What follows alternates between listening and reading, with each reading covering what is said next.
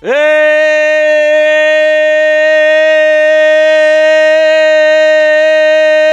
we're live here on Steelers Talk. Week 16 is here. The Steelers have a chance to make a big statement victory here in Week 16 on the road in the Motor City in a game that nobody expects them to pull off, especially without the likes of guys like TJ Watt, Nick Herbig. The Steelers have a chance to really make a statement in the National Football League this week, getting their 9th win of the year. And by the way, if they get the win today in Detroit, guys, that means it is the 22nd straight season that is a non-losing season for your Pittsburgh Steelers, most of which coming under head coach Mike Tomlin. Of course, we've always known under Mike T, it is a race to 9 wins, and today we could be getting there for an NFL record, 22nd straight year in a row.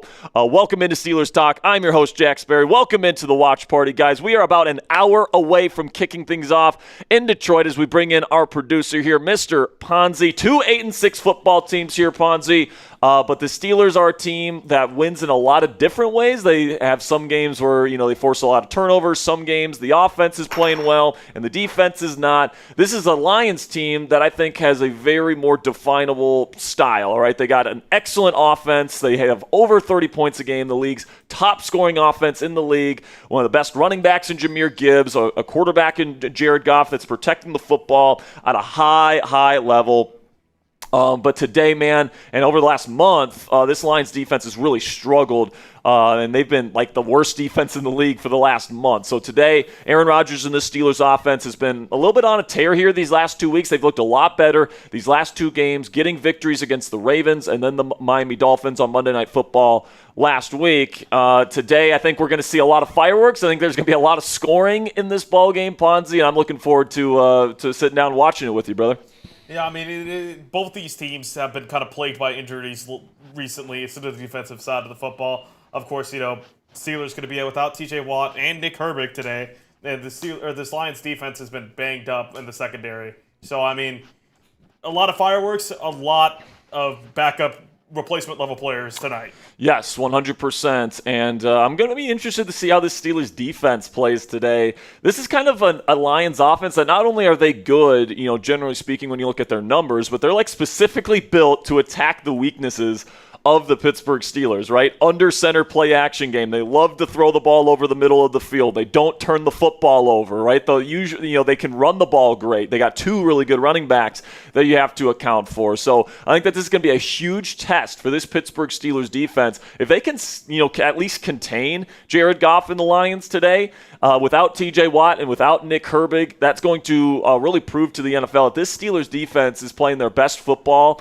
at the end of the season. They can take down any high-powered offense they play for the rest of the season and then heading into the playoffs. Then, of course, later tonight, the Baltimore Ravens will play the New England Patriots. If the Steelers can win tonight's game or today's game against Detroit and then the Ravens lose, that means with 2 games left to go, the Steelers have a 2-game advantage in the AFC North, and all they have to do is beat the Cleveland Browns in Cleveland next week to win the division before they play the Baltimore Ravens again in the season finale. So there's a lot on the line here today. I wouldn't characterize this, Ponzi, as a must-win scenario. I think that this is another game. This is the 3rd week in a row here where it's not a must-win game, but it is a game that you really want to have because it puts a lot of pressure on the Baltimore Ravens to win at least one of their next 2 games here, and it's against tough opponents, right? They got to play the Patriots tonight. They've obviously won a lot of games here this season, and Drake May's a great quarterback. And then next Saturday, they got to play the Green Bay Packers, a Packer team that's really going to be desperate heading into next week. They're still trying to win the NFC North, and that's at Lambeau. So that's going to be a tough game for them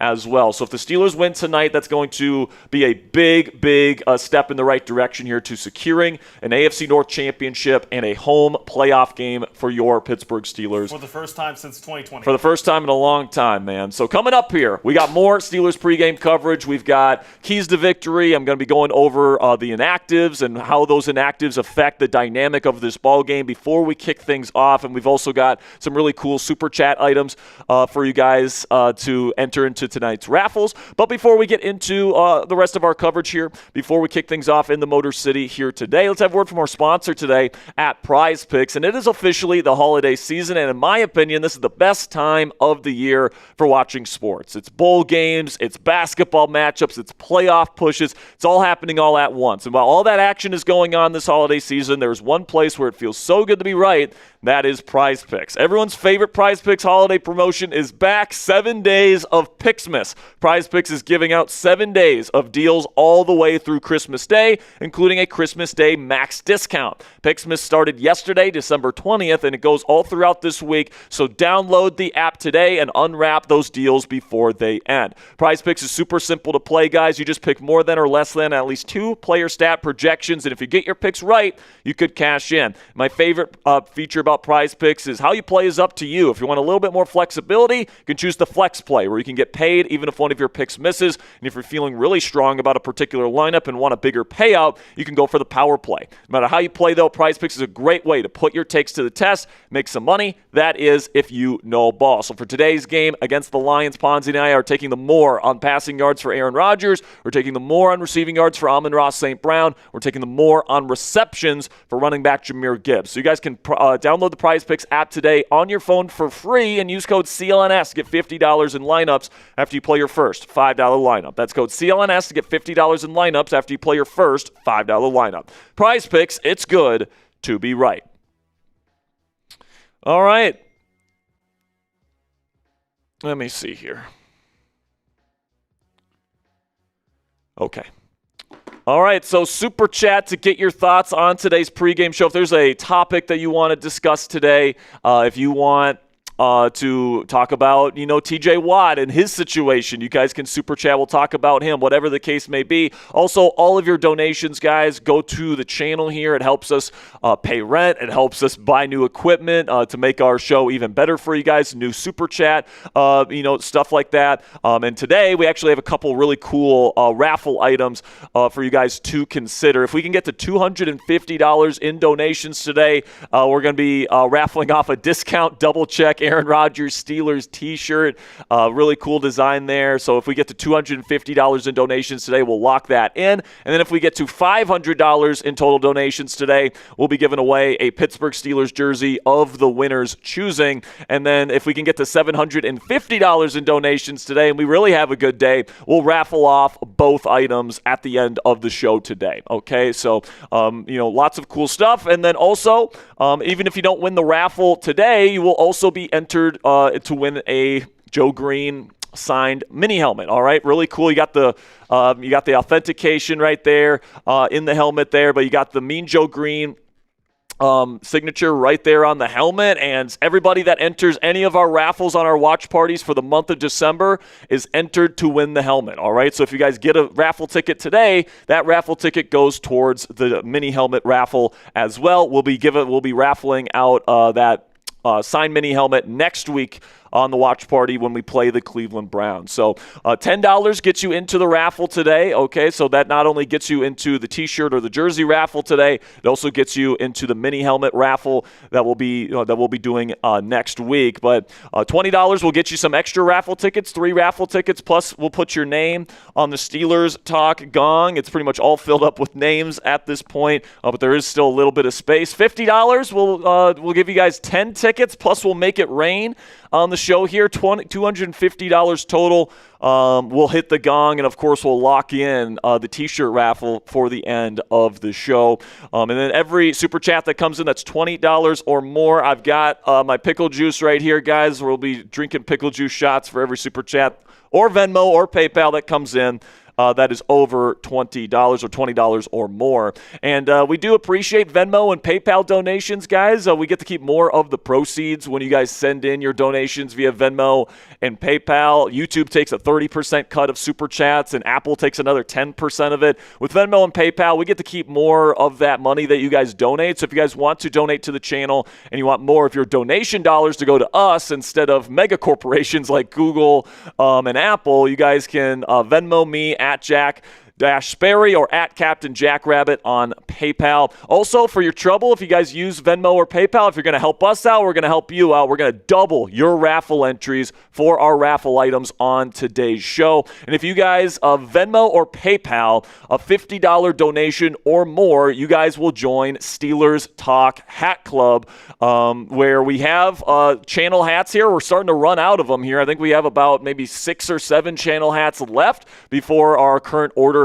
runs out here. So there's a limited supply. $50 Venmo or PayPal gets you into the club. We greatly appreciate your guys' support. And what's really cool about Hat Club, guys, and we've seen this happen over the last couple of weeks, is that people will donate hats, all right? And you are absolutely within your rights to donate a hat to somebody in the chat. If you already have one, if you're already a Hat Club member and you want to donate a hat to somebody in the chat, you guys can send in a $50 Venmo or PayPal so that somebody in the chat can get into the club for free today.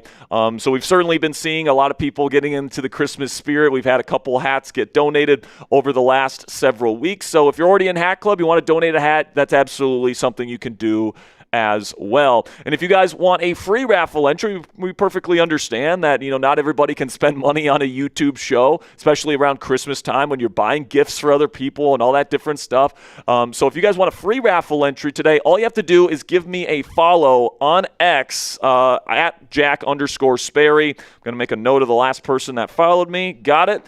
And that's where I put my film analysis, guys, because we can't put it up here on the channel. I put out instant reactions to every single bit of Steelers news that we get throughout the year before I come here on Steelers Talk. So if you guys want to give me a follow at Jack_Sperry on X, you guys will get a free raffle entry today. And then if you already follow me on X, the way you can get your free raffle entry today is sharing today's stream on the X platform. And then make sure you guys tag me in the post to get a free raffle entry. And if you don't know how to share the stream on X, here's the 4-step process that you guys need to follow. You guys click the share button below this video. It looks like that curved arrow, and then it has the share next to it. Click that button. You're going to get a pop-up menu. You select the X icon. Then this is the most important step, guys. You got to tag me at Jack_Sperry in your post. If you don't do that, I can't see your post. And if I can't see your post, I can't put you into the raffle. So do these 4 steps. You will get a free raffle entry today. And, we certainly appreciate Super Chats and PayPals and Venmos and all that great stuff, guys. But there's other ways to help out the channel that is 100% free. You guys can subscribe to the channel. We get you guys 2 free and informative Steelers videos on this channel every single day. Make sure you guys click that thumbs up icon as well to get as many people in this chat room as possible. We already got over 300 people watching live. And then you guys can give me a follow on X at Jack_Sperry or share today's stream on X to get a free raffle entry for the t-shirt and jersey raffles we're going to be doing at the end of the show. Also, we'll be giving away free raffle entries for every 100 subscribers we get on today's show. So we're so close to 108,000 subscribers here on the show. We're less than 100 away. Once we get to that number, I'll tell you guys what, I'm going to give away 3 free raffle entries when we get to 108,000 subscribers here on Steelers Talk. And a big shout out to Kenneth, Adrian, Chris, Tony, and Vivian for being the last 5 people to click that subscribe button here on Steelers Talk. Also, we'll give away free raffle entries for every 200 likes. Right now, we're sitting at 91 likes, close to 100 likes here, so we're about halfway there. Make sure you guys click that subscribe button, click that thumbs up icon so we can give away our first free raffle entries of the day. All right, we got our first slate of super chats to get to here. John Masood with a $10 super chat, and he says, Merry Christmas to everyone at Chat Sports from Frank the Wonder Beagle to Beagle Doggy Daddy. Okay, I love that, man. Shout out to John. He's always supporting the show.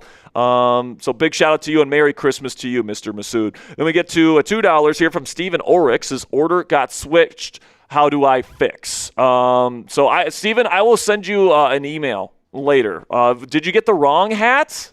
Or did you get the wrong Post-it note? Because if you got a hat, you got a hat. I'm sure they probably switched your guys' orders around. So send me an email if you were supposed to get a signed hat or something. You got a non-autographed one.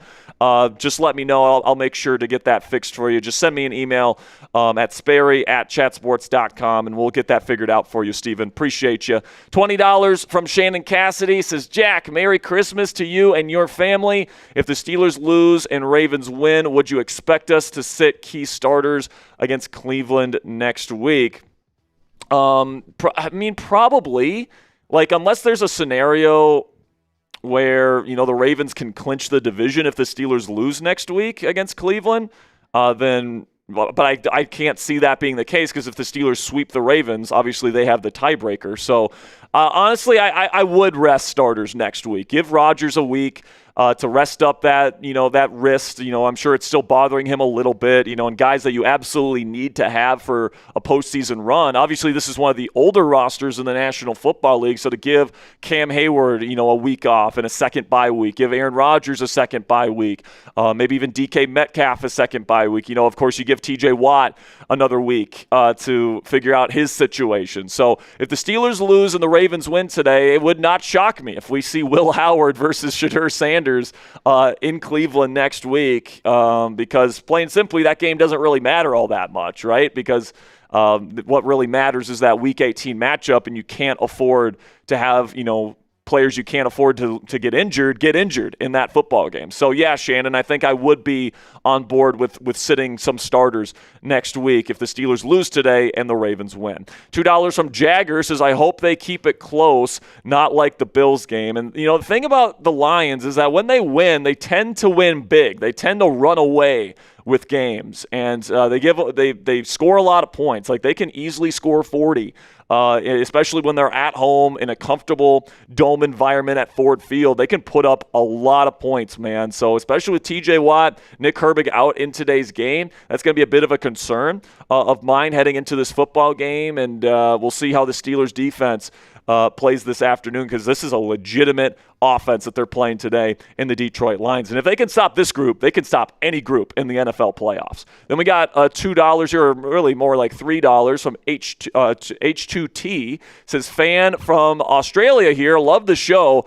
Roman inactive. Yep, this is the third week in a row he's been inactive. And Caleb Johnson is actually the surprise inactive today, which means both of the Steelers' latest third-round picks are in healthy scratches now that the road has gotten narrow late in this 2025 season. So I'm holding out hope that Caleb Johnson will eventually develop into a legitimate piece in this offense. But with Jaylen Warren and Kenny Gainwell playing as well as they're playing, the fact that Caleb, of course, doesn't, return kicks anymore after his debacle against Seattle, it just makes more sense for him, I guess, to not have a helmet and maybe have some more depth at corner. They did elevate Darryl Porter from the practice squad this week, so if there's an injury, they don't have to move Jalen Ramsey out of the safety spot. That might have been the case last week against Miami, but of course Caleb Johnson does not get that helmet today.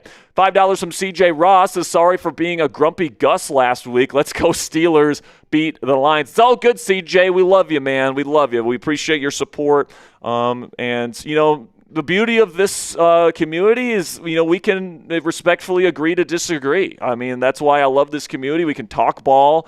We can still be friends at the end of the day, even if we disagree on which quarterback the Steelers should sign, or, whether, we still believe in this team or not, all that different stuff. I'm never going to tell somebody, how they need to be a fan, all right? Personally, I'm more on the optimistic and hopeful side, and I understand some fans are more on the cynical side, and that's okay. But, CJ, we love you no matter what, man. Let's go get a win this afternoon. We got a $20 Venmo from my man Steven Ulrich, and he says, let's go win time of possession again today.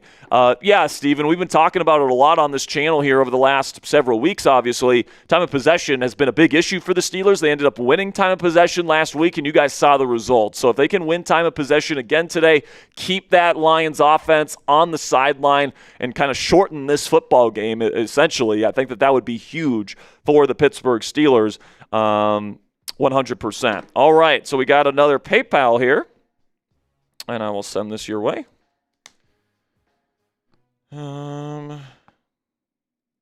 Vincentini, that's a 64.1. There you go, Ponzi. All right, we'll get to that PayPal here momentarily. We are a little bit over half an hour away from kicking things off in Detroit in a game where if the Steelers win this game, man, that is a huge statement victory. Obviously, it's going to put a lot of pressure on the Ravens to win at least one of their next 2 games to just stay alive in the division race. And if the Steelers win today, Ravens lose tonight, that means all the Steelers need to do next week in Cleveland is to beat the Browns, and they win the AFC North championship without having to play the Baltimore Ravens that second time in Pittsburgh in Week 18 without needing that win. So that would be huge. But we've got our first bang of the day coming in from Luis Vincentini. Bang! Here we go, dealers. Here we go. Shout out to Luis. He's making it rain. Let's go. 64-10. What's up, Durham? No, what? Torn ACL for Gardner Minshew, huh? That's crazy, bro. I don't mean it. Say hello to Taylor Heineke, pal. All right, Luis says raffle entries to Bob Locke because he's the best. Dante, the hat to someone donate the hat to somebody in the chat. Here we go, Steelers. Hugs to everyone. So let's give away a hat right now. Spam those me's in the chat if you haven't gotten a Steelers Talk hat and you want to join Hat Club right now. Who wants the hat? Let's go.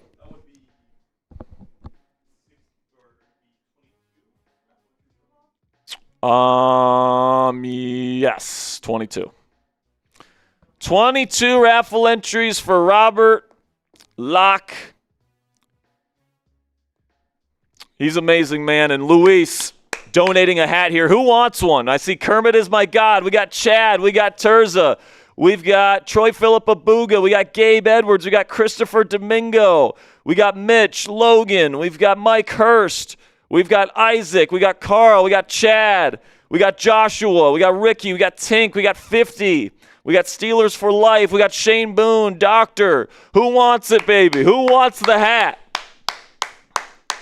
Keep spamming those me's another 15 seconds and we'll choose somebody. Put my email down in the L3 here. 10, 9, 8, 7, 6, 5, 4, 3, 2, 1. I'm going to give this hat. Who do I want to give it to here, man? Who doesn't have a hat? I'm looking. Let's give one to Troy Philip Abuga, man. He's been watching every single stream this year. He deserves to be in Hat Club. Troy, if you want to send me an email, Sperry@chatsports.com. I'll make sure to get you your hat.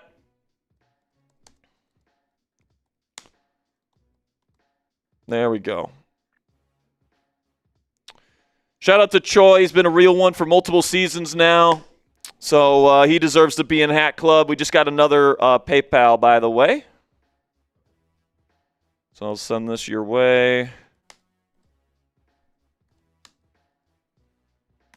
There you go. And we'll get to the rest of your Super Chats and your Venmos and all that stuff, and then we'll get into our pregame coverage here. Lots to talk about with inactives and all these players being out for both teams.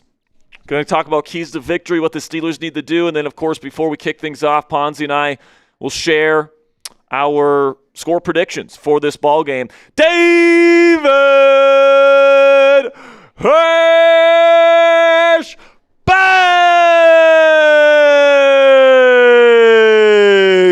Here we go, dealers. Here we go. Here we go, dealers. Here we go. Shout out to David Hirsch, otherwise known as Rad Doctor. He wants to give away another hat, so spam those me's. Who wants a hat? Who wants one? Spam those me's. We're going to pick somebody. We got some people in the giving mood here, just days away from Christmas. We've got Rex. We got Shane. We've got Monty. We got Cam. We got Mike Hurst. We got Cedric, Tink, who wants it? Bradley, got this guy. We've got Steeler for Life, Jagger. We got Hot Rod, who wants one? Let's go.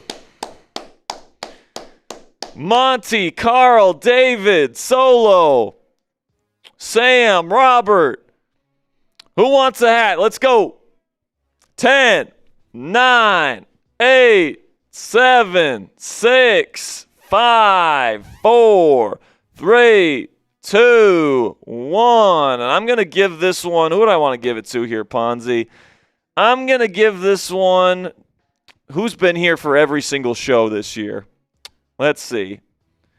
I'm going to go with Tink McGathy. Tink, you've been here for pretty much every single show, if I remember correctly. So you get in the hat club, my friend. Send me an email, sperry@chatsports.com. We'll make sure to get you a Steelers Talk hat here. Shout out to Rad Doctor for donating a hat. Troy, I just got your email. I'll make sure to get you your hat once we get off the stream here this afternoon. All right, we're just $100 away here, guys, from locking in the raffle. I got some pickle shots that I got to get done here. Okay.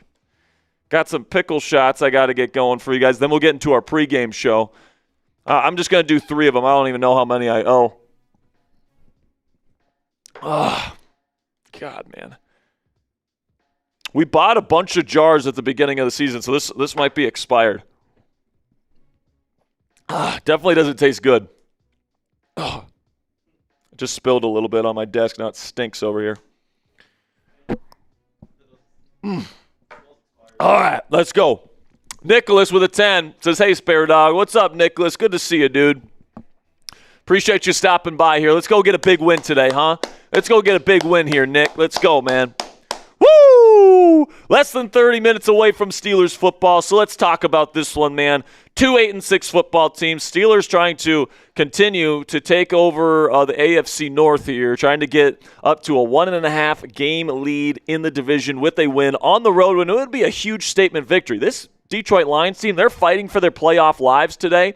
But they have the number 1 scoring offense in the National Football League, but their defense has arguably been the worst in the league over the last month, giving up a ton of points, a ton of yardage, because they continue to play a really aggressive brand of football, a lot of press, a lot of man coverage, but because of that, and they don't have the talent to play that style of defense with the talent that they've got right now, they're really struggling to, protect the deep portions of the field. So there should be some opportunities for the Steelers and Aaron Rodgers to throw the ball down the field against this Detroit secondary today. And if the Steelers can win this game and make a statement and take down the Detroit Lions, not only do they prove that they can contain one of the league's best offenses, even without 2 of their top edge rushers today in TJ Watt and Nick Herbig, but it puts a lot of pressure on the Baltimore Ravens because the Ravens play tonight on Sunday Night Football at home versus Drake May and the New England Patriots. And if the Steelers win today and Baltimore loses, that means the Steelers will have a 2-game advantage in the division with 2 games left to go. And all the Steelers would have to do is take down the Cleveland Browns on the road to win an AFC North championship here in 2025 and lock in a home playoff game, likely as the 4 seed in the AFC playoffs this year. And that would be huge, obviously, because that means you wouldn't have to win against Baltimore in Week 18 to win the division and make the playoffs. So today, what the Steelers are really playing for, they're playing for the opportunity, in my opinion, right now anyway, to lock up this division before they have to play the Baltimore Ravens again. So if Pittsburgh wins today, we will actually stay live here on Steelers Talk for the entirety of Sunday Night Football this evening. Even if they lose, we might even think about it, all right? Because even if the Steelers lose, that game has big ramifications for the Pittsburgh Steelers. And, I think it makes sense to probably stay live for 2 games today. So that's probably what we'll end up doing today. But for sure, if the Steelers win today's game, we will stay live for Sunday Night Football between the Ravens and Patriots, because that will be a big one if the Steelers can get this win in Detroit this afternoon. And I think that the Steelers are in a good place right now because, they're not expected to win this game. A lot of people are expecting Detroit at home to put up a lot of points.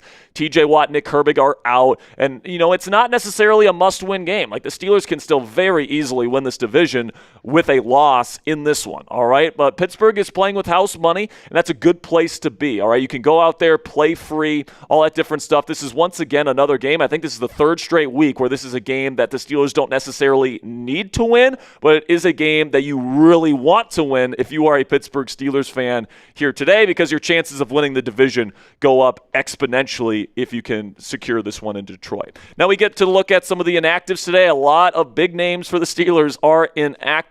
Starters like James Pierre, Nick Herbig, Isaac Seumalo, and TJ Watt all out for this ball game. Andrews Pete will likely start at left guard. Dylan Cook will get the start again at left tackle with Seumalo out of the lineup. Jack Sawyer, the rookie out of Ohio State, will be getting his first ever NFL start going up against maybe the best right tackle in football, Penei Sewell, in this football game. Alex Highsmith will be the number one edge rusher for Pittsburgh in this one. He's been playing very well lately. And then, Will Howard, well, of course, will be the emergency third quarterback. And then the other two names there, Roman Wilson, Caleb Johnson, two guys that are healthy and former third-round picks. The last two third-round picks for the Pittsburgh Steelers, healthy scratches at this point in the season. Definitely disappointed that those guys haven't impressed enough to get a helmet at this point in the season. But then you take a look at the Lions inactives. There's a lot of players on IR, like Brian Branch and others, including Kirby Joseph, who just got put on IR this weekend. So both of their starting safeties are out in this football game. And then some other players that are noticeable there are Graham Glasgow, their starting center, is out in this game. Their backup center, Tristan Colon, is out in this football game as well. And then another interior lineman, Coyote Awusika, I think I've said that right, Ponzi. Oh, my God, probably just butchered the hell out of that. But three of their offensive linemen on the interior in this game are out. So that's going to maybe create some problems for them up front. Definitely expect Cam Hayward, Keanu Benson, Derek Harmon, who is back this week, by the way, to hopefully make a big impact in this football game. But now we take a look here at the schematic breakdown and coaching breakdown of the Detroit Lions. Dan Campbell, the head coach, obviously has stacked wins over the last several seasons in Detroit. They're trying to get to the playoffs this year, but they're kind of on the outside looking in at this point. If they don't win today, they will, all be out of the playoff picture. So hopefully the Steelers can end their dream this afternoon. But they run a modern pro-style offense in the vein of Ben Johnson. They run a very similar style of offense to what they've run in years past. Lots of under center, lots of play action, lots of throwing the ball over the middle of the field, pure progression reads for their quarterback, Jared Goff. And then their defensive coordinator, Calvin Shepard, is doing his best, but they have a lot of injuries on that side of the ball, and they're very aggressive. A lot of press, a lot of bump and run, man coverage. So there should be some opportunities to throw the ball down the field for Aaron Rodgers and company. But you take a look here at the offensive roster for the Detroit Lions, or at least the expected starting lineup. You got Jared Goff at quarterback. Taylor Decker is playing at left tackle today. Christian Mahogany expected to play left guard. Mitchell Nice here, I think that's how you say it there, is their expected starting center.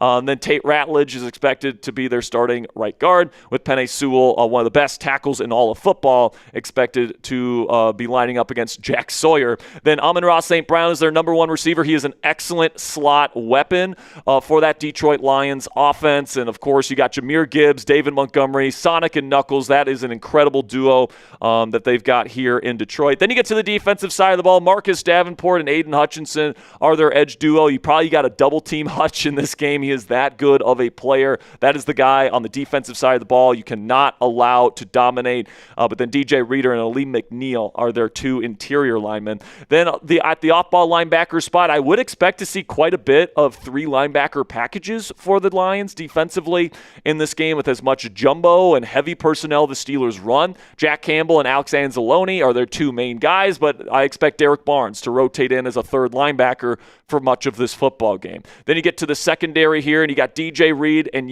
Rock Ya-Sin on the outside. They will be tasked with going up against the deep threats for the Pittsburgh Steelers on the outside. Then Amik Robertson was questionable going into this game. He is a go. He will be their starting slot corner. And then at safety, they're definitely down bad. They're missing Brian Branch and Kirby Joseph, so Avonte Maddox and Thomas Harper will be their two starters at the safety position in this ballgame. game. Then we get to my keys to victory in this game here this afternoon, and it starts with stopping the run, as it usually does with this Steelers defense, right? Usually when they can't stop the run and the opponent has a really good rusher, usually the opponent wins the football game, right? And in this game, it's going to be particularly difficult to stop one of the premier running back duos in the league. Jahmyr Gibbs might be the fastest player in the entire NFL right now, and then David Montgomery is a very good, powerful runner in his own right. So it starts there.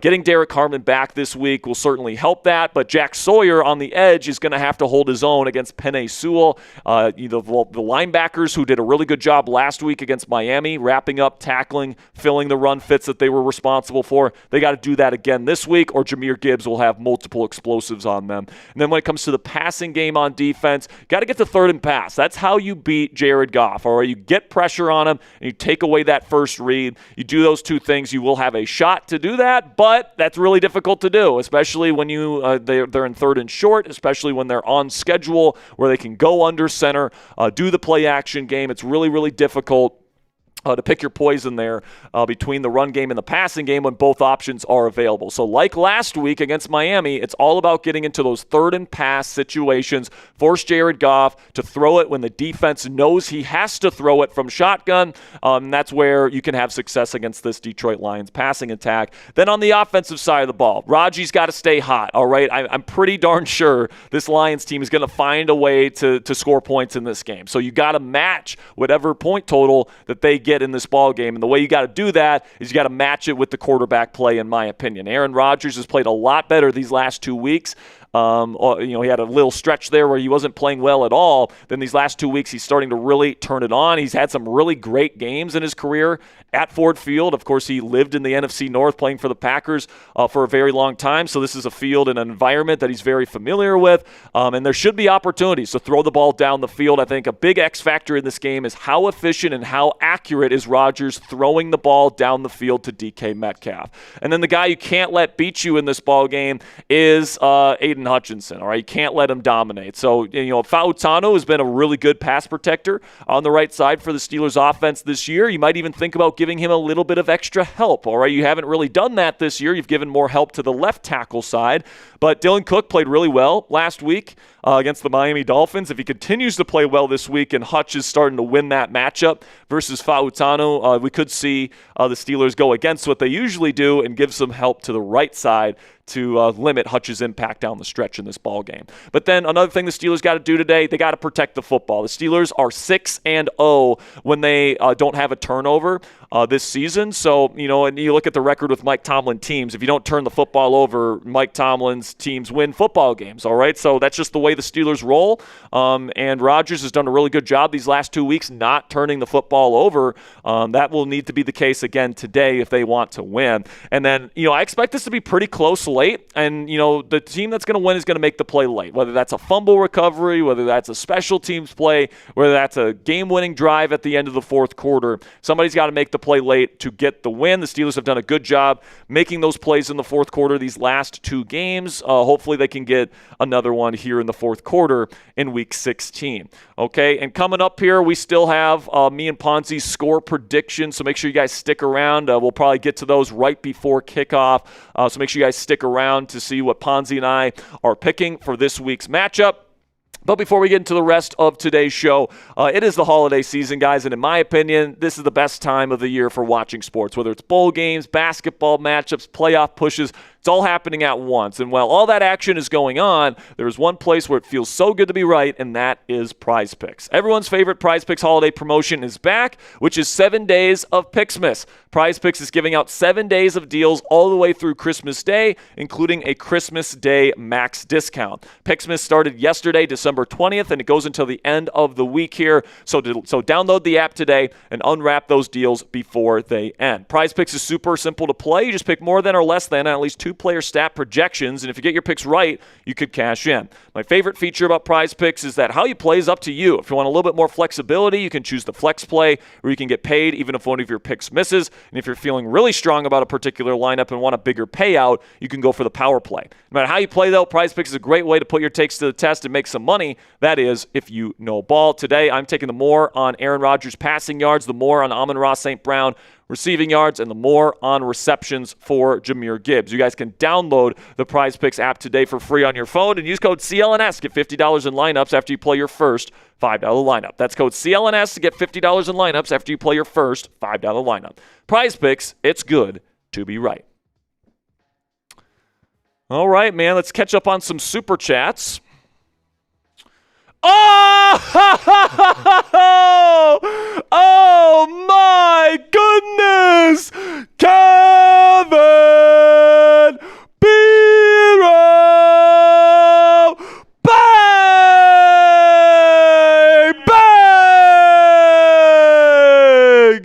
Here we go, Steelers. Here we go. Here we go, Steelers. Here we go. A $100 super chat making it rain for Kevin Biro. Everyone spam those KBs in the chat. Kevin, you're too nice, man. You're too nice. Let's go. $100 from my man Kevin Biro. I need everybody spamming those KBs in the chat. Locked in our raffle for us. Just locked in our raffle today. So no matter what, we're going to be doing the Aaron Rodgers t-shirt raffle. Thanks to our friend here, Kevin Biro. And you know what that means, Ponzo. We passed $250. So this one's rolling in from Kevin Biro. Bang! Let's go, Kevin. Woo-hoo-hoo. What a shot here right before we kick things off. $100. Woo-hoo-hoo. Great shot there, Kevin. $10 here from Nicholas Harmon, another 10. He says, let's go Steelers, baby. I'm right there with you. Let's go get a win, Nick. Let's go get a win, man. $5 from Mexamander says Steelers win today. They will win the AFC North. Also, Aaron Rodgers will have another great game and start Gainwell, then Warren. So is he saying play Gainwell as the number one running back? I disagree with that, Mexamander. Here's why. All right, I think Gainwell's played great. And he's a really good receiving back, third down option. Jaylen Warren still has more than double the missed tackles compared to Kenny Gainwell this season. So, Jaylen Warren, let's not forget how good this cat is, man. When he's healthy, he is a special human being running the football, all right? He's got an incredible spin move. He hurdles guys. He's got incredible cutting ability, really good vision. Jaylen Warren, a healthy Jaylen Warren, is a better running back than Kenny Gainwell, all right? I think Gainwell's been great. He's a Swiss Army knife. Having two guys like this that are as good as they are is a luxury for the Pittsburgh Steelers. But Jaylen Warren is still the better player, in my opinion, and he should get more playing time today. But if you guys want to super chat, just like our friends Mexamander, Nicholas, and Kevin, you guys can super chat throughout the show here during the game, pregame, postgame, whatever, and we'll make sure to get you up on screen, and we'll talk about whatever Steelers topic you want to talk about. Just so you guys know, here's our raffle ladder today. We've already passed our first $250 on today's show, where we are doing a discount double check Steelers t-shirt. And that one's already locked in. And then if we can get another $250 on today's show, it says Steelers beanie on there, but it's the discount double check T-shirt. But $500 will do a regular Steelers jersey. Come on, Ponzi, you didn't update the raffle ladder this week. What are we doing, bro? But $500 will give away a Steelers jersey of the winner's choosing. If we get to $750 in donations today, we'll raffle off both items. And then if you enter today's raffle, you're also entered into our autographed mini helmet raffle here for the month of December. This month, it is Mean Joe Green is the autographed mini helmet that is up for the raffle, and we'll raffle that off next week. So if you don't win any of the items today, you are also entered into that mini helmet raffle that we'll be doing again next week when we play the Cleveland Browns. If you guys want a raffle ticket today, $10 gets you into the raffle today. $20 gets you 3 raffle tickets plus your name on the Steelers Talk Gong. $50, you get 10 tickets plus we make it rain just like we did for Kevin. And then $250 total. Every $250 we make on the show, we're hitting the gong. Next time we hit the gong, we lock in the Steelers jersey as the raffle item for today. And then as always, guys, we'll double your raffle tickets if you donate to Venmo or PayPal. You can find my information at the bottom of your screen, at Jack-Sperry on Venmo or at Captain Jackrabbit on PayPal. So just to break it down, a $10 Venmo is 2 raffle tickets. $20 Venmo, 6 raffle tickets. And then a $50 Venmo is 20 tickets. All right, so if you guys want to help out the channel today, that is our situation here this afternoon. We do have a Venmo here, Ponzi. Just sent. By the way, the Pittsburgh Steelers have not turned the football over in 14 quarters. Yeah, better knock on wood, man, but that is it's a pretty impressive streak that the Pittsburgh Steelers are on right now. Also, if you guys send in a $50 PayPal or Venmo donation, you guys can join Steelers Talk Hat Club today. We've already had 2 people donate hats today, and we do have a limited supply. All right, that's why it's a little bit expensive, is because it is a limited supply. But if you guys want to join Steelers Talk Hat Club today, if you guys want us to order more hats and get more inventory, prove to our bosses that you guys enjoy, that kind of stuff, and you want more merch, all that different stuff. The way that we prove that to our bosses is if we can sell these hats. So if you guys want to help us out and you want to get a Steelers Talk hat today, you can use Venmo or PayPal, $50 or more in a donation. And of course, you can donate hats if you want. If you already have a hat and you want to donate it to somebody for Christmas in the chat, feel free to send in that $50 Venmo or PayPal donation. And if you guys want a free raffle ticket today to win any of our raffle items, you guys can follow me on X at Jack_Sperry. Or if you already follow me on X, you can share tonight's stream on X, and all you have to do is share today's stream. So you click the share button below this video, then you select the X icon when the menu pops up, then you tag me in the post at Jack_Sperry. That's the most important part, and then you send the post. All right, we got some super chats to catch up on here. And as always, guys, click that subscribe button, like the video, do all that stuff. We've passed 200 likes here, guys, so let's give away a free raffle entry. Every 100 subscribers that we get on today's show and every 200 likes, we're giving away free raffle entries. So before we get into our Venmos and super chats here, Ponzi, let's give away a free raffle entry. Let's put up the sub counter so we can see where we're at with that. Let's go, man. Every 200 likes, we're giving away a free raffle entry. We got Gary, we got Nicholas, we got Shane, we got Michael, we got James, Logan. Who wants the free raffle entry, man? Make sure you guys click that subscribe button if you haven't already. We already have almost 1,000 people in this chat room. We're here for every single Steelers game. Pre-game show, live play-by-play and reaction to the game itself, and then, of course, post-game reaction to every single Steelers game, pre, regular, and postseason. And we also provide you guys free and informative Steelers content on this channel every day. 2 videos on the Pittsburgh Steelers for you guys to enjoy 24/7, 365. Really do appreciate your guys' support. Type those me's, man. Who wants a free raffle entry? 10, 9, 8, 7, 6, 5, 4, 3, 2, 1. I'm going to give this free raffle entry to Mexamander. Mexamander, you are in on the raffle. We got a $20 Venmo donation here from Robert Locke. He says, Paramount Plus is the worst streaming app in all of existence, and I hate myself for taking a free trial to watch this game. Go Steelers. So I guess if you don't have cable or whatever, and you're not in the in the Pittsburgh area, you gotta maybe watch it on Paramount Plus. Well, hey man, you're watching it with us here today, Robert. That's and our stream is free, so at least you get that, right? At least you get that. Steven with a 2 says Jonnu less than 20 plays today. You know what's funny? You know what's funny, Ponzi? The Steelers' 2 best offensive performances this year, outside of Cincinnati game. Cincinnati was probably the best yardage and points-wise, but outside of those 2 games, those were the 2 best offensive performances. You can argue last week against Miami and then Minnesota. And, of course, Baltimore's was pretty good too. But the 2 games where Jonnu had less than 20 snaps, like Steven is prescribing here, Minnesota and last week against Miami. And they played great. Right, and I actually liked the way they used Jonnu last week. They didn't use him too much, and when he was out there on the field, they actually used him in the ways you're supposed to use Jonnu Smith. Get him the ball out in space on a screen, and then they, put him in the backfield on a really well-designed toss play. All of that is fantastic stuff. So, I completely agree with Steven here. Play Muth, play Washington. And then, you can play Jonnu, but just, use him sparingly. And then when you do use him in the correct ways. If you're asking him to run a seam or to run a route versus man coverage, it's essentially a dead body out there. Like it just doesn't affect the play whatsoever. And yeah, I really liked whenever they used the manufactured touches for him. And I think that's what Arthur Smith's used him in the past before.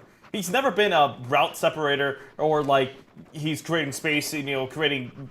and by the way, that's Pat Freiermuth's skill set. Yeah. If you need somebody to run a route, put Pat Freiermuth out there. Like it shouldn't be that hard, right? He's never been a zone killer. He's been a manufactured touch guy. Yes. And so that's why he put up as much yards and all that stuff that he did in Miami last year, is because they used him in the correct ways. So definitely Darnell should be getting the most snaps. Muth should be getting the second most snaps. And then if you want to put Jonnu in there on less than 20 snaps and use him in a gadget kind of variety, I think that's a good game plan, all right? But if you're using him 35-plus snaps a game like we've seen most of this season, it's not going to go well for you. $5 from X Amander says Metcalf, MVS, and Will have a heck of a – or I think he's just saying Metcalf. Is he saying and Thielen?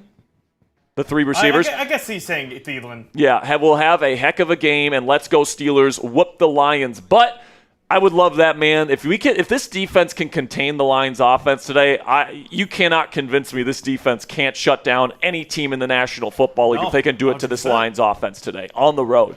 $5 from Christ is King. This is Bears fan here. First time rooting for Aaron Rodgers. Win for Pittsburgh helps Bears win NFC North. Here we go, Steelers. Here we go. Let's give them a nice here we go, Steelers here, folks. Here we go, Steelers. Here we go. Shout out to Christ is King. Unfortunately, we couldn't beat you guys a couple weeks ago when we had Mason. Incredible finish last night. When we had Mason Rudolph. But, hey, man, happy for Bears fans. They've been waiting a long time for a good quarterback. And, man, what a throw from Caleb Williams to Steele. They did not play well that entire game, Ponzi. And, they did get a bit of a gift with a botched onside kick, failed. What's the word? It's not reception, is it? But Romeo Doubs receiving it, so it's like whatever you call it, recovery. Yeah, there's it was a botched recovery on the onside by Romeo Doubs of all people, and the Bears, got some life. They went down, scored the touchdown to tie, and then they won it in overtime. So good for the Bears, man. I think they're still probably a year away, Christ is King, from winning a Super Bowl, but who knows? It's a hell of a leap forward this season under Ben Johnson, and the future is bright in the Windy City for sure. Hopefully we can help you out today, my friend. $20 from Breathing Black and Gold. He says, let's go Steelers. What do you think of Cade Klubnik in the draft? I think Cade is probably one of those guys that will end up going on day 2. I don't think he's a day 1 guy. He's just been too inconsistent in college to trust him with a first-round pick. But obviously, highly talented guy, highly recruited guy. He's got good size. He's got good arm strength. He's got good flashes of high-end play. And he played a lot better in the second half of the season this year than he did to start the year there at Clemson. So I think he's one of these guys where if the Steelers end up drafting a quarterback on day 2, I think Klubnik and Drew Aller are a couple guys that they might think about, especially Drew Aller. Spending like a 3rd-round pick on, for example. But because both of those guys, good arm talent, big bodies, stuff like that, highly recruited, and highly physically talented people that probably need to sit for a little bit before they get a chance. But if especially if Aaron Rodgers comes back breathing black and gold next year, I would be actually okay with not taking a quarterback. I'd be fine with just rolling with Will Howard. Another year of developing him behind Rodgers, and then we can reevaluate the quarterback position in 2027. I think that's probably the best way to go about it at this point. But Klubnik will certainly be somebody that I'm sure the Steelers will meet, and he's going to be participating in the East-West Shrine Bowl this year, which I will be attending here in Arlington. So it'll be interesting to see how he does in the draft process, because I think he did play a lot better in the second half of the season this year for the Clemson Tigers than he did at the beginning of the season. So $20 from Eric Roth. Shout out to Eric. That is 6 raffle tickets for you, my friend. And he says, Steelers Talk Raffle. Appreciate you, Eric Roth. Let's get into the score predictions before we get Yeah, man, we're getting close to kickoff here. So let's just forget the trends here, Ponzi. Okay. Because we're about to kick things off.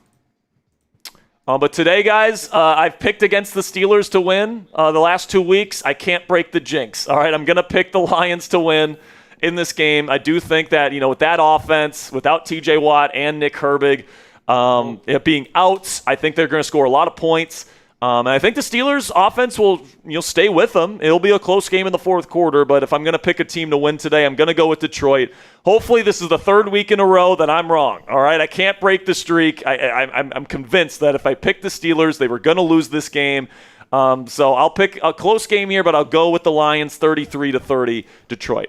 And, I don't want to break superstition too. The last 3 weeks I've picked the Steelers, so I'm going to keep it 2. I think it's going to be a pretty high-scoring game. 28-24. I think that, they could easily get into that 30s range. But, I really like our chances tonight, especially with, the Lions defense being banged up as it is. All right, it looks like the Steelers have won the toss again and have elected to defer. So the Steelers, for yet another week, will possess the ball to start the second half. Boswell has the kick lined up. Spam those PITs if you want to win today, and we are off in the Motor City here in Week 16. It's a good kick by Boswell, fielded at the 2-yard line, and the return man will be brought down at around the 27-yard line. That is where Jared Goff and the Lions offense will take over. Detroit is number 1 in the National Football League in scoring offense. They score over 30 points a game. They have an excellent run game. They're one of the best play-action teams in the National Football League, and they are currently first in the league in giveaways. Only 8 giveaways all season long. Let's see how this Steelers defense does without TJ Watt and Nick Herbig. Quick snap here from shotgun for Goff. He's going to throw it quickly to Amon-Ra on the outside. It is caught and goes out of bounds after a gain of around 7.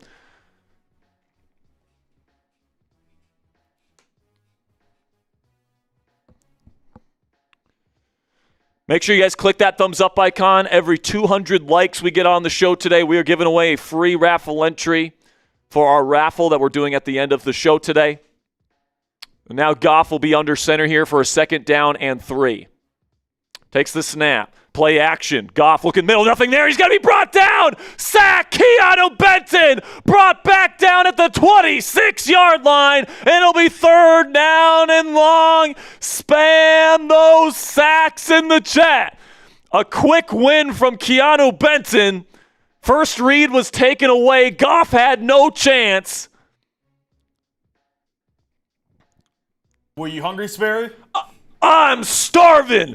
Nom, nom, nom, nom, nom, nom, nom, nom. Sack lunch for 95. Let's go. 3rd down and 11, shotgun for Mr. Goff. Takes the snap. It's going to be a quick screen out to Gibbs on the perimeter. He's brought down behind the line of scrimmage. Brandon Echols with a great tackle, and the Steelers defense force a 3-and-out to start this ball game. Let's go. Another good start for the Steelers defense this year. Great pursuit from Echols, who got off a block. Great pursuit from Patrick Queen, who went sideline to sideline to match Gibbs' speed. And now the punt is away. Calvin Austin III waiting to receive it.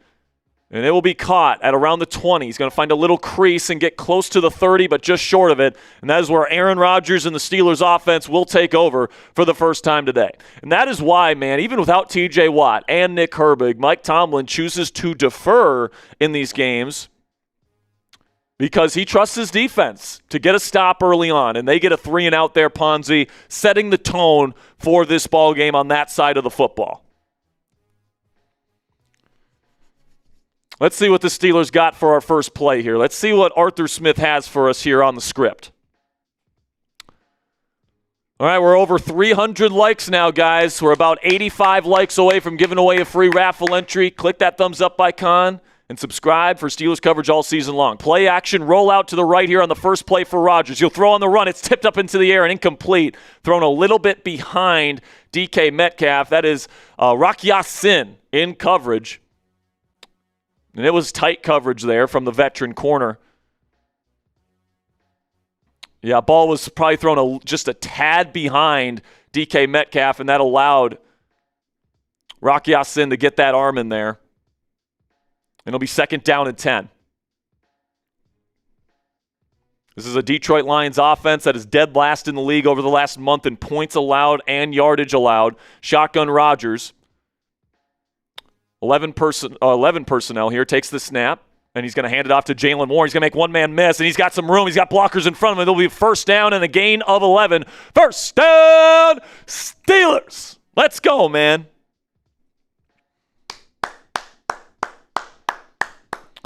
Nice run from Jalen Warren, who was sick last week, but he is good to go for today's ball game. Starting offensive line formationally, it looks like Dylan Cook gets another start at left tackle. Andrus Peat is at left guard. Frazier at center. McCormick at right guard. And Fautano at right tackle. Under center now in a very condensed formation for Rodgers. He will go play action. He's got all the time in the world. He's rolling to his right. Now he's going to dump it off to Darnell. He drops it off of his hands, and that's the 2nd straight incompletion for Rodgers in this one. Looked like Rodgers wanted to go deep there. That was a design play action shot. It looked like to Calvin Austin, who was completely blanketed, so he went down to his check down Washington, and it wasn't right in his body, so Washington tipped it up into the air.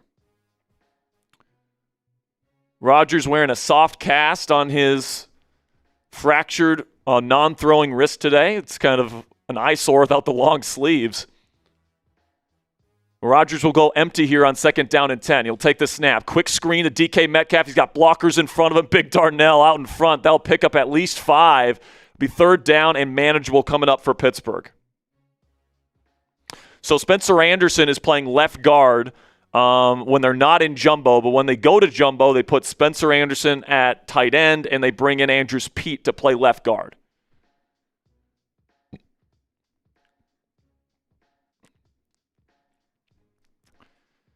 We are less than 40 likes away from giving away a free raffle entry, and also every 100 subscribers that we add on today's show, we're giving away a free raffle entry today as well. They go empty here on 3rd and 5. Rodgers takes the snap. He's looking left. Nothing there. Now he steps up. Now he throws over the middle. And it's caught a no-looker to Darnell Washington. It's caught into Lions territory down to the 37-yard line. 1st down, Steelers.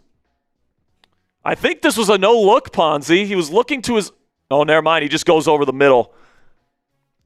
But that was a great play by Rodgers off his back foot, an absolute seed. Perfect spiral over the middle to Darnell Washington for a 1st.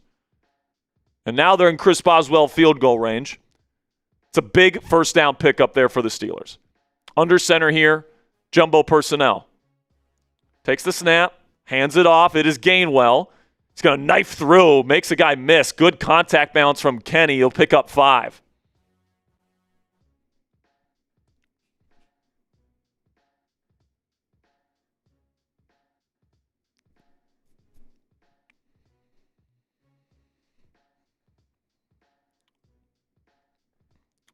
Dylan Cook, career practice squatter before last week, had an incredible game. His film was so clean, even getting a shout out from Brian Baldinger.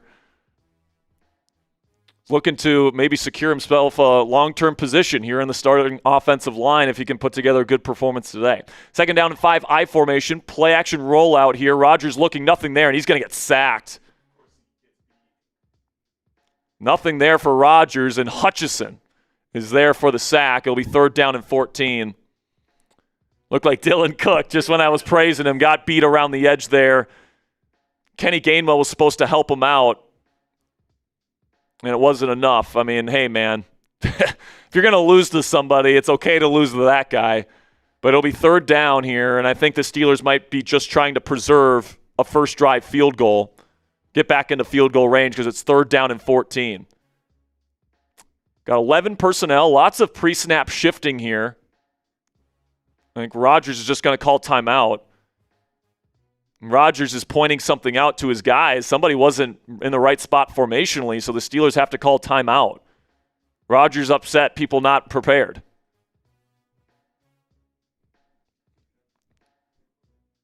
What's up? Yeah, next commercial break. Will they go commercial here? I don't think they will. By the way, we're just 5 likes away from giving away a free raffle entry next commercial break. Right now, the raffle item is a discount double check Aaron Rodgers t-shirt. And if we can get to $500 in donations today, which we're fastly approaching, we're going to be giving away a Steelers jersey of the winner's choosing. 3rd down and 14. Rodgers now in the shotgun. He's got trips right, single receiver out to the left. And now Rodgers will send Gainwell down to the sniffer to form an empty formation. Takes the snap. He will get it out to Gainwell. It's tipped up into the air and incomplete. That will end the Steelers' drive. Looked like Rodgers tried to get it to Gainwell and let him run with it and try and get into field goal range at least, but instead it's going to be 4th and 14, and the Steelers' drive stalls out. My guess is they will punt, unless they try just an insanely long field goal. Looked like Anzalone was the one that got his hand on the football. And they will try the field goal. 59 yards for Boz. He is 7 for 8 on 50-plus yarders here. This would be a hell of a kick from the center of the logo, nearly midfield.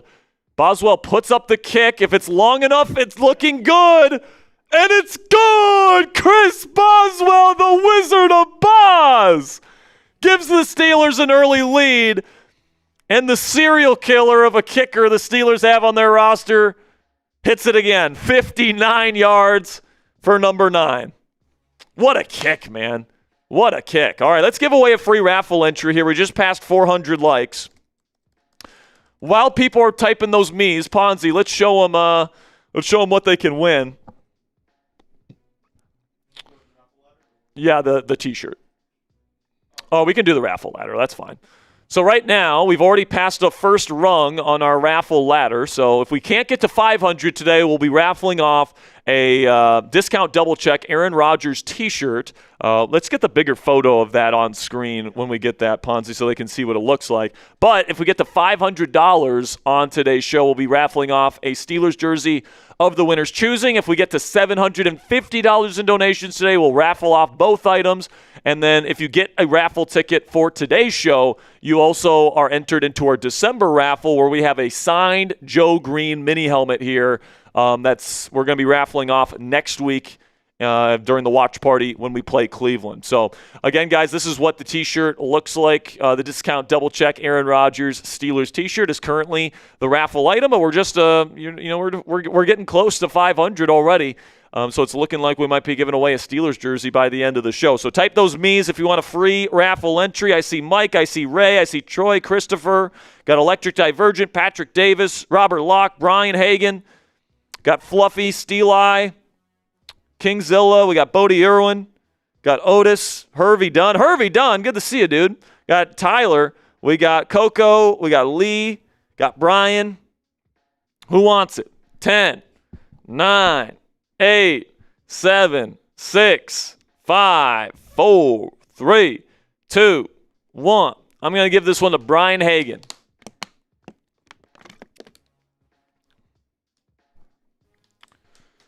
Brian Hagan, you're in on the chat or you're in on the raffle. If you guys want to click that thumbs up icon, every 200 likes we get on the show, we're giving away a free raffle entry. Also, if you haven't already, click that subscribe button. We're going to be here for every single Steelers game this year. And we're going to get you guys daily coverage on the Pittsburgh Steelers for free as well. We're the only individually run Steelers news program on YouTube with over 100,000 subscribers. So for the number one choice in Steelers news here on YouTube, make sure you click that subscribe button. There we go. A couple people just clicked that sub button, so thank you guys so much for your support. As Boswell gets ready to kick this thing back off to Detroit with a 3-0 lead. And just so you guys know, if you want to get in on the raffle today and guarantee your spot, you guys can send in a $10 Super Chat or PayPal or Venmo to get in on the raffle. $3 for a 20, $10 or $50 for 10. Kick is back off, and they're going to take it past the 30 to around the 33-yard line. Good return for Detroit. By the way, if you guys donate Venmo or PayPal instead of Super Chat, we'll double the figures on screen. So 2 raffle tickets for a $10 Venmo, 6 raffle tickets for a $20 Venmo, 20 tickets for a $50 Venmo or PayPal. All right, let's see what the Steelers defense has here on this second drive of the game. Start with pretty decent field position at their own 34, under center in the offset I formation. Multiple tight ends out there for the Lions. Goff will take the snap and hand it off to Gibbs, and ball's out. He dropped the ball. Now he's down on the ground. He picks it back up. It is going to be a loss of around 5 yards. It looked like Jahmyr Gibbs just dropped the football as he was trying to bounce it outside. It looked like Jack Sawyer doing a good job setting the edge. Looked like Keanu Benton got there to make first contact, and it just popped the ball out. Looked like his knee made contact with the ball, and that forced the fumble. And it'll be 2nd down and 14. Very lucky the Lions get back on that football. But good job by Jack Sawyer against Penei Sewell there on the edge. Shotgun now for Goff. This is where you want Jared Goff. He takes the snap. He's looking. He's going to throw his check down option to his tight end. Caught. It'll be a gain of 3 or so. That is number 88, Giovanni Ricci. No, never mind. That's Firkser, number 86. Their 6s look like 8s. That's Anthony Firkser. I was going to say, I didn't realize Ricci's going to get into this game. Already a pick 6 by the Houston defense against the Raiders. The Raiders are so bad. Here we go. Another 3rd and very long here for the Steelers defense. It's 3rd down and 12. Goff in the shotgun.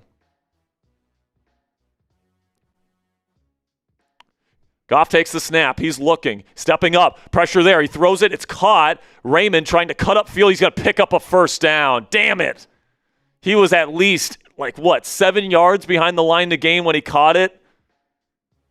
Looked like Cam Hayward was getting close, and Patrick Queen was the one that took the bad angle. Patrick Queen gives up the 1st down. Terrible pursuit angle from Patrick Queen. Can't have it. Steelers playing Tampa 2 there, and it's just a matter of pursuit and tackling, and Patrick Queen took a bad angle. 1st down Lions.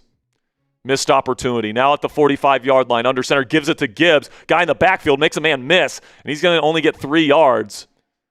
Malik Harrison was the one that got into the backfield and missed him. Almost got another TFL, but instead it's a 3-yard gain. 2nd down and 7 coming up.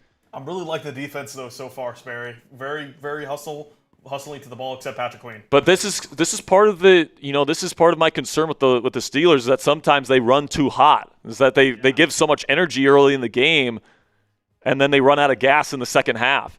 Shotgun here for Goff. Look, he's got time. He steps up in the pocket, throws on the run over the middle, and it's caught by Firkser again. Big gain. Gets into Steelers territory down to the 35. They're in position to tie this ball game up at the very least.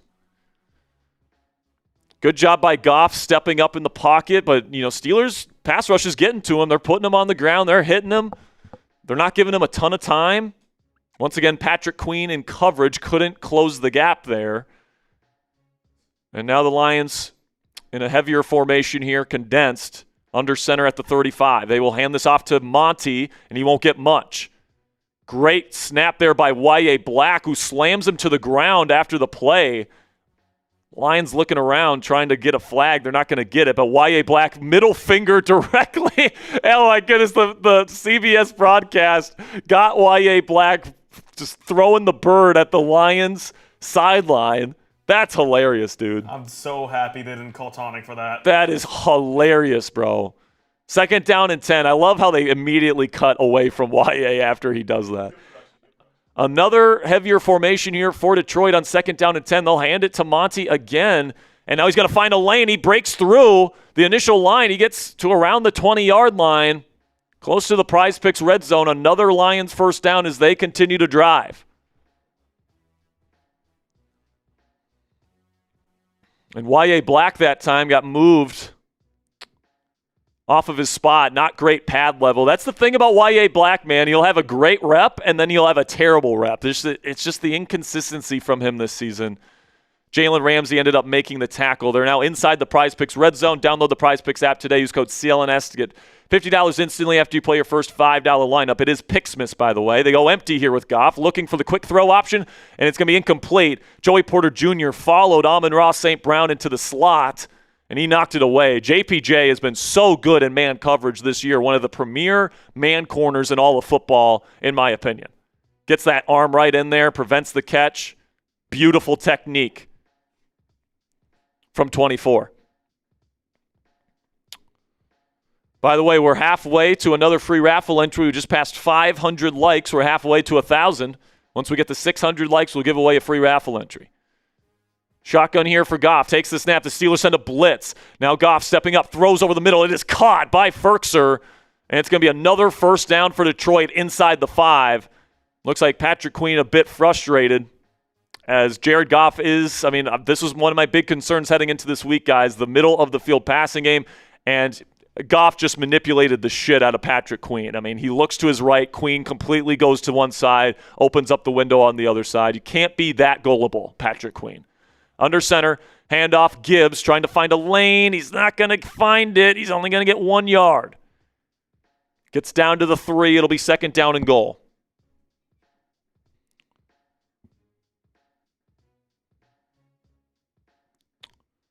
Four minutes to go in the first quarter. Steelers up 3-0, but the Lions have found a groove here on their second drive of the game. Not a great drive for PQ. Allowed a first down on a 3rd down and 12 after the catch, and then he's allowed a couple completions over the middle of the field with him in coverage. Under center here for Goff. Heavy formation again. It's going to be a handoff, and it's going to be blown up by Jack Sawyer, unblocked. Jack Sawyer blows it up for a loss. It'll be 3rd down and goal, and I think from this distance they're going to have to pass. Yep, they asked a lineman to split block there and come across the formation, and Jack Sawyer just had an incredible jump on the ball, and there was no chance they were getting all the way over to guard him. Great stuff from the rookie from Ohio State, getting his first NFL start today. 3rd down and goal, under center.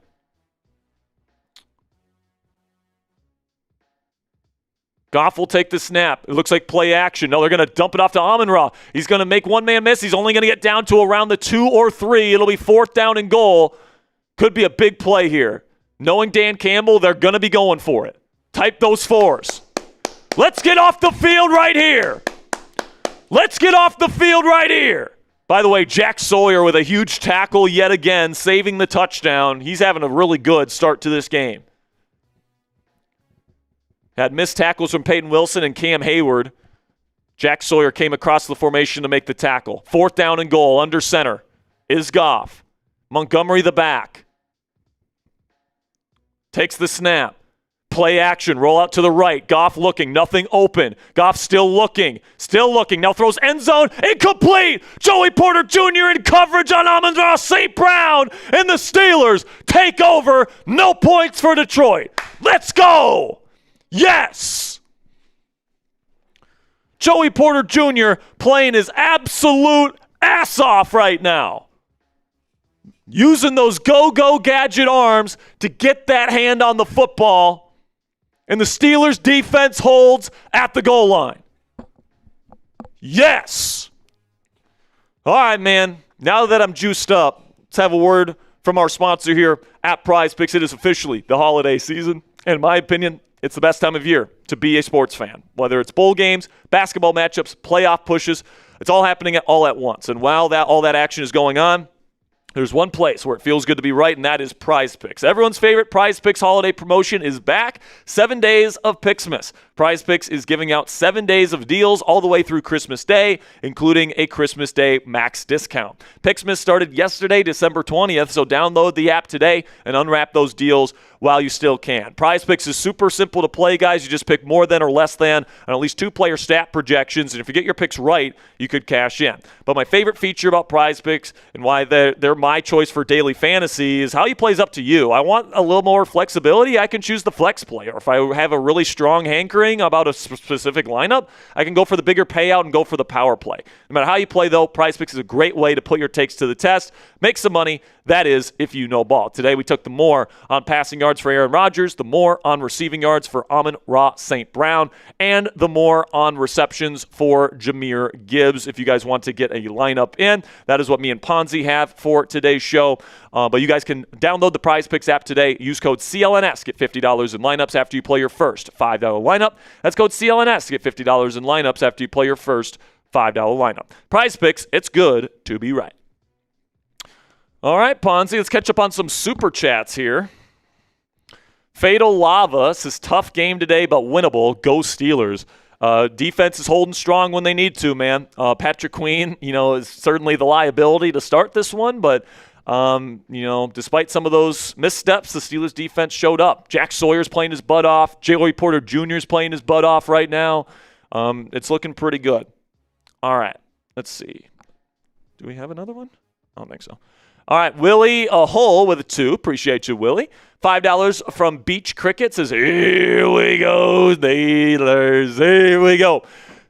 $10 from Devone. It says, here we go, Steelers. Make a statement. Absolutely, man. We're playing with house money today, man. Nobody's expecting us to win today.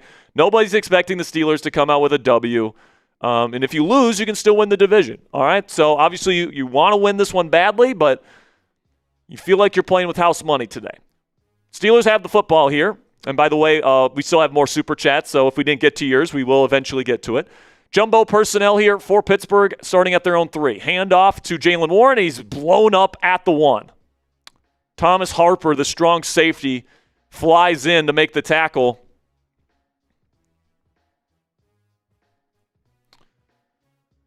And not even Jalen Warren and his electric cuts could get away from that.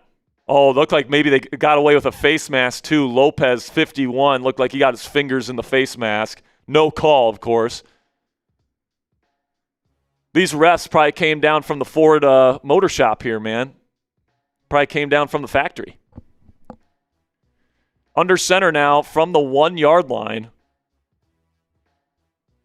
Takes the snap, quick throw to Thielen. It's caught. A little screen pass will pick up a decent 6 or 7 yard gain. Love that. Get Thielen going, baby. Thielen only 1 catch in each of the last 2 weeks. He already has his first now. And they'll take him off the field. 3rd down and 5. To get that into 3rd and manageable there, Ponzi, and to get out of the shadow of your end zone, that's good stuff there. If you get a first down here, that would be huge. So your defense can get a little bit of time to rest. Not have to just give the ball right back to Detroit. Come on, man. Let's possess this football. They go empty with Rodgers. Let's see if he can pick apart this Lions defense. Rodgers cans the play at the line, takes the snap, looking left. Now he's going to throw down that way. It's caught by Calvin Austin III on the out route. First down, Steelers. That was really easy, Ponzi. They were playing kind of shell coverage there with their corners playing back past the sticks, and that was just an easy pitch and catch on the out route on a 3rd and 5 for Rodgers to Calvin Austin. Still haven't seen DK Metcalf get a catch. He was targeted once on the first drive. It fell incomplete. By the way, we're only about 50 likes away from giving away a free raffle entry. Make sure you sub. Make sure you like the video. Under center here, just 2 receivers on the field, DK and MVS. Rodgers from under center, hard count, nothing. And I think and that's going to be the end of the first quarter. They're just trying to see if they could get him offside. And that'll end the first quarter. Steelers up 3-0. Steelers defense gets a 3 and out on the first drive, and then they have a goal line stand on the second drive. Joey Porter Jr., Jack Sawyer playing fantastic ball right now. Patrick Queen, not so much, but that's okay. And we'll see what the Steelers offense can do with the football.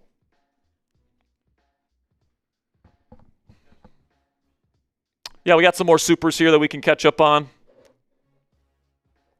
$10 from Tap999 sends in a 999 super chat. Says, appreciate you. Let's freaking go Steelers. I appreciate you, Tap. You're in the raffle. $10 from Breathing Black and Gold gets himself another raffle ticket. Says, one of my coworkers met Dylan Cook in a bar in a small town in Montana about an hour from where I live. That's pretty cool, man. He did go, what was it, Montana State? Was that his college, or was it Montana? I think it was Montana State. And small school guy, and He's a great story, man. He really is. I hope he continues. Montana Grizzly. Yeah, he was Actually played for both. Oh, he did play for both. Okay, so that's why I was thinking about Montana State. But yeah, man, great story. Hope he continues the ball out. So you guys can take a look here at the breakdown, and obviously it's early, but Lions have certainly possessed the ball for more than the Steelers, but that's okay.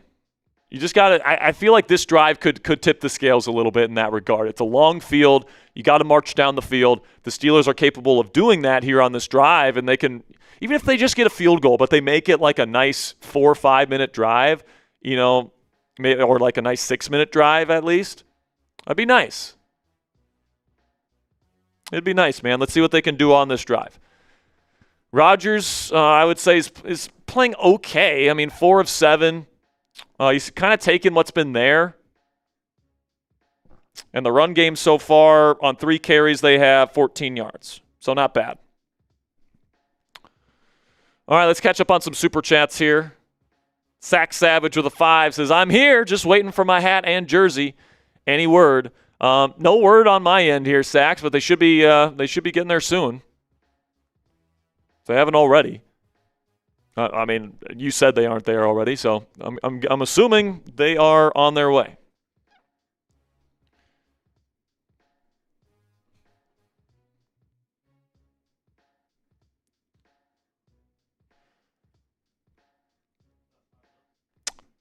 Sure thing. All right, we're less than 20 subscribers away. And once we get to 108,000 subscribers, guys, I'm going to give away 3 free raffle tickets. So if we can get 17 more people to click that thumbs up or that subscribe button, we'll give away 3 free raffle entries when we do so. Shout out to DJ, Michael Scott, Brad, and Lions fan for subscribing. I formation here for Rodgers, condensed formation. It's going to be a handoff to Gainwell. He's going to find a little crease. He's going to break through, and he's going to get about 20 yards on a run up the middle. Kenny Gainwell continues to ball out here in Pittsburgh. Dude, I just don't see any way they don't bring him back next year because he plays both ways on special teams, and then he plays that well as a running back. I just don't know how you don't bring him back next year, man, on a pretty decent contract and pair him up with Jaylen Warren for the foreseeable future. Caleb Johnson be damned, perhaps, but at least that would force Caleb's hand. That would force him to earn the job. They go empty here on first down, and now timeout, stoppage of play. Rodgers is wondering what the hell's going on. Why is there a stoppage of play? I think they're saying timeout Lions? Or, I mean, there's something here.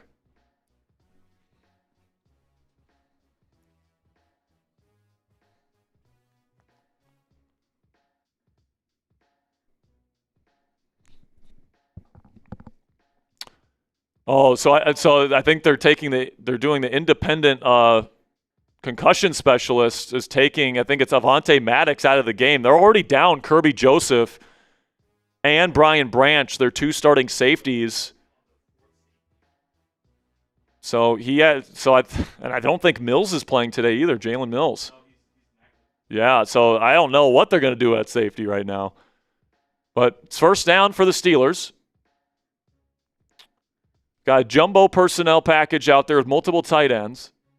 Only 1 receiver. Shotgun Rodgers. Gainwell the back. They'll send Muth on an orbit motion. They'll hand it off to Gainwell. And McCormick got his ass beat at the line, and it's going to be no gain.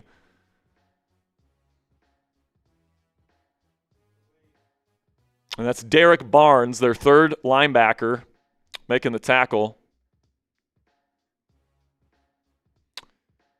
And now they go 11 personnel. Shotgun for Rodgers, takes the snap from a 2-by-2 formation. He's going to launch it down the field, down the sideline to Metcalf, and he's getting contacted, incomplete. Physical coverage from Rock Ya-Sin down the sideline, and there's going to be no call. Rodgers threw it up. He had a one-on-one, and honestly, DK's just getting pushed out of bounds. Not a great rep from 4, and it'll be 3rd down and long here for the Steelers. We're 1 like away from making it 4 raffle entries because we just passed 108,000 subscribers. Thank you guys so much for clicking that subscribe button. So now shotgun for Aaron. 3 receivers and a tight end. He'll take the snap. Rodgers has time in the pocket. Now he's running out of time. Steps up. Now he's going to throw on the run. It's incomplete. Just throws it out of bounds. Be 4th down and 10. Steelers will have to punt. But at least they're in a position on the field here where they can, not give Detroit a short field. Yeah, man. Nothing open. Rodgers dancing around, and then when pressure got in, he just had to throw it away. Rodgers frustrated.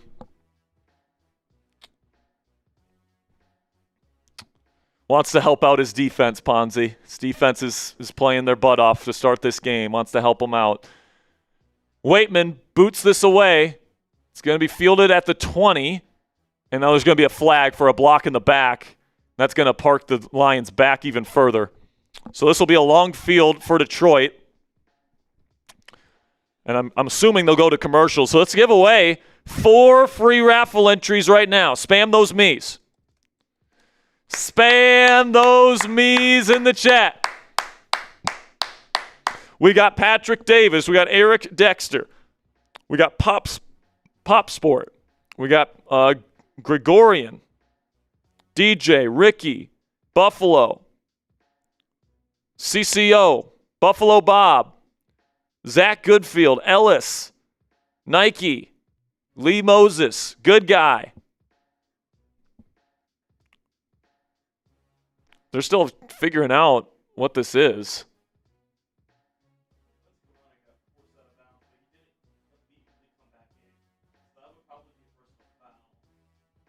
Oh, it was on the Steelers. Skoranek did not immediately come back in bounds after he was pushed out. That's unsportsmanlike conduct on Pittsburgh. And obviously, that's a 15-yarder. So Detroit is going to have the ball with decent field position to start this drive, unfortunately. All right, let's give away 4 here. I'm going to give 1 to Patrick Davis. I'm going to give 1 to Sterling Jacobs. I'll give 1 to Ant Dollar. So Ant, like ant. And then Dollar, yeah. And then we got, who do I want? Christine Miller. Christine Miller. Is that 4? I believe that's 4.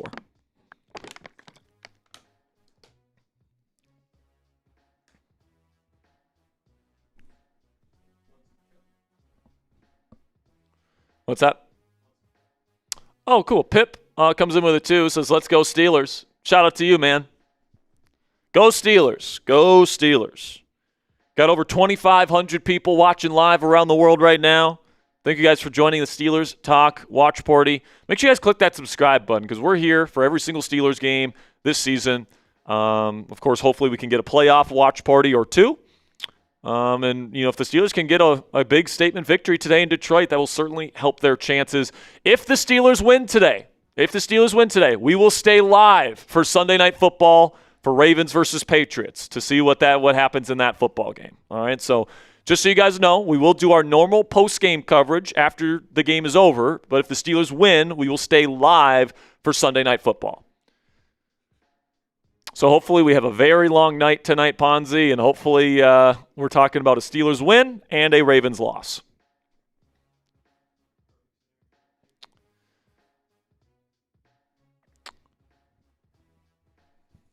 So again, guys, we give you 2 Steelers videos a day, breaking news coverage, draft news and rumors, free agency stuff. We'll go live for every big trade the Steelers make this offseason. Of course, we have our live watch parties during the year. There's a reason why we're the only individually run Steelers news program with over 100,000 subscribers. So for the number 1 name in Steelers news here on YouTube, make sure you guys click that subscribe button if you haven't already.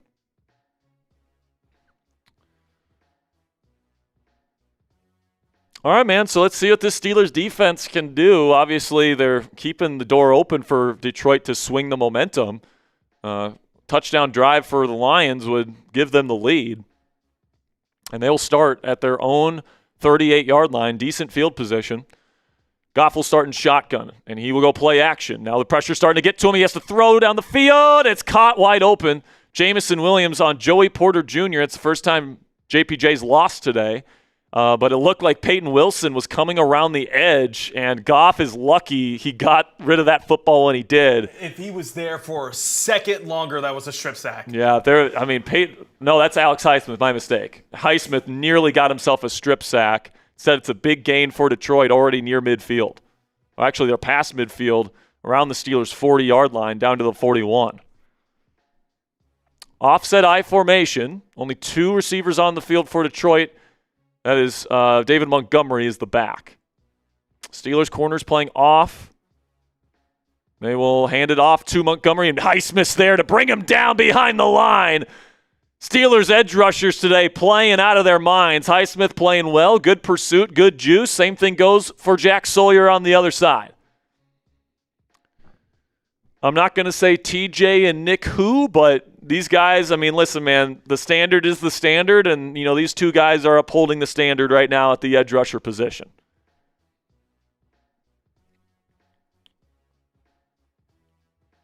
Second down and 12.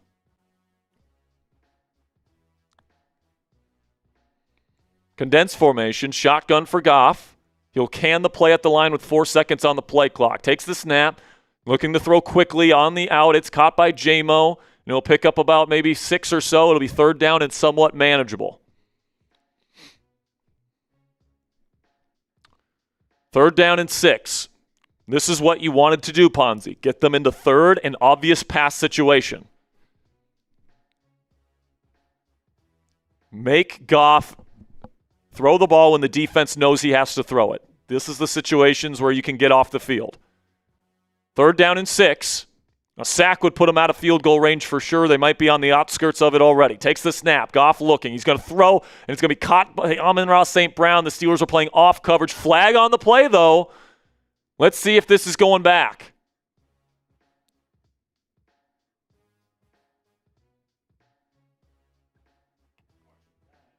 And it's going to be holding on the defense. Penalty declined. Looked like the Steelers were playing off coverage there, and they pretty much just gave Amon-Ra St. Brown an easy curl route for a first.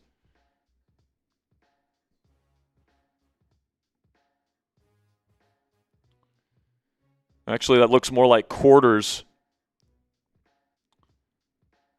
And St. Brown from the slot, switch release to the outside, had the curl. Nasante carried the go ball there, creating a wide open window. Now inside the Prize Picks red zone once again. It's going to be handoff to Monty again. And once again, Alex Highsmith there for a TFL. He is playing out of his brain.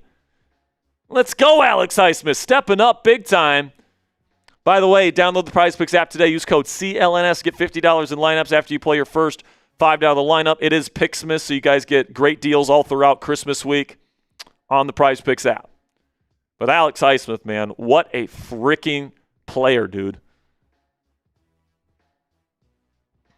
Thing is, he might get traded in the offseason.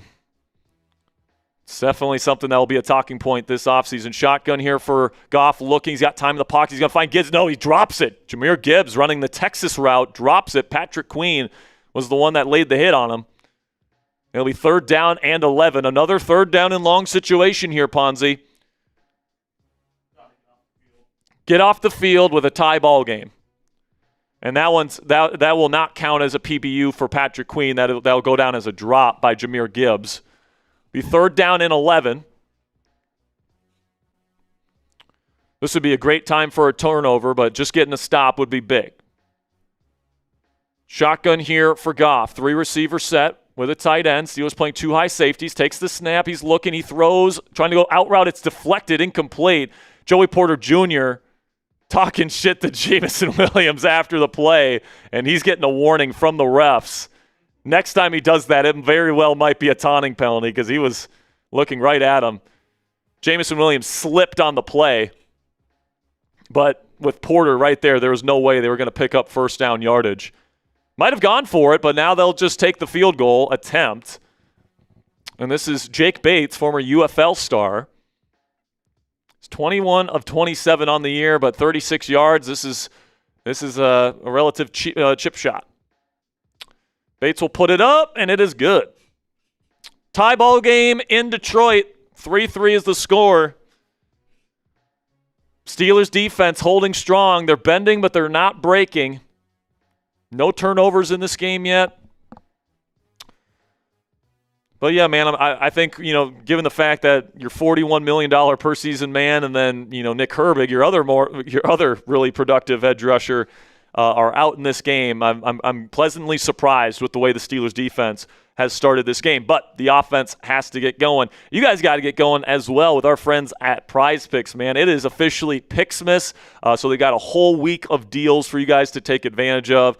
And this is the best time of the year to be a sports fan, in my opinion. Bowl games, basketball matchups, playoff pushes, it's all happening at once, and you guys can enjoy those experiences during this holiday season with our friends at Prize Picks today. Everyone's favorite Prize Picks holiday promotion is back. 7 days of Picksmas. Prize Picks is giving out 7 days of deals all the way through Christmas Day, including a Christmas Day max discount. Picksmas started yesterday, December 20th, so download the app today and unwrap those deals before they end. Prize Picks is super simple to play. Just pick more than or less than on at least 2 player stat projections, and if you get your picks right, you could cash in. And my favorite feature about Prize Picks is that how you play is up to you. If you want a little bit more flexibility, you can choose the flex play where you can get paid even if one of your picks misses. And if you're feeling particularly strong about a lineup and want a bigger payout, you can go for the power play. No matter how you play, though, Prize Picks is a great way to put your takes to the test and make some money. That is, if you know ball. For me and Ponzi, our Prize Picks lineup today, we're taking the more on passing yards for Aaron Rodgers, the more on receiving yards for Amon-Ra St. Brown, and the more on receptions for Jahmyr Gibbs. You guys can download the Prize Picks app today.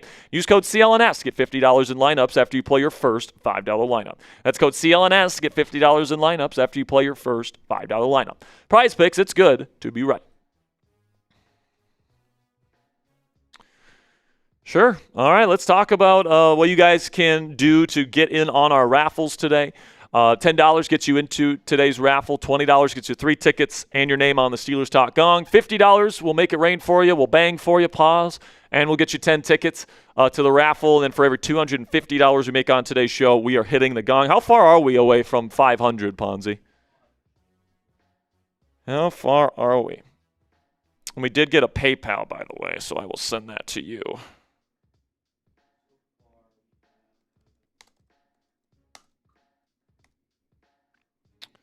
And by the way, we'll double your raffle entries if you donate to Venmo or PayPal. At Jack Sperry on Venmo, at Captain Jackrabbit on PayPal. We're raffling off a discount double check Aaron Rodgers Steelers t-shirt right now. If we can get to $500, we'll be raffling off a Steelers jersey of the winner's choosing. Kicks away back in Detroit. It's going to be fielded inside the end zone by Kenny Gainwell. Spins and makes a guy miss. Gets down to around the 28. It's better than what it could have been. But that's where the Steelers will take over on their third drive of the game. Detroit certainly getting off to a start here where they are controlling the ball in the time of possession. We're $50 away? $55 away. All right, so we are a $100 donation away from banging the gong again, or a 5 and a 50, and from upgrading our raffle to a Steelers jersey at the end of the show. Shotgun here for Rodgers in a condensed formation. Play action. He's going to throw it quickly to Muth, and he's going to be met right at the line of scrimmage. It'll be around no gain. Detroit playing aggressively downhill. It'll be second down and long.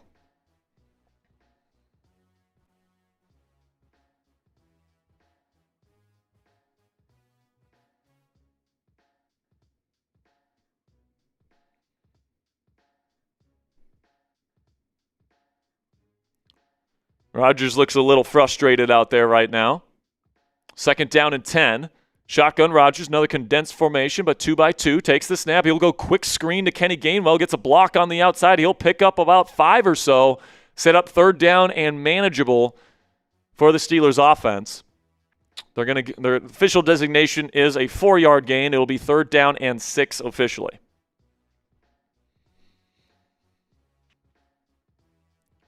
Possession down football, man. Don't want to give up a 3-and-out. You want to possess this football. Especially with the way Detroit has put together 2 relatively longer drives. You do not want to give them the ball right back. They go empty for Rodgers. He's got 3 eligibles to the right, 2 to the left. 3 receivers out there. Rodgers will take the snap. He's going to throw quickly to Muth. He's got blockers out there, and he's not going to get enough It's going to be 4th down and 3. I just don't like that from Aaron Rodgers. I'm sure he's going to say there was some philosophical reason why they had the numbers there, but dumping it off quickly on a 3rd down and 6 on a screen to the tight end. Yeah, MVS just didn't hold his block for long enough there, and it's going to be a 3-and-out for the Steelers offense. Offense, slow start in this one, just like a little bit of a slow start last week against Miami. It was the final drive that they had in the first half where they finally got going. Looks like they're going to be hoping for a similar formula here. Waitman boots it away. It's going to be immediately tackled at the 15. Great job by Skoranek. Perfectly timed. I'm surprised he caught that football. Great play by number 15. So it'll be another longer field here for Detroit. And I don't know how Khalif Raymond caught that football. Perfectly timed by Ben Skoranek. But, Ponzi, this has kind of been a recipe for the Steelers to get dominated in the time of possession battle. Because, the Lions are getting the football on their own side of the field most of the time. It's not like they're, getting short fields or anything, and then they're sustaining drives, and then it's just, at the last second that the Steelers get a stop. Yeah. So, right now, they're what, a couple minutes ahead, and then they're going to put together another drive here. If they pick up some first downs, they're going at the end of this drive, they might be up by if it's a 6-minute drive here, they're going to be up by 10 minutes. And it's one of those things where it's we talked about it before. This defense gets gassed, and this is the reason why they lose the time of possession battle. They get dominated in the time of possession battle. Yeah, it's not even close. So the Steelers offense, I'm not too impressed so far from what I see. But, listen, man, we were right here on Monday, right? We were here talking about how crappy the Steelers offense looked that the first quarter and, a half or so, whatever it was. But then they put together a really good drive to finish the half. I'm guessing they'll get the ball at least one more time to finish this half, and they'll have a chance to double dip, just like they did against Miami. And you can see how fast games get out of hand whenever you double dip. Yes, that's a really important stretch there, and that's why you defer the decision to the second half, because you have an opportunity to do what they have the opportunity to do. Now, obviously, the Steelers' defense is going to have to hold up here. Very impressed with Jack Sawyer and Alex Highsmith on the edge. I mean, it's been really nice. But what I'm noticing here is that the Lions, usually a very aggressive team, in your face, will play a lot of bump and run man coverage. They're playing off in this game a lot. Shell coverage. Yeah. They're daring the Steelers to run the football. And on that last drive, man, 3 short passes in a row from Aaron Rodgers. Yeah. I think every single pass was behind the line of scrimmage, if I'm not mistaken. 3 screens.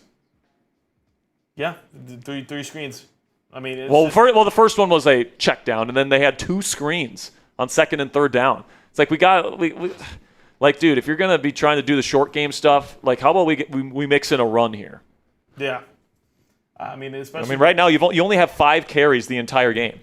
You have 12 pass attempts. You're more than doubling your rushing attempts right now with the pass. It's you got a really good running back duo. Let's use them. Under center here is Goff. He'll take the snap on first down play action. Here comes Highsmith. He has to step up, and there's pressure, and he's going to be brought down. Cam Hayward, Captain Cam, gets home, and it'll be 2nd down and very long coming up. The pressure was forced by Alex Highsmith, beating Skipper, the left tackle, around the left edge. Forces Goff to step up, and then Hayward won his assignment. It's a banged-up offensive line for Detroit. So if you can take away that first read, Ponzi, you can put pressure on Goff. And if you put pressure on Goff, he will curl up into a ball like he just did right there. Not a very mobile quarterback at all. 2nd down and 15. Shotgun for Goff. 3 receiver set. He'll take the snap. Looking for the quick screen, and he dirts it. Oh, my gosh, what a terrible throw. Tried to go to Jahmyr Gibbs on the outside. Steelers, first of all, had it sniffed out. I don't think it would have been a very successful play, even if he completed it. I almost think that he got spooked by Highsmith getting as vertical as he got there, and then just dirted it. Yeah, he throws it a little higher. That thing wasn't even close. So now it's 3rd down and 15. A great chance to get off the field, and then field a punt and get some good field position for this team to put themselves in position to take a lead before halftime. 2 high safeties for Pittsburgh, corners playing off. Shotgun for Goff, takes the snap, 4-man rush for Pittsburgh. Goff still looking, in the end zone, throws, short, and it's going to be brought down immediately by Brandon Eccles. It'll be 4th down and long, they will have to punt. 3 and out, second 3 and out forced by the Steelers defense. I mean, my prediction this week, Ponzi, my expectation was this Lions defense has been terrible the last month. The Steelers offense starting to get going a little bit. This is a really high-flying Detroit offense against a Steelers defense that's given up a lot of points on the road this year. I thought it was going to be a shootout. Right now we're sitting at 3-3 with 6.5 minutes left to go in the first half. Punts away. Calvin Austin awaits it. And he will field it at around the 30-yard line. And he fair catches it at the 30, and there's a flag. And this is going to be brought backwards. So it'll be a longer field here. But, hey, the longer field means if you can make a drive here and you can do it what you did against Miami and get a touchdown, you're up 7 points and you possess the football. All you have to do is get a field goal to start the second half. You're up 2 scores before Miami's offense really has a chance to touch the ball again. One of those things where it's just putting the Lions offense on ice and just not allowing them to even play. And then the next time they actually can play, they're in a tough spot.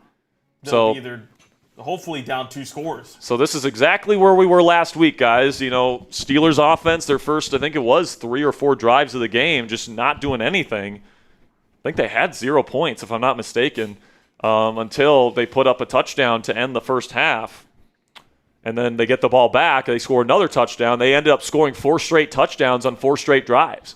So, and it's kind of a lot of the same stuff, checking it down. We saw Miami's defense play downhill to start that game, and then they started, moving the football a little bit better. So this was kind of the point last week where the offense got going. So we're hoping that that's the same thing here.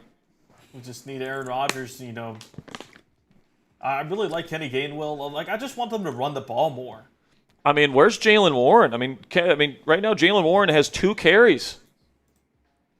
And by the way, 1, 2, 3, 4, 5, 6 different people have targets. Haven't seen Jonnu Smith too much out there this week, which is good. He was out there to start the game, but we haven't seen him a whole lot. I think Muth is getting quite a bit of time out there today. Right now, Muth has the most catches out of anybody with 2, but he only has 3 yards. Muth is leading the team in receptions, but is last in yardage. The players with multiple targets are Darnell, DK, Kenny, and Muth. Calvin and Thielen both have 1 catch on 1 target. So, I don't know, man. I feel like Jaylen Warren has been the main engine of your offense all year, and you're not turning to him here. I would want to get the run game going a little bit. Yeah, I feel like the run game could really jumpstart everything. Because right now the Lions are daring you to run it on them. They're playing 2 high safeties. They're playing off coverage at corner. They're not allowing anything down the field. So if they're going to play that way, like Miami did last week, just run the ball. Yeah, run the ball, man. No, I think part of it is that they're calling multiple plays in the huddle, and Rodgers is kind of audibling to passing plays. Yeah. I think that's part of it. Is that they have a run play called, and then they have a passing play called, and then Rodgers is choosing the passing play more often than not. That's probably what's going on here, because that is the way the Steelers' offense is set up. They have multiple plays in the huddle. Steelers will start at their own 21. They'll be in jumbo here with 1 receiver, Thielen. They have Jonnu Smith as a tight end fullback hybrid. Now they line him up at slot receiver in a nasty split. They're going to toss it here to Warren. Goes outside, nothing much doing. He barely gets back to the line of scrimmage. So much for my plan there, Ponzi, of getting the ball to Warren. And it's another unsuccessful play on first down for Pittsburgh. Oh, what a play. What a play by Trevor Lawrence. Nice touchdown pass. I think the Jags are up against the Broncos in Denver right now. It's a big game in terms of determining the 2nd seed in the AFC. Potentially, if the Broncos really crap the bed here. 2nd down and 10. Another condensed formation for Pittsburgh. Rodgers in the shotgun. He'll take the snap. He's looking. Pump fake, nothing there. Now he's going to throw sidearm to Warren. He's got some room on the outside. He's going to make one man miss, and he's going to cut up field and pick up, I'd say, around 6. It'll be 3rd down and manageable coming up after a decent play there from Warren. But everything, man, behind the line of scrimmage passing-wise. Nobody's getting open downfield, and then they're playing downhill underneath.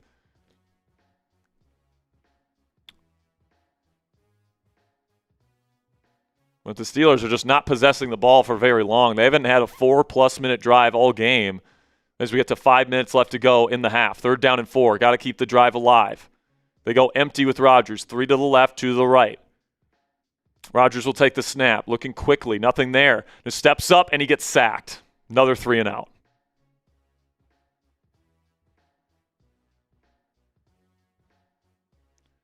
So we were hoping that it was going to be like the Dolphins game last week where you finally get going, but this time, double team on Aiden Hutchinson, it's not enough. Nothing was there on Rodgers' initial read. Coverage held up. Hutchinson beat the double team of both Fautano and McCormick, 2 players that are really playing well. That just goes to show you how good Hutchinson is. Now Waitman is on to punt it again.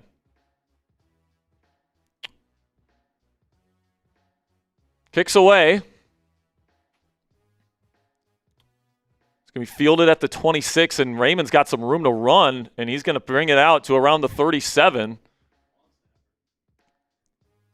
And the long snapper, Kuntz, is there to bring him down.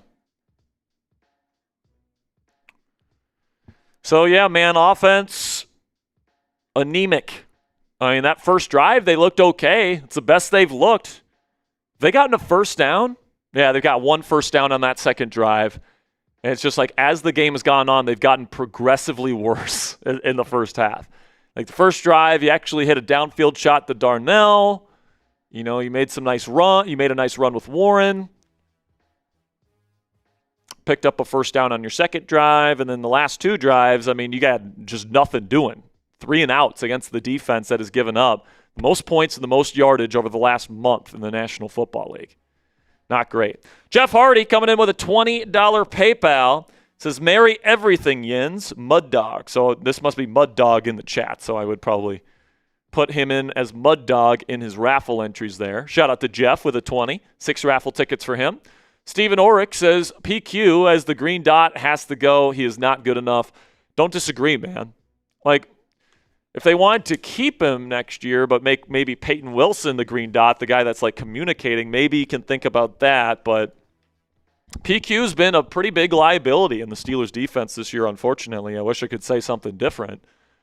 But yeah, man, I think he leads the league among linebackers in missed tackle rate at almost 20%.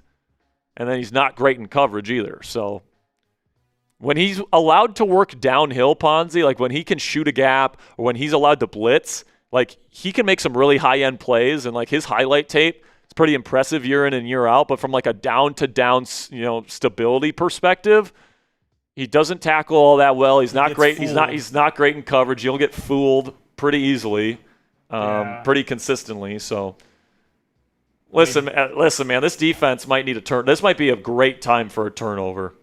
Might be a huge time. I think the Steelers are they number? I think they might be number 1, or they're close to the top.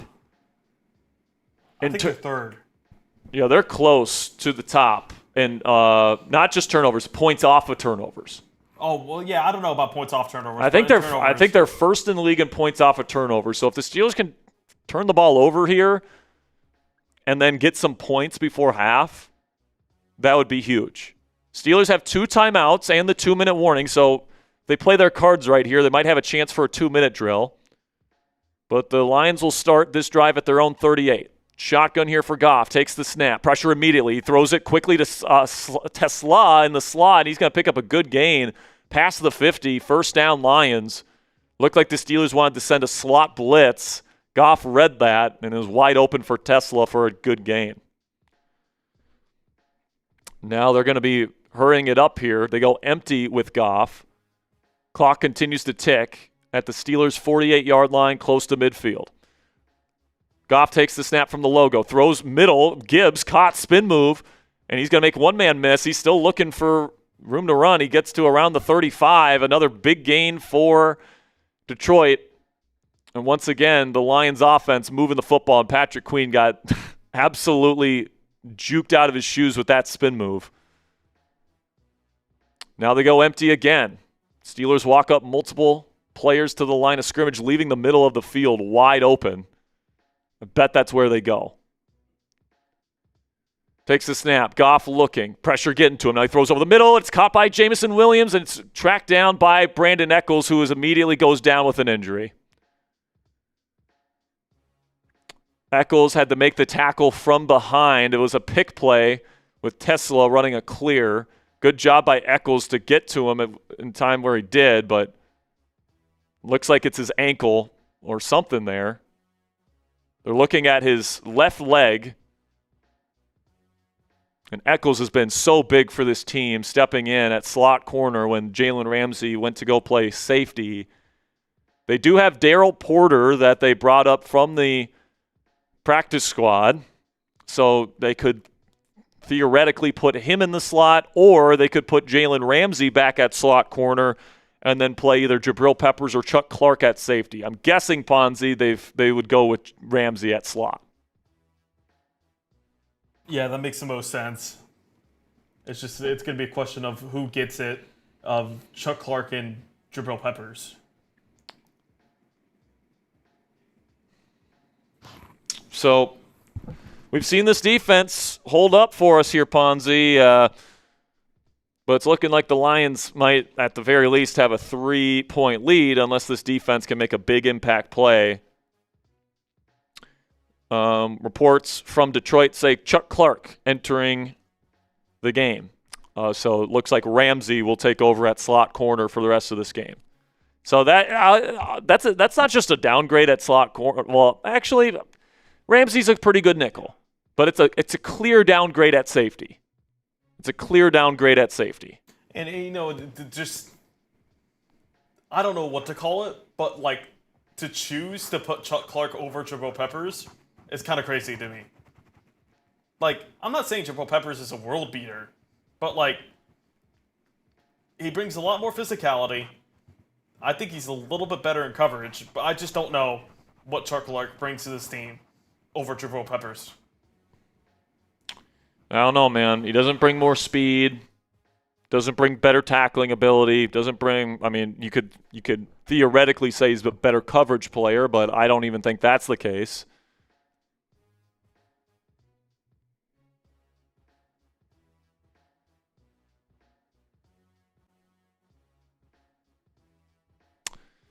So hopefully this defense can at least hold them to a field goal here. Obviously if the Lions can get a touchdown before half, that's going to put some pressure on the Steelers heading into the third quarter to match that touchdown. Well, we've seen this defense stand up, man. We've seen this defense stand up every time Lions have been in this area of the field. Let's see if they can do it again. They got to be getting tired, though, man. Like, I'm telling you, this Lions team is just dominating the time of possession today. 2nd down and 4. 3 receivers set, but Goff is under center. So they send Tesla in motion right to left. Handoff, Gibbs looking for a lane. He's going to be just short of the sticks. It'll be 3rd down and 1. Clock will continue to tick. Steelers still have 2 timeouts. So DK Metcalf just punched a Lions fan. Has he been ejected from the game? Under center here is Goff. He's going to hand it off to Gibbs. He makes one man miss. It could have been a TFL. Looked like Keanu Benton missed him, and he's going to pick up a decent gain of 6 or 7. 1st down Lions. Is there any word on what DK Metcalf? All I'm seeing is that he did get into an altercation, but he doesn't have his helmet with him, but he's obviously like, bro, why is he talking to that Lions fan in the first place? Why is he on the sideline talking to a Lions fan in a blue wig? What the hell is that? Well, it's a 2-minute warning. It'll be 1st down. They just got into the Prize Picks red zone, so download the Prize Picks app today. Use code CLNS. Get $50 in lineups after you play your first $5 lineup. So I don't know what the league does. There's clear video evidence he punched a fan. You obviously can't punch a player or let alone a referee. You get ejected for that. I mean, this might mean DK gets suspended for a game next week against Cleveland. Like, dude, that is behavior the league cannot have.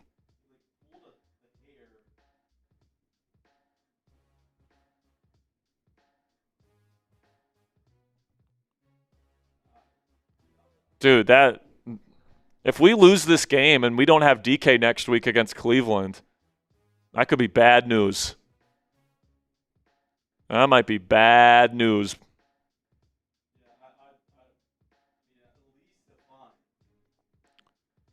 Yeah, there's no way he gets out of that without a fine. But, like, interacting with fans in that way, like, the league can't have that shit. So my guess is they're gonna suspend him at least a game. So that makes the. I have never seen that before, really. I mean, they might kick it. They might eject him for the rest of this game. That's what I'm thinking. Like, and then they might kick him out for another game.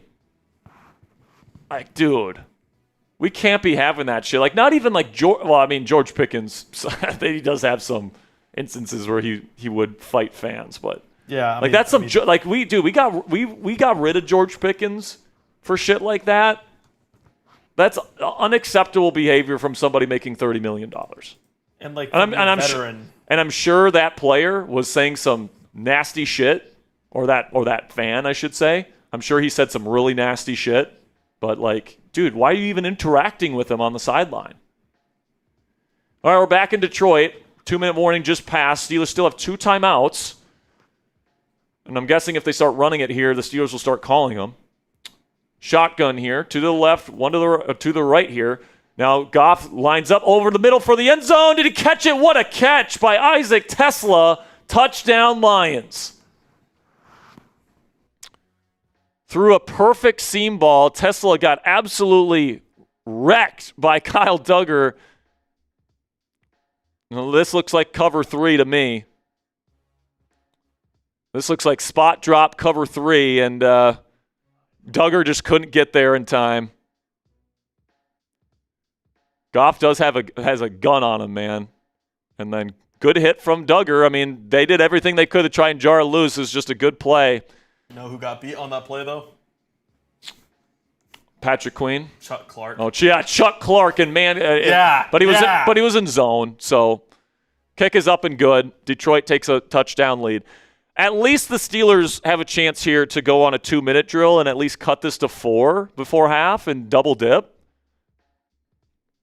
Like, the worst case scenario is they score a touchdown there with like 30 seconds left or something, or like 15 or like 10 seconds left. Steelers will still have one more chance here to go down the field. They got 2 timeouts. Down 7. So, listen, man, I just want to get some, a better feeling from this offense to finish this half. I want them to feel not so frustrated going into halftime. I want them to feel like they did something good after this next drive. They got 2 timeouts. They've got they've got just a little bit less than 2 minutes, so it's pretty much a true 2-minute drill coming up.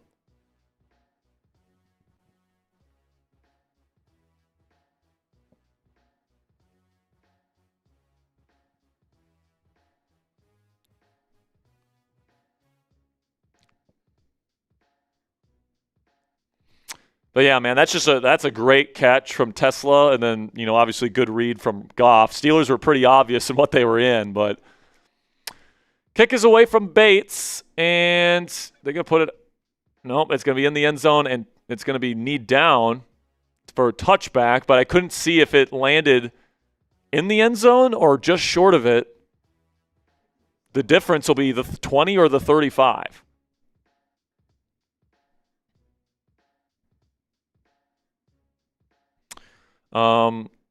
Brandon Echols is doubtful to return with a groin injury.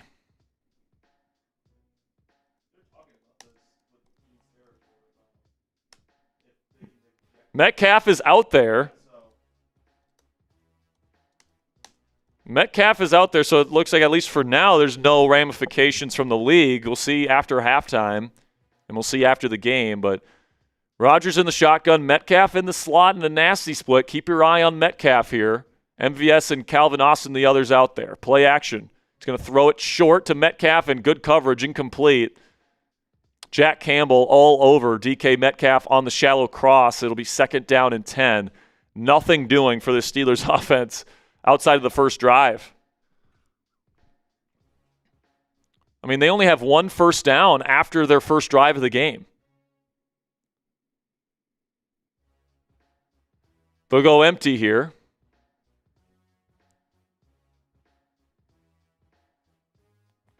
Rodgers gives a signal to his receivers. Rodgers will kick the leg, take the snap. He's looking. He's going to throw in the seam. It's wide open. Oh, drop by DK Metcalf. Got hit hard over the middle. Cannot drop that if you are DK. $30 million per season, dog. You got to catch that. His head's clearly not in the game right now, I guess. Rodgers threw a really good, glance route there to DK, and he had it in his chest, and he just bobbles it. It's right in his hands. He literally catches it, and as he's trying to transition it to his body, he lost it. And it's now 3rd down and 10, and the Steelers are 1 incompletion away from punting this thing back to Detroit with 3 timeouts and plenty of time to go get a field goal and make this a 2-possession game. This is a big 3rd and 10 here. Empty formation for Rodgers. Takes the snap. He's got time in the pocket. Steps up. Checks it down to Muth. He's got room. He's going to pick up a first down and get out of bounds. There we go, Muth. Big first down there for the Steelers. Finally getting something going there. Good read by Rodgers. Looking for the deep stuff. Nothing there. And then eventually finding Muth with lots of space, and he gets out of bounds.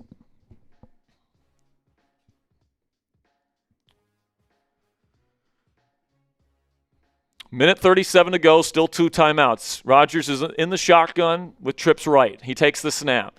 He's going to throw it quickly to Muth, and it's caught. He'll pick up 6 or 7. Clock will continue to tick. Steelers will obviously play tempo here.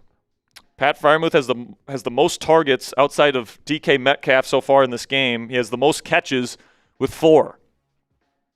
We get down to about 1 minute and a quarter left. Shotgun Rodgers. Takes the snap, looking for the slant. It's caught by Metcalf, secures it this time, gets down to the 45 and a flag. I think it's going to be offensive pass interference on Metcalf. He can't believe it, and it is going to be OPI on Metcalf, man. I never thought we'd see a George Pickens crash out again. We might be seeing it right now. That's criminal behavior. And pretty clear shove by Metcalf to get himself open.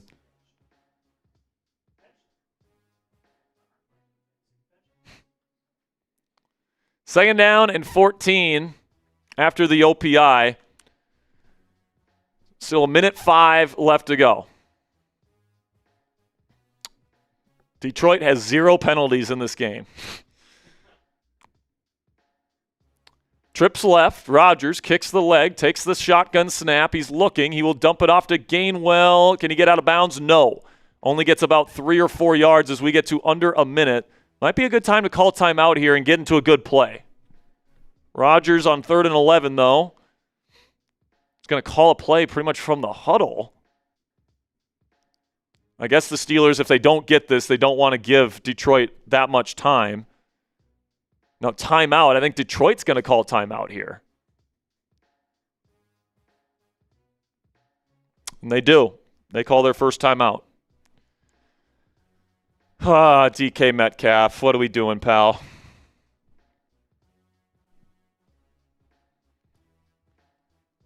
Because the thing about DK, man, is that, apparently off the field, he's like the nicest guy, super polite. He's really nice to people. Really high-quality human being, but, he runs hot. He gets frustrated easily. and he'll get angry. And that's been a thing of his for his entire career. If Rodgers can dig us out of this, man, that would be a huge, huge play. 3rd down and 11, Rodgers will be an empty.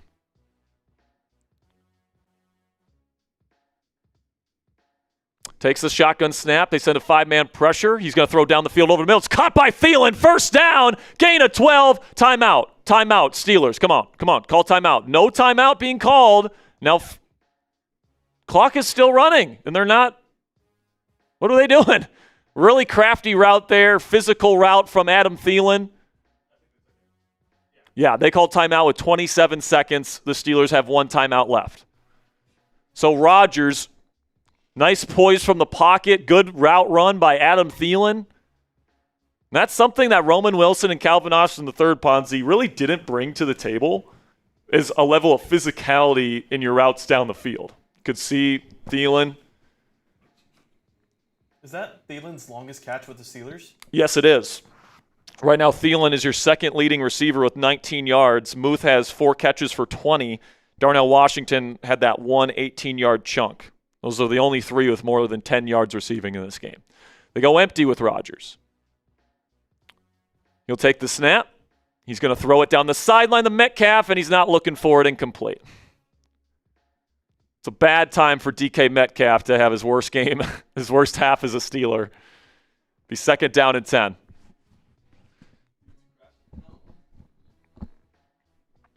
Still 30 seconds and a timeout. One more downfield shot here, and you should be able to get Chris Boswell into range to make this a 10-6 ball game, and you get the reset at halftime and possess the ball first in the second half. I think this would be out of even Boz's field goal range where they currently sit. This would be like an insane kick. They got to get one more shot. Rodgers shotgun throw seam. Incomplete. Tried to go to Jonnu. Jack Campbell in coverage knocked it away. It'll be 3rd down and 10. Another 3rd and very long for the Steelers offense here. Like, dude, Jonnu Smith just has no juice. Now from under center, Rodgers going to take a quick snap. He's looking down the field, throws, and it's caught. Is that Thielen again? 1st down Steelers. I think they got caught with 12 men. Thielen makes another catch. He gets up. I think he was limping. But Adam Thielen with another catch. There was 12 men on the field. Penalty was declined. If Thielen's injured and he has to get down, that's going to cost them a timeout. I believe so. All right, so still have a timeout. Now you're in Boswell field goal range, or at least attempt range. You got 17 seconds here to make it an easier field goal for Boz and make it a 4-point game going into half. Rodgers to Thielen has been a nice connection here on this 2-minute drill. He currently is the team's leading receiver. Rodgers from empty takes the snap. He's got time in the pocket. He's going to launch down the right sideline and tries to go to MVS, couldn't haul it in. It was a back shoulder. MVS got his hands on it, but I don't know if he would have even got 2 feet in if he was able to corral it. 2nd down and 10. I think you got one more play here, Ponzi. They tried to go back shoulder, and he wouldn't have got 2 feet in. So,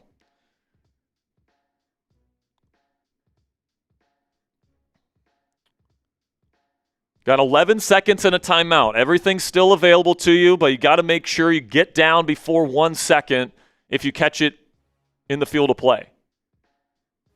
This would be a really long field goal. It'd be 60-plus yards if the Steelers attempted, so it'd be nice to get a little bit of more of a chunk. From empty, Rodgers takes the snap. He's looking. Nothing there. He's going to launch it off his back foot towards the end zone. Clear contact, and there's going to be a flag. Did he catch it? Kenny Gainwell catches it. Touchdown, Steelers! What a play by Kenny Gainwell! They're discussing it right now. Are they going to call this a touchdown? I think he caught that. Kenny Gainwell falling to the turf, catches the ball, and then runs into the end zone. I don't know how you don't call this down by contact, though. Well, he just slipped. They're saying the pass is incomplete. No, dude, he caught this. He caught it. They're saying it's incomplete, and he didn't touch him. This should be a touchdown. This should be a touchdown. Kenny Gainwell fights through the DPI, somehow made this catch, and he was not contacted by Anzalone, the linebacker. This is a touchdown. Now they're changing the call. Touchdown, Steelers! On the most crazy touchdown reception I've ever seen. Gainwell somehow catches it, falling to the ground, being interfered with. Catches the ball, is not contacted by Anzalone, and then runs to the end zone. I'd say get the sub counter off, Ponzi. Touchdown Steelers, and it's going to stand. What a game-changing play. Aaron Rodgers off his back foot to Kenny Gainwell, and one of the craziest catches you will ever see. And Rodgers is like, hey, man, this is what I do.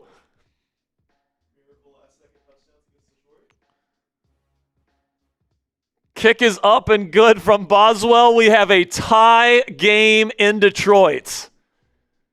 And just like last week in Miami, you guys, they drive down the field for a last-minute touchdown to end the half, and now they'll possess the ball to start the third quarter with a chance to take the lead in this ball game. And Kenny Gainwell, has been the unbelievable free agent pickup this year on offense. He's making damn near vet minimum. He's the leading receiver on the team this year, and he just made one of the most insane plays I have ever seen in my life. I mean, he was clearly being interfered with, and I was happy with that. I was happy with just getting a field goal attempt before the half. But somehow Gainwell makes the catch, gets up, has the presence of mind to run into the end zone, and then, of course, the replay confirms it. Touchdown Steelers.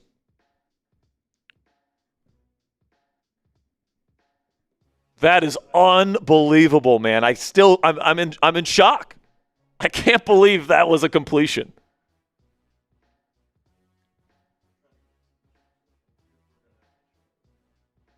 Yeah, it's fine.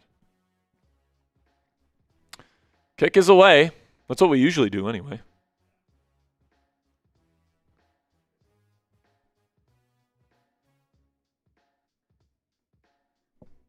I still don't have words, man. I still don't have words. That was just an insane play. That should be the number one play in the SportsCenter top 10 for eternity. So the Lions, obviously the Steelers just booted out of the back of the end zone. Lions will take the knee, and we head to halftime in Detroit. 10-10 the score. Both offenses scoring touchdowns on their final drives of the half.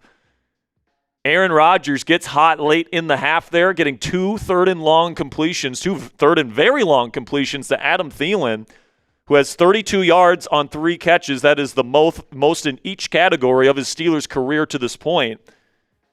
DK Metcalf is picking a rough time here, Ponzi, to not play his best football game. He only has 1 catch for 5 yards on 6 targets. So they've been trying to get him the ball. He's just not playing very well. But, man, the story of that first half was that play. I mean, that's 4 points right there. If you win this game by, 4 points or less, that play is what decides it. So just got to get things right, man. Just got to get things right. More consistency on offense. It'd be great if they could put together a full drive there and not rely on a miracle to score a touchdown. We'll take it. And if you can go up 7 points to start this half, that would be huge. Put the pressure on the Lions, man. They're playing for their lives here.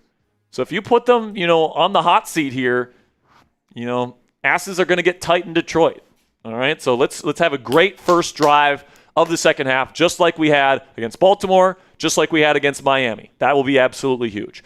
$5 from Junes is back to this conservative-ass offense. Yeah. Yeah, man.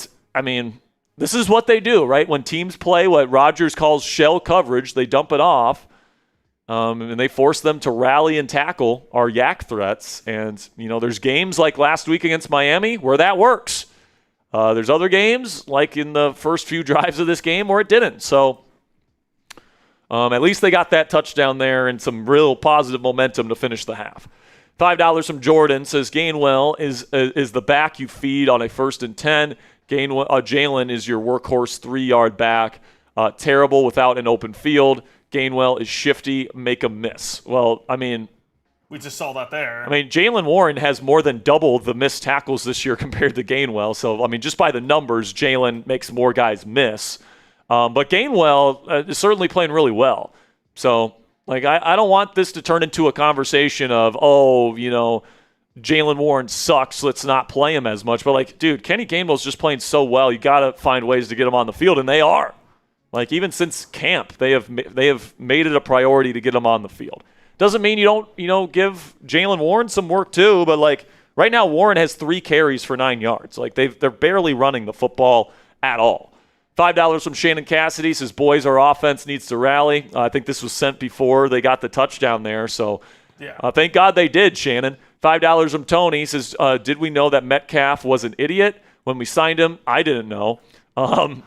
Listen, man, he would yell at his offensive coordinator, Ryan Grubb, honestly for good reason. Ryan Grubb did not use DK Metcalf in the proper ways last year, and there would be times where he would show his frustration. And, we knew Metcalf was a bit of a hothead. He would get angry, and he would get some unnecessary roughness penalties. Remember when we traded for him and people were talking about him and George Pickens as the crash out brothers? There's a reason why they were calling DK a part of that duo, is because he would crash out. So, yeah, we kind of knew that he would have crash outs, but, punching a fan, it honestly puts more pressure on the Steelers to win this game, because I think there's a pretty good chance DK Metcalf is suspended next week. Yeah, of course, assuming the Ravens win tonight, yeah, because that becomes, then you have to win.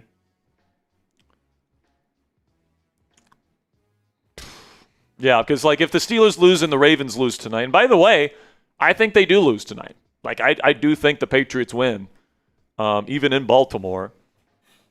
But, if you lose tonight and then the Ravens win, and then DK is out next week in a must-win game against Cleveland. Technically it's not must-win next week, but... Because if the Ravens lose beforehand...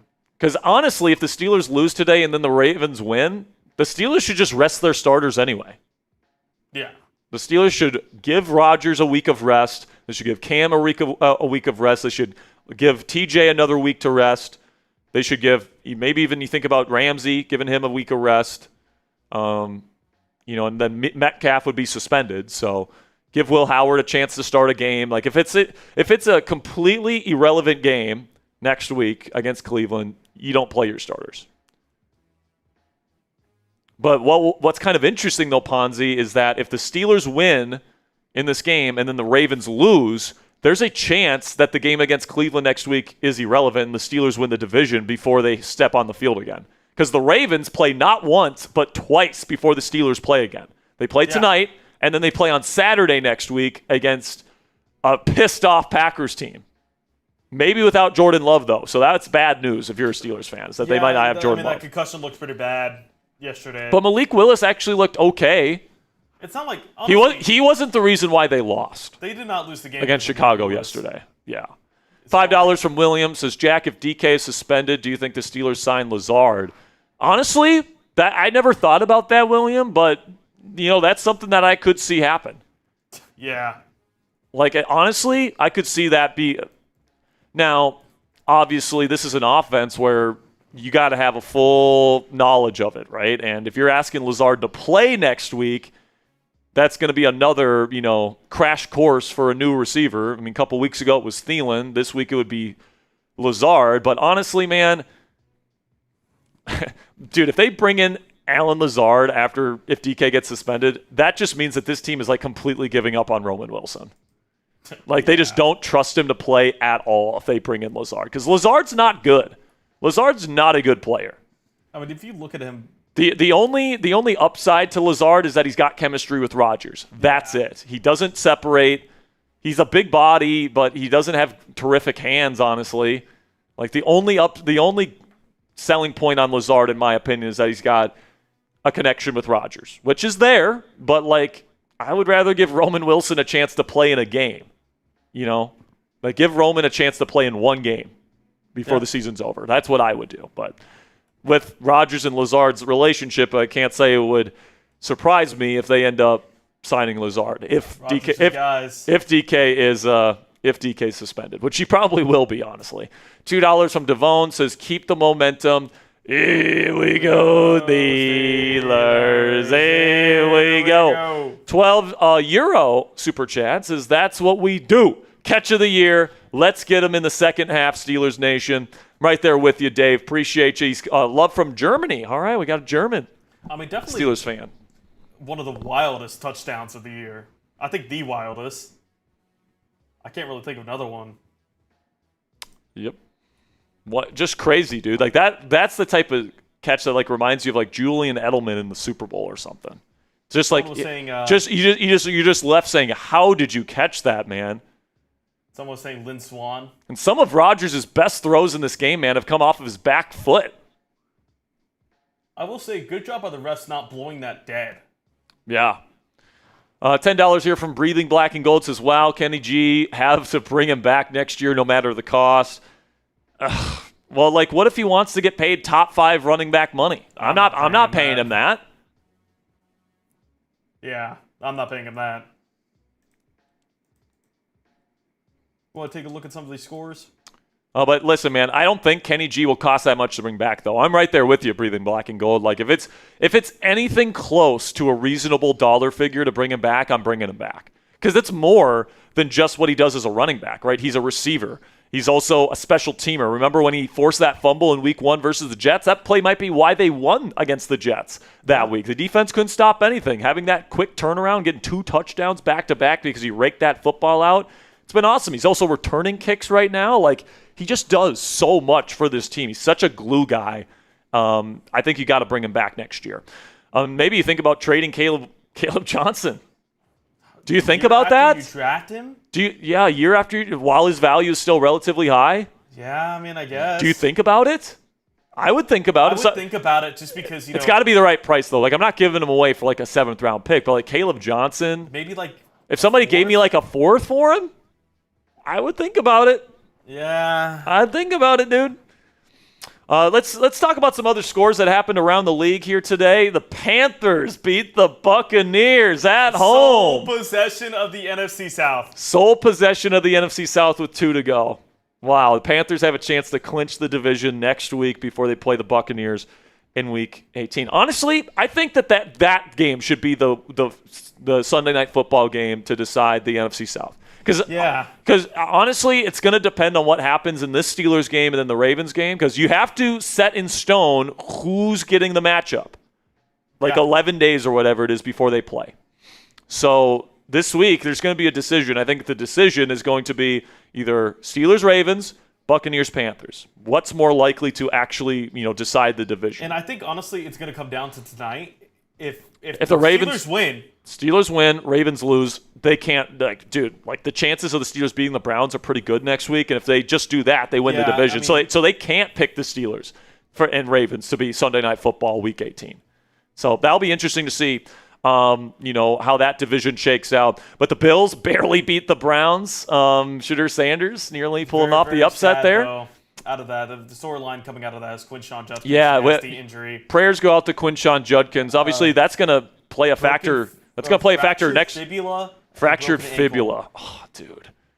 Prayers out to him and his family, dude. That's going to be a nasty recovery. He probably won't be back for the start of next season, honestly. Honestly, might not even play a little bit next season. Yeah. So thoughts and prayers to him.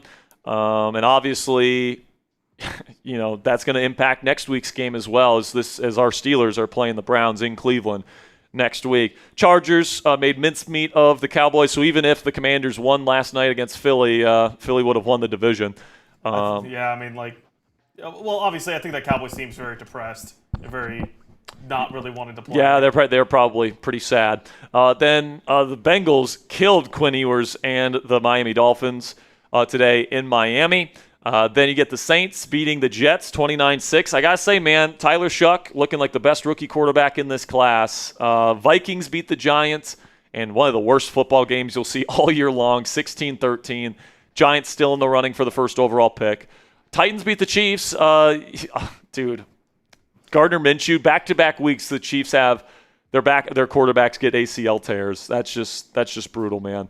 But the Titans now put themselves out of the mix for the number one pick, at least for now, getting a win over the Raiders and the Giants, vying for the top spot. Then Falcons and Cardinals going on right now, currently already going in the third quarter, tie ball game. Then Jaguars and Broncos, a good ball game going on right now in Denver. It seems like every Bronco game is a close one. It seems like every single Bronco game is a close game. Then the Raiders are currently down 6 to the Houston Texans at half. Of course, we're getting ready to get things going in the second half of our ball game. Where are we at in terms of our getting to the raffle? Let me check. Getting to the next raffle ladder.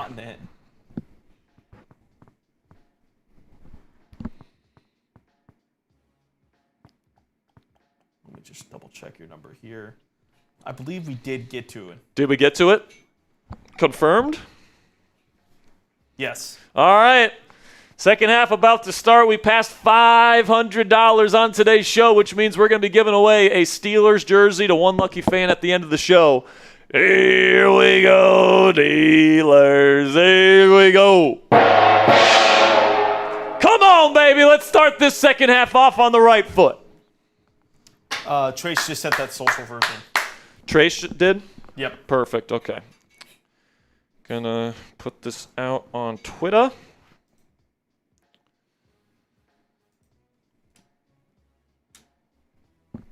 All right, we're about to kick things back off.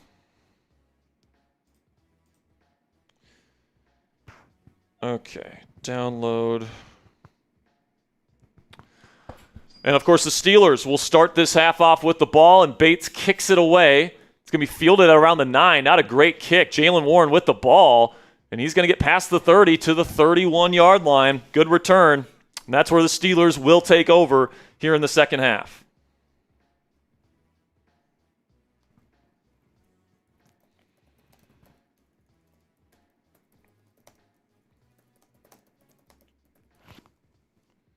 Trying to get this out before we start this drive. Yeah, I know.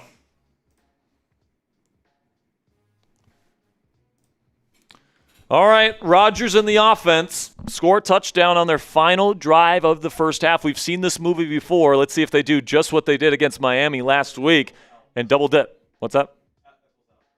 Cool. Under center here, it's going to be a handoff to Warren. He gets a nice lane to run through. He'll pick up 6 or 7 on the first down carry.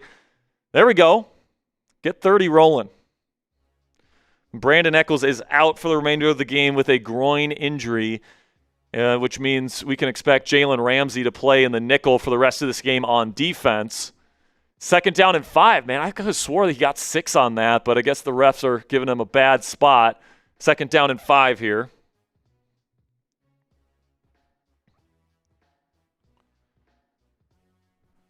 Now, I formation with Spencer Anderson at fullback. They'll hand it to Warren again. He's going to get some push, but not much. It might be a yard, 2 at the most.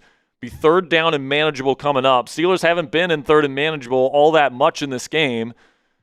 Pittsburgh is the number 1 offense in the league in converting on third and shorts, which is 3 yards or less. We do have some super chats we're going to get to here momentarily.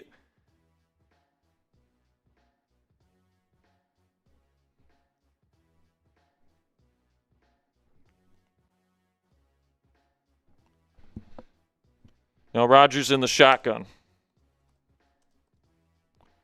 Now an empty. He's got a bunch and a nasty split out to the left. He's looking that way, nothing there. Now he's going to throw down the sideline. Caught. That's Metcalf. He almost broke it loose. Ankle tackle down at the 30-yard line. But a nice throw. Nice pitch and catch there from Rodgers. Good stop route there from Metcalf. Physical route. Not the 30, by the way. He gets to the 50. F. Sperry. So Steelers move the chains, keep this drive alive as they get to midfield, as they start to threaten to get into field goal range. They go empty again with Rodgers. Rodgers cans the play, kicks the leg, takes the snap. Surveying the field, he's just going to throw it out of bounds. Pressure was getting to him quickly on the blitz, and there's nothing open, so Rodgers throws it in the direction of Kenny Gainwell, incomplete.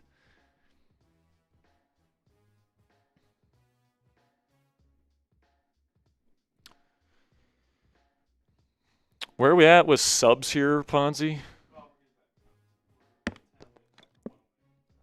All right, we're about 10 subscribers away from giving away another free raffle entry. I think I still owe you guys 2 free raffle entries. We passed 600 and 800 likes.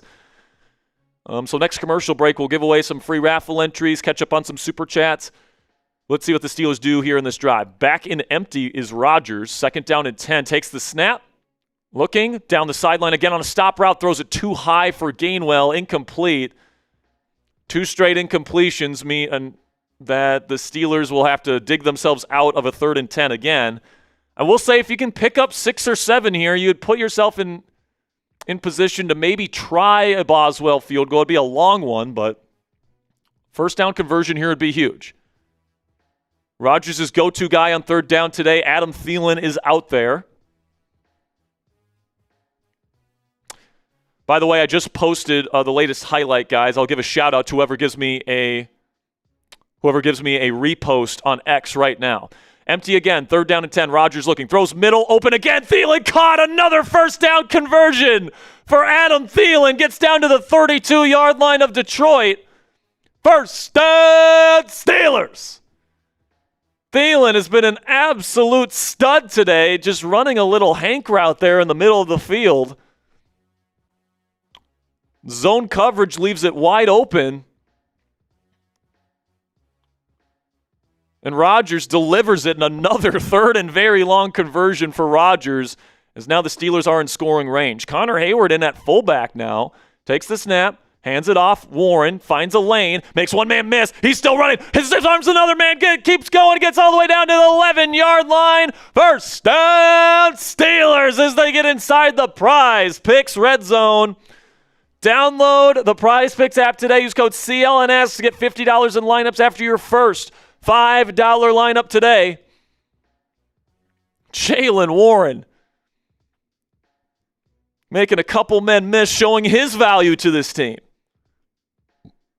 First down and 10, Steelers threatening to double dip for the 2nd straight week. They're going to try and go to DK on the fade. He's not going to get there. Rodgers going to go out to the right and run it himself. He's going to pick up 2. Rodgers talking some shit to Jack Campbell on the sideline there. It'll be a 2-yard rush for Aaron Rodgers. He looked towards DK's direction for a fade. Looked like that was an option there for Rodgers to throw the fade on a run play, perhaps. But then Rodgers ends up taking it himself for 2. Now inside the 10-yard line. Jumbo personnel for Pittsburgh. DK the only receiver out there. Rodgers takes the snap. Play action. Roll it to the right. He's going to dump it off to Washington. He catches. He's going to rumble forward for 7, and he loses the football.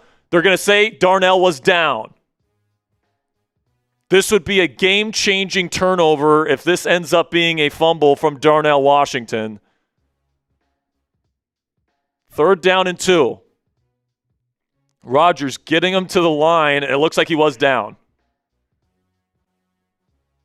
Rodgers getting everybody set. And now Rodgers pissed off. Can't get everyone to the line. Nobody knows where to line up, and I think they just challenged it. Let's see. Oh, yeah, that's out, I think. Yeah, that ball's out. This is going to be Detroit football. Steelers couldn't get lined up in time. Rodgers pissed, and for good reason. And Mount Washington, who's been so good for this team, is going to give up the football inside the 5-yard line.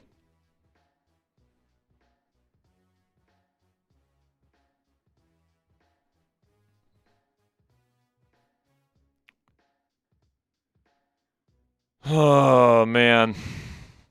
That sucks so bad. The Steelers were putting together a great drive. Rodgers converts on a 3rd and long. And you give it to Washington. He gives it up. God damn it. And, like, with the way this offense is played, Ponzi, every opportunity to score touchdowns is going to be huge. And, like, the Steelers, this will be their first turnover in, 16 quarters?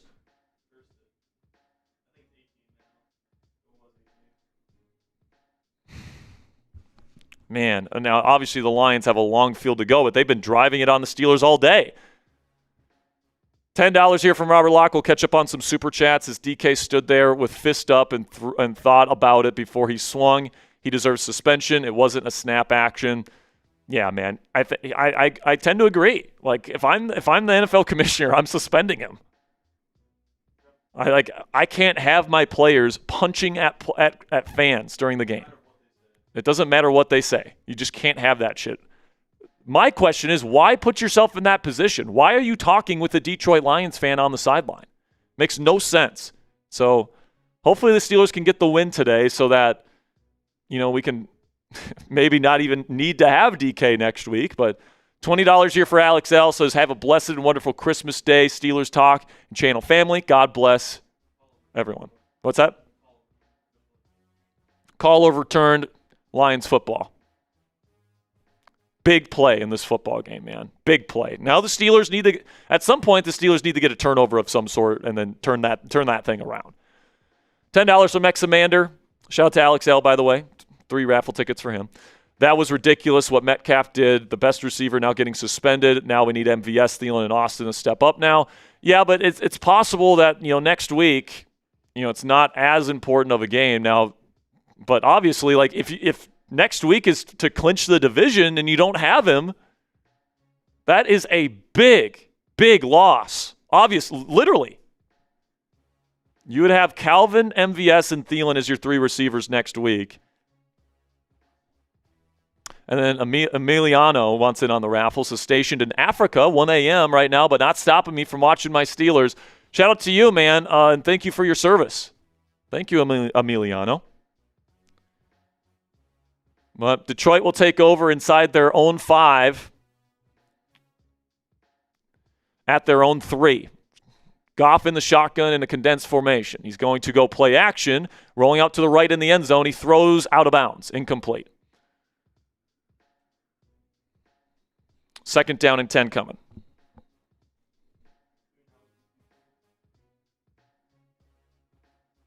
A 3-and-out would be huge here. Yeah, getting a 3-and-out, getting the ball back, and then getting a touchdown anyway would just be big. But, like, even then, you could have forced a 3-and-out with a touchdown lead and then got another touchdown, and the game is well in hand. But now it's back to tie ball game, and they have the ball. That's just a massive turnover, man. Shotgun here from empty. Now there's pressure on Goff. He has to throw it to his check down. It's caught by Gibbs, and they kid him out of bounds after a 2-yard gain. Good job by Highsmith, forcing him out. It'll be 3rd down and long. Come on. Hold them here. Let's get the ball back. Let's erase that turnover here. Good job by Benton creating the disruption up the middle. It's what he does best, man. He is a disruptor. 3rd down and 8. Come on. Get off the field here, boys. Type those 3s if you want to get off the field. Need all 3,200 of you guys in the chat right now to type those 3s. Come on. Takes the snap. Low snap from shotgun. Goff steps up, and he's going to be sacked in the end zone. Safety! Safety! Kyle Duggar!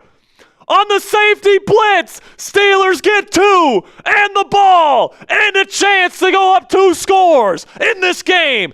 Game-changing plays, baby. Let's go. Game changer right there. Terrell Austin goes into his bag of tricks there. Great pursuit by Duggar. Nobody open. And that is a huge play in this ball game by this Steelers defense. That's as good as a turnover. That might even be better because you get the ball and 2 points. I mean, that's a huge play right there. Shout out to Terrell Austin. I mean, what a call. What a call. Great job by Kyle Duggar. Mike Tomlin nodding his head. Yeah, that's what we do. That's what we do, baby. Let's go. Type those safeties in the chat. And now the Steelers offense will get the football back. And there's all the injured offensive linemen for the Lions. All 4 of them. Unbelievable defensive performance from the Steelers defense today. This offense with the Detroit Lions is averaging over 30 points a game. And this defense, without TJ Watt, without Nick Herbig, absolutely getting after it today. And now Aaron Rodgers and the Steelers will have another opportunity here to possess the football. If they get a touchdown, they're up 2 scores. And that's going to change the dynamic of this ball game. By the way, 1 subscriber away from giving away a free raffle entry. I still owe you guys 2 of them. This would make it 3. Make sure you guys click that subscribe button. There we go. Appreciate you guys. John Bates kicks it away. It's going to be fielded at around the 10 by Kenny Gainwell, it looks like. And he's going to kick it upfield and get past the 30 to the 31. That's where the Steelers offense will take over. 9.5 minutes or so to go in the third quarter. Steelers up by 2 after forcing their first safety of the year.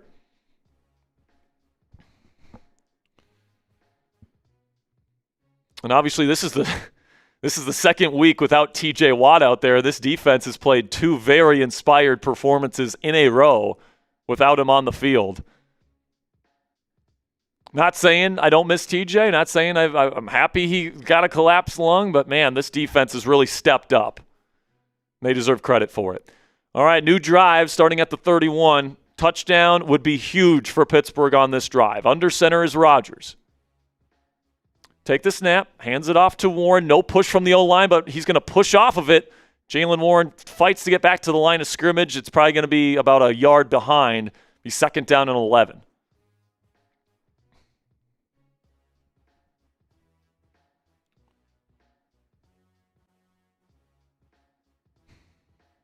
Wheel route touchdown from Ashton Genty. That's sick, dude.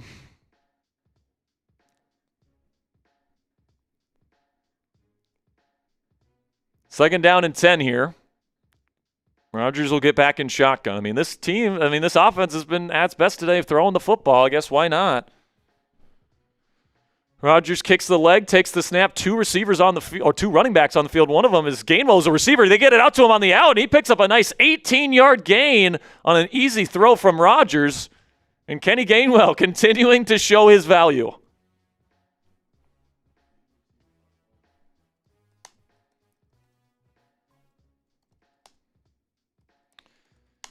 Especially if the Steelers want to bring back Aaron Rodgers next year, I just don't know how you don't bring back. I just don't know how you don't bring back Gainwell. You just got to do it.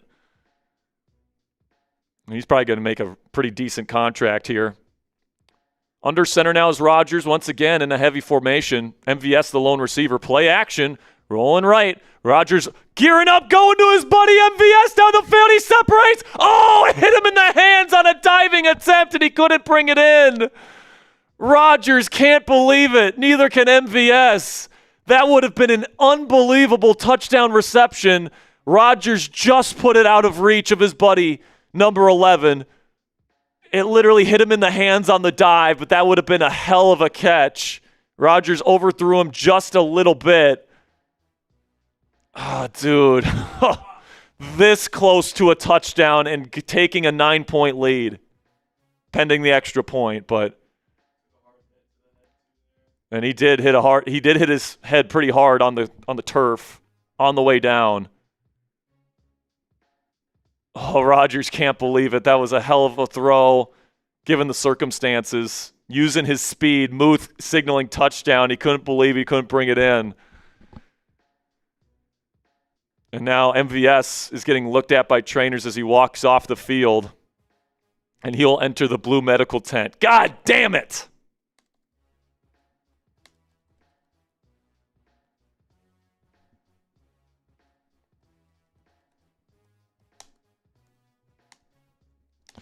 Now Rodgers in the shotgun, 2nd down and 10 at midfield, trips right. He'll hand it off to Gainwell, who will spin out of the first tackle attempt and get pretty much nothing. Another 3rd and very long coming up for Rodgers. If I'm Detroit, I know who I'm guarding here. It'd be the guy wearing 16 in white.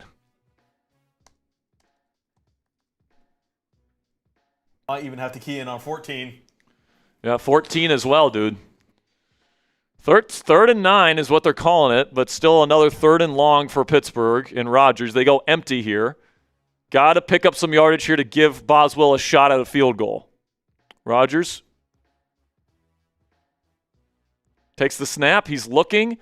Pump. Steps up. Is he going to look to run? He's going to make one man miss. He stays on his feet. Oh, he's going to be just short. Rodgers in the open field. It'll be 4th down and 2. Do they try the field goal or do they go for this? I think in this situation where a touchdown makes it a 2-possession lead, I think this is just 1 yard, though. I don't think this is 2 yards. He's not giving himself up. The knee is down 1 yard short of the sticks.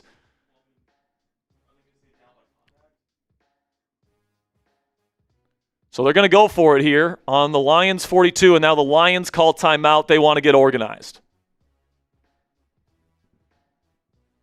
So big play upcoming in this football game, because if you don't get it, the Lions have great field position, and all they need is a field goal to take the lead. But if the Steelers move the chains, obviously they keep this drive alive, and they keep the chances of them going up 2 scores with a touchdown alive in this game. Something that is of note, the Steelers are the best in the league in 3rd and 4th down and short. So this is an easy call if you're Mike Tomlin, in my opinion. I mean, I think it's kind of obvious, to go for this it. This would be an insanely long field goal. How long would this be? Like 60? This would be close to 60 yards. Now, he hit from 59 earlier in the game. But with the Steelers as successful as they've been on 3rd and 4th and short this season, and with how big a touchdown would be here, I agree with the call. Rodgers in shotgun. He's got trips right. Now Rodgers sends Gainwell down to the sniffer. Kicks it. He's got to take the snap, and he does. He's going to throw. Middle. Caught. Is that Scotty Miller? Scotty Miller with the catch in the slots. They ran, I think, a triple slant concept, and he was pretty tightly contested. This was not bad coverage, but Rodgers rifled it into a tight window, and Scotty Miller contributes to the effort here with a big 1st down reception. Attaboy, Scotty. Maybe that's why he gets a helmet over Roman Wilson for the occasional 4th down and 2. Scotty Magic. Now down to the Lions 35 as they get a new set of downs. Under center now is Rodgers. Toss play to Warren on the perimeter. He's going to cut it upfield. He's going to try and run through a defensive lineman. He'll be unsuccessful, and he'll get 2 or 3 yards. You know what I like about this drive too, Sperry? They're using time. They're chewing out the clock. Time of possession, getting the defense fresh, keeping them off the field. Yes, keeping them off the field is huge. Like, this is a team that gets gassed, and they're allowing them to rest. So, 2nd down and 6. Steelers have certainly been on the field a lot since their final offensive drive. Wing formation here, 2 receivers, Thielen and Metcalf, the 2 guys out there in their jumbo personnel. Rodgers will can the play at the line, 3 seconds to get the snap off, and he does. Be a handoff to Warren. He's going to find a little crease, and he will pick up 3. And it will set up a 3rd down and manageable here for Pittsburgh. And listen, man, if it's 4th down in less than 3 or less, I'm going for it again. Like, the touchdown here is so game-changing. To go up 2 scores at this point in the game would be huge. And the Lions would have to drive down the field. And honestly, this defense has been really good in the second half. Although we only did see them once, but 3rd down and 4. They go empty here. Scotty Miller back out there in the slot. Rodgers takes the snap. Rodgers looking. He's going to set up a throw to the sideline. Scotty, toe tap. What a catch by Scotty Miller again. Scotty Miller on the out. And did he get both in? Yes, he did. He did. What a catch by Scotty Miller. Down to the 21. 1st down, Pittsburgh. Miller's still out there in the slot. Shotgun Rodgers. He takes the snap. He's going to get it to Miller for a third catch. He's going to use his legs to pick up 3 on the quick screen. Now inside the Prize Picks red zone. It's Miller time, baby. He's been waiting his turn all season long, and he's coming up big here in a big game for Pittsburgh, trying to put the pressure on the Baltimore Ravens tonight on Sunday night.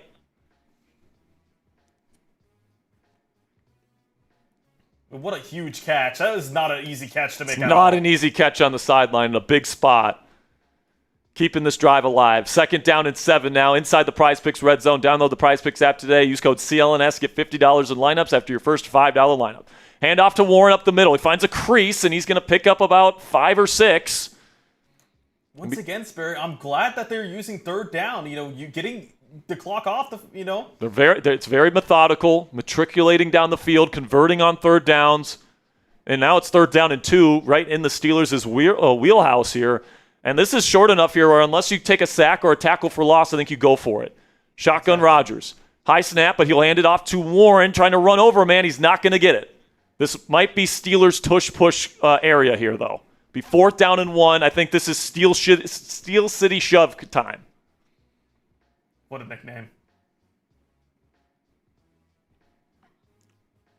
You're up 2. You're this close to the end zone. Even if you don't get it. Yeah, go for it here. Even if you don't get it, it's a long field for Detroit, and your defense is playing great. And they just stopped them on this side of the field to get a safety. So they have the Steel City shove crew out there. Hayward takes the snap, hands it to Gainwell, gets to the outside. He's going to pick up the first down, make another guy miss, and gets down to the 4-yard line. Once again, the Steelers bring out the fake to Gainwell. Couple weeks back, it was a 50-yard run. This time, he picks up a big 4th down and 1. And the Steel City shove does it again. Just the fake version. Rodgers signals 1st down, points at Arthur Smith. Great call. It'll be 1st down and goal. Steelers are yards away from going up by multiple scores on the road in the second half in a big ball game. Jumbo personnel from the 3. They send Darnell in motion. Play action. Rodgers looking. Nothing there. Has to roll out to the right and just throws it out of bounds. Flag on the play. This might be coming back. Literally threw it into the crowd. I don't know. I feel like Rodgers Rodgers is saying, what is the penalty on? He wants it on Detroit, but I feel like they held him. His reaction saying it offsides on the offense. Okay. So somebody lined up offsides. They're saying it's Spencer Anderson who was lined up at tight end. He kind of is, yeah. Now that I'm looking at the replay, he kind of is offside. It's only a 5-yard penalty, not a 10-yarder, and you're still inside the 10, and you replay 1st down. So not the end of the world. So it's not the end of the world penalty there, but it does probably force you to have Rodgers throw a touchdown to somebody here. Still haven't seen MVS since the injury, or since the concussion, or the whatever on the deep ball attempt. Going to hand it off to Warren here up the middle. He runs through one Lion defender. He gets down to the 4. Be 2nd down and goal. Now pretty much at the same spot you were at before the penalty. Dude, the Steelers are right now, they're converting nearly 2/3 of their 3rd and 4th downs. And when you account for all the 3rd downs they didn't get early in the game, man, since that last drive in the second quarter, they probably are at like 80%. I mean, this is 8 minutes of time of possession right here, and counting.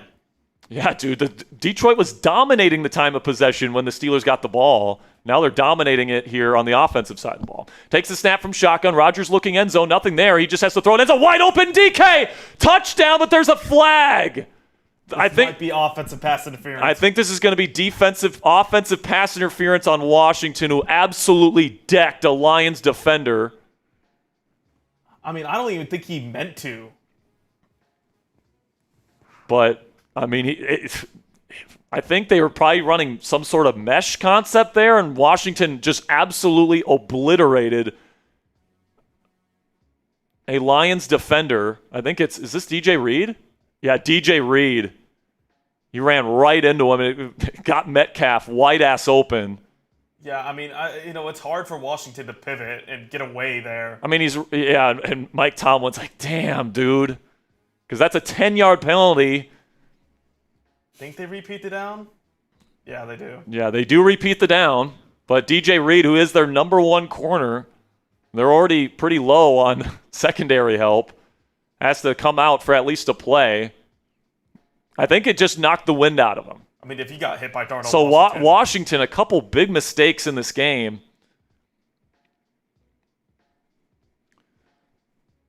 I mean, if you get hit over the middle. But I don't know, dude. I don't feel like he was blocking him, though. I feel like he was running his route, and he ran into him. I think that should be legal. He was trying to get out of the way, but it's hard for him.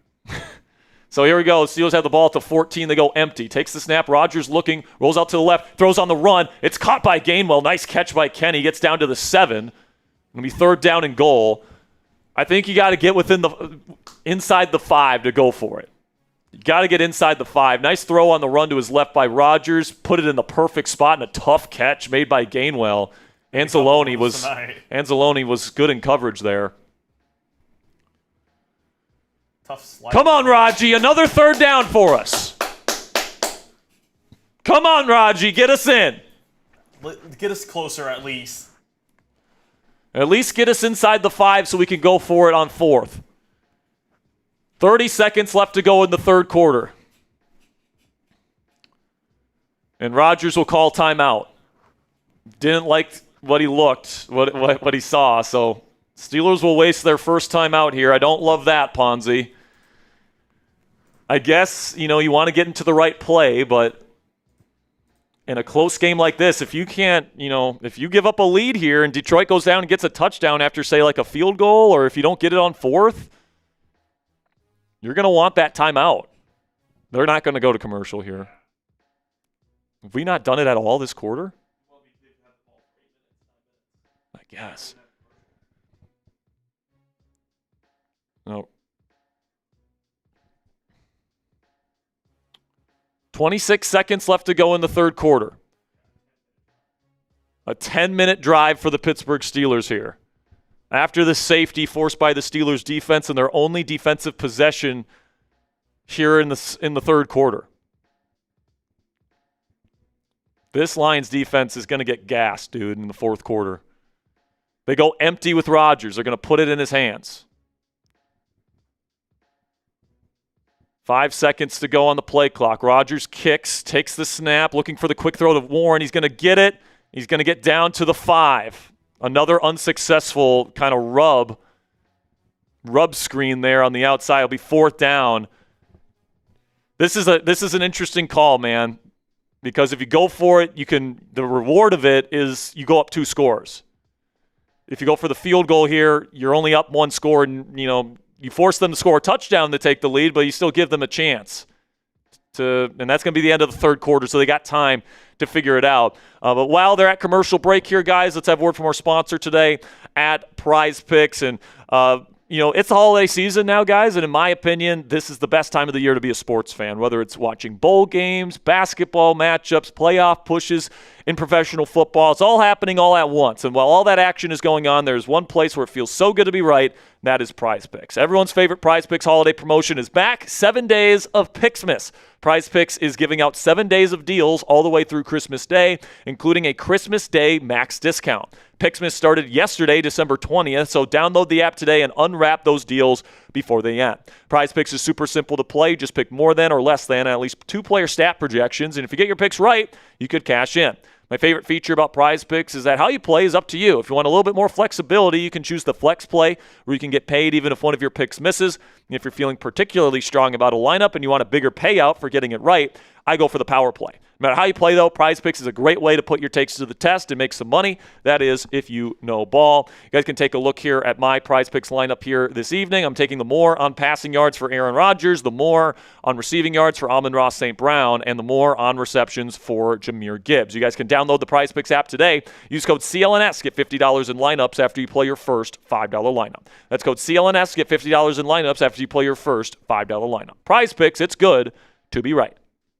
All right, let's quickly give away 3 free raffle entries here, guys. I've been getting behind on these free raffle entries. I mean, yeah. But right now, we're just we're less than 40 likes away from giving away from getting to 1,000 likes. If we can get to 1,000 likes, I'll give away 3 more raffle entries. So type those me's. We got Terza Bolware. We got Sack Savage. Got Sasquatch, Brian Hagan, Electric Divergent, Troy Philip Abuga, Christopher Turner. Got Burger. We got Troy Philip Abuga, Freedom Guy, Most Likely 50. William. Slammer. We've got Otis.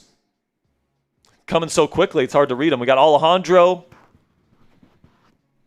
Looks like the Steelers. And now the Steelers are coming out in field goal formation, so they're going to take the points and trust their defense.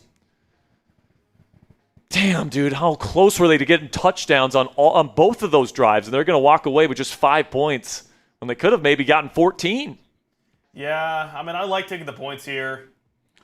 I would rather be up 2 touchdown. But like, you know, your defense is playing well. And if you get the ball back here, I mean, I would have gone for this, but I understand why they're kicking the field goal. Points are at a premium. 23-yard attempt should be a chip shot, and it is. It's good. 15-10 Steelers. I'm going to give a free raffle entry here to Tanner AJ. I'm going to give one to Terza Bolware. And I'm going to give one to Don't Panic. I believe we got some Super Chats and Venmos to catch up on as well. What do you want to hit first, Venmo? Let's go Venmo first. Back it to commercial break here. So right now, Steelers offense, man, they're almost doubling up the Lions. Couple of really good drives there to start this half, but it's frustrating that you can't get into the end zone on either one of those. And it leaves the door open for the Detroit Lions, unfortunately. So I personally would have gone for it there. Just because, you know, be aggressive, go get this win. It's not necessarily like a must win, but it's a game that you would really like to have. And, you know, I know the defense is playing well, but I would rather be aggressive and try to get into the end zone there. But yeah, man, you're up on pretty much 10 minutes, over 10 minutes of time of possession on the Lions. So great job in that third quarter, dominating the football. And, you know, that Lions defense is probably going to be really tired when they see the Steelers offense again. So liking what I'm seeing. Hopefully we see more of it. Tink McGaffey comes in with a 20. Says, big Steelers fan here, but Metcalf's behavior is unacceptable. Sit him down, suspend him, $50K fine. Yeah, I think the NFL is going to suspend him. Yeah. And he probably should be, man. I'm not even maybe take out the probably there. He should be suspended. And I will say, can't punch a fan, dude. I know we want to say this is not really a must win, but like even if you do, you know, he does get suspended for the Browns game, you would like to have this one, at least. Yeah, you would love to have this one. Because if you win this one and then the Ravens lose tonight, all you have to do is beat Cleveland next week. And listen, man, I think the Steelers can win without Metcalf next week. They absolutely could, especially if MVS, you know, we'll see if he's got a concussion, if he can come back in. But, you know, if you have MVS, Thielen, and Calvin as your 3 receivers next week, and then you have Roman coming in as a backup and a rotational guy, that's something you can work with for a week against a team like Cleveland that doesn't have Quinshon Judkins. Obviously, they're home, and it's a divisional game. You can't take them lightly, but, you know, if you're going to have DK Metcalf miss one of the last 2 games here, you know, you're gonna pick the Cleveland game. You'd rather have him just not punch a fan and not miss any games, but you know, that's neither I guess. That's neither here nor there. All right, we're back in Detroit. Shout out to Michelle West with a 20. She says, "Pay Gainwell and keep Duggar. Let's go Steelers." It's going to be fielded at around the 3, and he's going to be brought down close to the 30. Flag on the play, though, so this is going to be brought backwards. And a fresh Steelers defense takes the field here. I mean, the Lions have possessed the football for maybe, half a minute in this entire half? In that entire quarter? So they possessed it for a full minute. So the Steelers had that ball for, 11 minutes? Oh,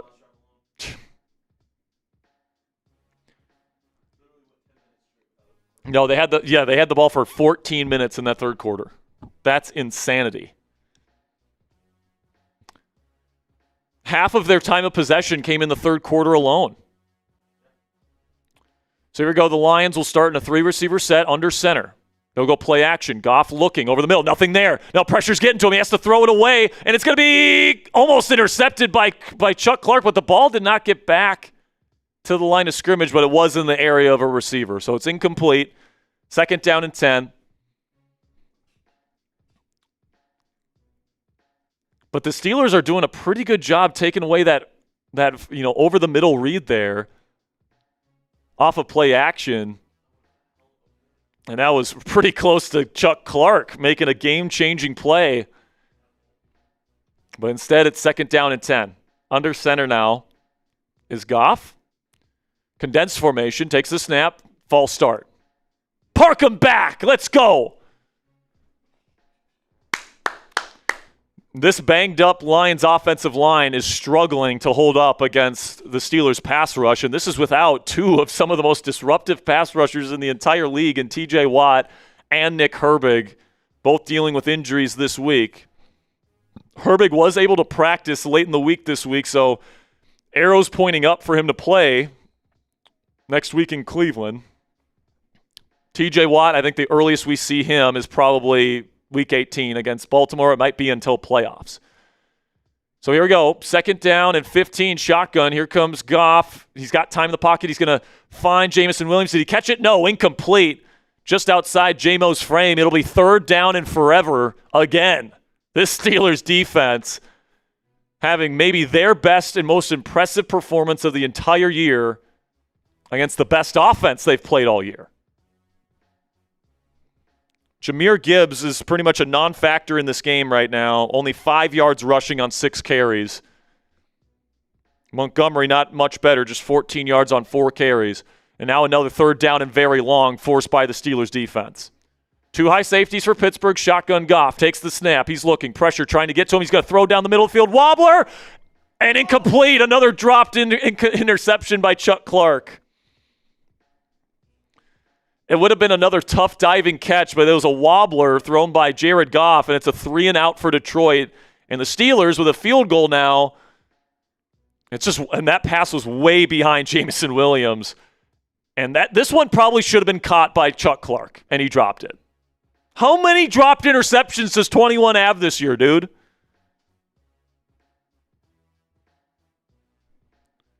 Kicks away, and this doesn't look like a fair caught by Calvin at the 38 or so. Good field position for Pittsburgh. Actually, no, Calvin wasn't the one back there. It was Scotty Miller. All right, we got another one of these? All right, commercial break, which makes it a perfect time to reveal the latest bang by Kevin B-Roll Bang!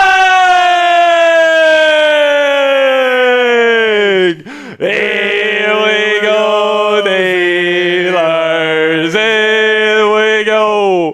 Kevin B-Roll with a $100 super chat. And he says, let's win this game. Everybody type KB in the chat. Everybody type KB in the chat. Let's go, man.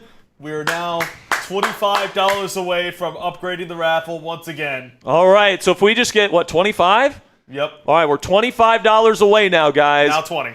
Now 20. We just got a $5 super chat. We're a $20 super chat away from raffling off both items tonight. All right, the Aaron Rodgers t-shirt and a Steelers jersey of the winner's choosing, thanks to $200 on the day from Mr. Kevin. Merry Christmas, Steelers Nation. And right now, we're just $20 away from raffling off both of our raffle items today. And we just got a 20. We just got there. Let's go.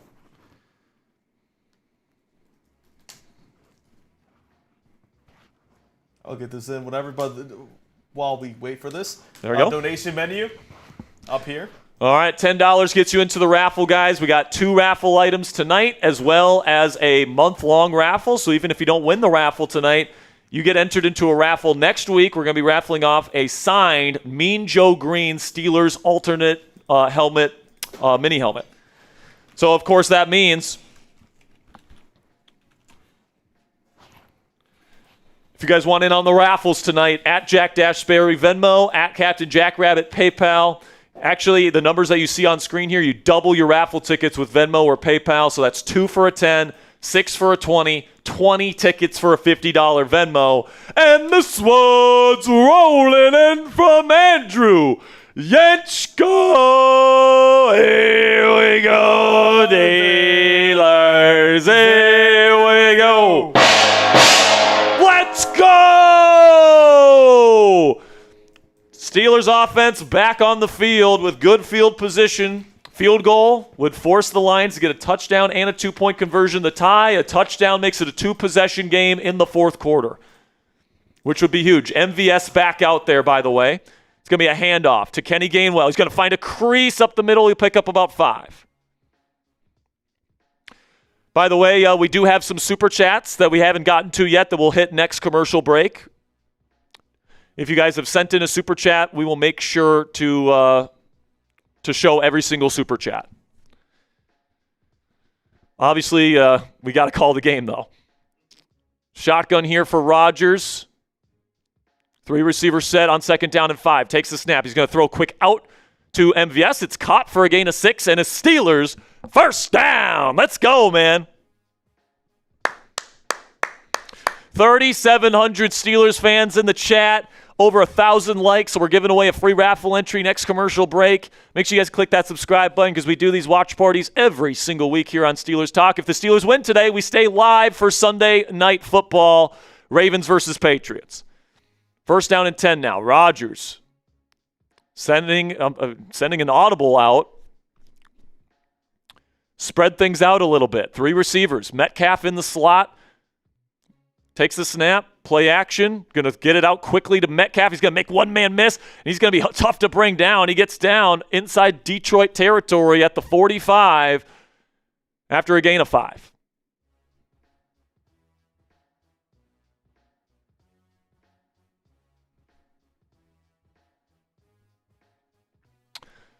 A reminder, guys, we will stay live tonight after the game for Ravens Patriots Sunday Night Football, Ravens Hate Watch Party, if we win tonight. Now in Detroit territory, another 1st down, and you're in Chris Boswell field goal range. It's a big set of downs here. 2nd down and 5, Rodgers lets the clock wind down to 1, takes the snap, toss play to Jaylen Warren. Good blocking on the outside. He's going to pick up the 1st down and more. There he goes. He's loose to the 20, 10, touchdown Steelers! 2-possession lead in the Motor City.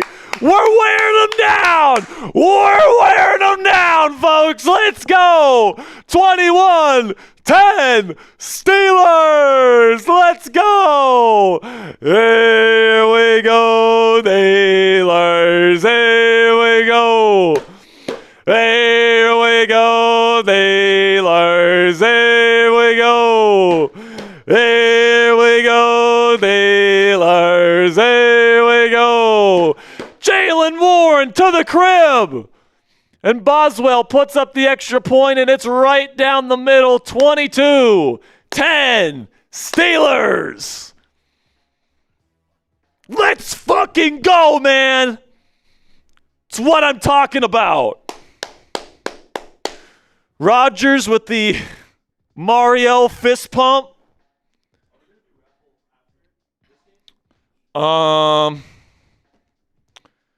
Yeah, we'll do it after this game. We'll do it after the postgame show in between Sunday Night Football. And then if we win, let's raffle off a Fuck the Ravens t-shirt. How about that? Yeah, let's do that. I have one in mind. Yeah. All right, we got some super chats we got to catch up on here. I want to get to everybody's. Just roll them, whatever order they're in. Steelers announced that Calvin Austin III has a hamstring injury and is questionable to return. So that's why we've been seeing so much Scotty Miller. So we'll see. Tony with a 2 says, huge play. Couldn't agree more, my friend. $5 from Anthony Jensen. Who did you pick to this game, Jack? I missed pregame. Guys, I picked the Lions, but remember, all right, this is what we're doing, all right? I've been picking against the Steelers, and we've been winning, so I can't break it. I have to pick against the Steelers every week, all right? At this rate, I'm going to be picking the Browns to win, all right? And hopefully Will Howard can get us a win next week when we win the division before we play our next game. That's obviously the best-case scenario, but I did pick the Lions to win this one. I am abundantly impressed by this Steelers defense tonight. $5 from Chai to God, says Bears fan here. Go Steel City, in with your win. I appreciate you, my man. Congratulations on your win last night, by the way. Another one, $5, is a Bears versus Steelers Super Bowl. Has a story for it dating back to 2010. Rodgers playing for the team he beat. Yeah, that would be a great story. Playing the Bears in San Fran, in Rodgers' hometown. That'd be a cool Super Bowl, man. I'm not going to lie. I also think the Steelers could win that game. I actually think they could win that Super Bowl. $10 from Joe says, you do a good job. I know I might not see in my lifetime, but I want to see my dream Super Bowl Steelers versus Eagles since I like both teams from Pennsylvania, but the Steelers is my number one. Joe, I appreciate you, man. Pennsylvania football fan right there. You're in on our raffle tonight. Joe, we appreciate you. T2 says British Steelers fan here from Leeds, Yorkshire. Let's get a Super Bowl. Let's go get number 7, baby. Let's go get number 7. All right, we're back in Detroit. Boswell kicks it away. Steelers now up 2 possessions with 12 and a half minutes to go. And now the return is going to get out to around the 25 or so. Peyton Wilson wanted a flag. He's not going to get it. This Steelers defense has been a revelation today, Ponzi, without 2 of their top edge rushers, TJ Watt and Nick Herbig, and they've been getting after it all day. They've been doing a good job. They've only given up 19 yards to Sonic and Knuckles on 10 total carries, so less than 2 yards a carry from the Lions' run game. And now Jared Goff is going to have to throw the ball a lot in this fourth quarter if they want to win this ball game and save their season. But the pressure's on Detroit. Shotgun, Goff, play action. Pressure getting to him. He has to throw it and dirt it. Incomplete. Steelers pass rush absolutely getting after it today, and Jared Goff is completely rattled.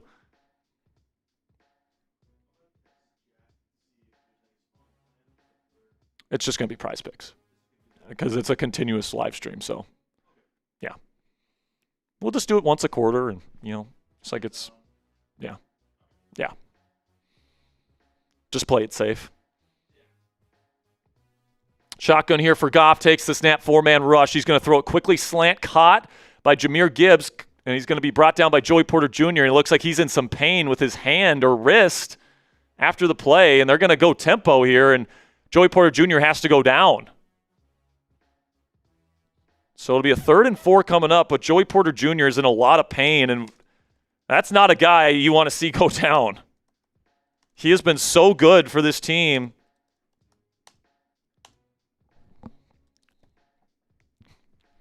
We've already seen Eccles go out with a groin. Calvin Austin is questionable to return with a hamstring.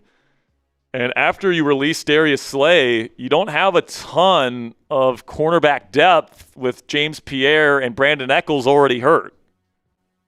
You would have to turn to Darryl Porter Jr., who is a practice squatter that's got his helmet for the first time this year. Something to do with his hand or wrist area. Don't know what it is. Maybe it's a finger.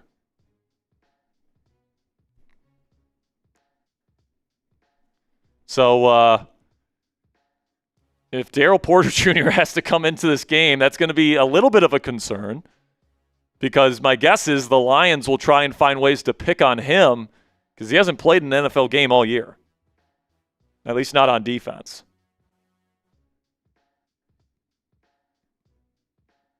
Now, maybe they start doing some 3 safety stuff. They put Ramsey at outside corner, and then they play Clark, Peppers, and Duggar. But, I don't know, dude.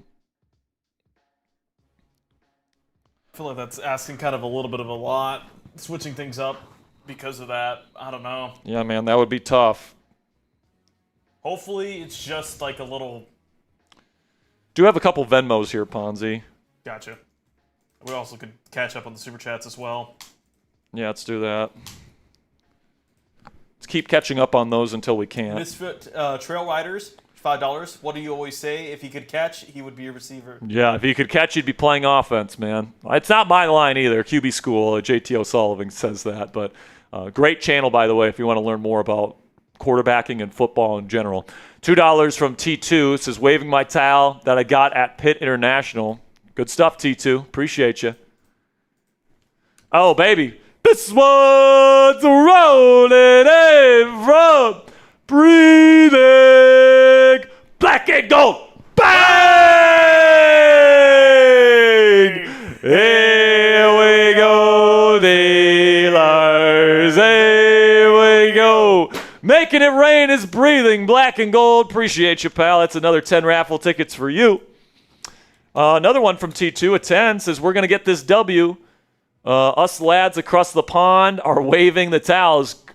Way to represent, man. Way to represent. Steelers Nation, truly international. It's what I love. Cross Stitch with a 20 says, thank you for your coverage, gentlemen. Merry Christmas. Thank you for your donation, Cross Stitch, and thank you for supporting the Pittsburgh Steelers. Got about 4,000 people watching live, and we're almost at 1,200 likes. So make sure you guys keep clicking that thumbs up icon. Sub for Steelers Dubs if you want the Steelers to win this game. Click that subscribe button. And Daryl Porter Jr. is out there playing slot corner. Shotgun here for Goff. And he's playing press coverage on the outside here. I think that's probably where they go. Goff looking that way. He throws it. Did he catch it? Raymond. And he makes the catch. It was a slant. Asante Samuel Jr. was the one in coverage. Goff throws low on 3rd down and 4. Did he catch this? It looks like he got it there, and I don't see any evidence that he dropped it. And Joey Porter Jr. comes back in the game. So that's good news. But the Lions do pick up the first down. It's their first one in a while, and they're currently on their own 40.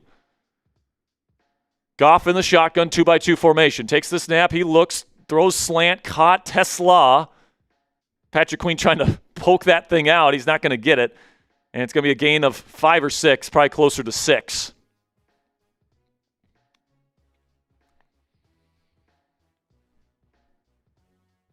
Second down and 3 coming up here for Detroit. They said that was a 7-yard gain. They send pressure with Peyton Wilson up the middle. Goff will throw it, caught, and that looks like number 84, the tight end. That is Zane Zylstra, catches it for a gain of 5 and a first down for Detroit. They're starting to get a little something cooking here, Ponzi, after the Steelers defense has really taken the fight to them. Now, Detroit needs 2 touchdowns to take the lead. They need a touchdown here to get back within 1 score. So expect Detroit to be very aggressive and make it 4-down territory. They're now in Steeler territory at the 48. Fake toss, going to go out to Raymond on the other side, and they're outflanked, and he's going to pick up a first down and more, probably about 15 yards, gets to the Steelers' 35-yard line. Good play call by Dan Campbell. Steelers completely bailing out for the toss play to Jahmyr Gibbs on one side. I don't blame him either. Gibbs is a good player. But they got fooled on that one. First down and 10 for Detroit.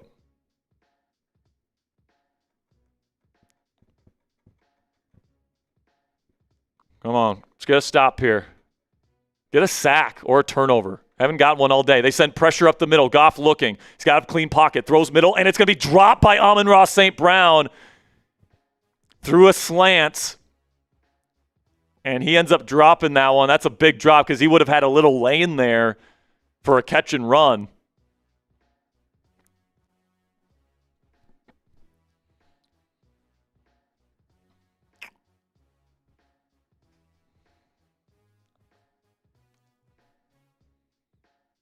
And it's second down and 10.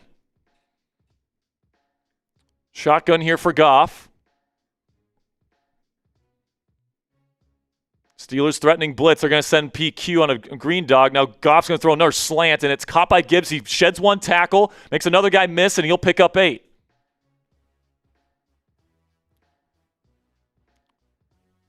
It'll be third down and 2 after the Gibbs reception. Jahmyr Gibbs has 29 yards receiving on 5 catches. He has the most catches on their team. He has 24 more yards receiving than he has rushing today. Be 3rd down and 2, so we could see a run here. Need an impact play to force a field goal because at this distance they're going to definitely go for it on 4th down. Now, quick throw underneath. It's going to be low. Poor throw by Goff. Tried to go to Tesla, who was wide open underneath, and now Goff comes up a bit gimpy. I don't know what happened to him, but he dirted it, and then he came up kind of limping. Did he get stepped on? Oh, yeah. He rolled his ankle. Oh, man. Mahogany stepped on his foot after he threw it. It didn't affect the throw. The throw was going to be bad regardless. But now 4th down and 2. And this feels like the game. Get a stop here. Come on. Type those 4s. Takes the snap. Now timeout. Steelers. Make Jared Goff feel that a little bit. I like that. Steelers probably won't need their timeouts late in the game to stop the clock, so make sure you're in a good spot defensively. Type those 4s.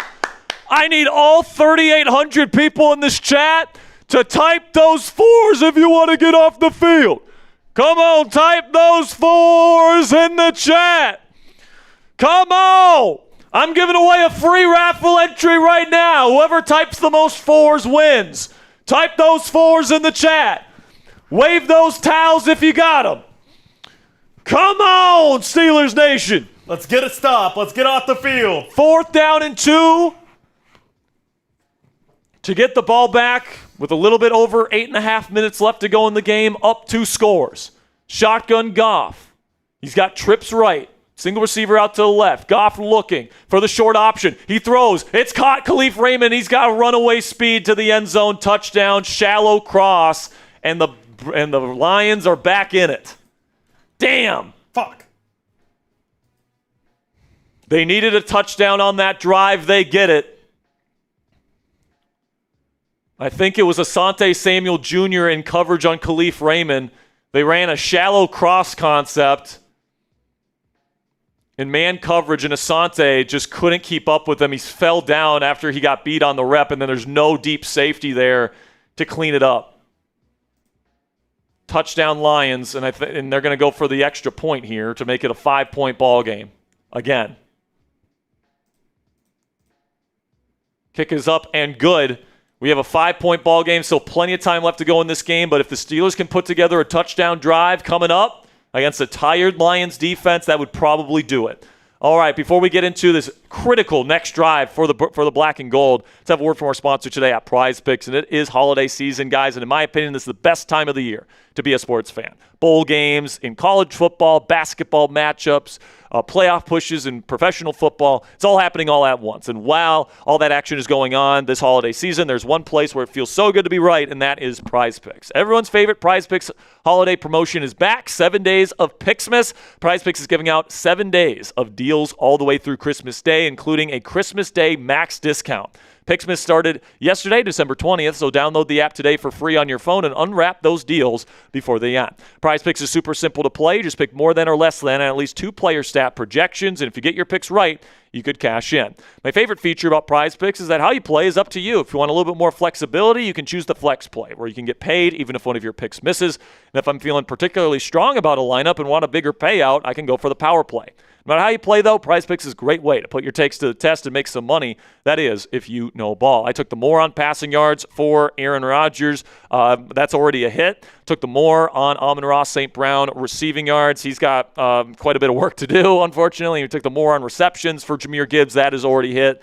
And I'm really hoping we don't get that second piece to the puzzle right there, and the Steelers defense can shut down the Lions to finish this game off. But download the Prize Picks app today. Use code CLNS. Get $50 in lineups after you play your first $5 lineup. That's code CLNS to get $50 in lineups after you play your first $5 lineup. And again, guys, it is Picksmas, so strike while the iron's hot this week. Prize Picks, it's good to be right. Dazaki the Vampire with a 10 says Steelers tonight, Ohio State next. And Ohio State playing India. Who are they playing, by the way? Are they playing? They're not playing Oregon, right? Yeah, they're playing Miami. So best of luck to the Ohio State Buckeyes. Interesting matchup, Ty Simpson and the Bama Crimson Tide going up against the Hoosiers, Fernando Mendoza in Indiana. So that'll be a fun matchup. Got my Red Raiders. Yeah, and then shut up about the Red Raiders, bro. $20 from George Hayes. Appreciate you, George. That's 3 raffle tickets for you, my friend. Says, let's go. I think he put that in after the touchdown. Brayson Lopez with a 5 says, let's freaking go. Jack, you're the man. Thanks for always covering. First time donating. Feeling it today. Brian, I appreciate you, man. Thank you so much. For a first-time donation here, $5, I'll give you half off that raffle entry, all right? We'll put you in the raffle. $2 for Robert Locke says, F the Ratbirds. F the Ravens. F the Ravens. Let's go, man. All right, John Bates kicks this away. And it's going to go. What? Yeah. Trader Joey, get out of here, dude. Kicks away, and it goes into the back of the end zone. Touchback, so the Steelers will have the ball to start at the 35. And next week in the 1 o'clock window, Pittsburgh Steelers might have a chance to secure the division with a win over the rival Browns and celebrate a division championship in Cleveland. And how great would it be to celebrate a division championship in their home stadium?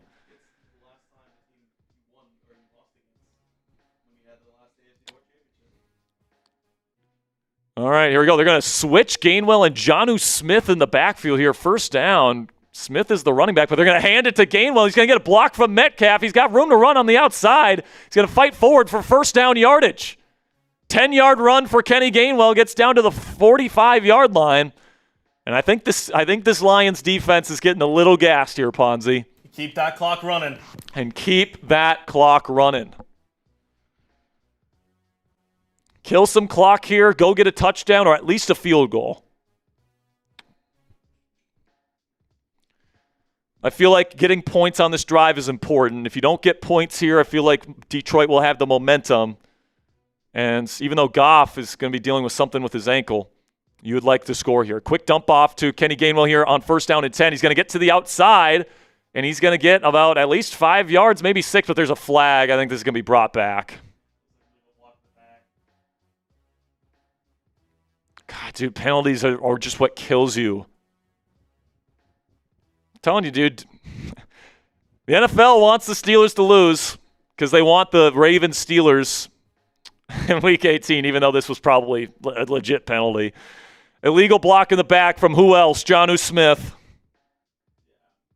It seems like he gets at least one penalty a game blocking. He's that bad at it. Yeah, there's a little block on Campbell there. What are you doing there, Jonnu? So it's going to park him way back now. It'll be first down and 20 for the Steelers.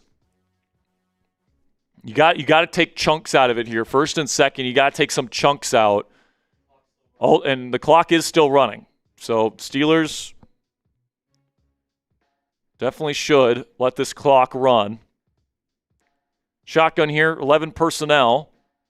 Oh, never mind, 12 personnel. Muth was lined up out wide. Now he shifts over to the other side in the slot. Takes the snap. Rodgers will throw down the sideline to Metcalf. Back shoulder, it's caught for a first down. 20-yard gain. First down, Steelers. What a throw and catch.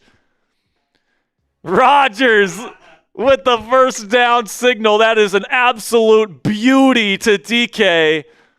And that picks up a back-breaking first down. What a throw by Rodgers, man. That was vintage right there. That looked like Devontae right there. That looked like Rodgers to Devontae, and now they're in Detroit territory with a new set of downs. I think they're going to start running the football a bit more here, Ponzi. I formation with Connor Hayward in at fullback. Handoff Warren. He's got great blocking in front of him. There he goes. He's got Greengrass in front of him. 30, 20, 10. Another touchdown for Jaylen Warren. Touchdown, Steelers. And we're back on top. 2 possessions, 28 points for the black and gold. Bury him. What does John Gruden say, Ponzi? I'm not into dreams. I'm in the nightmares. You got to end somebody's dream. And a great block from Metcalf in the back. And number 12 is calling for a hold. Quit your crying. Jaylen Warren with his second explosive touchdown run of the evening. And Boswell will put the kick up, and it is curving, but it is good. 29-17. Steelers up again.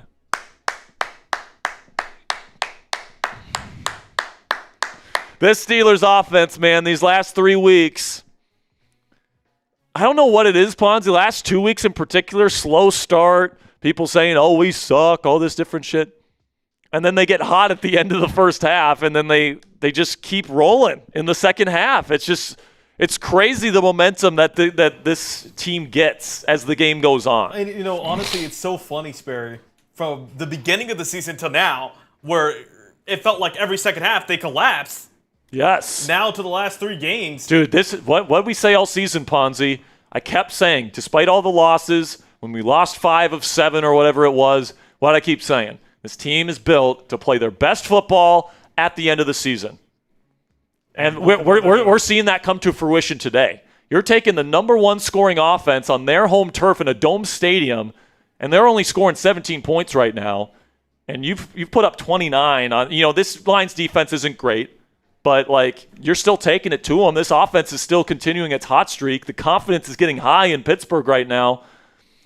Detour Colvin says, best Steelers channel. I no longer live in Pittsburgh. This show is my fix. I appreciate you, my friend. Glad that we could oblige. $2 from Vinny says, Bears fan here. Go Steelers. Make Harrison Graham proud. He's one of my best friends in the entire world. Happy to help out the Bears. Now this is going to be a return that gets past the 30 down to the 32-yard line for Detroit. Got 6.5 minutes here. Gotta finish the job. Gotta finish the job. Let's finish this thing.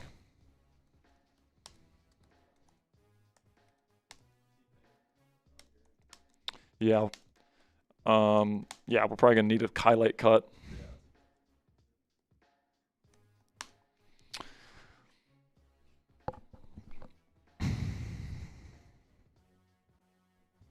Shotgun here for Goff. Takes the snap on first down. Flag on the play. It's caught by Amon-Ra. He's tackled hard by Chuck Clark after a gain of 8 or 9. Guessing this will be a legal formation. The flag flew at the snap. A legal shift on Detroit, which will park them back.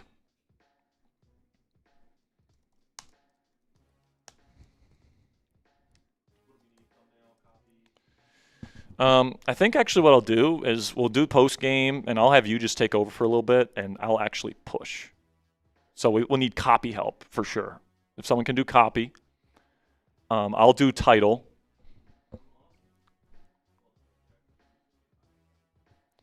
Again, guys, if the Steelers win, it looks like we're heading that way. We will stay live for Sunday Night Football tonight for a Ravens hate watch party. It's going to be a quick throw to Jahmyr Gibbs, and he's going to be dancing around Patrick Queen, but they're going to eventually gang tackle him after a gain of around 4 or 5. It'll be second down coming up.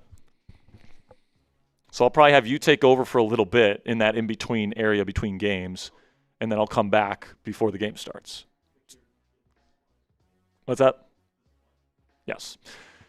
Shotgun here. Goff will throw middle. It's almost intercepted again by Chuck Clark. That is 3 near interceptions. And what do I keep saying, guys?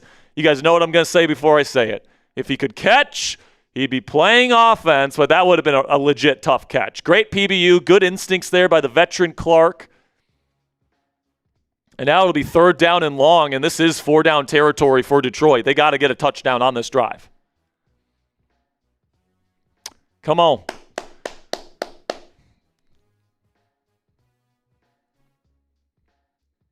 Shotgun here for Goff. He's got trips left. He takes the snap. He's looking. Now he's going to throw middle. Caught on a dig from Jameson Williams, and he is going to get to a little bit past midfield where they mark him down at the Steelers' 47 or so. 1st down Lions. They're going to play tempo. Come on, defense. Get a stop. Get a stop, defense. No, they take Khalif Raymond off the field. 2-by-2 formation, shotgun Goff. Takes the snap. Goff looking, throws off his back foot, wobbler, and it's going to be caught by Jameson Williams on the dig again. Gets hit hard by Kyle Duggar. But another first down and another chunk for Detroit. As all of a sudden, the pass game comes alive with Jared Goff. Shotgun again, takes the snap, steps up, throws short and middle to Jahmyr Gibbs, and a good tackle by Kyle Duggar after a gain of 5 or so. Finish the job. Finish the job. Sub for Steelers dubs. Daily coverage and weekly watch party coverage. Now here we go. 2nd down and 5, another shotgun snap. He's going to throw a quick out route to Ferkser. He picks up 6 and another Lions first down. Another fourth quarter here where the Steelers defense giving up a lot of yardage. But like the thing is, it's not a 3-score game like it was against Miami. This is a 2-score game, and if they get a touchdown, they're right back in this thing. They still got 2 timeouts and the 2-minute warning. Shotgun for Goff. Steelers threaten pressure in the A-gaps. They send it. Now Goff is going to dump it off. It's going to be caught by Gibbs. He's got the angle. Picks up the first down and more. Gets down to about the 5-yard line. Patrick Queen with an awful pursuit angle trying to get Jahmyr Gibbs. Steelers sent pressure, and Goff identifies it, and he knows where to go with it when the defense sends pressure up the middle. Jahmyr Gibbs makes it first down and goal from the 4-yard line here. Still plenty of time. Shotgun. Goff takes the snap. He's got an open receiver. It's deflected by Jalen Ramsey. A great play, but couldn't get it the interception. Be 2nd down and goal.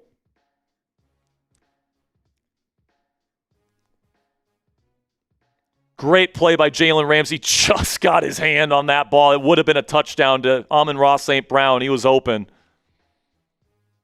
Touchdown saving play by Jalen Ramsey. We saw earlier in the game this defense make a goal line stand. Still 4 minutes and 18 seconds left. So if they score touchdown here, we will see 2-minute drill from the Steelers offense. But the Lions will have a chance to get the ball back with a chance to win the game with a touchdown. If they can get a stop. Shotgun Goff. They send pressure. He's going to throw middle. It stepped up. Oh, Y.A. Black almost had it. How many near interceptions are we going to have? It goes right in the hands of Y.A. Black, and it just deflected down. Oh, it would have been a tough pick, but a good play by Y.A. to get it down. But a bunch of deflections from the Steelers defense today, and still no turnovers. The big impact play has been the safety. Is Jared Goff the worst, best quarterback in football? Maybe, Trader Joey. You're not allowed in the studio, by the way. Get out. Shotgun, Jared Goff takes the snap. They send 4-man simulated pressure. There's a flag! What? Clear rub route. We don't get the benefit of that, but touchdown Jahmyr Gibbs. And now the Steelers will have to put together one more good offensive drive to put this thing away because the Steelers defense gives up 2 straight touchdown drives. Yeah, there's a little pick concept there. Looks like Jeremiah Moon, who's for some reason in the game.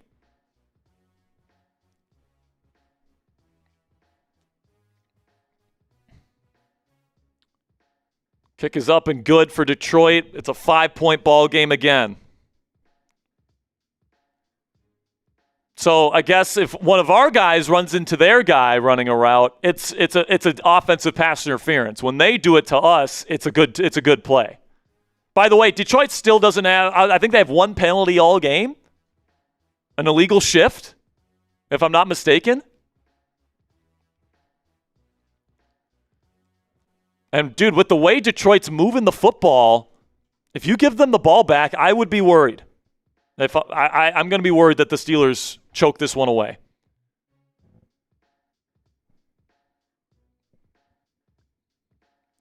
But on the other hand, the Steelers offense has been pretty freaking good in the second half, and they've been running the ball exceptionally well. You just pick up a couple first downs here. I'd say probably about 2 or 3 first downs, and the game is over. If you get a field goal, you force Detroit to get a touchdown and a 2-point conversion to tie it. If you get a touchdown, the game is over.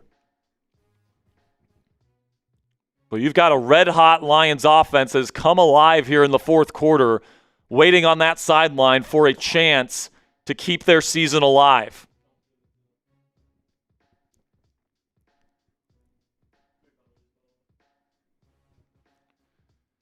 What's up?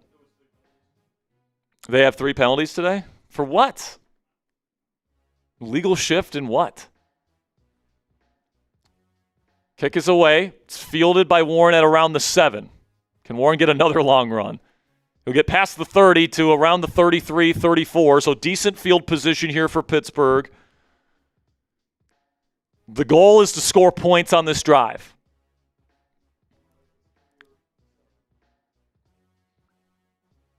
Steelers only have 1 of their timeouts. Lions have 2 of them and the 2-minute warning. The goal is to score points on this drive, preferably touchdown, but if you can get a few first downs and get a field goal and give them very little time with no timeouts, that would be a successful drive, in my opinion, as well. But the Lions have stayed alive. Jared Goff doing a great job in this fourth quarter. And now the Steelers are in jumbo. DK the only receiver.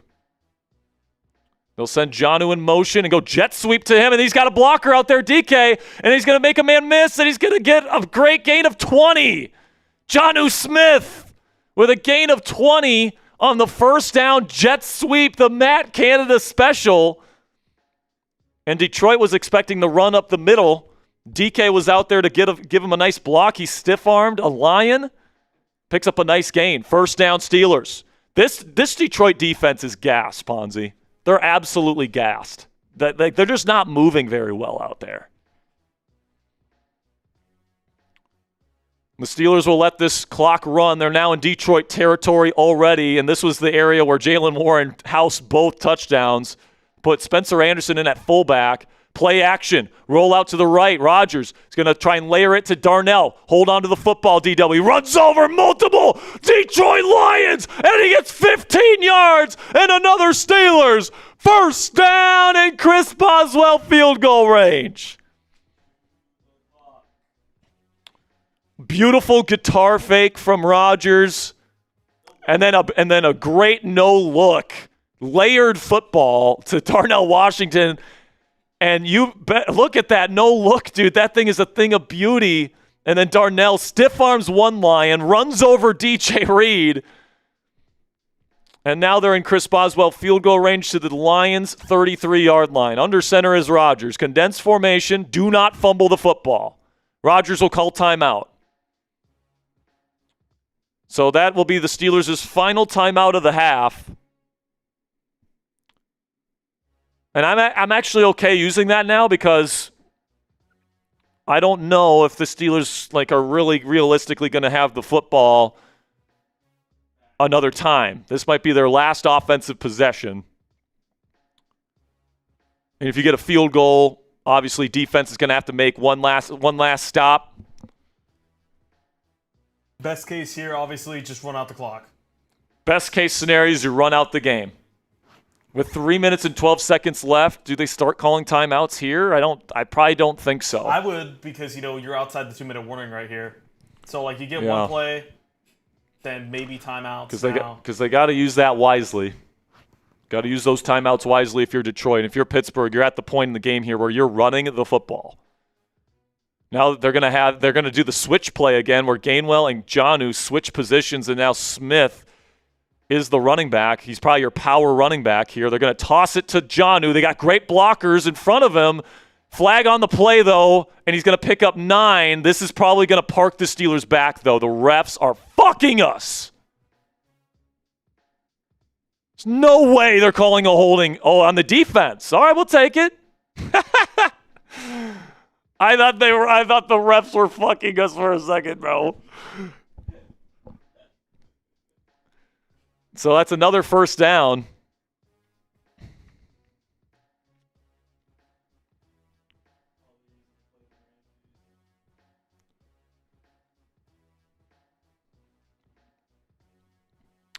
Sub 4 Steelers dubs. Let's go. We got 4,600 Yinzers in this chat room right now. Sub-4 Steelers dubs. We're going to be going live for every game this year. 2 videos a day on the Pittsburgh Steelers. So now they're in the Prize Picks red zone. I formation. Just run the football till you can't. Under center, it's going to be a handoff to Gainwell. Just hold on to the ball. It's going to be a loss of 1. Download the Prize Picks app today. Use code CLNS. Get $50 instantly after you play your first $5 lineup. Well, I mean, they're not in the Prize Picks red zone anymore. Right when I say that. Come on, Pittsburgh. Finish the job. Finish the job here, boys, and keep us live for the rest of the night. Just so everyone is aware, if we win this game, we will be staying live for Sunday Night Football, Ravens versus Patriots. If the Steelers win this game and then the Ravens lose versus New England tonight, Steelers have a 2-game advantage in the division, and all they have to do is win next week in Cleveland to wrap it up. It's going to be a toss play again to Gainwell, and he will pick up 3. It'll be 3rd down and 8 coming up. And this will be timeout Detroit. So now you have a decision to make here if you're Pittsburgh. Are you aggressive and try and pick up a first down here and pretty much end the game with a pass? Or do you run it, force them to take another or pretty much go to the 2-minute warning, and then they get the ball with 2 minutes left with a timeout to go get a touchdown and a 2-point conversion? I think I'm being aggressive here. I'm going to win this game. I really don't think there's a downside to being aggressive. Yeah, I don't. As long as you don't throw a pick. Yeah, as long as you don't turn the football over here, there's no downside to throwing this pass. The difference between because the clock's going to stop regardless. End a game in 10 seconds. Rodgers has been great all day. 266 yards. A touchdown, no picks. Here we go. This could be the game. Scotty Miller is out there in the slot. He's been their big moment type of guy today. Rodgers tries to go hard snap, doesn't get him. Takes the snap. Rodgers throwing. Nothing there. Throwing off his back foot in the end zone, incomplete in the area of MVS, but the clock will stop, and the Steelers will call or will put on the field goal unit. Nobody open. Rodgers feeling the pressure. Honestly, if I'm Rodgers, I might just take a sack and let it go down to the 2-minute. I mean, I guess it's the easier field goal here, but he was pretty deep in the pocket. It probably would have made it a lot tougher for the field goal. But if Boswell makes this kick, Detroit would have to get a touchdown and a 2-point conversion to tie it. They cannot take the lead if Boswell makes this. And now there's an injured Lion on the field, number 29. I think that's Avonte Maddox. It is. And they're already thin at safety. God, man, you got to love the National Football League, man. Make sure you stick with us, man, because if the Steelers win, we will be live for Sunday Night Football, Ravens versus Patriots tonight. We're going to do a Ravens hate watch party.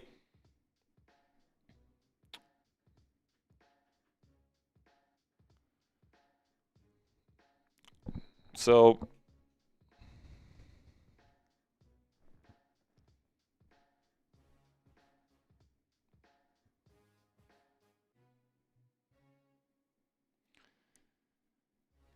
all right, man. So you're going to be asking your defense to get 1 stop, and you're asking your kicker, your serial killer kicker, to hit a 37-yarder from the right hash. Boswell puts it up, and it's no good. He missed it. Chris Boswell, who never misses. It wasn't a great snap. They did get it down, though, and they kicked it, and it was wide right. I can't believe he just missed that. And now, if the Lions can get a touchdown here, they're going to have the 2-minute warning and a timeout to go get a touchdown. Actually, I think it went off the upright. It skimmed the right upright. And now the Steelers defense will be tasked with getting a stop. Obviously, 4-down territory. You need a turnover, or you need a turnover on downs, or you need the clock to run out. That is as big of a miss as you're going to have at this point in the season. It was a low snap, but Waitman did get it down, and the kick it's almost just like a gust of wind from the gods. Now they take over from their own 27. Here we go. Shotgun Gibbs, they're going to get the handoff, and he is going to be brought down by Ramsey in the backfield. Big play from the Steelers nickel. It's a loss of 3. Hell of a play by Jalen Ramsey right there. And that's going to be the 2-minute warning. Oh, my gosh, man. The Steelers up by 2 scores in multiple instances in the second half, in this fourth quarter.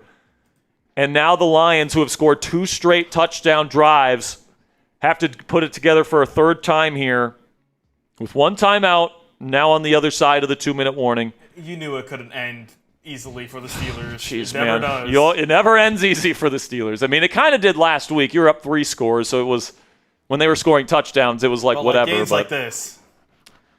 I mean, listen, man, it's not a must-win scenario for the Pittsburgh Steelers, but if you lose tonight, if you lose tonight, the chances that you need to beat Baltimore and sweep them and get that win in Week 18 goes up a lot. It's still possible they lose tonight against New England, and then if you beat Cleveland and they lose against the Packers next Saturday, you could still clinch the division next week. And again, the Ravens play on Saturday next week. All right, we'll probably be live for a Ravens watch party next Sunday night or next Saturday night as well, just so we know exactly what the Steelers need to do. I mean, if the Steelers win tonight and then the Ravens lose against the Patriots tonight and then to the Packers on that Saturday, the Steelers win the division before they even have to take the field again. Yeah.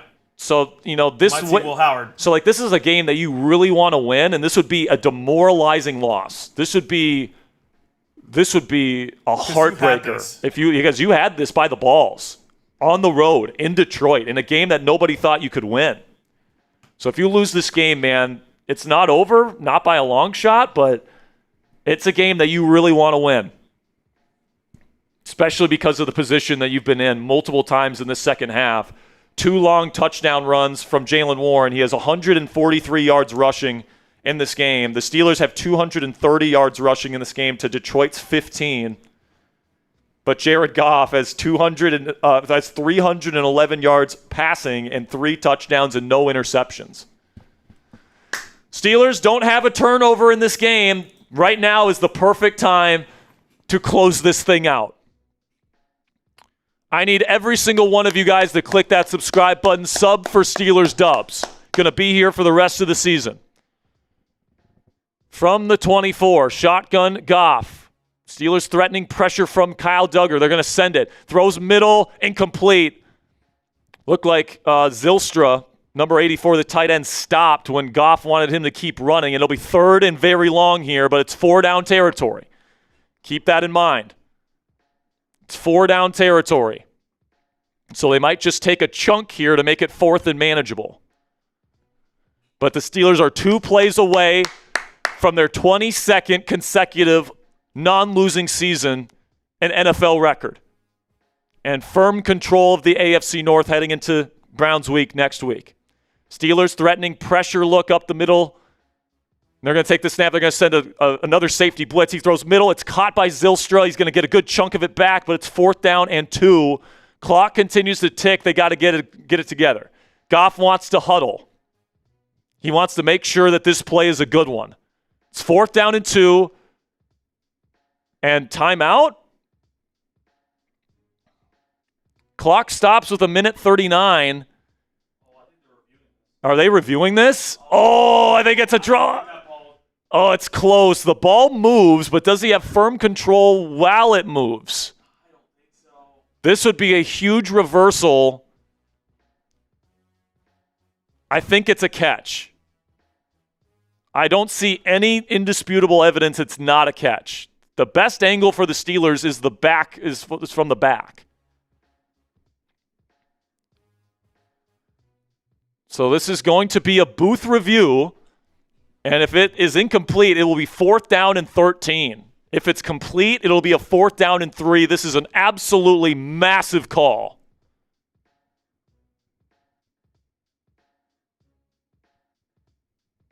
Oh, does it hit the ground? I think it's out, dude. I think it's out too. I think this is an incomplete pass.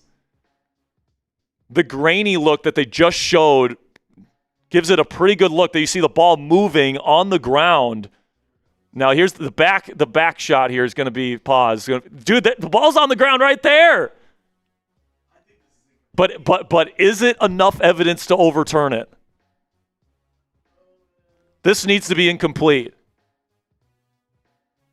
The ball is not under control and on the ground. That has to be incomplete. Is it a catch? Yes or no? Is it a catch? Yes or no? I'm going to type Mike. I'm going to say no. But keep in mind, the NFL wants a Steelers-Ravens. Call stands. That is a massive call in this game.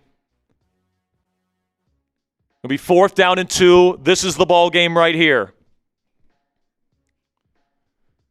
You know for a fact the NFL wants Baltimore Steelers Week 18 for the division. And they're going to do whatever it takes to get them there.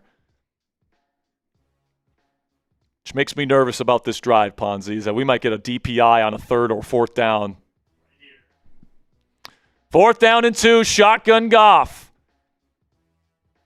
Looks like Steelers playing man coverage. They're going to have Ramsey follow Amon-Ra St. Brown. Takes the snap. Goff looking. He steps up, throws middle, and it's intercepted, broken up. No flags. No flags, and they're going to throw the flags 10 seconds after the play is over. What did I tell you, Ponzi? I literally predicted it. Such bullshit. I literally just predicted it. There's no way. This is good defense. Oh my God, that's good defense. He's making a play on the football. Are you not allowed to do that? Does he get there a tad early? Sure. But there's been moments in this game where they've been early. That is such a bullshit call. This game should be over.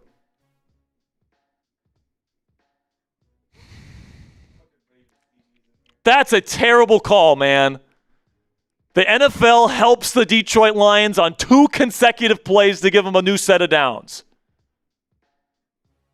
They are desperate to get that Sunday night matchup in Week 18. Jesus fucking Christ. Shotgun for Goff. Takes the snap. Pressure. Now pressure's there. And he's going to bring it down. Sack flag on the play. They're going to say they hit him underneath. It's going to be a 15-yard penalty, and another call goes Detroit's way. Personal foul. Tripping on the defense. 15 yards, 1st down. 3 straight calls.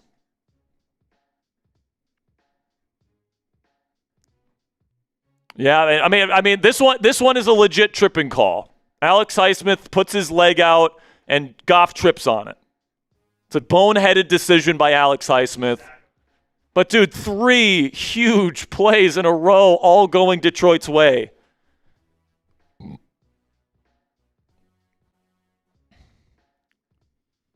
Sub for Steelers Dubs. They still have their timeout, too. This game is going to come down to a goal line stand, isn't it? Oh, my God, bro. It comes. Oh, Jesus. Shotgun for Goff. Takes the snap. He's looking, stepping up in the pocket. Now pressure's getting to him, and he's going to be incomplete. Go pick up the ball. Yeah, go pick it up. It's picked up by Chuck Clark. Clear recovery, but it's pretty obviously a throw from Goff. 2nd down and 10. Clock stops at 1:14. Obviously, this is Detroit's season. Good job by Highsmith to beat Decker to get to him.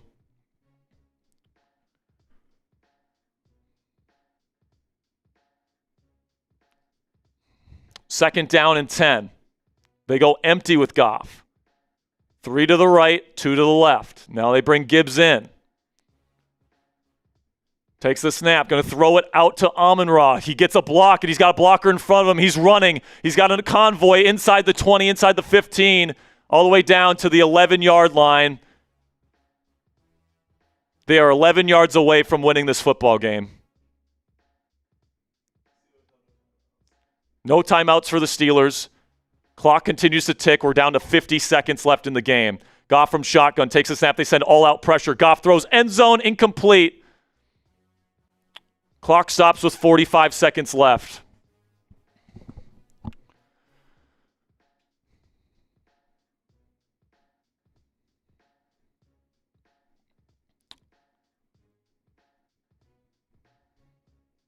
Steelers sent all-out pressure, and they did a quick wide receiver screen. And, of course, the Steelers were completely outflanked. It's a great screen call at that time for Detroit. And now the Steelers need to make one last stand here. 45 seconds left, second down and 10. Steelers playing off coverage everywhere, and then they have everybody else lined up at the line of scrimmage. They send all-out pressure again. They send another screen. They got blockers. And it's going to be close to first down yards. They're going to put them at the 1. This game, we're going to lose this game, guys. Why are we calling all-out pressure? We know that they have a check to a wide receiver screen. Shotgun here for Goff. They're going to try and roll out to the right. Goff throws, end zone open, caught, Amon-Ra, touchdown, 22 seconds left.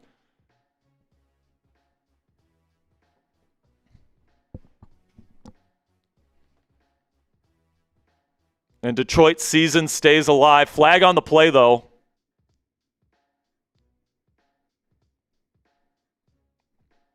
I think they're going to say pass interference on the Lions, and they are. Steelers get bailed out. It'll replay first down. We got 4 plays, and we're still alive. It'll be first down from the 11.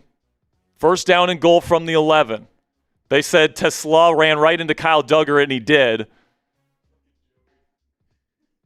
First down and goal. The Steelers finally get a call to go their way.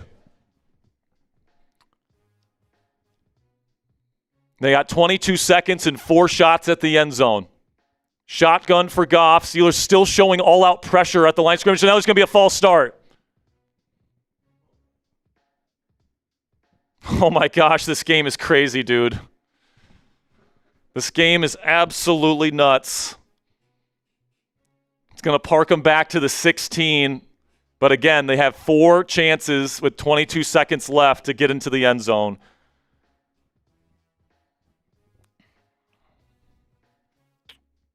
Steelers still have a bunch of people walked up to the line of scrimmage.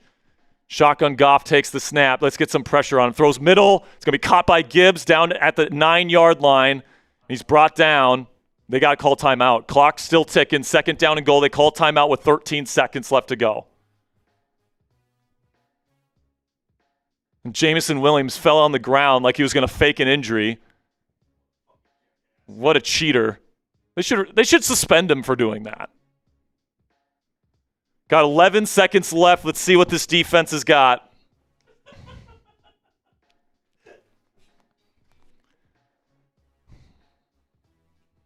If the Steelers win, we'll stay live for Sunday Night Football. If they don't, we won't stay live. We'll just get our post-game coverage, do our raffle, and then we'll watch the game. And, of course, we'll let you guys know what the implications are tomorrow on our playoff path video, Monday morning. One of the craziest games of the year comes down here. 16 seconds at the 9-yard line, second down and goal. No timeouts for either team. Shotgun Goff takes the snap. Steelers drop back into coverage. Goff steps up. He's got plenty of time. He throws end zone. Oh, it's incomplete. Threw it in the back of the end zone. 11 seconds to go. Enough for 2 plays. And, this will be the game. Goff tried to throw it in the back of the end zone. Duggar with good coverage on J-Mo. I think he wanted to get a DPI. Rodgers can't look, bro. I can't look, but I got to. 6,000 people in this chat. Make sure you click that subscribe button. From the 9, they go empty. 3 to the left, 2 to the right. 2 high safety for Pittsburgh. He takes the snap. Goff looking. He's got time. He throws in the back of the end zone. It's caught. No drop by Tesla. Tesla drops it in the end zone. And it's going to come down to 1 play. It'll be 4th down and goal. From the 9, 6 seconds to go. 1 play to get a win. Chuck Clark in coverage. Tesla couldn't make the catch. I need all 3,000 of you to spam stop. Everybody spam stop. Everybody spam stop. To get to 9 wins and put the pressure on the Baltimore Ravens tonight. Takes the snap. Goff looking. He's got time. Steps up, throws end zone. Short. Flag on the play. Flag on the play. They toss it to Goff. I think they already whistled it, didn't they? I think they whistled it. This is absolute chaos. I think the flag is on the Lions anyway, but it's going to matter what. So let's see what the call is. Turn up the volume. It's the end of regulation. See what the call is. Romo is saying it's on the offense. Well, are they going to count the lateral?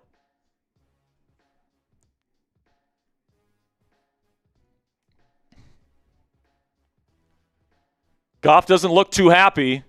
Steelers waiting on the sideline, waiting to celebrate. Keep in mind the NFL wants that Ravens game in Week 18 to happen. Jared Goff is trying to plead his case.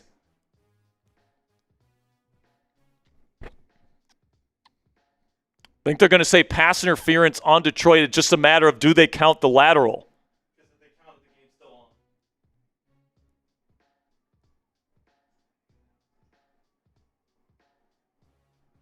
The crowd in Detroit is booing.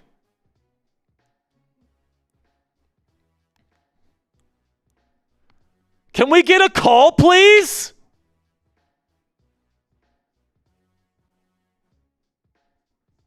Pittsburgh is already getting close to celebrating here. Rodgers and Tomlin are talking as if they're going to win.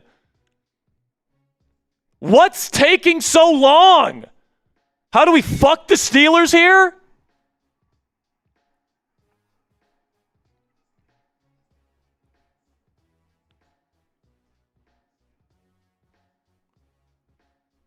Rodgers saying, what the hell is going on? How is it taking this long?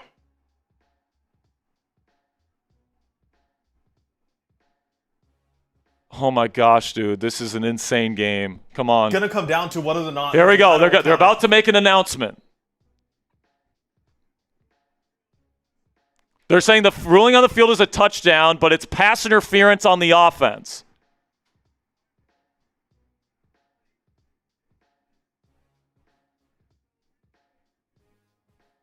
Oh, the game's over! So the game is over. Steelers win! They said they scored a touchdown, but because there's no time left on the clock, they can't run another play. And that's it. The Steelers win! Somehow the Steelers escaped with the win. Oh my goodness, and the Steelers have improved to 9-6. A 22nd straight non-losing season in the Steel City, an NFL record. They called it a touchdown, but Amon-Ra St. Brown pushed off on Jalen Ramsey, and he absolutely did. Clear OPI, and then he ends up lateraling it to Jared Goff, who gets the touchdown, but because of the penalty and the clock running out, the Steelers have won the football game. Type those W's in the chat. It doesn't have to be pretty, just as long as we get the job done, folks. Steelers win.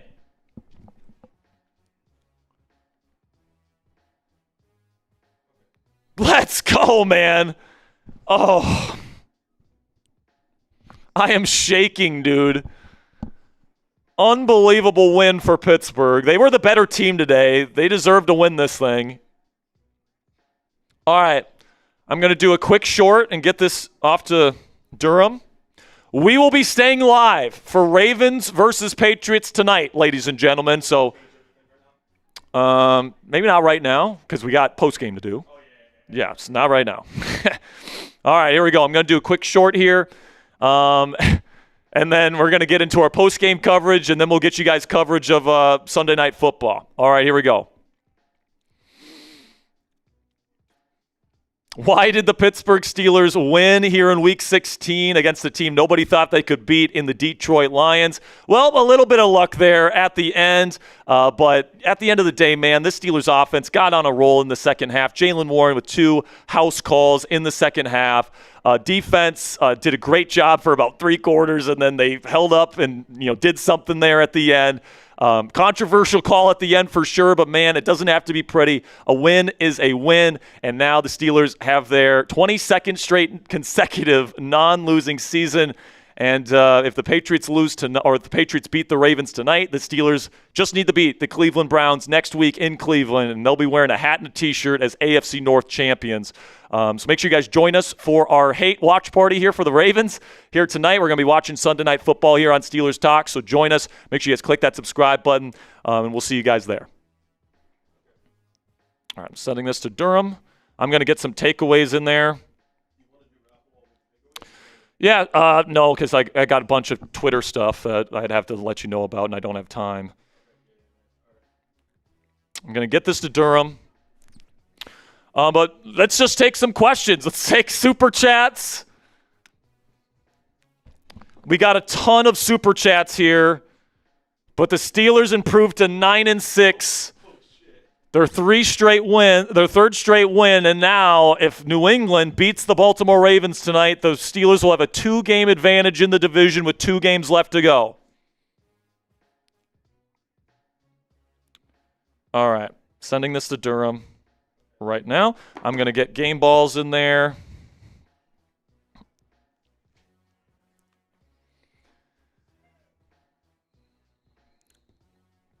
All right, let's see.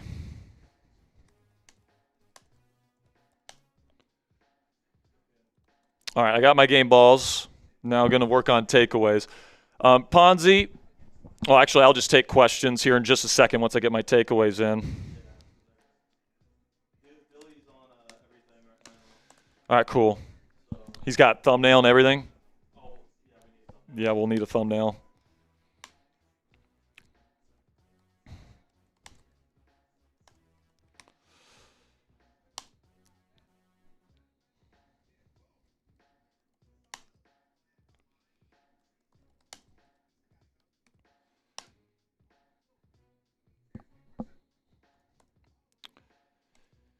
Oh, man.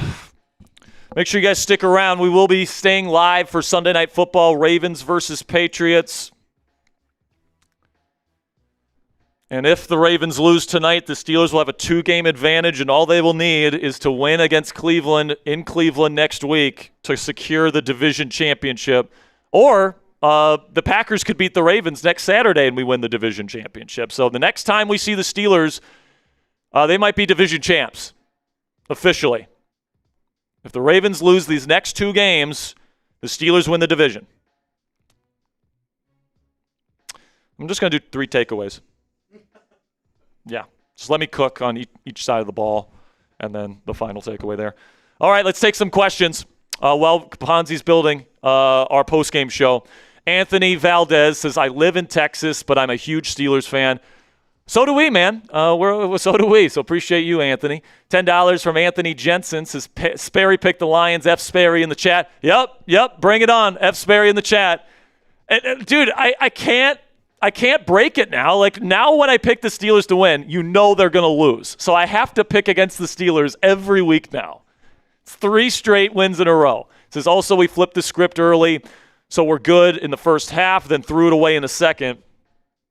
Yeah, defense, they were going into their classic, soft coverage kind of, trading time for points and yards defense. And, it got to the point there where he kept giving up touchdowns. And then, you have the field goal there. You have a successful drive on offense. The offense played great in the second half. You set up the field goal to, really put them in a tough spot where they'd have to score a touchdown and get the 2-point conversion, but you missed the field goal, which is just crazy. But, it was a crazy game. They did a lot of things to keep the Lions in this ball game, but a win is a win. Winners find a way to win, man, and that's what the Steelers did today. $2 from Devone says, I know those Ratbirds are sick as F right now. Love to see it, man. You love to see it. Love to see the Ravens in shambles. Michelle with a 2 says, "Did you get my $20 PayPal?" I believe we showed Michelle's, didn't we? Yeah, Michelle, we showed your $20 Venmo earlier.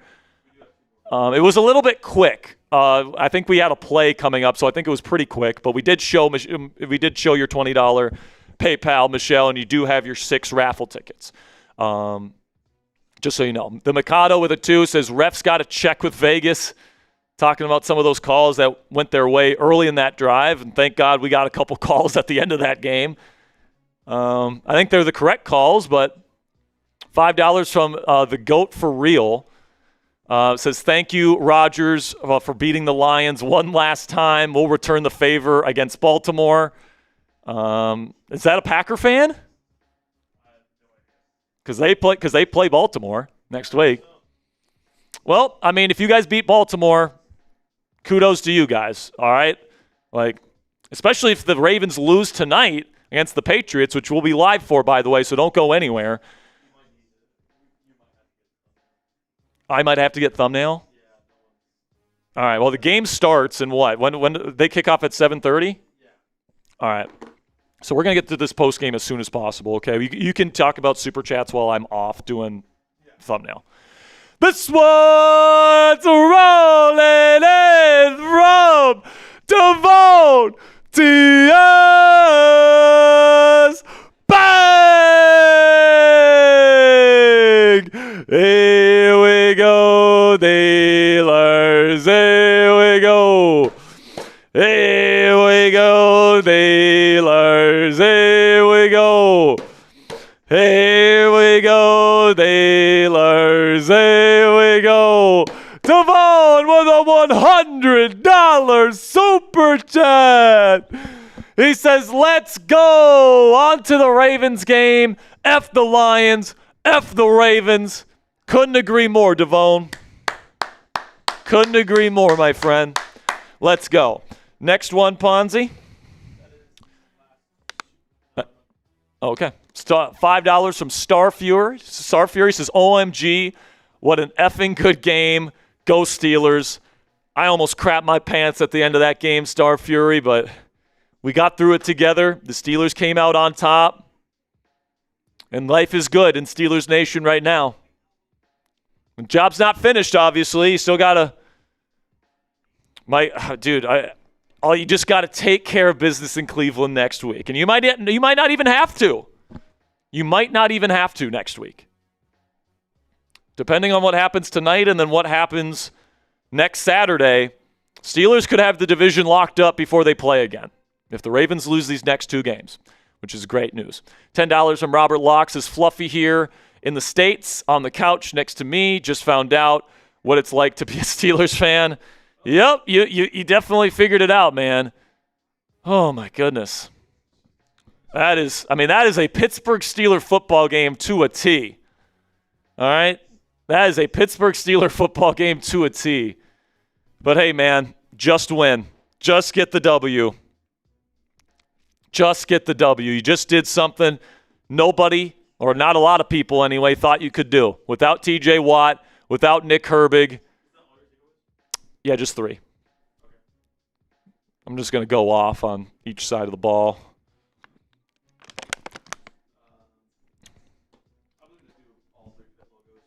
Yeah, that's good. Oh, man. I'm absolutely spent. That was an amazing game. But obviously, as a Steelers fan, you're discouraged by Chris Boswell missing a 37-yard field goal in the clutch indoors. Like, dude, you want to kind of, you want to kind of blame the snap and the hold because it wasn't a great snap. But at the end of the day, you got to make that kick. And then the defense giving up as much yards as they did. I mean, Goff ended the game with 364 yards passing and 3 touchdowns with no picks. You did hold the Detroit rushing attack to only 15 yards on the day, 16 yards from their running backs.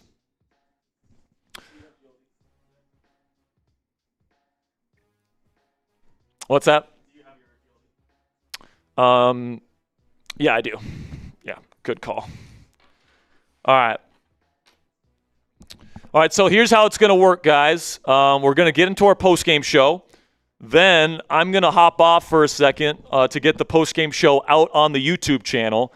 Ponzi's going to take over for a little bit, take your questions, whatever. And then we'll do the raffle. And then we'll watch Sunday Night Football together, and hopefully we get good news by the end of the night. And then this locks in a Ravens hate watch party next week on Saturday. So we will for sure be back, not only for Sunday Night Football tonight, but we will be back on Saturday night, Ravens versus Packers. We will live stream that game for another Ravens hate watch party. So whenever Ponzi has our graphics ready here, we'll get into it. And we'll get this coverage started, man. The party's just getting started here on Steelers Talk, man. So keep subscribing, keep liking the video, keep super chatting. I promise we'll get to every single super chat that comes in.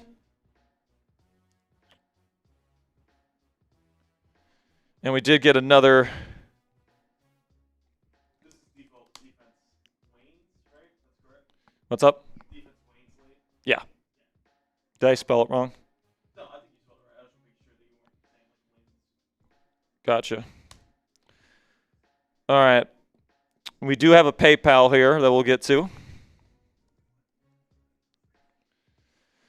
But now the Pittsburgh Steelers hold the NFL record for the longest streak of non-losing seasons in NFL history, taking down the Tom Landry Cowboys 21 straight.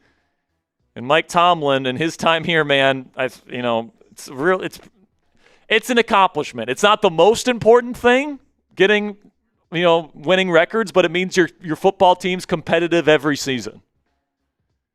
And to do it 22 straight years, and now the Steelers, if they just win one of their final two games, the Steelers have double-digit wins in 3 straight years under Mike Tomlin with the quarterback play that we've gotten in those 3 years. It's impressive, man. And Tomlin deserves credit. Tomlin deserves credit for turning this team around this year after, not having this team play the way that they were supposed to early in the season, finding the right mix of guys to contribute. It's an impressive showing, man. We got a number of very large super chats to get to here, and I want to make sure that we get to those. But first, we got to get to our post-game show here, guys. So without further ado here, let's talk about this 29-24. Ponzi says, give me a minute. Oh, you got to tell. Yeah, tell Durham I can handle distro once we're done filming. Or I think didn't Dilly say that he could do distro? All right, I'll just do the thumbnail and then I'll have Dilly distro. Tell Durham that Dilly's distroing, by the way. All right, man. So yeah, that'd be great if you could give us a thumbnail. All right. Yeah, Dilly distro. I gotta update the copy, or the title, I should say.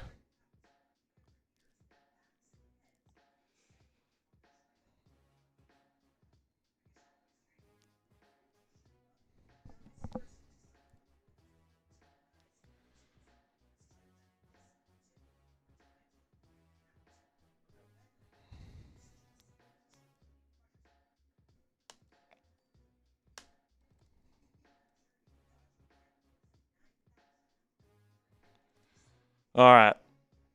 We're in a good spot here, folks, so let's get into it.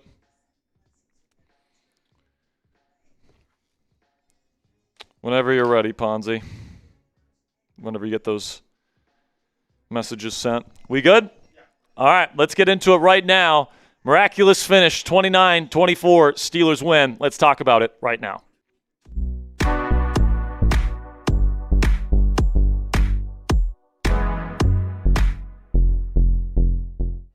Well, that was crazy. Steelers win 29-24. They almost give it away. Chris Boswell missed a 37-yard chip shot to his standards, giving the Lions a chance to go down the field and win the game late to save their season. And on literally the last play of the game, madness ensued An offensive pass interference call on Amon-Ra St. Brown with time expiring leads to the Steelers winning this football game 29-24, securing their 22nd straight winning season in the Steel City, or non-losing season, I should say. And now the pressure is on the Baltimore Ravens to match what the Steelers are doing. Welcome into the Steelers Talk Postgame Show. I'm your host, Jack Sperry. That was one of the craziest games I've ever seen unfold. Steelers game or not in the National Football League. And we're going to be covering every single Steelers game for the rest of the season, not only with our post-game coverage that we're doing right now for you guys, but also with our live watch party coverage for the Pittsburgh Steelers. I'm recording this on the Steelers Talk Watch Party here in Week 16, so make sure you guys click that subscribe button if you haven't already for extensive post-game coverage for every single Steelers game this year. Then we get to the game, man, and early on, Steelers offense struggles.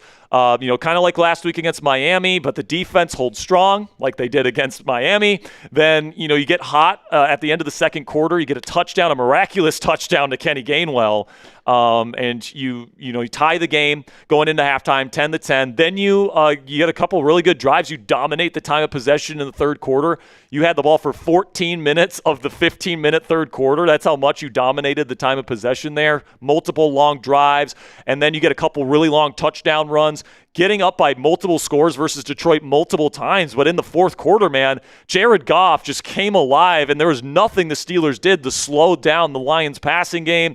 Goff ended with 364 passing yards and 3 touchdowns and no picks. Steelers' run defense did do a good job. They held David Montgomery and Jahmyr Gibbs to a combined 16 rushing yards today, so one of the better performances in that regard. Thought the pass rush played well today. And before the fourth quarter, kind of like that Miami game last week, this Steelers defense put 3 really, really good quarters together.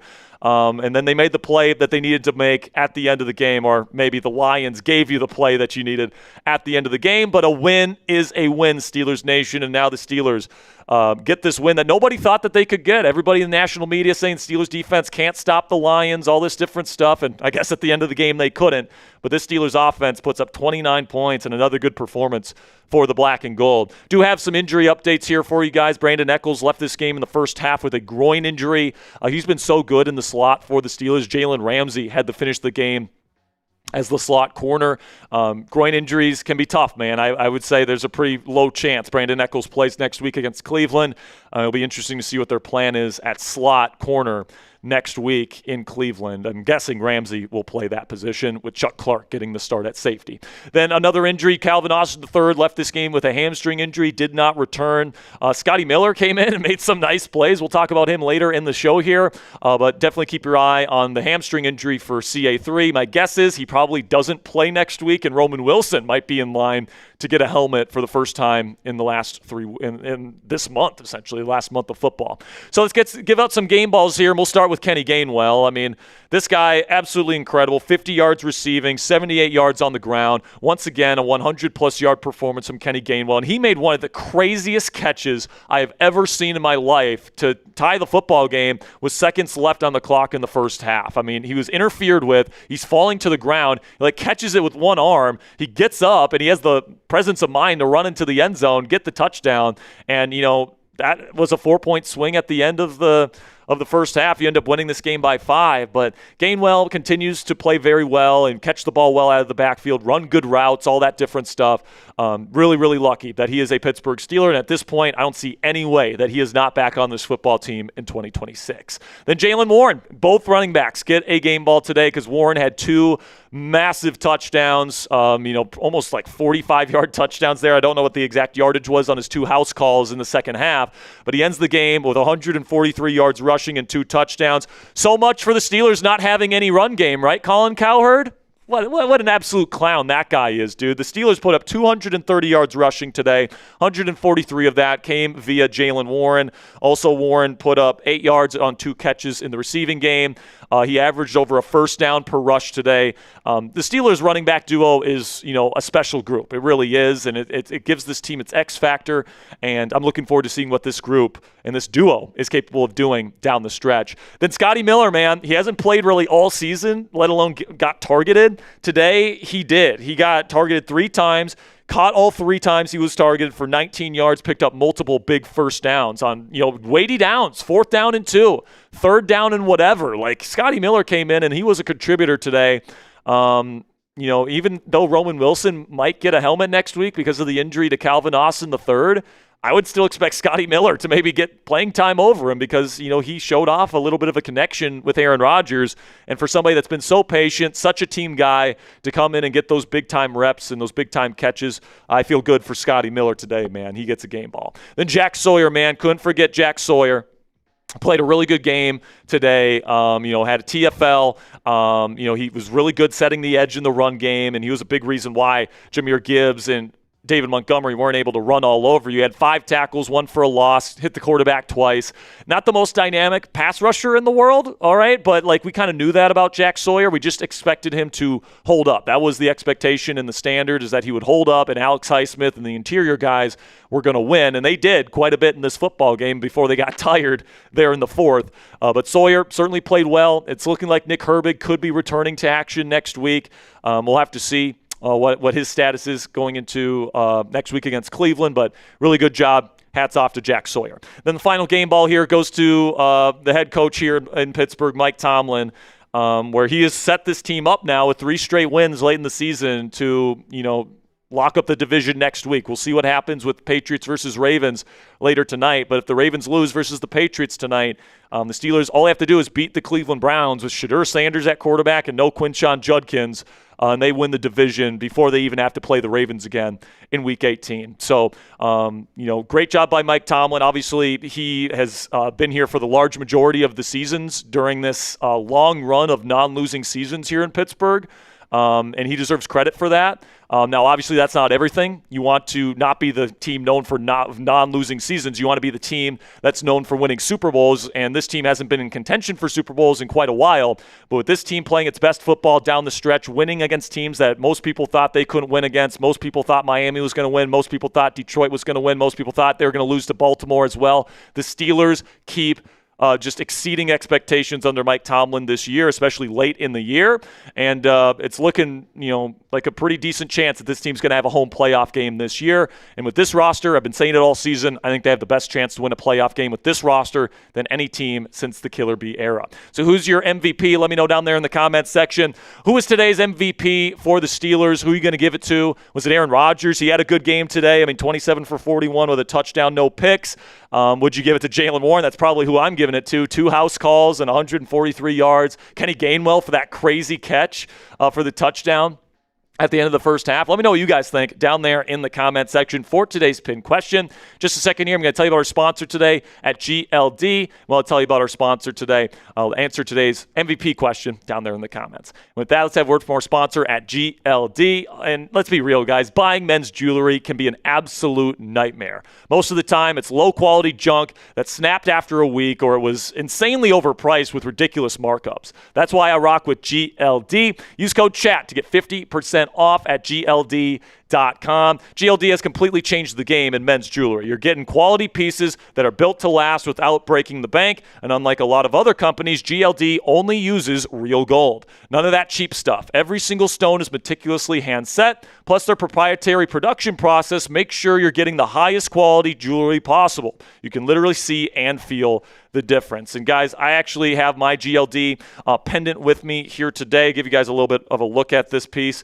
I really like the real gold that's on here, and the gems really sparkle as well. You can tell with the heft in your hand that this is high quality stuff. It's going to last me the rest of my life, and I absolutely love it. I usually wear it on the watch parties here, but I decided not to wear it today because I'm wearing a hoodie. But you guys know the feeling when you guys wear a great piece of jewelry. It just hits different. It elevates your entire fit. The confidence, the compliments you get, the way you carry yourself, all changes instantly with that one piece of jewelry. And GLD has everything from chains, pendants, rings, earrings, even fully iced out watches if you're Shadur Sanders. Whatever your style, though, you guys can get covered with our friends at GLD today. And listen, don't just take my word for it. Over 2 million customers and 50,000 5-star reviews back it up. Not to mention it's worn by some of the biggest names out there like Justin Bieber, Micah Parsons, Tyreek Hill, Malik Neighbors, A$AP Rocky, and a ton more. And the best part, every single piece from GLD is guaranteed for life. It's literally built to last the rest of your life, just like your love for the Pittsburgh Steelers. Work hard and change the game with our friends at GLD. Right now, GLD is making holiday shopping easy for you. For a limited time only, our new customers get an insane deal. Use code CHAT to get 50% off at GLD.com. That's 50% off with code CHAT at GLD.com. After your purchase, they'll ask where you heard about them. Please support our show and tell them that we sent you. And a big thank you to GLD for sponsoring tonight's edition of Steelers Talk. So I'm going to keep the takeaways to a minimum here. I'm just going to talk about each side of the ball. All right, the offense obviously started cold but finished hot. And this is, the second week in a row that this has happened. I think Art needs to be better on the script. I think Rodgers has to be better on the script moving forward. But this Steelers team, man, once they get to that final possession in the second quarter, they just find something. Rodgers, unlocks the offense a little bit. They end up scoring, and then they come out of halftime, and they're feeling good. Vibes are high. They get another score, or they have another good drive.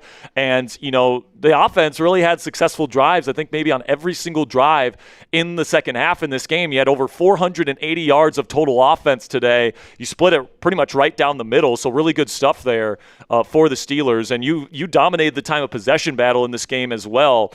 Maybe not dominated. The Lions had the ball quite a bit in the fourth quarter, but you still won the time of possession battle for the second week in a row. You got the run game going today with some really explosive runs in that second half. The run blocking was incredible in that second half performance. Rodgers, multiple third down and long and very long completions. Adam Thielen in the first half today, in early in the second half, had a number of third and long completions to move the chain. Scotty Miller had made contributions. This was a full team effort on offense today. I think that this offense is, hitting their stride at the right time with 3 straight good performances. So kudos to them. Now, before we talk about the defense here, click that thumbs up icon to celebrate this Week 16 win here in Pittsburgh. It's 3 straight here in Pittsburgh, and you're at 9-6 right now, man. You're 1 win away from your 3rd consecutive double-digit win season under Mike Tomlin. So if you're excited about that, click that thumbs up icon. Now, the defense waned late.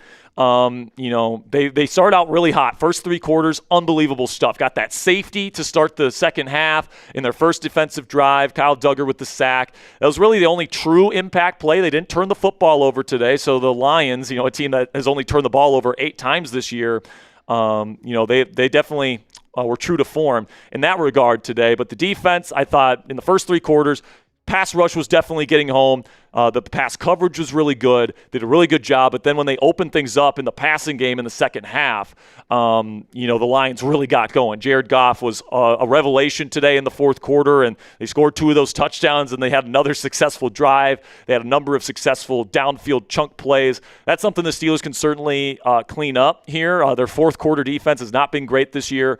By any stretch of the imagination. So hopefully they can clean that up in the weeks to come. But listen, man, at the end of the day, it doesn't matter how pretty it is. A win is a win. And now the Baltimore Ravens on Sunday Night Football are feeling that pressure, because if they lose tonight against the New England Patriots, that means all the Steelers need to do next week is win against Cleveland, and they clinch the division. Next week, the Ravens play on Saturday before the Steelers even play.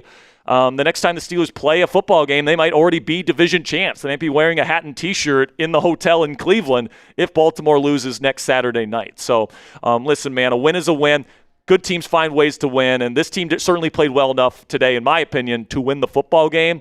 And I'm looking forward to seeing what this team can do in the weeks to come, and hopefully a home playoff game in 3 weeks' time. So point the finger for me down there in the comments section. Or never mind, not point the finger. F. Ponzi in the chat. Grade today's performance for the Steelers, A, B, C, D, or F. Obviously, you don't love that fourth quarter performance on defense, so I'll give them a B+. You get the win, you make the stop late, all that stuff. The offense really turned it on. I'm going to give them a B for this game, all right, because the offense didn't play well in the first half. Defense kind of floundered there in the fourth quarter, but he did enough, and he made enough plays to get the victory today. So I'll give them a solid B. All right, so some final thoughts here, man. 3 straight wins, and, there was nobody in the national media that thought the Steelers could win these 3 games. Baltimore, everyone picked the Ravens. Miami, everyone thought they're going to run all over us in our home stadium. Didn't happen. Then today, everyone thought Jahmyr Gibbs and Monty were going to run all over us. They get a combined 16 yards. Now, it wasn't a perfect game, and none of these 3 games have been perfect games, but the Steelers are finding ways to win, and they're finding their groove, and the offense looks as good as it's looked all season long. The defense, at least earlier in games, is looking as good as it's looked all season long. So you're probably going to get Nick Herbig back. You're going to get TJ Watt back for the playoffs, it sounds like. So listen, man, certainly some negatives to take away from this game, but a lot of positives as well, especially the fact that you get this win tonight, and I'm looking forward to seeing what happens on Sunday Night Football. So make sure you guys click that subscribe button if you haven't already. I greatly appreciate all of your guys' support. Going to have post-game reactions all throughout the rest of this season, so if you don't want to miss a single one, click that subscribe button. Until next time, guys, here we go, Steelers. All right, folks, we just kicked things off in Baltimore, and it's going to start with a touchback. So Ponzi is going to move over the graphics, and we will get going here with our watch party coverage. There's a lot of people that have super chatted, guys. I want to just let you know we will get to your super chats eventually. All right, so while Ponzi gets all those graphics ready. Perfect. All right. So let's take a little adventure here, guys. Sunday Night Football, game and a half ahead of the Ravens. Under center here for the Ravens, who get the ball first. I formation. Takes the snap, play action. Lamar's got time in the pocket. He throws down the field. Zay Flowers wide open. Big gain, first down. They get in the Patriots' territory immediately down to the 46-yard line. So that was fast.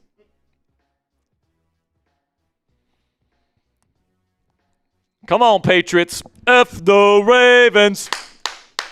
F the Ravens. Mike Nintendo Master says, Jack Sperry, Bears in the playoffs. Yes, they are. You are welcome, Mike. Shotgun here. Two receivers set for Baltimore. They're going to say Zay Flowers in motion from right to left. Lamar takes the snap. He will hand it off to Derrick Henry, who will fight his way forward for 3 or 4. And a lot of pressure on the Baltimore Ravens tonight to win.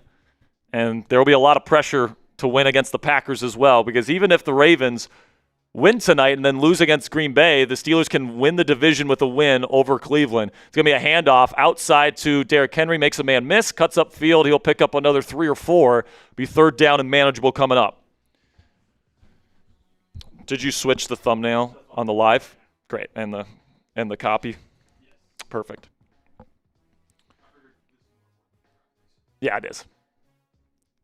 Making sure everyone's good on the post-game distribution is probably before anything on this end as well. We will catch up on some super chats once we get to commercial, just so everybody knows.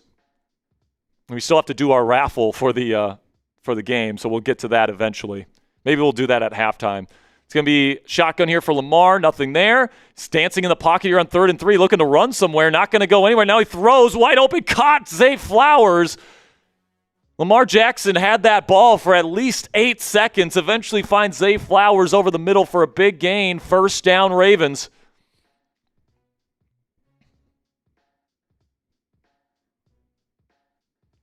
Just dancing in that pocket. Nobody getting home for New England.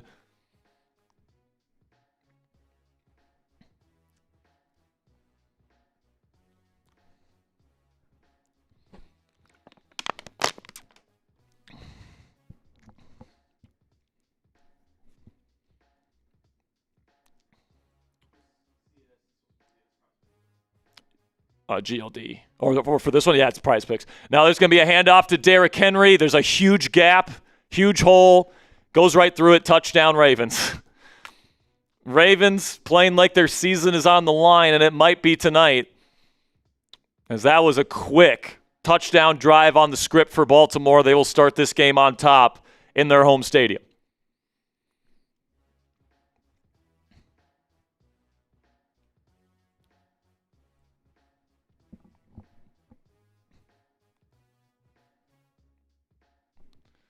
LOL. Apparently Cam Hayward messed up the coin toss today. The Steelers won the toss, and he was supposed to take the ball, but he decided to defer instead, and it ended up working out.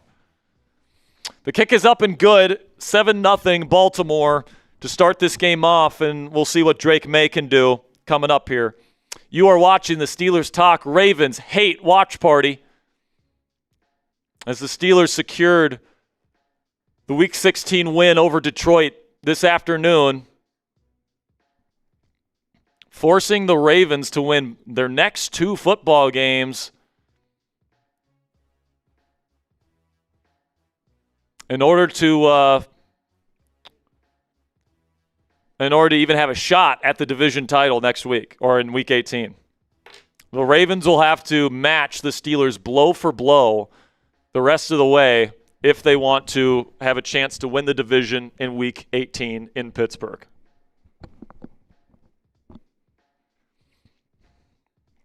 Type those boos in the chat. Ravens score 7-0 Baltimore. Patriots defense looking terrible. All right, what's our status here, Ponzi? Post-game reaction. It's out?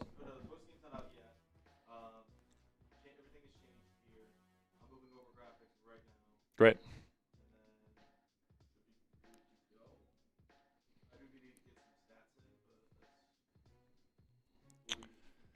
All right, man. Type those boos. We got Fluffy. We've got Terza. We've got Michelle West, Anderson, Robert Locke, Hector, Knuckleheads.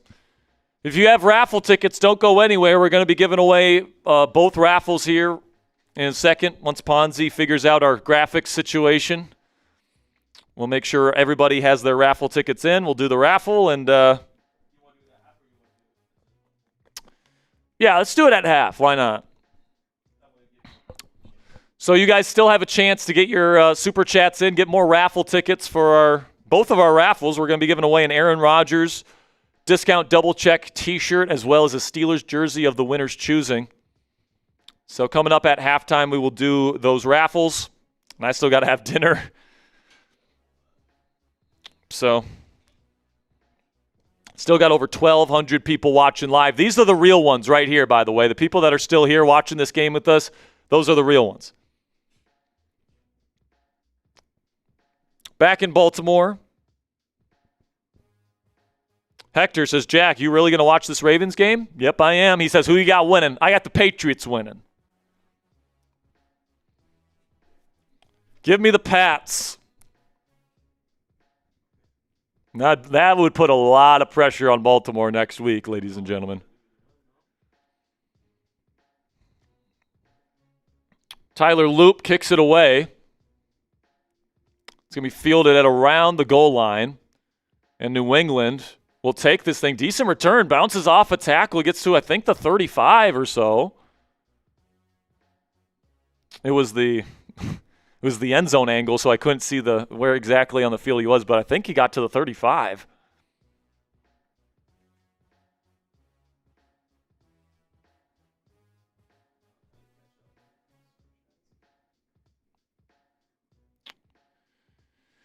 All right. We'll catch up on Super Chats once Ponzi gets everything moved and we get a next commercial break. First drive of the game for New England. Drake May is in the shotgun. He's got trips left with a single receiver out to the right in a nasty split. And he's going to throw it to that receiver, Mac Hollins. He's going to pick up a decent gain of 7. Second down and short coming up.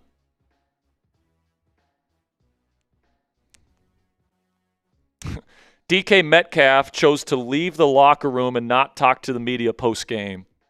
So for pretty obvious reasons, he's gonna get suspended. He will not be on the field next week, I'm pretty sure.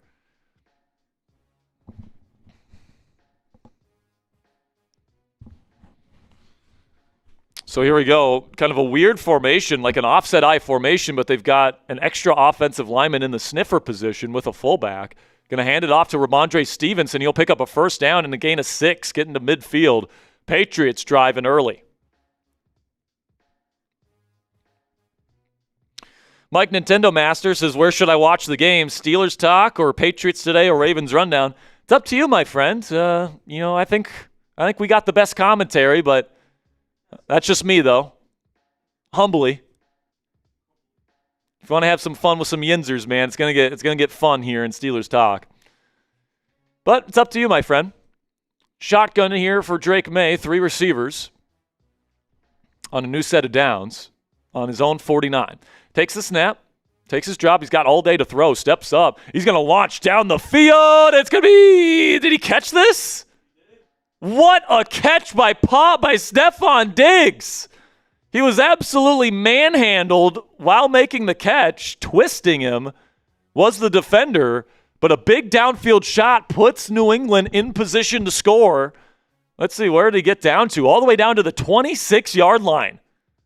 Alohi Gilman tried to make a play on the ball. It's Stefon Diggs. Still got those incredible hands. Essentially caught it with one arm. What a grab by Stefon Diggs.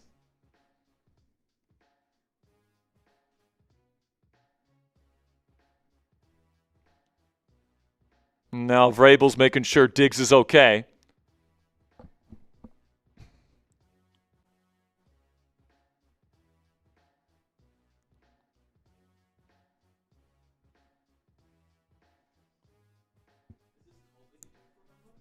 What's up? Yeah. Let's see if we got any more Venmos. I don't think we have. Yeah, we haven't. All right, we got a number of Super Chats to get to. I know a lot of you guys put in your Super Chats a while ago. We're going to get to all of them. Now, Diggs is being checked out by the independent concussion specialist. He has to go to the tent. He did take a hard fall. Now, is this Ramondre Stevenson in Wildcat? It looks like it. He's going to toss it to Travion Henderson on the jet. No, he keeps it himself, and he picks up around 6. Good gain. Looks like they might give him an extra yard and make it 7. 2nd down and 3 coming up for New England. I'll tell you guys what. No, never mind. I want to get through the Super Chats here before I make this deal.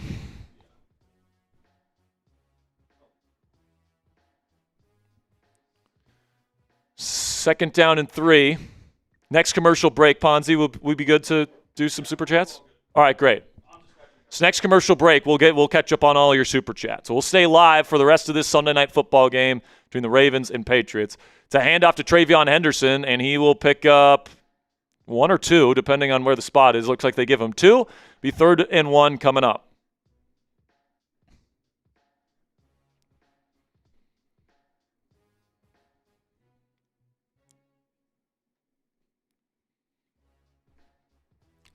We get confirmation that the video's out.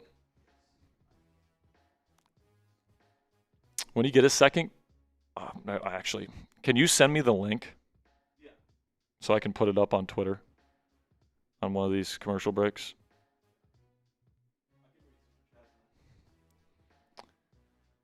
All right, here we go. 3rd down and 1 inside the Prize Picks red zone and a timeout called by New England. Download the Prize Picks app today. Use code CLNS to get $50 in lineups after you play your first $5 lineup. It's also Picksmas, so you get deals every day this week, including a max out discount on Thursday, Christmas Day. And you got multiple football games, and none of them really mean anything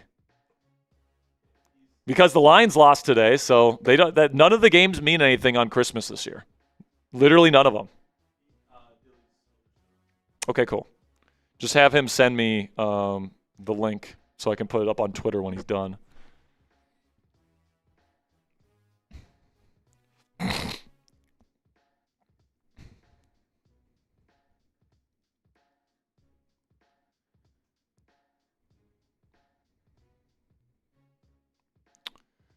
I formation for New England. Only one receiver. This has run written all over it. Ramondre Stevenson, their power back in there. Play action. Now May gearing up to try and go to Hunter Henry in the end zone, and he dropped it. It was in his arms. Kyle Van Noy with the coverage, and we'll see what the Patriots do here on a 4th and 1. I'd go for it.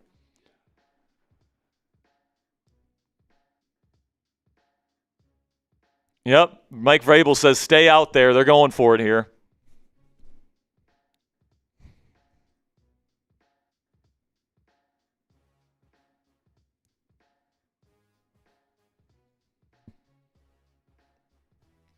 And now they'll be in the offset eye. Drake May will try and sneak it, and he does. He gets it. 1st down, Patriots, gain of 2.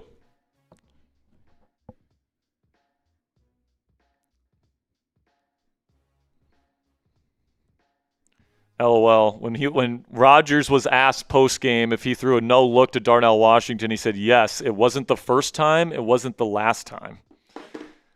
And by the way, the early indications is that Dylan Cook had another really good game for Pittsburgh at left tackle. I can't wait to watch the film tomorrow.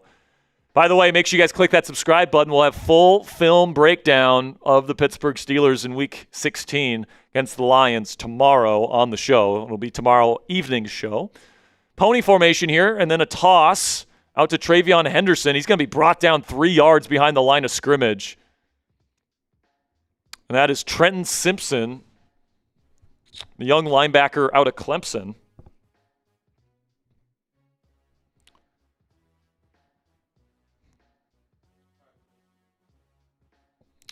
Great.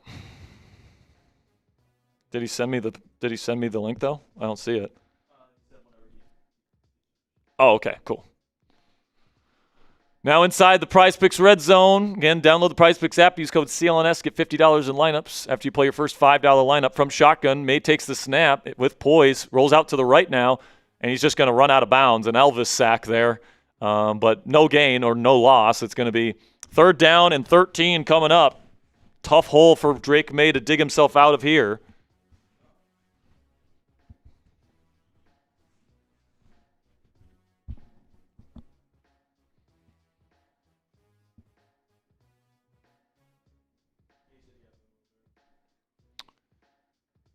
Yeah, we don't have any new Venmos. 3rd down and 14 is what they're calling it here. Trips left, shotgun May. Can he dig him out of this and get into the end zone? Cans the play at the line. Gets the snap off. May trying to escape pressure. He does out to the right. Throws. Intercepted. Intercepted by Marlon Humphrey inside the 5, though. So obviously you're taking the interception there because no points scored by New England. And Drake May starts his night off with an interception to end his first drive. But Baltimore has a long way to go here.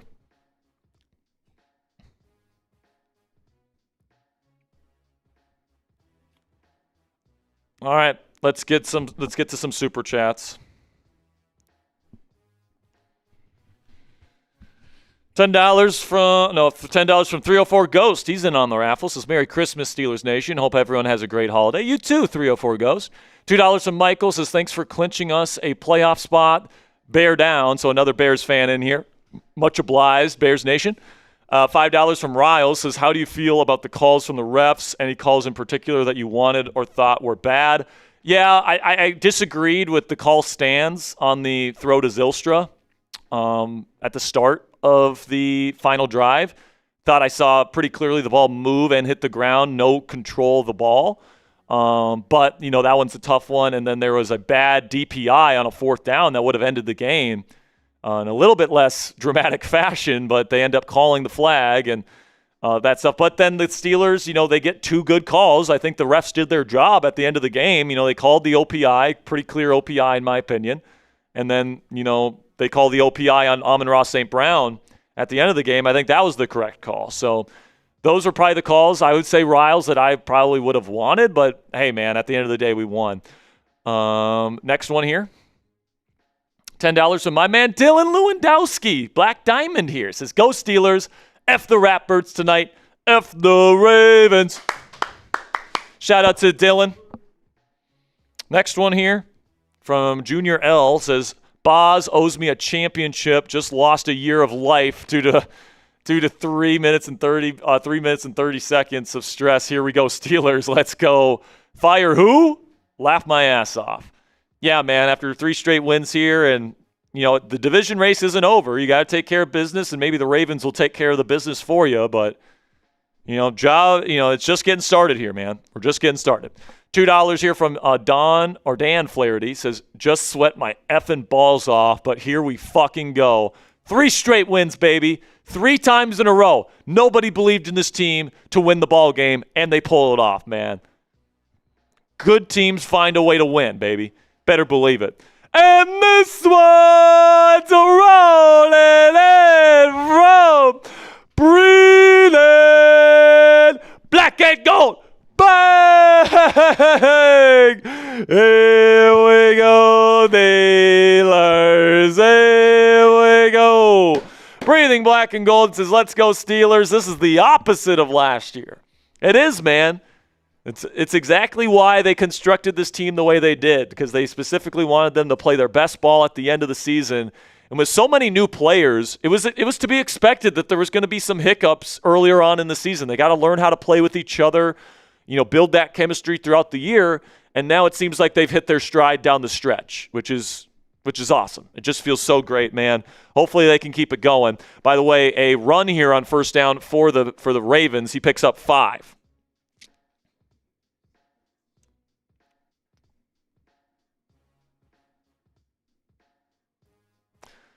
Mike Nintendo Master says, Jack, why do I feel like if you have a kid in a few years, he's going to be a Ravens fan? I will not allow that to happen. Disowned. I will not allow that. I might not even let them wear the color purple. I'm going to make them hate the color purple. They're going to hate crab cakes. Everything about Baltimore they're going to hate. Which if I'm telling them to hate it, they're probably going to love it. That's just the way it goes. So that's just the way it goes, man. We do have some more super chats to get to, so if we didn't get to yours in that slate, we will get back to you. But Ravens did run the ball again and picked up a first down. So now they're at the 15, and they're going to go read option, hand it off to Keaton Mitchell on the outside. He will pick up another 5 on first down for Baltimore.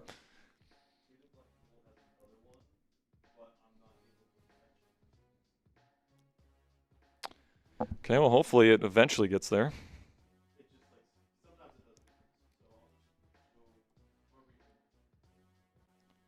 Sounds good.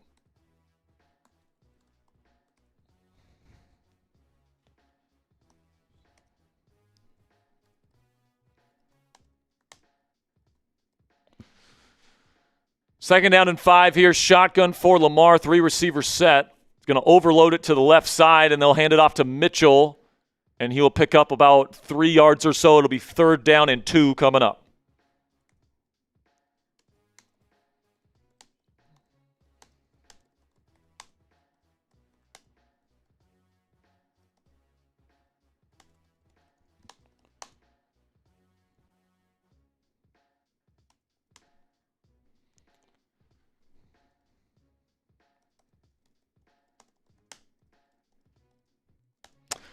Third down and 2, shotgun. Read option again. They'll hand it off to Mitchell again, and they're just going to get the push. Second surge. It'll be a first down. Gain of 2.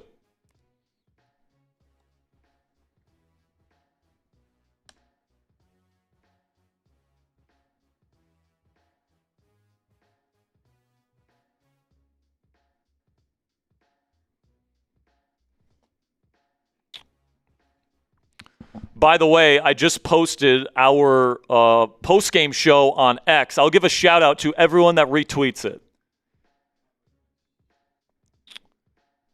Everyone right now, go to the post that's at the top of my Twitter. It is the instant reaction video link. Go check that out. Everyone that retweets it is going to get a shout out on the show.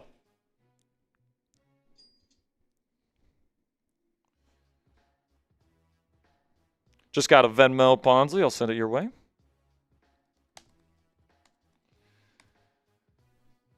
By the way, the Ravens just got a big first down. Throw over the middle on a slant to Zay Flowers. Picks up a good amount of yardage. Gets to the 39-yard line. Once again, in shotgun here is Lamar. Multiple tight ends. 2 receivers, both of them on the right side. No eligibles out to the left side. Play action, roll out to the right. Lamar looking, nothing there. Stops, throws, crossbody, caught. And that is Mark Andrews, another big chunk. It's all the way down to the 43-yard line. First down, Baltimore. This offense is absolutely rolling to start this game in Baltimore. They know their season is likely on the line tonight.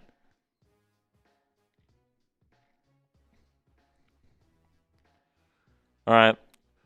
Again, guys, follow me at Jack_Sperry for a free raffle entry if you're there.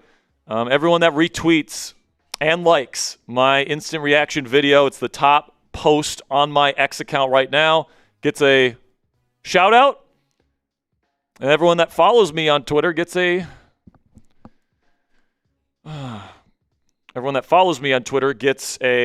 raffle entry. Cool. All right. have a word from before we get to some more of your super chats here, let's have a word from our sponsor at Prize Picks. It is the holiday season, folks. In my opinion, it is the best time of the year for watching sports, bowl games, basketball matchups, playoff pushes. It's all happening right now. And while all that action is going on, there is one place where it feels good to be right, and that is Prize Picks. Everyone's favorite Prize Picks holiday promotion is back. 7 days of Pixmas. Prize Picks is giving out 7 days of deals all the way through Christmas Day, including a Christmas Day max discount. Pixmas started yesterday, December 20th, so download the app today and unwrap those deals before they end. Prize Picks is super simple to play. Just pick more than or less than on at least 2 player stat projections, and if you get your picks right, you could cash in. My favorite feature about Prize Picks is that how you play is up to you. If you want a little bit more flexibility, you can choose the flex play where you can get paid even if one of your picks misses. If you're feeling particularly strong about a lineup and you want a bigger payout for getting it right, you can go for the power play. No matter how you play, though, Prize Picks is a great way to put your takes to the test and make some money. That is, if you know ball. Today, Ponzi and I took the more on Aaron Rodgers passing yards. We took the more on Amon-Ra St. Brown receiving yards. He didn't get there, unfortunately. We took the more on receiving yards or receptions for Jahmyr Gibbs. You guys can download the Prize Picks app today. Use code CLNS to get $50 in lineups after you play your first $5 lineup on the Prize Picks app today. That's code CLNS to get $50 in lineups after you play your first $5 lineup. Prize Picks, it's good to be right. Shout out to Prize Picks for sponsoring tonight's watch party. You are watching the Steelers Talk Hate Watch Party for Ravens versus Patriots. And we got another one. This one's rolling in from breathing black and gold. Bang! Here we go, Steelers. Here we go. Here we go, Steelers. Here we go. Shout out to Breathing Black and Gold as we get back in Baltimore. Oh, man. Great night, man. It's a great night. Hopefully it gets even better with a Ravens loss. I formation toss play to Derrick Henry. He'll pick up 6 on a new set of downs. And it'll be about 2nd down and 4 coming up. Make sure you guys click that subscribe button because we'll be back for another Ravens Hate Watch Party next Saturday night when they play the Packers. And hopefully we see the Ravens lose both of these games so that we can celebrate a division championship next Saturday night before we play the Browns on Sunday. 2nd down and 4. They'll hand it off to Henry again. He breaks a couple tackles, and he's going to rumble his way forward. Ball's out! Ball's out! Patriots have the football. Let's go! The fumble machine strikes again. Derrick Henry gets hit hard. Ball comes out. Patriots football. Let's go. Get those LOLs. We're laughing at them. David Decker says, Jack, your fiance's in the chat. I know she's in the chat. She's always in the chat. She's a real one. She's the realest one. I think she probably has watched more Steelers Talk content than anybody on the planet. She supports me so well. Shout out to Cassie. Shout out to Cassie. Let's go, Pat. Patriots take over. Big momentum shift in this game, but the Patriots defense is going to have to find a way to stop the Ravens without, turning the ball over because you can't rely on that for every possession of the game. But the Patriots take over at their own 32-yard line. May will be in shotgun here in a 2-by-2 set. Looks like Henderson is the back. Takes the snap. May looks quickly. It is caught by Mac Hollins for a gain of about 4 or so. And we will be live for the entirety of this football game, guys. All right, I'm going to give some shout-outs here to the people that have retweeted. Hot Rod 24, shout out to you. Rodolfo, Mike Nintendo Master, Mark Kennedy, Dave, Robert Locke, Voxy, Soul Prophet, Alex Manorful, Troy Buga, and Gavin. Thank you guys so much for supporting me on Twitter. Now another shotgun snap here. May looking nothing there. He has to look to run, and he's going to be brought down after maybe a gain of 3. It'll be 3rd down and definitely manageable. Might be 3rd down and short coming up here. They're going to say it's 3rd down and 4. Apparently Morgan Moses, their right tackle, is questionable to return with a knee injury. That's not good. He's been one of their stalwarts. They're already down Will Campbell. They're starting left guard. And Thayer Munford. Oh, my gosh, he blows. Shotgun here for May. Trips left. No, Ravens trying to get organized on the defensive line. May takes the snap. He's looking left. Nothing there. He's progressing. He's got all day to throw in the pocket. And he's going to try and roll out to the right. Flag on the play. He just throws it out of bounds now. Looks like it's in the secondary. And the flag is in the secondary. This is going to be a new set of downs for New England.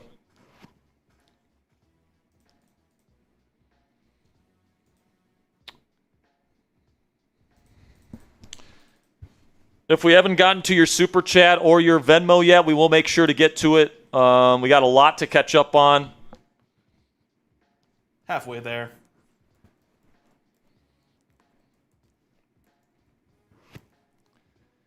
By the way, we got to bang the gong again because we passed over $1,000. We got to be getting close to 125.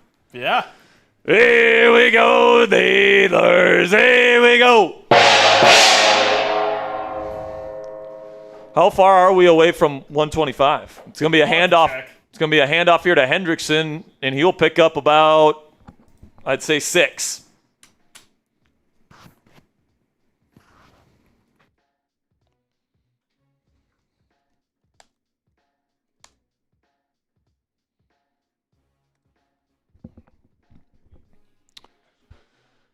And that'll be the end of the first quarter. Are we there? All right, Ponzi's checking. Put up a super chat while you're checking. All right, it's the end of the first quarter. Let's catch up on some super chats. Chai Dad God says, thanks for the berth, Pittsburgh. Go Bears. All right, hopefully we see you in the Super Bowl, man. I'd love for Rodgers to play the team that he owns in the Super Bowl in San Fran. That'd be great. $5 from Tim Harris says, is it even a Steelers game if you're not cussing and cheering and thinking you might have a heart attack?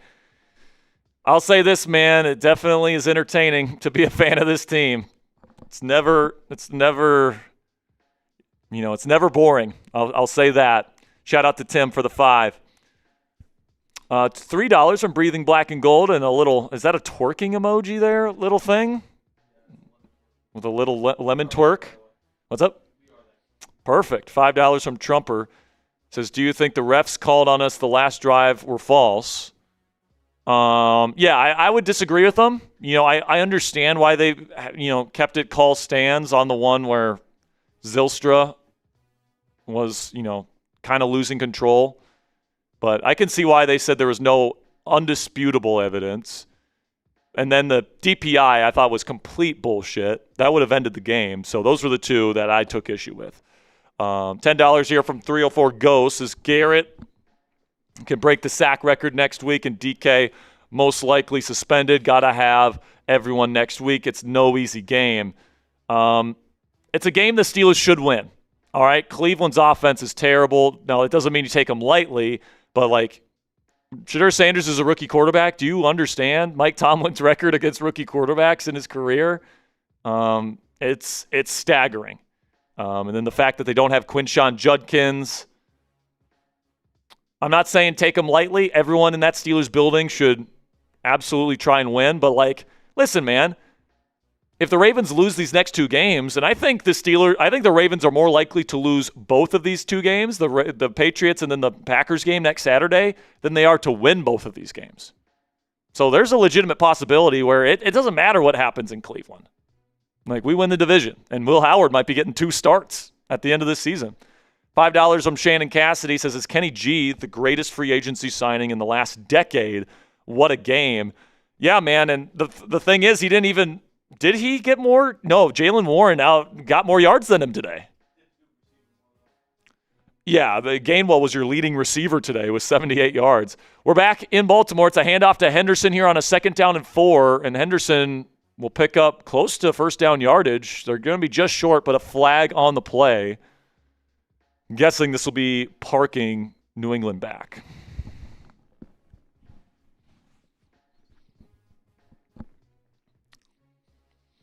Again, guys, we're pretty backed up on Super Chat, so if you haven't seen yours yet, we will be getting to them.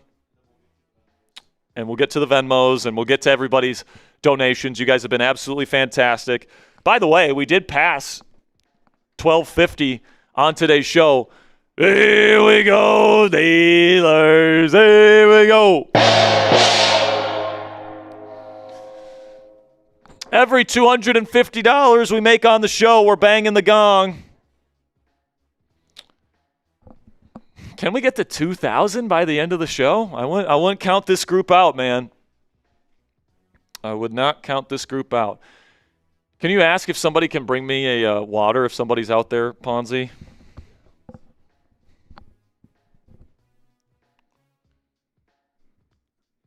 Second down and 9 here. It was a false start penalty called on New England.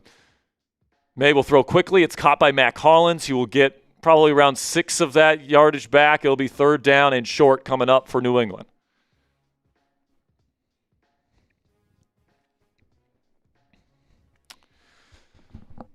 You want to guess which Steelers receiver led the team in receiving yards today? Nope.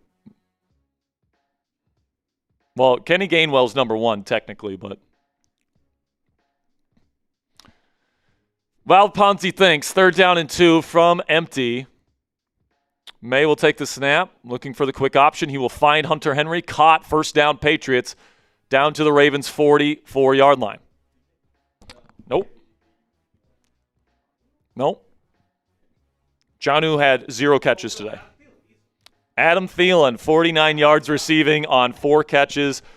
Gainwell led the team in receptions with 5, but 3 people got 4. That was Adam Thielen, DK Metcalf, and Pat Freiermuth all had 4 receptions. And Steelers are, you can tell, they're figuring out who to throw the football to at this point in the season. Hand off here to Henderson, and he's going to be stopped up by Kyle Hamilton. Loss of 3.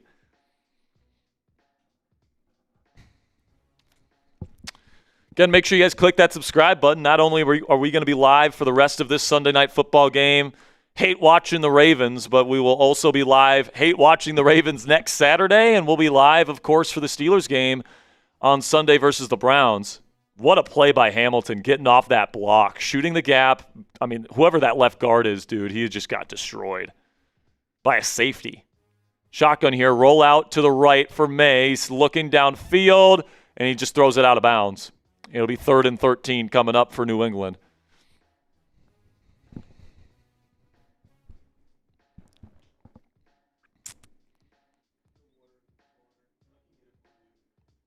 Yeah, sure.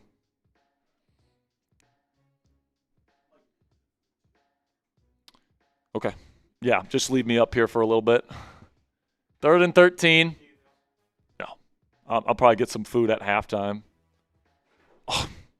Ponzi hitting his back on my monitor over here. Next thing you know, he's going to run into our camera. Shotgun here, empty for May. Takes the snap. He's got time in the pocket, steps up. He launches down the field, and what a catch by Mac Hollins. Had to leap up in the air, snatch it with his hands. What a catch by Mac Hollins, one of Arthur Smith's guys. Picks up the first down. That's a big 3rd down conversion for May and the Pats. Paul DeGroat, I appreciate you, man. He says, I'm watching the game on TV but muted the sound just to hear you call the game. I appreciate you, my friend. And work hard at it.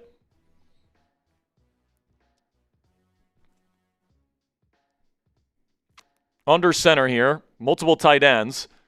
Going to be play action. May's got a clean pocket. Throws down the field, and it is caught! Down at the 1-yard line. Austin Hooper still playing football. It'll be 1st and goal Pats, and they're knocking on the door of tying this ball game. Let's go, man. How about we get some TDs in the chat? Let's go get a touchdown here, Pats. Let's go.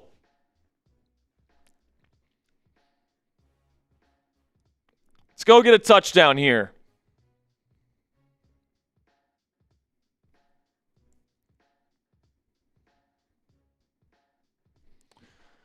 Under center, play action, rolling out to the right is May. Is he going to run it? No, he's just going to flip it to Hunter Henry. Touchdown, Patriots! And we are an extra point away from having this be a tie ball game in Baltimore. Let's go, man. Type those TDs in the chat. F the Ravens. F the Ravens. F the Ravens.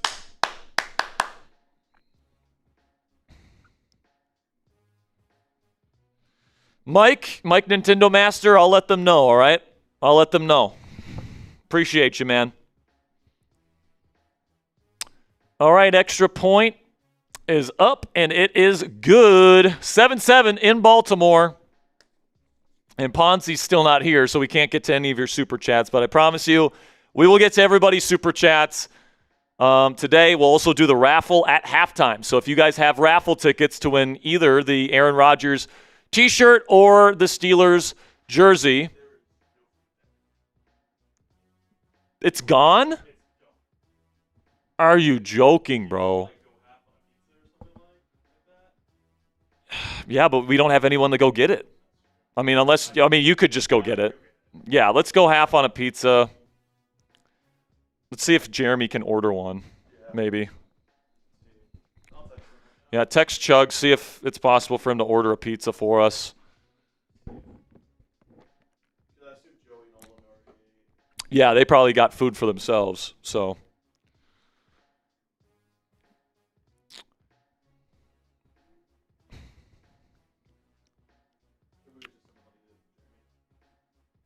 Or use company dollars, dude. We're staying late. So somebody's asking here, do you think DK could be out until the playoffs? No. I think at the most it's a one-game suspension. At the very least, he gets fined. But like punching a fan, like who knows? They might even suspend him for the rest of the season. Rest of the regular season, I should say. But I think it's just going to be a 1-week suspension for DK. And by the time we get to next Sunday, it might not even matter. The Steelers might already have the division locked up.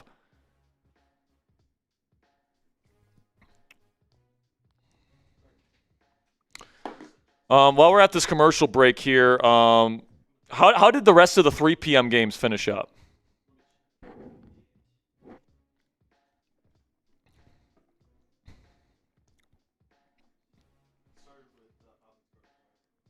Think so. Falcons beat the Cardinals today, 26-19. Jaguars, convincing win over Bo Nix and the Broncos in Denver. So, in the AFC playoff picture now, I'm guessing the Jaguars are 1 game behind Denver? All right, let's take a look at the updated playoff picture. Texans barely escaped the Raiders today at home. I'm sorry, dude. I know people are really high on the Texans, and they got a great defense, but that's a warm weather team. If they have to come here to Pittsburgh, I kind of like our chances. I'm not going to lie, dude. So you can take a look here at the updated AFC playoff picture. Broncos still in the number 1 seed, but if the Patriots win tonight, I think they take the number 1 spot, maybe? But the Jaguars are right on their heels, an 11-4 season in Duval. And we are back in Baltimore. Kicks away. It's in the end zone, and it will be a touchback. Ravens will take over at the 35.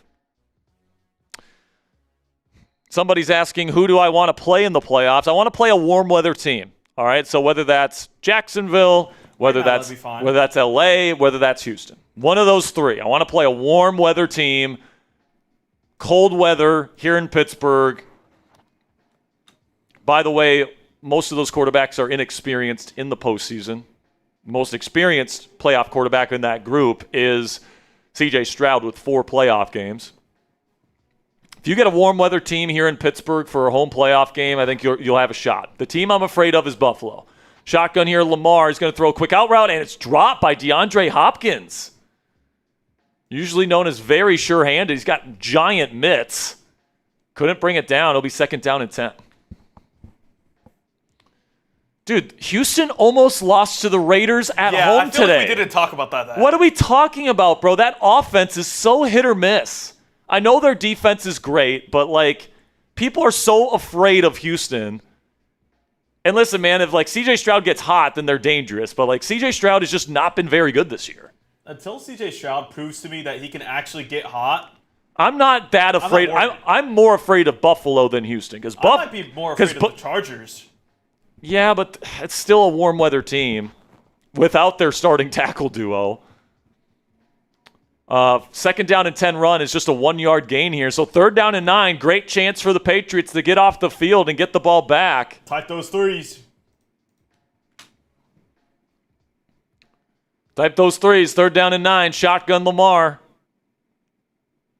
He'll take the snap. They send pressure. Lamar looking. He's going to throw down the sideline, and he tried to go back shoulder. Bateman wasn't on the same page. Incomplete. Looks like Lamar got hit on the throw. He gets back up. It'll be fourth down and 9. Drake May getting ready to come back onto the field. Did you get an answer? I did not get an answer from Chugs. Okay. If he doesn't give me one in like 10 minutes, I might just order it. Yeah.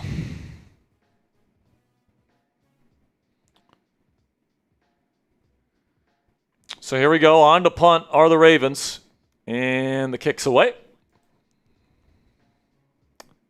Patriots, it's a low punt, or it's a short punt, so they're going to let it bounce, and it gets down to the 25-yard line. That's where the Patriots will take over.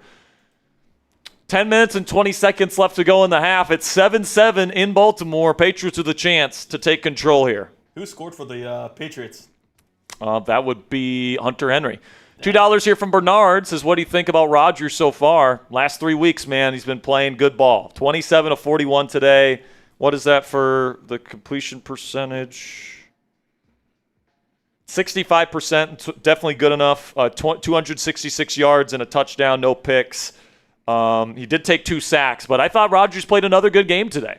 Yeah. Was it perfect? No, but like I think plays like that. If he plays like that, man, this Steelers team has a chance against anybody in the league. They just took down like a good football team, dude. Like I know the Lions are out of the playoff picture now, and their season's over, but like that's a playoff quality team. They came into the game today the number 1 scoring offense in the NFL.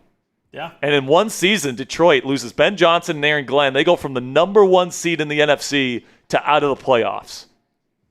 Are they officially eliminated? Yes, they're 8-7. Damn. They're officially eliminated. I'm pretty sure, unless if they have like a less than 1% chance. Well, because I thought if the Packers lose out or something like that. I don't know, dude. Let's go ahead and check out the NFC playoff picture while we yeah, why not? Who are we playing in the Super Bowl? LOL. Let's see where this is. There we go. But like, yeah, so Detroit's done. Oh wait, no, they're still in, technically. They just need Green Bay to lose out. They need Green Bay to lose out, and they need to win out to have a shot. Okay. So everyone else but the NFC South and that 7th seed is wrapped up. Yeah, okay. That makes sense. So Detroit's not done, but they need a lot of help. They need a lot of help. Because who do the Packers have? They have Ravens. Dude, for how good the NFC wild card is, like you get Rams, San Francisco, and Green Bay. That's about as good as a wild card slate as you're going to get. I would predict San Fran goes into Philly and wins, and I would pick Green Bay over Carolina. Yeah. Like, dude, some of those division winners are not great teams. I wouldn't Chicago's good, but like they did not play well yesterday. Like they're a team that has a lot of fluky wins this year. Yeah. So like the division winners in the NFC are not great. Next week, Chicago plays San Francisco, so that'll be a good game on Sunday Night Football. Under center here, May, double play action, steps up, and he's going to find his check down. Good processing from May. And Pop Douglas will pick up about 6. Good play from the New England quarterback. Looks like it's raining or something? Mike Nintendo Master says, we know who Sunday Night Football will be Week 18. I don't know, dude. If the division's locked up, they'd be stupid to put the Steelers and Ravens. Like, I think if the Ravens lose today, it's 100% not going to be Steelers-Ravens. It might be Bucks-Panthers, right? Yeah, I think it's going to be Bucks-Panthers, yeah, because I think there's a pretty decent chance that division comes down to that game. But we'll see, man. Someone asking for our Venmo. I'm going to put it in their L3 right now. Offset I formation. May's going to hand it off, and he's not going to get much, maybe a yard. If you guys want to donate to the show, $10 gets you into the raffle. $20 gets you 3 raffle tickets. $50 gets you 10 raffle tickets. 100 gets you 20. And if you Venmo or PayPal, you double your raffle tickets. So you can find me at Jack-Sperry on Venmo or at Captain Jackrabbit on PayPal.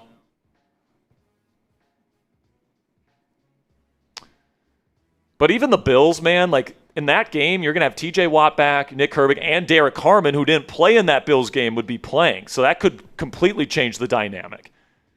Step up here for May, and he's got Stephon Diggs, and there he goes on the dig, and there he goes all the way down to the Ravens 35-yard line as my voice cracks. First down, Pats. God, my ears hurt so bad wearing this headset for so long. Dude, I got up. I almost forgot how to walk again for a second. Great play by Josh McDaniels there, getting it to Stephon Diggs on the dig. Great poise from May. Like, dude, the best quarterbacks in the world, they make it look easy, and Drake May is just so smooth. So smooth with it, man. He's already easily a top 10 guy, arguably top 5. Shotgun, May takes the snap. He's got a clean pocket, steps up, finds his check down. Travion Henderson, he can scoot now. He's going to make a move, and he'll pick up 9 on first down. Patriots moving the ball again. They've been moving it all day on this Ravens defense. All 3 drives, they've moved the ball down the field. Okay. I really don't care, dude. I just want to eat.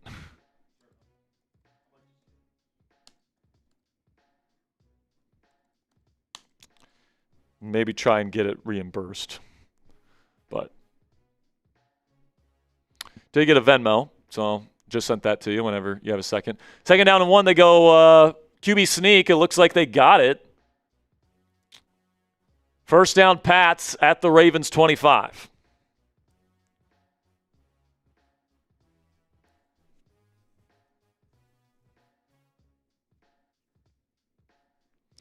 Gary YouTuber says, I'm only scared of playing Denver in Denver. But, dude, they just lost to the Jags by 14 points at home today. And I know the Jags are good too, but like the Broncos are very beatable. They played the Raiders close twice. Handoff here to Henderson. He's almost going to break through, but he only gets a 1-yard gain. Noloi Gilman with a nice tackle. And I think Travion Henderson is down on the ground. Hopefully he's okay. It's kind of an awkward tackle.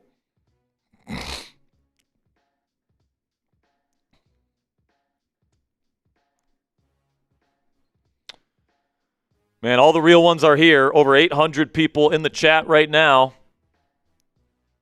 Only the real ones will stay until the end of the stream. And now Henderson finally getting up, but this is not looking good. He goes right back down. Oh, no. Oh, no. Travion Henderson, such an electric running back. 7 touchdowns this year for the Patriots. Such a big part of their offense is down on the ground. It's not looking good.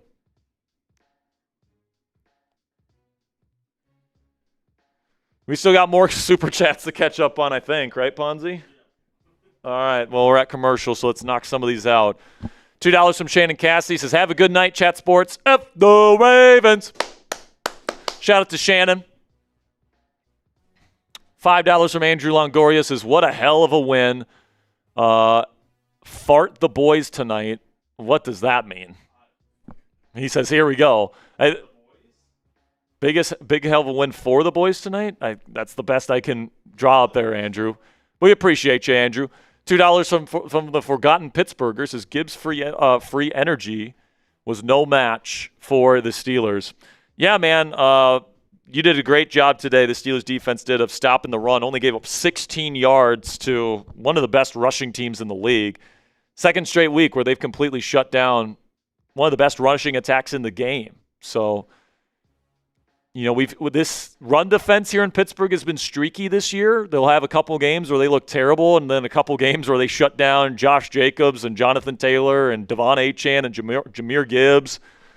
Hopefully this is the run defense we get the rest of the year. $20 from Alex L says, great win. I think DK will be suspended. I agree. Sad to see him go out like that. Yeah, man, he's not going to be done for the season. Like, he'll be out for a week. I don't think the league is going to say he has to miss 2 games. But at the end of the day, man, like if the Steelers have the division locked up, they might just sit him the next 2 weeks. Like I'm almost 100% sure the NFL is going to suspend DK Metcalf for next week's game.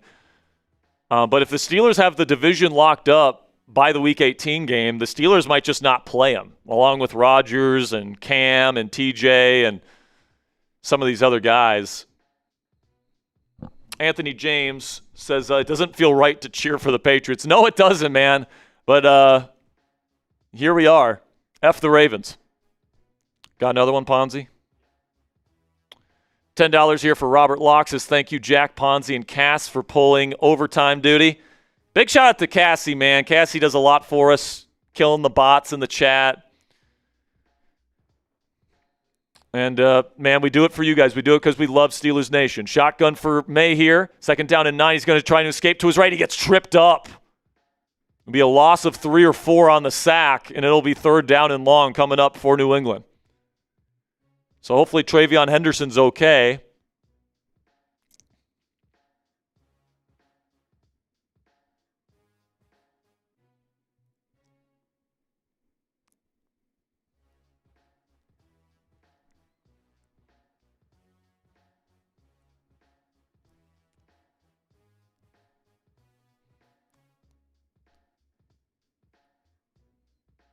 Shotgun here for May on 3rd down and 12. Ravens showing pressure.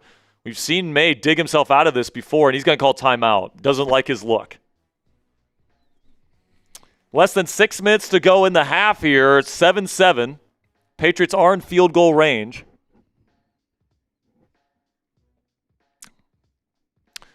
Alex Lanier is asking, would you start Will Howard if we win the division? I would.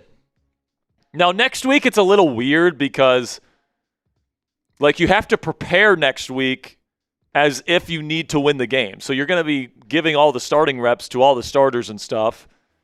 But like if you're watching the game on Saturday and you've won the division and it doesn't really matter, do you risk playing your starters who have gotten the full week of practice reps against the Browns and risk injuring them?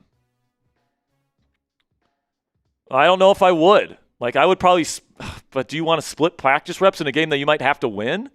Here we go, 3rd down and 12. May gets pressured, just going to throw it away, incomplete. 4th down and 12, and Mike Vrabel is trying to point out a penalty on the Ravens, but they're not going to call it.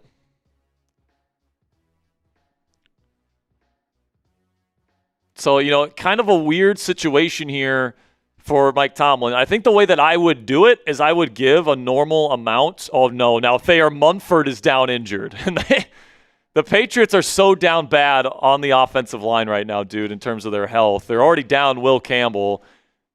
Morgan Moses is questionable for the rest of the game. Dude, how is Will Campbell only wearing that thin sweatshirt? That is crazy, man. That guy's a real football player right there. What's up? Pepperoni and sausage, maybe? I don't know. If you already order it, I'm fine with pepperoni, but maybe half pepperoni, half sausage. 45-yard attempt here for New England to give them the lead with a little over 5.5 minutes to go in the half. Kick is up, and it is right down the middle. Patriots take the lead. F the Ravens. F the Ravens. F the Ravens. Yeah, man. Like, listen, if the Patriots win this game and then the Packers beat the Ravens next Saturday, I would play the backups. Now, maybe not every backup.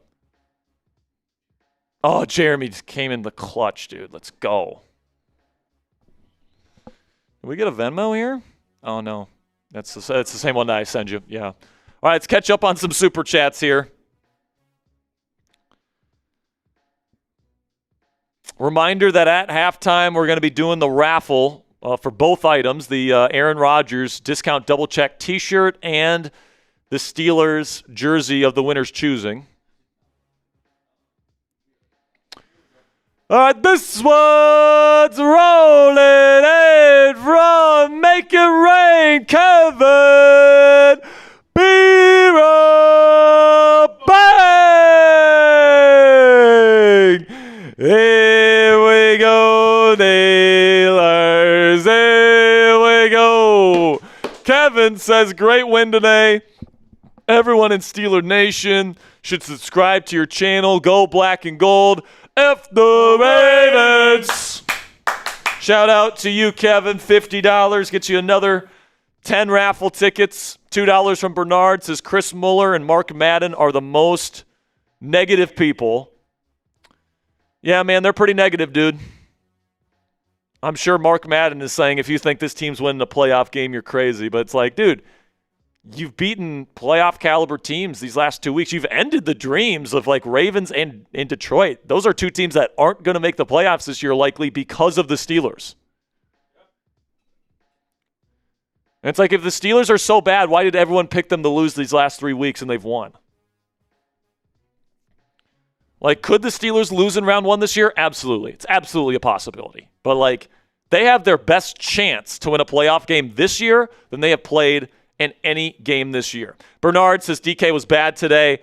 Yeah, man, when you only get 42 yards, 4 catches, you get targeted 9 times. You don't even make half of your catches. You get no touchdowns, and you punch a fan, and you're going to lose a game check because of that likely. Not a great day from number 4, but thank God guys like Gainwell, Warren, Thielen, Washington, Freiermuth stepped up big time. Another one from Bernard says Steelers and Packers Super Bowl. Would love that, dude. How great would that be as like a full circle moment for Rodgers? Playing in San Francisco against his old team. I don't think the Packers make the Super Bowl. I think they have too many big-time injuries on their roster to make that happen, but who knows? I think the Steelers could beat the Packers in a Super Bowl. I know they lost earlier in the season, but this Steelers team is not the same that it was earlier in the year. It just isn't. By the way, touchback in Baltimore, so Ravens will take over at the 35.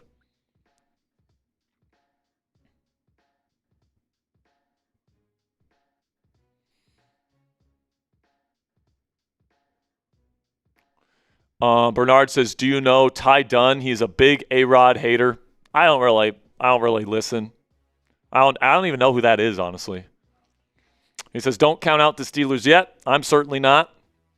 Offset I formation, handoff to Derrick Henry. Up the middle, he's got to fight his way forward for a gain of 7.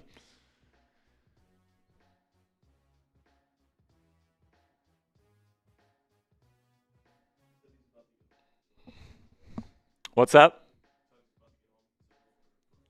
Perfect. Jeremy, if you're watching, thank you, buddy. We've been here live since 2:30 Central Time, 3:30 Eastern. So if you're staying up with us, we appreciate you. Offset I formation again on 2nd down and 4 for Baltimore at their own 41-yard line. Handoff to Derrick Henry, and he gets stonewalled. 0-yard gain. And it'll be 3rd down and 4 coming up. Get off the field here, Pats.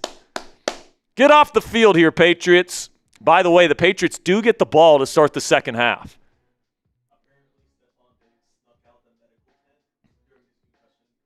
Of course he did.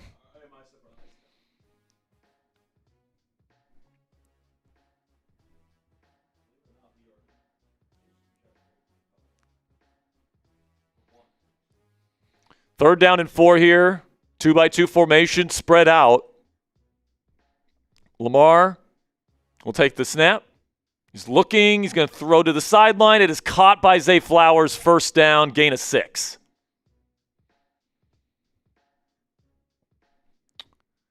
And we can probably just sprinkle in some super chats here in between plays, Ponzi. Just so we can get these. Kevin Castle, hope I'm saying that right, says, where did Scotty Miller come from? Love it. 3 clutch needed catches. 100%, dude.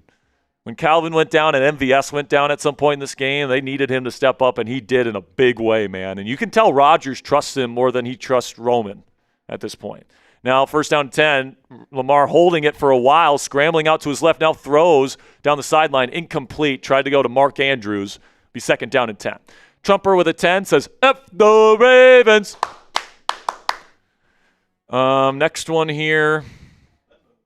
Venmo's now. Great. It's been a while since we've talked about a Venmo. Looks like we got another PayPal here. Okay.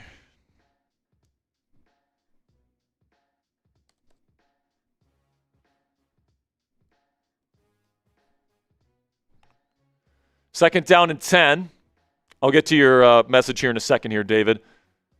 Takes the snap. Read option. He's going to pull it and try to run it. And Lamar's going to stiff arm a guy, and he's going to get hit pretty hard at midfield. It'll be third down and relatively long coming up. Let me see if I can find your message here, David. Where are you, David? Wait, is it David Woods? Oh, man, we got a crap ton to get to. Oh, my goodness. This goes all the way back to the game. All right, let me try and find it here. Third down and 6. Lamar making a switch at the line of scrimmage, pre-snap.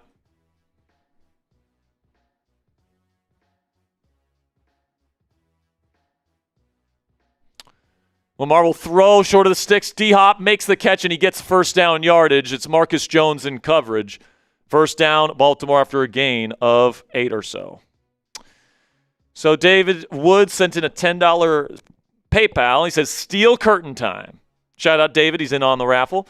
Then we got David Simmons with a $10 super chat or Venmo. He says, let's freaking go. By the way, I took the Steelers on the money line. You didn't pick them? Boom. By the way, I'm going to continue to pick against the Steelers until they lose because I'm superstitious like that, man. Luis Vincentini. We also got one from June Modeo. Now Lamar throws downfield, and it's caught by Charlie Kolar. Big gain, gets down to the Patriots 23. But Luis says, here we go, Steelers. That game was insane. Yay for the win. And then June with a $5 Venmo says, love the show. June, I appreciate you.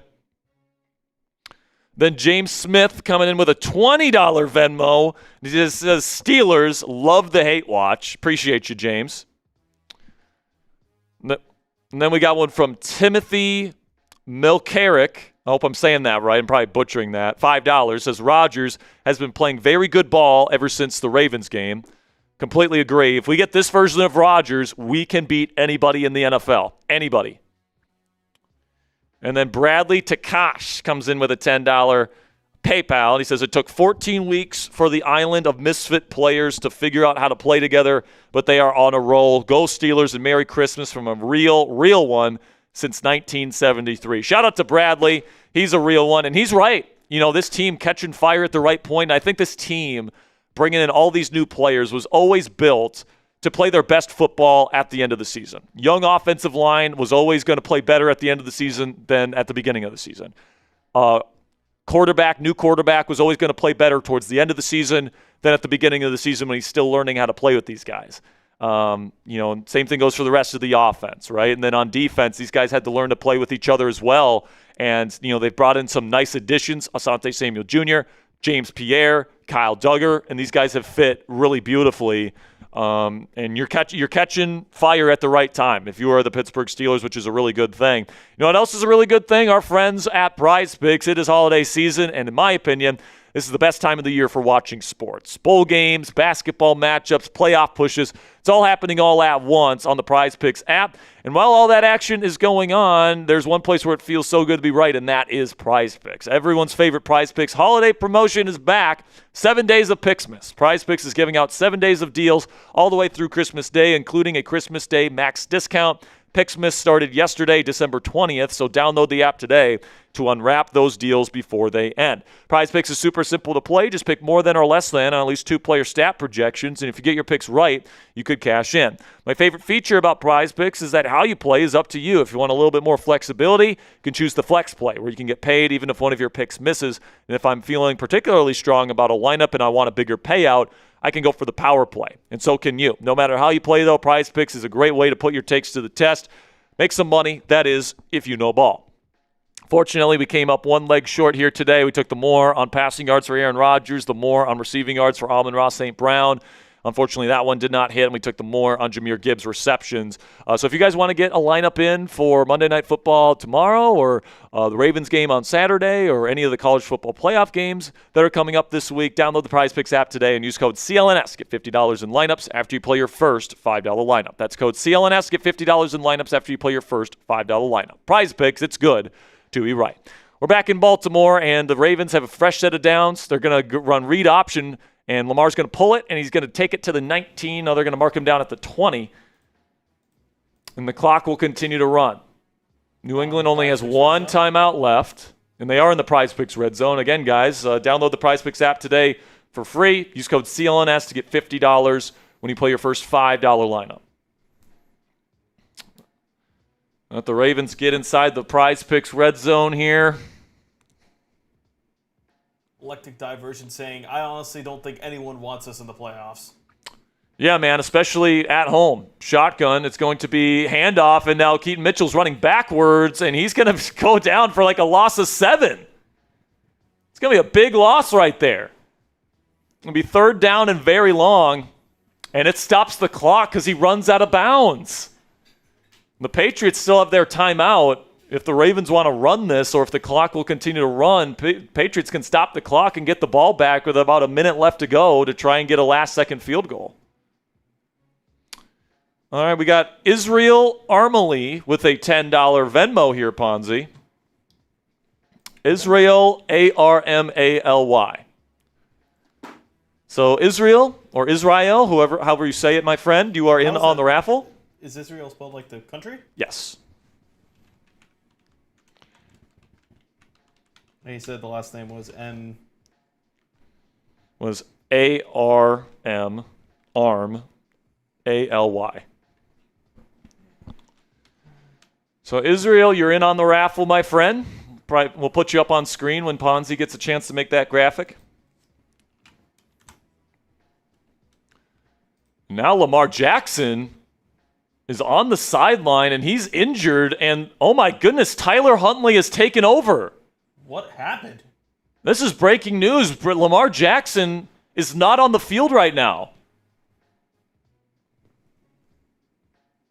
Shotgun for for Tyler Huntley. Snoop Huntley in the game, takes the snap on 3rd and 12. He's just going to dump it off to Rasheen Ali, and we'll see how far he can go. He's going to change fields. And he'll be down inside the 20 to the 18, and the Patriots will call timeout. And Lamar Jackson in some discomfort, talking with trainers down. He's wincing on the sideline. See what we can. What happened here? It happened after his run, where he got hit in the arm pretty hard, and then it kind of crunched down on his leg. Oh. And I think he's saying my back, if I can read lips correctly. He came out of the game because his back is hurting him. He's already dealt with a hammy this season. So with about a minute to go in the half, Tyler Loop will attempt the field goal attempt from 36 yards away. Kick is up and down the middle. Same score it was when we went to overtime in our game, 10-10, but the Patriots with no timeouts will have a minute to possess the ball and try and get in the field goal range again. Remember, the Patriots possessed the ball to start the second half. Went straight to the locker room. And Lamar Jackson is going to the locker room right now. Lamar is clearly in discomfort and in frustration. He's pointing at his back. If he can't go the rest of this game, man, I put the chances of them winning very, very low. Because even then, like, a back injury is very fickle. I mean, it's week to week, obviously, but, like, he can't go next week. Talk about Malik Willis, Snoop Huntley, by the way, potentially. But, like, that's the Steelers' division to lose. This is huge. Did you read the message, by the way? Which message? For Israel? Oh, I did not. He says raffle ticket. So shout out to Israel. All right. Can you? Actually, I can do it. All right, man. Well, we're finally caught up on Super Chats. Only took us till almost halftime. Yeah. I'm actually going to go post our stream right now on X. So once that's up, I'll give a shout out to whoever retweets it by halftime. So I'll work on that right now. Go ahead, Ponzi. We are going to do raffle at halftime. Yes, raffle at halftime, and if the Super Chats keep coming in the second half, we might raffle off an F the Ravens t-shirt as well for the real ones. All of the sickos are here with us, watching our, hate stream. F the Ravens.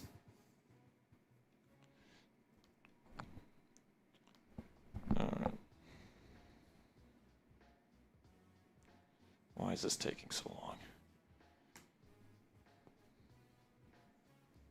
As a reminder, $10 gets you in, $20 gets you 3 raffle tickets, and then $50 gets you 10 tickets. And then, of course, if you want to donate on Venmo, it's going to be double. So $10 will get you 2, $20 will get you 6, and $50 will get you 20. And right now we have a lot of people in the raffle. A lot of people in the raffle, so make sure you get your tickets in. Your chances. Donate on Venmo.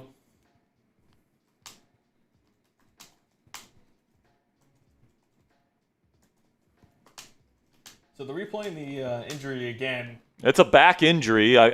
He's pointing at his back, and he's, that's what it is.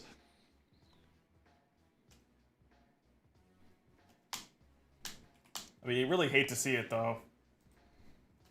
Obviously, we're never going to root for injury or anything like that.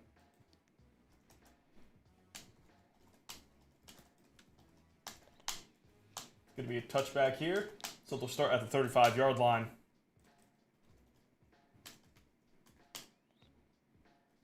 Minute and 3 seconds. Still a lot of time.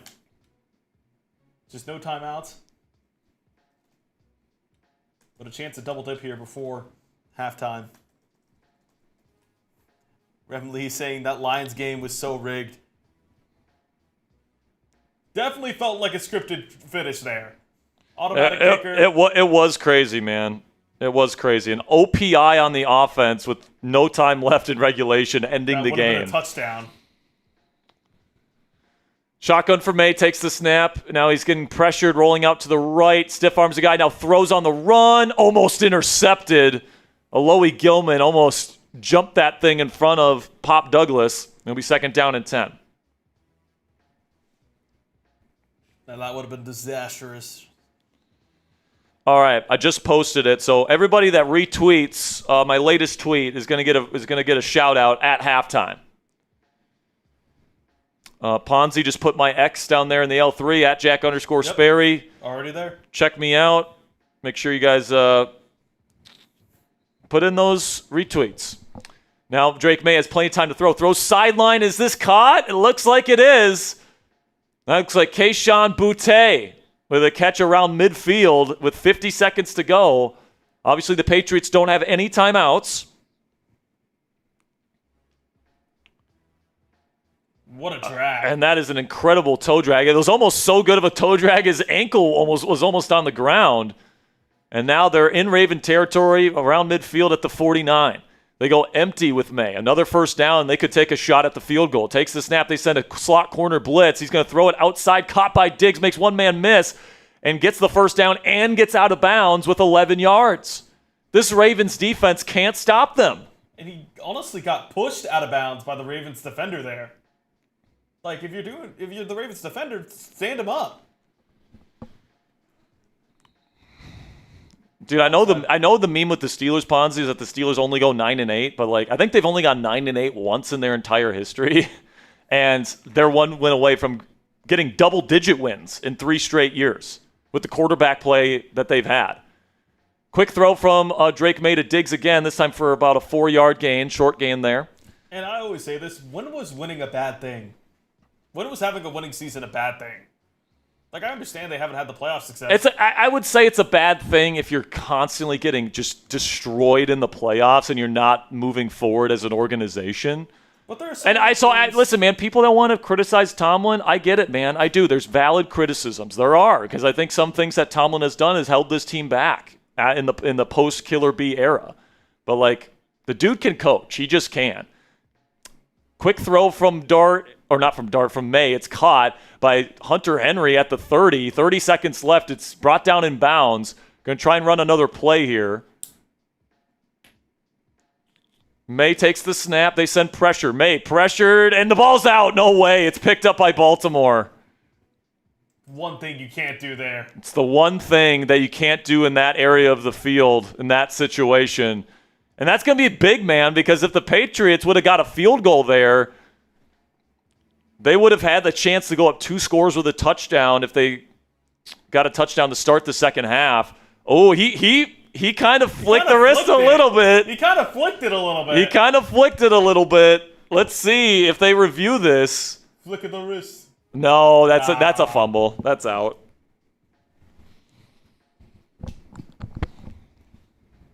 Got a funny super chat coming up. Oh, we just got an awesome super chat. I can't wait to read it. All right, by the way, guys, go follow me on X for a free raffle entry. We're doing the raffle at halftime. I'm also giving shout-outs to everybody that retweets the stream on my X account right now. Quick throw from Lamar. They still got their timeouts, by the way. Now they try lateraling it, and now the Patriots have it. Also, is Snoop Huntley. Oh, yeah, it's Snoop Huntley. What the hell is Mark Andrews doing? Mark Andrews tried lateraling the football. Flag on the play. Are they going to go forward pass here? Either way. But forward pass, Baltimore retains the football. Yeah. I don't know what. Yeah, Baltimore is saying it's on New England. What? Baltimore is saying this is on New England. Well, let's see how they sort this out. Because on the field, it's Patriots football. If it's an illegal forward pass, but the defender picks it off cleanly, can you decline that? I mean, I don't know, dude. It's just a weird day of football here on Steelers Talk. Personal foul, roughing the passer on the Patriots. And then illegal forward pass on the Ravens. So the penalty's offset, and they will replay first down. Baltimore still has 2 timeouts, so they can still chuck this thing down the field. But after that play, was this a legal forward? Maybe it was, but... Great super chat here, by the way. This one might win super chat of the day from Tim Harris, $20. Says, went to spy on the Ratbird channel. Are they talking about horse tranquilizers and desperation? I hate seeing anyone get injured, but Ratbirds are in panic mode. Yeah, we never wish injuries on anybody, especially great players. You know, Lamar Jackson. You know, respect him as a rival. He's a good player. All right, really good player. Never want to see, you know, as a fan of football, great players get injured, but. If he's unable to come back in this game, man, the chances of them winning go down dramatically. I might have to steal Raiders. You know how they had where they could see chugs? We might have to do that next week for Joey. Yeah, man. To see their reaction. Yeah, we might have to do that next week for the Ravens Hate Watch. But the score's 10-10 at half. I'm going to give you everybody that followed me today, Ponzi. Yeah. We're going to finish up this raffle, and then we'll do the raffle. We've got, you ready? Yep. Rad Doctor, Tyler J, Andrew Yenchko, Brian Ruiz, Jesse Costa, Hip Hop Culture, Glenn E. Miller, RXGE, Steely Curtin, Beverly Ellis, Chris Lim, Jack Baird, Rock Stars,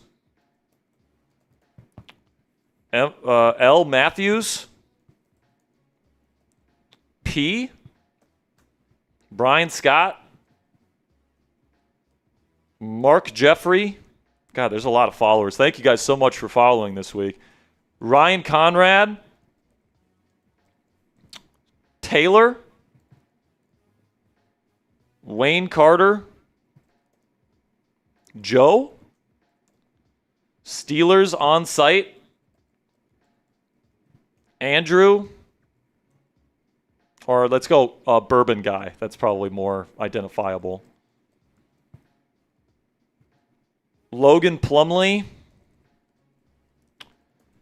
Slice Zeri. So that's like slice pizza and then all one word, Z-E-R-E after that. So Slice Zeri, all one word. John? Or let's go Comiso. That's probably more identifiable. Okay. PSN Red. Trevor D'Souza. Big Crane. C. Williams. DB Shuett. Morgan Feldman. Jamison Perry. Walker. Oh my goodness, how far does this thing go? How many people followed me today? Let me see here. All right, that's actually it. That's actually it. Shares? And then shares. Goodness gracious, man. We got Mike Nintendo Master. Shout out to Mike. Shout out to Mike. He's a real one. Hot Rod 24. Robert Kirkpatrick.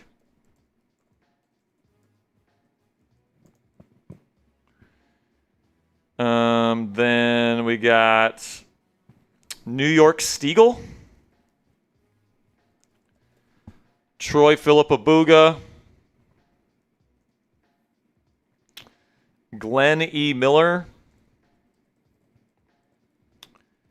Hip Hop Culture again.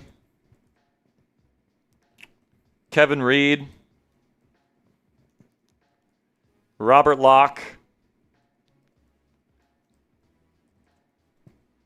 Eugene Payne.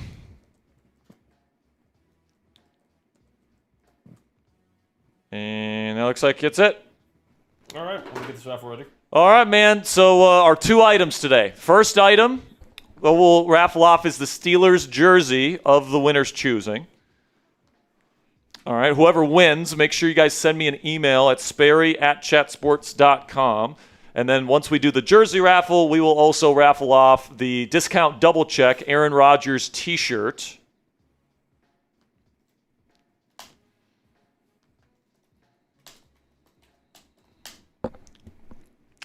And we're going to be here for the rest of this Sunday Night Football action, guys.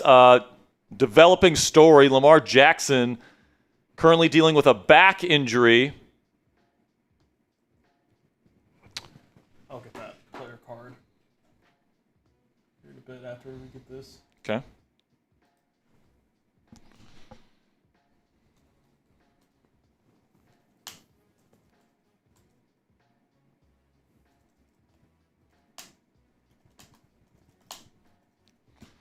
All right, just got a Venmo we'll put up on screen here momentarily. You want me to cool down the raffle? Yes. All right, we're shutting it down now. We're shutting down the raffle now. All right, so any and all Super Chats, Venmos that come in from this point forward will go towards a potential F the Ravens t-shirt raffle at the end of this game. Okay, let me just add that.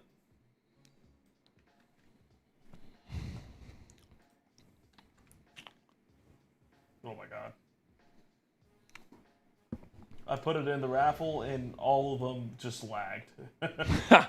All right, well, let's show it, not show it in the sub box here. Yeah, I got you.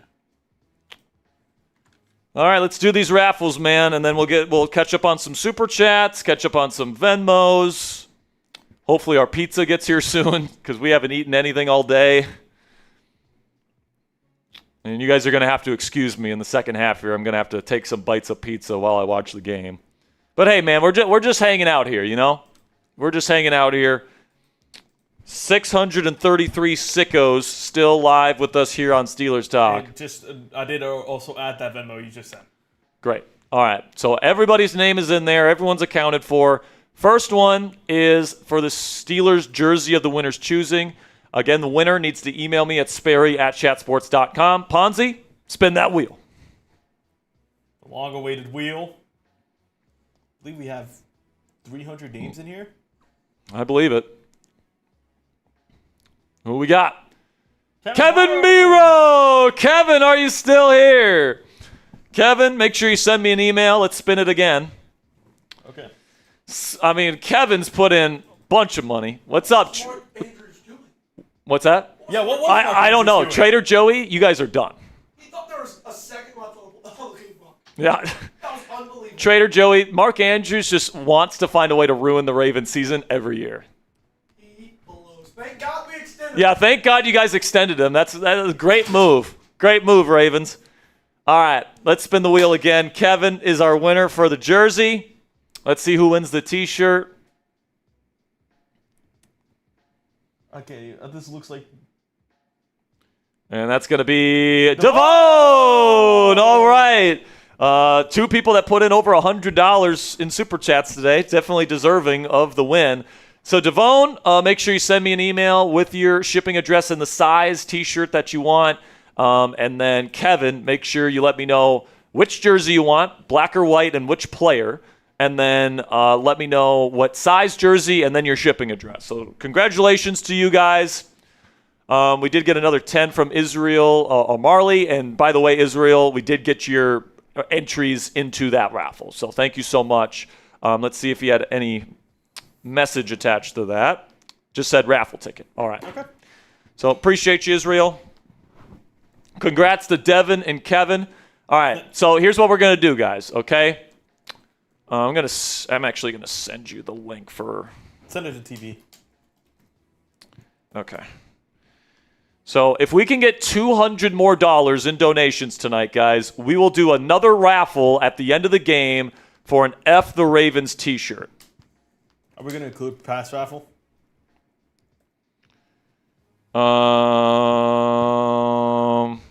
Yes. Okay. Yes, we will. So if you already have raffle entries, you will be included in that raffle as well. Okay. Let's send this to TV. Do we have any update on the pizza? That's not. I was literally about to say that right now.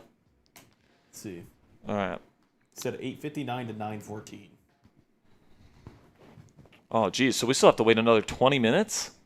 Potentially. I guess because of Sunday Night Football, it's pretty busy tonight. But where'd you get it from? We got it from Domino's. All good. All right. So we'll show you the T-shirt, what it looks like. If we can make $200 more from this point forward to the end of the show, we will do an F the Ravens T-shirt raffle. This is what the T-shirt looks like. You can get it censored or uncensored. Obviously, for obvious reasons, we're using the censored version. But we will have that raffle if we can get $200 more in donations by the end of the show. And by the way, if you already have raffle tickets, you're already entered into that raffle if we do it. All right? So we appreciate you guys.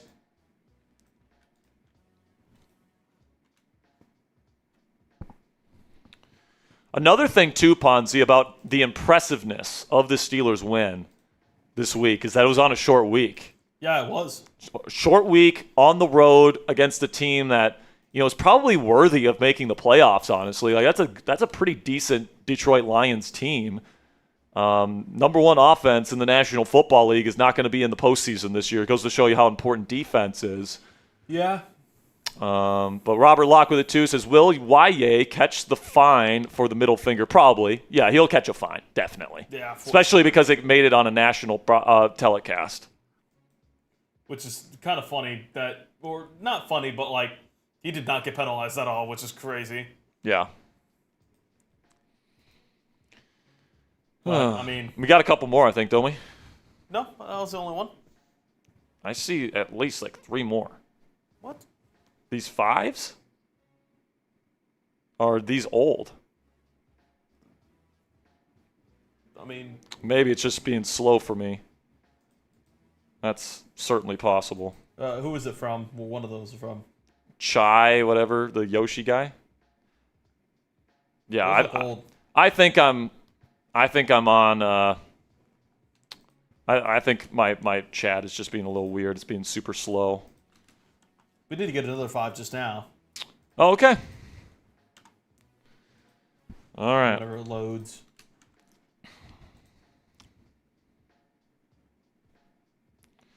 Who do you think's going to win this one? Patriots, Ravens. Go vote in our new live chat or live poll. I think the Ravens are winning, man. You know, you look at the situation. Lamar Jackson, we don't know if he's coming back in the game. It's a tie ball game, but I like the Patriots' chances of winning even if Lamar plays. So for the 50-50 shot or whatever the odds are of Lamar coming back in this game, that just increased it by 50% for the Patriots. Here we go. All right. Jordan with a 5. I'm just my ears hurt so bad from wearing this headset all day. Says, if we get the Chargers, Jack, what are the chances to win in your opinion? Also, great coverage today. I appreciate you, Jordan. I think the chances are pretty good, honestly. I think the Steelers are a completely different team than when the first time they played L.A. Their offense is playing a lot better. Rodgers is playing a lot better. Also, when you played them in L.A., you played them in a controlled environment, on the road in L.A. This would be a home playoff game for Pittsburgh, a warm weather team coming to Pittsburgh in January when it's going to be fucking freezing outside. And Justin Herbert has put together not that great of performances in the postseason.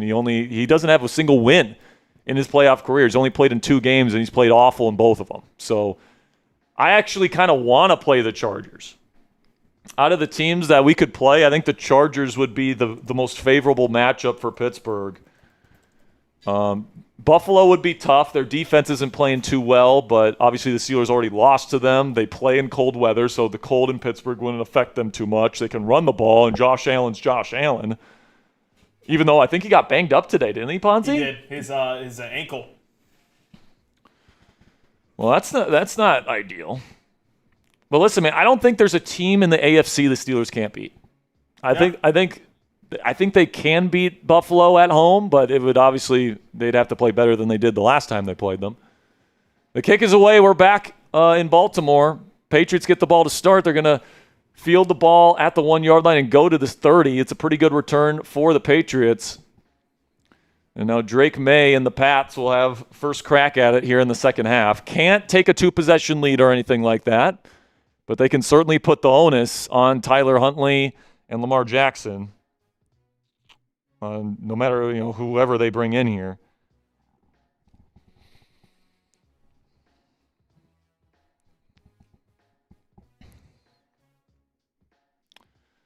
May will start under center. Can they hear me okay? I'm guessing they can probably. Yeah, I'm guessing I'm still good. Going to be a 3-step drop, quick throw, caught by Diggs, makes one man miss. He's going to juke and make 2 other guys miss, and he's going to get down to the 34-yard line. Decent gain of 4. It'll be second down. If you guys have a Steelers topic or any topic you want to talk about, feel free to super chat. If we can get $200 more on today's show, and we've already gotten a few super chats, we're going to we should have an L3 counter, how far we are from 200. Okay. Shotgun here for May, takes the snap, looking. He will throw, and I think it got deflected, or he wasn't on the same page. It falls way short of his intended receiver, Austin Hooper, the tight end. Be 3rd down and 6. Let's see if May can get him another set of downs. By the way, Travion Henderson with a head injury is out for the rest of the game. So that's a blow to the Patriots offense. Obviously, Henderson is their 3rd down back, their pass catcher.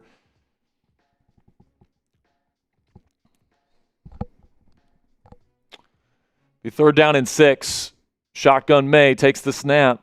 He's looking. He's going to throw. He gets contact. Diggs is getting absolutely manhandled and held. No call by the refs. Nate Wiggins gets the pass defended. It'll be 4th down. Patriots go 3 and out to start this half, and they're going to give the ball back to the Ravens. Great. All right. Okay. If you haven't already, click that subscribe button. We're going to be here for the rest of this Sunday Night Football action. Hate watching the Ravens. Hopefully the Steelers can have that 2-game advantage. 2 games left to go, and of course that means all the Steelers need to do is beat the Cleveland Browns next week and they win the division, or the Ravens can lose to the Packers on Saturday. Delay a game on the Patriots. Couldn't get the snap off in time. Got some super chats here. Jordan says, also, how long do you think DK gets suspended? I think a week. Very most 2 weeks. But I think he probably gets suspended 1 week. There's no way that any suspension leaks into the playoffs. My guess is 1 week for DK Metcalf. He'll be eligible to return for Week 18. But honestly, I wouldn't be surprised if Tomlin sits him another week if the division's locked up. And now the Ravens run into the kicker.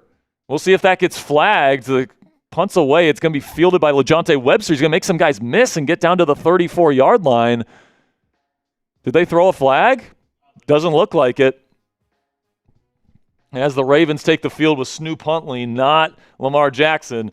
This one's rolling in from Alex Gomez. Bang! Here we go, Steelers. Here we go. I'll read it here in just a second. I formation for the Ravens. Huntley takes the snap, hands it to Henry. I expect to see a lot of Henry in this second half. He picks up 5 or 6. And Alex says, I love DK. Just a little upset he buckled and made such a bad mistake with that fan. Hopefully he's only lost for 1 game. Thoughts if you think he'll be gone for multiple games. You guys are the best. Obviously, stupid decision from DK Metcalf. Don't know what he was thinking. Provoked or not? Yeah, provoked or not. Like, why are you even interacting with that fan on the sideline? It makes no sense. Ignore him. Stupid decision, and he deserves to be suspended a game. Plain simply. I think 2 games or 3 games would be exceeding it. Now, long run here from Henry, breaks 3 on the outside zone, gets all the way down to the Patriots' 39-yard line. That's a big run for Baltimore. If the Ravens are going to win this game, Ponzi, I think it's going to have to be on the back of their defense and Derrick Henry running the football with Lamar Jackson out of this thing so far. So shout out for the 50 there. How far are we away now from hitting the 200 since the raffle? That's not true because we just got a 50.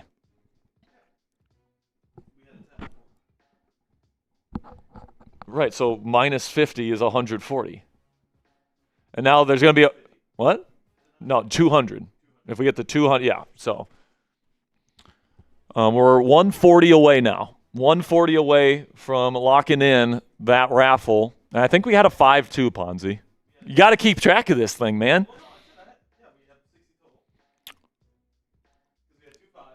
Oh, we had 2 5s. Okay, gotcha. I thought we got...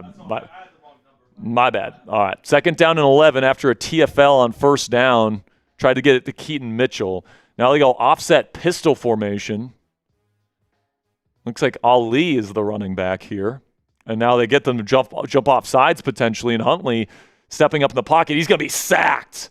Loss of maybe 7 or 8 and no flag. They're not going to call the offsides. That's Anthony Jennings, the edge rusher, bringing down Huntley. It'll be 3rd down and forever, and at this point they got to just try and save the field goal attempt.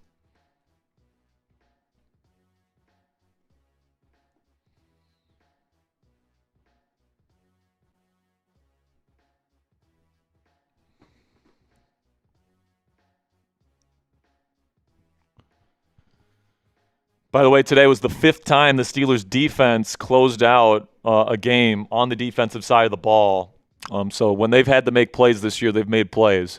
Shotgun here for Lamar, takes the snap. Or not Lamar, Huntley throws sideline caught for DeAndre Hopkins. Well short of the sticks. It's probably going to be 4th down and 10. Do they try the field goal here or do they punt?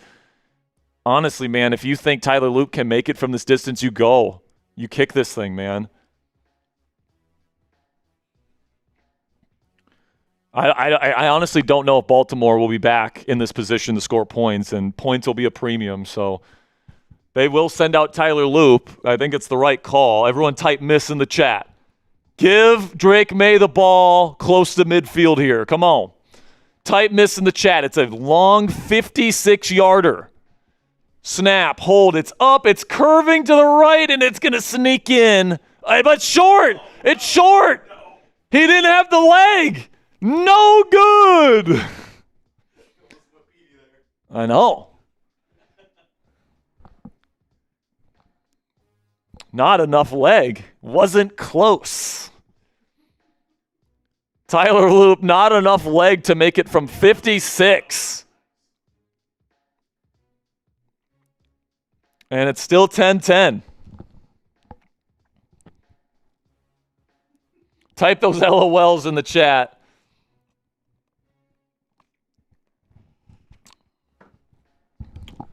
Again, guys, we're $140 away in donations, away from doing another raffle here of an F the Ravens t-shirt at the end of the game. Lamar Jackson is currently out with a back injury. Well, status is questionable. He's out of the game right now. He's not out for the game. He's questionable to return with a back injury. Just so you guys know, we're 140 away here from locking in the raffle. You've already given away 2 items today, a Steelers jersey and a Steelers t-shirt, an Aaron Rodgers t-shirt. I'd love to give away an F the Ravens t-shirt at the end of the stream if we can. All right, putting the headset back on here, Ponzi. Yeah, that's nice. Yeah, food should be getting here soon, so we can take a look here at the updated AFC playoff picture before we get this next drive started. The Steelers obviously in a pretty good spot here, winning 3 of their last 3 games, 3-game win streak against the Ravens, then against Miami, and then now against Detroit in a game that most people thought the Steelers weren't ever going to win. I mean, that game was chalked up as a loss by a lot of people for a long time.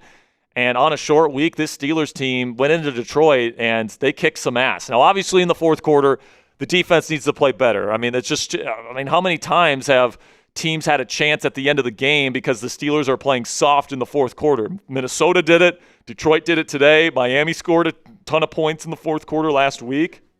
It's here? Okay, good. Just send me with the live updating graphics. Ponzi's going to go get us our food here.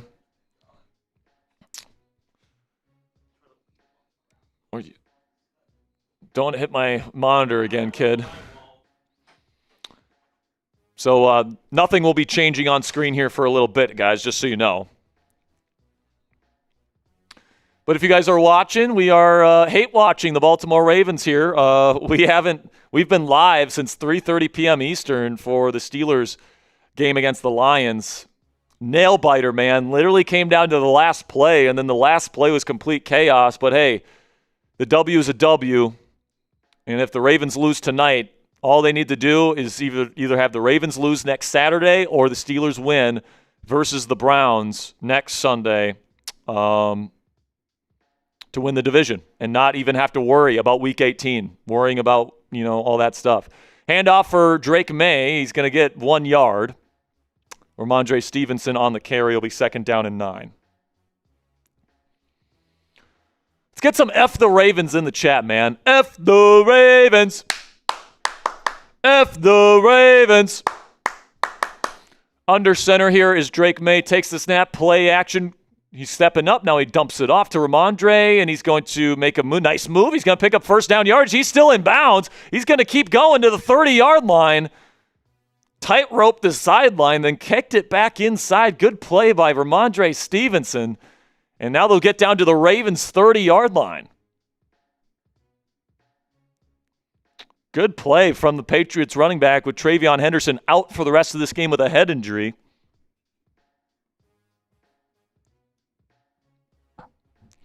Kevin, got your email. It sounds like it's really nice, man. I appreciate you.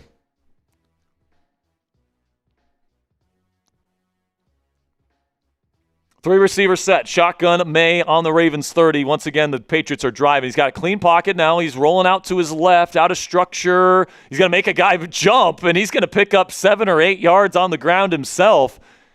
Got Kyle Hamilton to leave his feet. And it'll be 2nd down.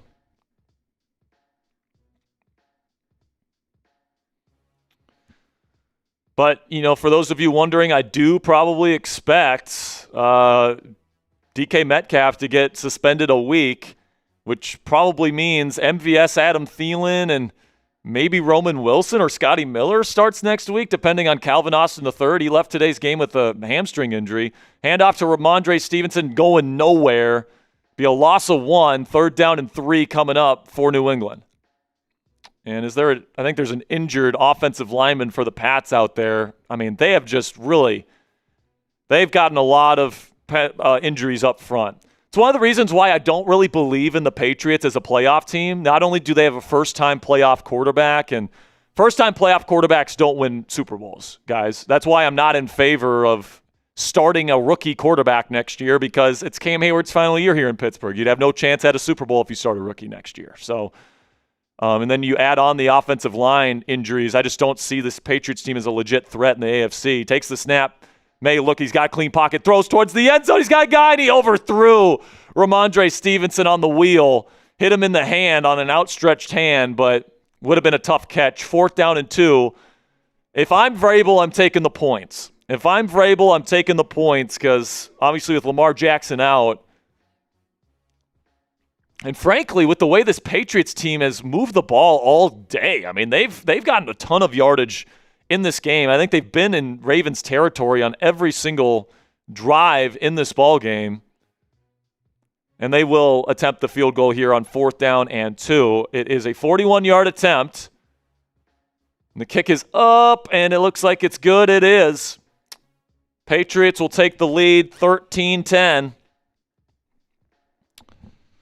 Type those FGs in the chat.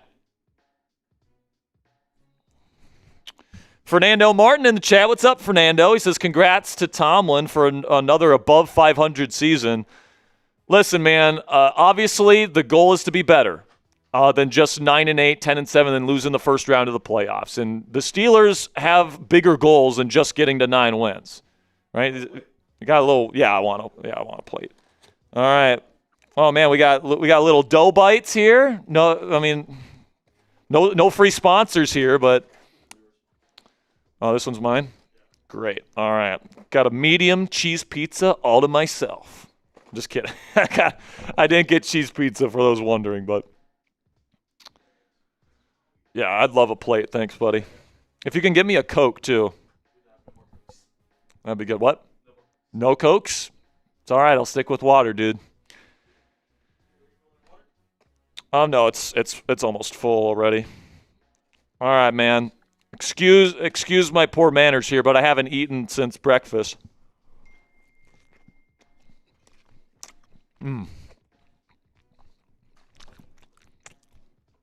Oh, God, it tastes so good.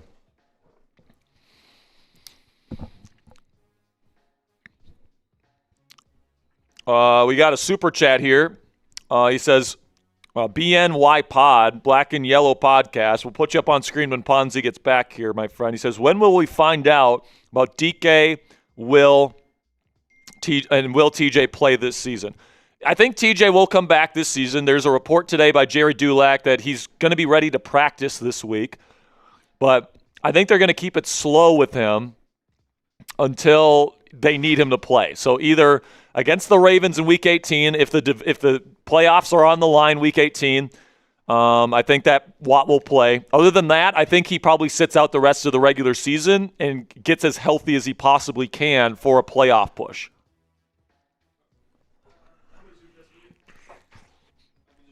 I believe only one.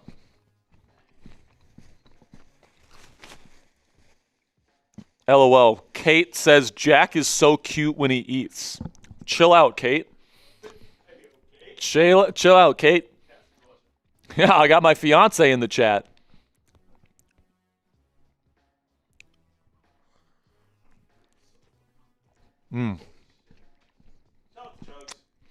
Shout out Chugs for. Well, yeah, I don't even know what I'll do with those.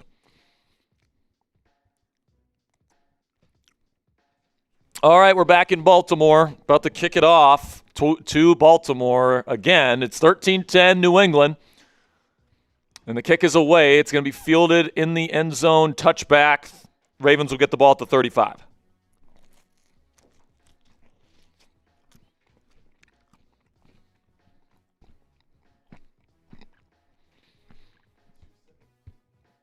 Excuse my eating sounds, folks. We're just hanging out here. We're just hanging out here on Steelers Talk.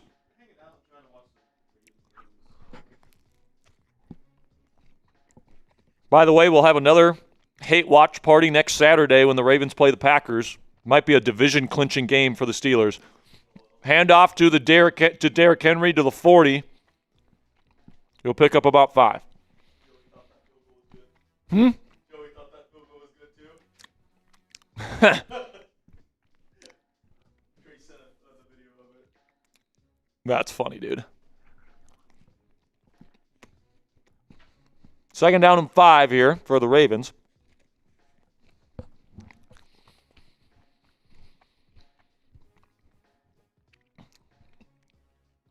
Offset I formation for Baltimore.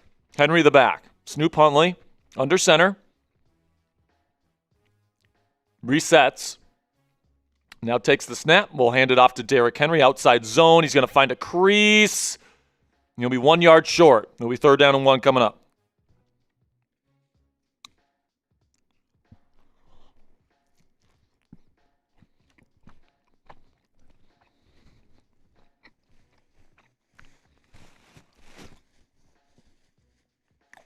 Gonna have some cold pizza to bring home, Cassie.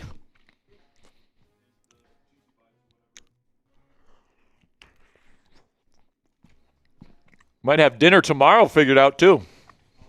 Courtesy of Chat Sports. Shout out James Yoder. Now, it looks like the Ravens are going to go false start here on 3rd and inches. And that's going to set them back, and it's going to make it a 3rd and pass situation. That is a huge penalty for Baltimore.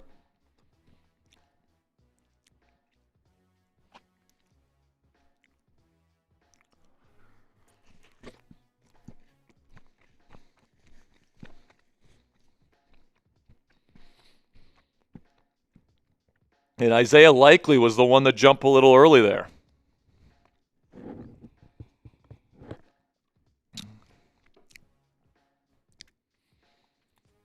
Bunch formation out to the left, single receiver out to the right.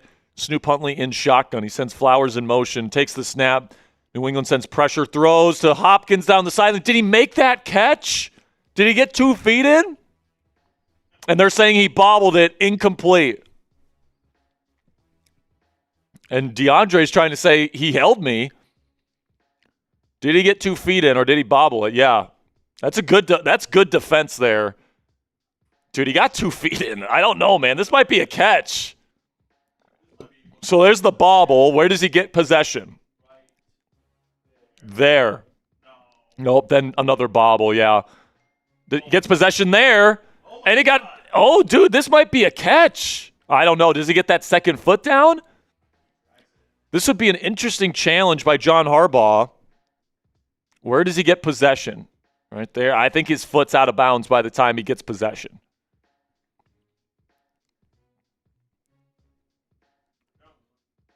Ravens are challenging it, and I don't blame them. You know, if you get a downfield shot that could be completed, you should probably take your chance. Carlton Davis was in coverage. I haven't heard anything about Lamar.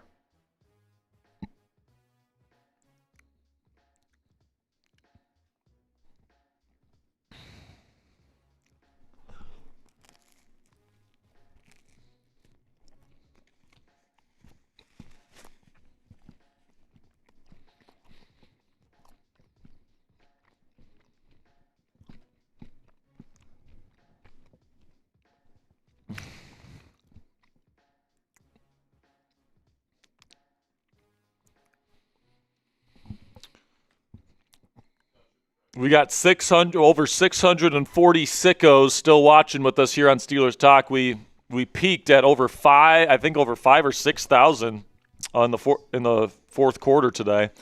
Nicholas Harmon with a 10 says, F the Ravens. F the Ravens. Shout out to Nicholas.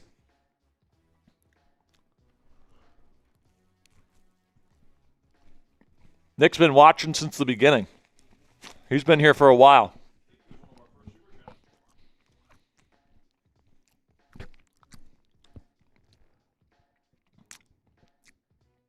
If you guys are still here, while we eat pizza, click that subscribe button if you're a sicko, man. If you're a Steelers sicko, you're going to keep believing in this football team. 3 straight wins, 22nd straight non-losing season. Very good chance to get your 3rd consecutive double-digit win season under Mike Tomlin. Listen, man, think about that. They got the double-digit wins with Kenny Pickett, Mason Rudolph, and Mitch Trubisky. They got the 10 wins last year with Russell Wilson and Justin Fields, both of which lost their starting jobs this year. And then a 42-year-old Aaron Rodgers, who was one of the worst starting quarterbacks in football at the Jets last year. Say what you will about Tomlin, man. He makes stuff work with scraps. Now, he's responsible for bringing in the scraps. They reversed it. It's a catch. All right, they're saying D-Hop got control of the ball in time.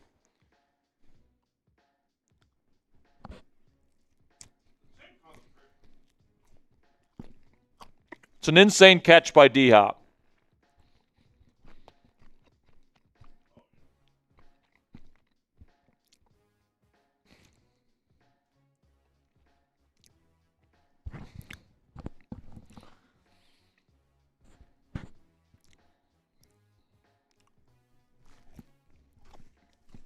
First down and 10 now for the Ravens.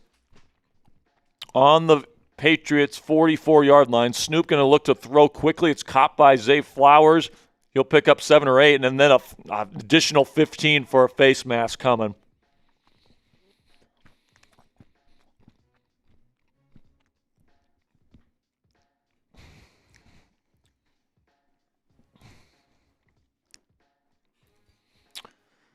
So Patriots shooting themselves in the foot here, and that's going to set up the Ravens to tie this ball game at the very least, unless there's a turnover of some kind.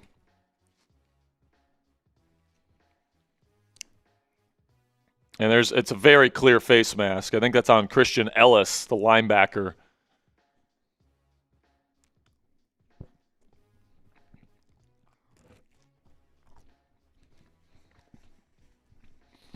Under center, Huntley hands it off to Henry on the outside. He's going to try and stiff arm a guy. He'll pick up 3.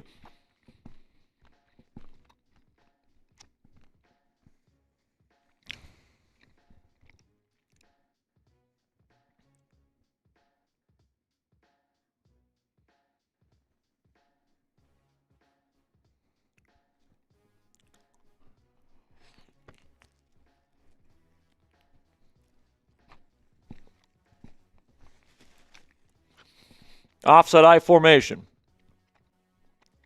Fakes the handoff, then the jet sweep, the orbit return here for Zay Flowers. He's got blockers in front of him. He's streaking towards the end zone, and he's in. Touchdown, Ravens.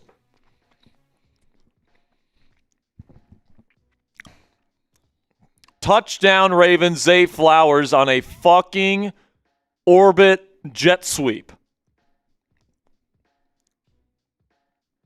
And the Ravens will take a 4-point lead pending the point after. I still feel good about the Patriots winning. They're just moving the ball so well. Eventually, it's gonna break through. In my opinion, I just don't think the Ravens with Snoop Huntley are going to be able to keep this up. But, hey, man, good drive. Got a couple penalties. D-Hop made an insane catch for you on 3rd down. But I think, okay. I think the Ravens are going to have to make this lead, worth it, though. I don't think 20 points is going to get it done. Flag on the play after the point after is good, so we'll see what this is.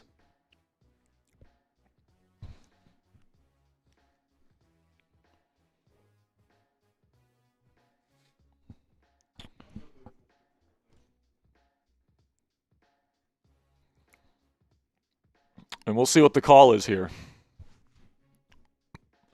Colby's asking, how's the pizza? It's great, dude. Tastes like victory. Personal foul on the Patriots. I think it's going to be enforced on the kickoff. So, great. You know what else is great? Our friends at Prize Picks. It's the holiday season, and in my opinion, guys, it's the best time of the year for watching sports. Bowl games, basketball matchups, playoff pushes. It's all happening all at once. And while all that action is going on this holiday season, there is one place where it feels good to be right, which is Prize Picks.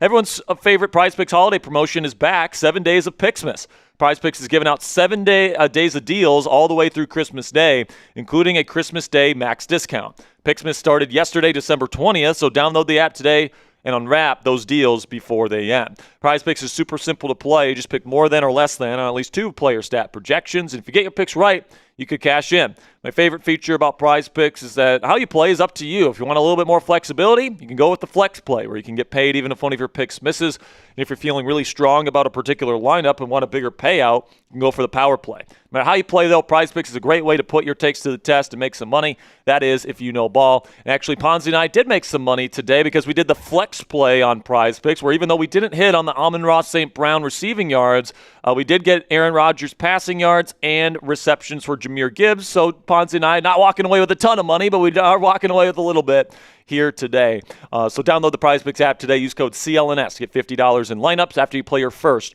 $5 lineup. That's code CLNS to get $50 in lineups after you play your first $5 lineup. Prize Picks, it's good to be right.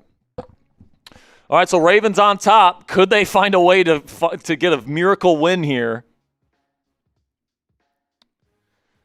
Patriots are going to have to crap the bed offensively for that to happen, in my opinion. I think the Patriots score more, at least 20 points, probably more, honestly. I think they've got at least 2 more good drives in them. And the Ravens are going to have to put together at least 1 more decent scoring drive, in my opinion, to have a shot to win this game.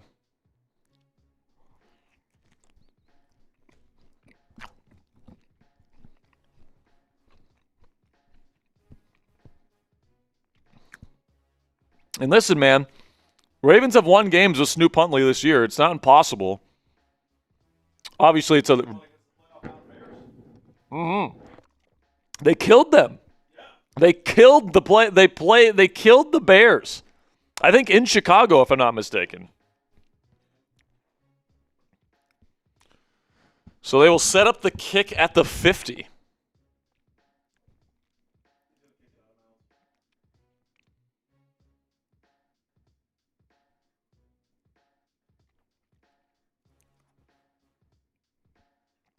And they're just going to kick this one out of the back of the end zone. But obviously the yardage will be enforced on the kickoff here. So I think they take over at, the 20? Because it was a personal foul?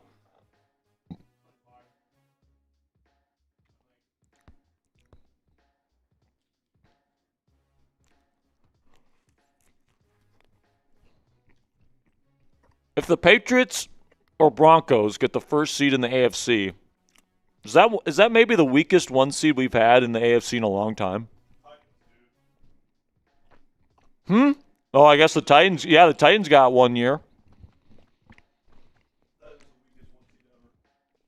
Ryan Tannehill and Arthur Smith getting the 1 seed in the AFC that year.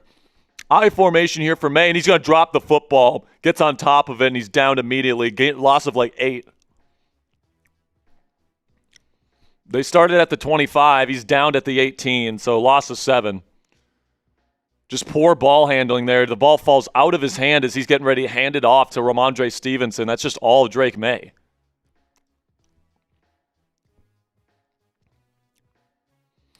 Bro, if the Patriots lose this game to this version of the Ravens, they're in trouble come playoff time. Shotgun May looking, pressure on him. He's going to sidestep him. Beautiful play. Now he's going to throw on the run. He's got a man. It's open. It's caught. Face mask on Hunter Henry. They're not going to call it. Big gain. It should be an additional, I think, 15 yards. But Drake May, look at this one, man. Whoop! Sidesteps him to the left, steps up, then goes to the right, throws on the run. Drake May's got some playmaking chops, boy. Oh, never mind. I'm an idiot. There wasn't a face mask on Roquan Smith. It was a good tackle. 3rd down and 5 here after the debacle on 1st down. They go empty. Trips left with a sniffer and a single receiver out to the right. May looking pressure. He's going to escape it. Roll out to the right. He throws on the run, and it's going to be caught. Great play by Drake May again, and a flag at the end of the play. Pass interference on the offense is going to be the call. They're going to say the Patriots pushed off, and it's going to be replay third down. It's going to be like third and 15.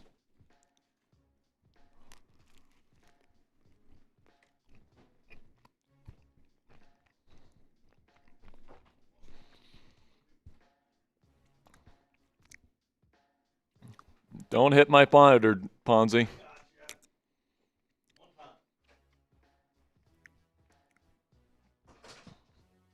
So Lamar Jackson is officially questionable to return in this game. And obviously, if he doesn't return to this game, that's going to put his status against the Packers in doubt.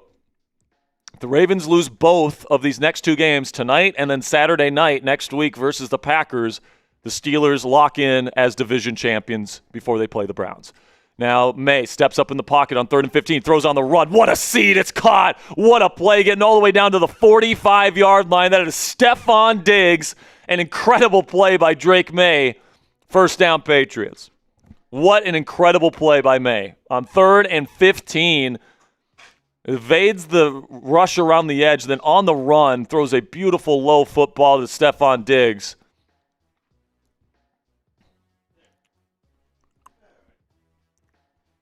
And now the Patriots have a new set of downs at the 44-yard line on their side of the field. Takes the snap, play action. May has all day to throw in a clean pocket. He's going to roll to the right a little bit, then throw it. It gets tipped up in the air by Kyle Hamilton. Incomplete. Good play by Hamilton. Be second down at 10. We did get a super chat, by the way.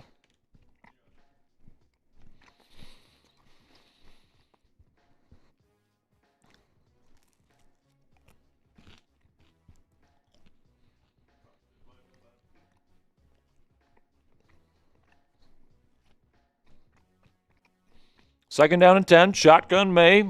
Pony formation with two running backs on either side of him. A running back on either side of him, I should say. Takes the snap. May looking. Throws down the field over the middle. Incomplete. Tried to go to Mac Hollins on the skinny post. And it'll be incomplete. May took a shot on that play. It'll be 3rd down and 10. Can the sensational sophomore quarterback out of UNC deliver again? He got crunched on that play.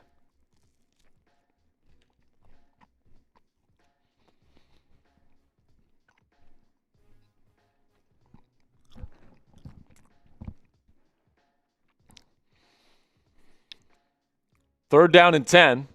Trips right, takes the snap. May looking, pressure in his face. He's got to get rid of it, and he just throws it out of bounds. Incomplete. 4th down and 10, and now May's on the ground. He's injured. Or at least he's slow to get up. Took another shot. He gets up, and it looks like he's ginger. He's limping pretty bad. But it looks like he's okay. Our Darius Washington, the safety, rolled him up. Oh, God, that's got to hurt. Oh, God, that's got to hurt. The twisting motion that Washington just did on Drake May as he was falling down.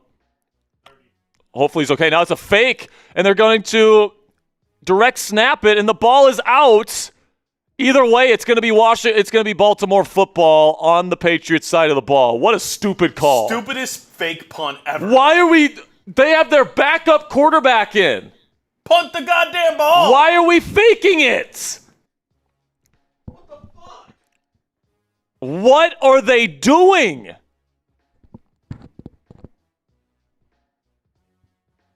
It was 4th down and like 10. You thought you were going to get this? With this read option type of play? This was supposed to be a pass the other way, but the Ravens snuffed it out, and there was nobody open. There's only one target. No, there's 3. Well, say one realistic one. The other guys cover themselves. Oh my God, what are we doing? Are the Patriots handing a win to the Ravens right here? Junior Al says Huntley has been better ball security than Lamar the past few games that he has played. Not saying he is overall better. That'd be dumb, but plays safer. That's a fair point, especially in a game like this where the Ravens have a lead now, and now there's going to be a false start on Baltimore.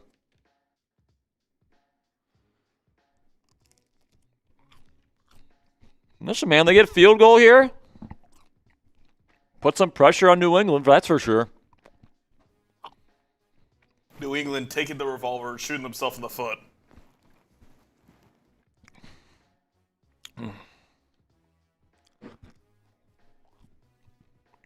JV Free doesn't make a good point. He says, the Pats have one quality win, and that was against the Bills, and that's a divisional game, right? Telling you, bro, I think the Steelers would beat the Patriots in a playoff game. Toss fake. It's going to be Huntley throws caught short, close to the sticks. Zay Flowers. They're going to give him a first here? I think they are. Lamar Jackson is in a hoodie. He's done for the night.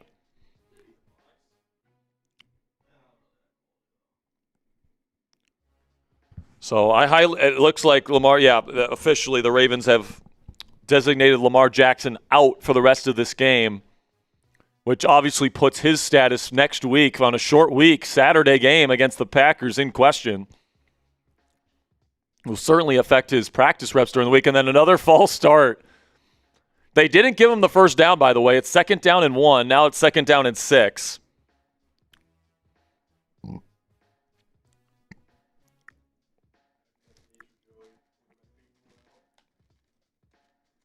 Oh, yeah.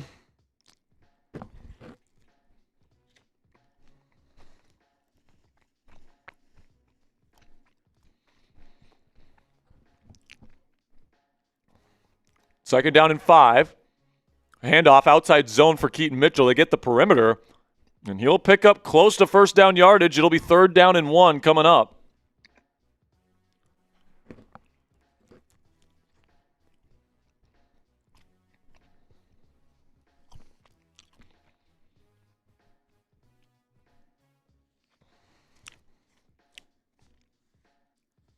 Making a mess over here, Ponzi.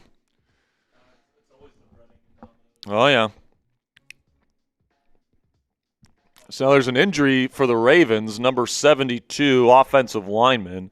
Is that Voorhees? Yeah, it's Andrew Voorhees, one of their starting guards, limping off to the sideline.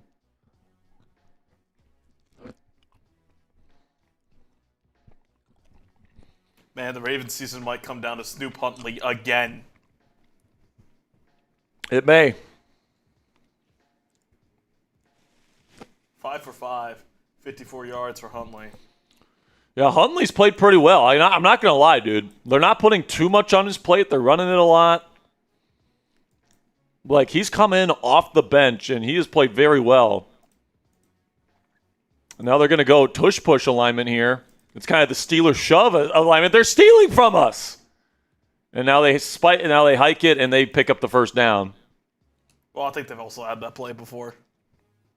Nope, they stole it from us, Ponzi.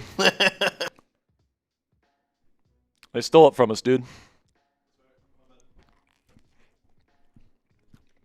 Except their tight end, Mark Andrews, actually tries to run forward. You're telling me you don't have to wait until you get pushed? Nope. Crazy.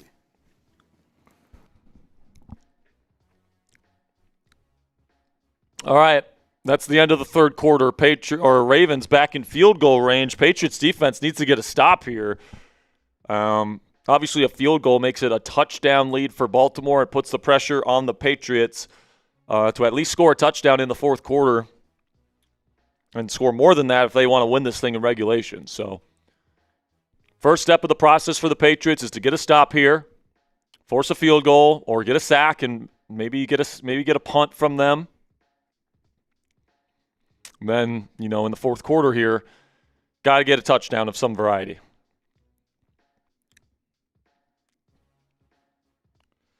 JV Free says, "Let's hope the Bills win the division and we get the Pats in the first round." Well, how would it look if the Pats lose tonight? Kind of feels like a big game for the Pats because if they win, I think they have the number 1 seed in the AFC after the Broncos lost today. I'm correct here. Even with the Pats' loss, I think the Bills are still 1 game behind. Yeah, I think they are. So they would technically be tied at the top of the AFC Unless there's East. like a 3-way tiebreaker. Let me just run it through ESPN real quick. Yeah, go through ESPN and then let me know who they play in the final 2 weeks. 'Cause that might be a very interesting race. And if the Patriots with this offensive line with no Will Campbell, no Morgan Moses, if the Patriots come to our house against our D line with that offensive line and we beat them in Foxborough early in the year when we weren't even that good, I kind of like our chances against this Patriots team, man. Right now, if the Patriots lose, they'll be the 3 seed, with Jacksonville taking over as a 2 seed. Got it. And they'll play the Buffalo. And they'll play Buffalo. There will be no movement at the 5 seed, which is what the Steelers will be playing. Right. So, if we go to 17, Patriots play the Jets. That should be a win. Yeah. The Bills play the Eagles. So tough. That's tough. I still think the Bills probably win. Then the Patriots have the Dolphins left. Yeah, I mean, having Jets Dolphins to finish your season, like if the Patriots still hold on to that AFC East championship with a tie versus Buffalo, It kind of depends. I kind of feel like the Patriots will still win the division unless they crap the bed in the final 2 weeks. Yeah, I mean, I think this kind of comes down to the tiebreakers for the other people. All right, Ravens have the ball here at the start the 4th quarter. 1st down and 10. They'll hand it off to Derrick Henry. He'll pick up 3 or 4.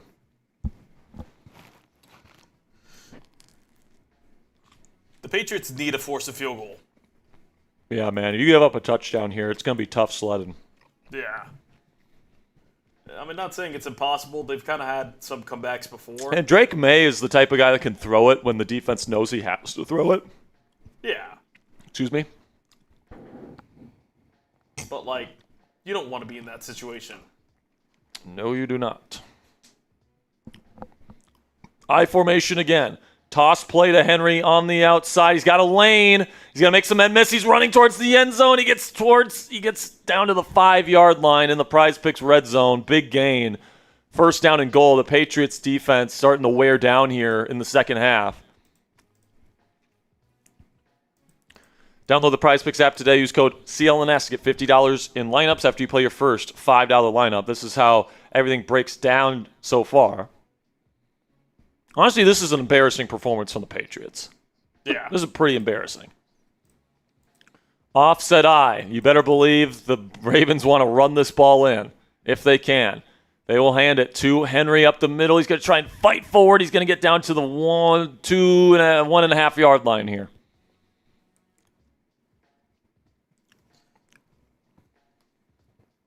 JV Free is making the point that divisional games can be different. That's true. Miami could be a team that could win. Maybe. I mean, Quinn Ewers was bad today. Although I think that Dolphins offense is just bad, too. Not with Achane. What I'm saying, Achane, and they got some pieces. Jalen Waddle's a good player. Waller's a good player. Got a good play caller. Not saying was bad today in general. Yeah. 2nd down and goal. Shotgun. Snoop takes the snap, hands it to King Henry, got blockers, and he's in. Touchdown, Ravens. They'll go up 2 scores against the Patriots, and Drake May will have about 13 minutes, a little bit less than 13 minutes to put together 2 touchdown drives to win this game. Well, actually, he doesn't need 2 touchdowns. If you're the Ravens here, I think you think about going for it. Because if you go for it and you get it, it forces them to get 2 touchdowns, not a field goal and a touchdown with an extra point. But they're just going to take the points. And with Snoop Huntley, with the way you're running the ball, dude, you could just run it up the middle. Yeah, I mean, you're getting incredible push. I would have gone for that there if I was John Harbaugh, but the kick's up and good. It's an 11-point deficit. So the Patriots just got to get points on this next drive, whether it's a field goal, whether it's a touchdown. Obviously, you'd prefer the touchdown, so you can go for the 2-point conversion and try to get within a field goal. And then hopefully your defense gives you a chance at the end of the game. But offense is going to have to play really well. The Patriots offense, I think, has moved the ball okay today, Ponzi. It's just they're not finishing drives the way that you need them to. No. And they've left some points on the board. And they've also been, turning the ball over. Right. It's one of those things where no matter how bad your opponent is, if you turn the ball over, you will lose. Yep. That's the way it works, dude.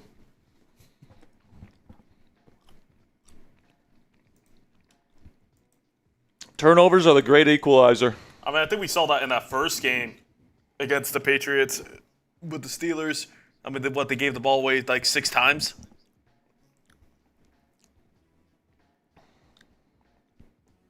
I think it was like 2 times in the red zone too. Right. So, it doesn't matter how far you can get into the opposing territory. Can't finish. Exactly. Autumn saying Patriots better get it together. Yeah. I mean, technically, it's not the end of the world if the Ravens win because they still got to play like the Packers, which I don't know even if Malik Willis will be starting there. Yeah, I mean, it sounds like Malik Willis might start next week for the Packers. Now, Malik actually, I didn't think he was the reason why they lost. I thought he actually played okay. I mean, but they obviously don't have Micah Parsons. So if you're missing Love next week, and especially if Lamar can play next week, that'll give them a shot. But if we're Snoop Huntley, Malik Willis for, I don't know, maybe not potentially the Packers' playoff hopes, but for the Ravens' playoffs hopes, incredible matchup. By the way, we will have another hate watch party next week on Saturday, Ravens versus Packers. And if the Ravens end up losing this game, that'll be for the division, for the AFC North. If the Ravens lose versus the Packers, the Steelers will lock in the AFC North championship without having to play another snap. But if the Patriots win this game, or if the Ravens win this game, then no matter what, the Steelers will have to play for something next week.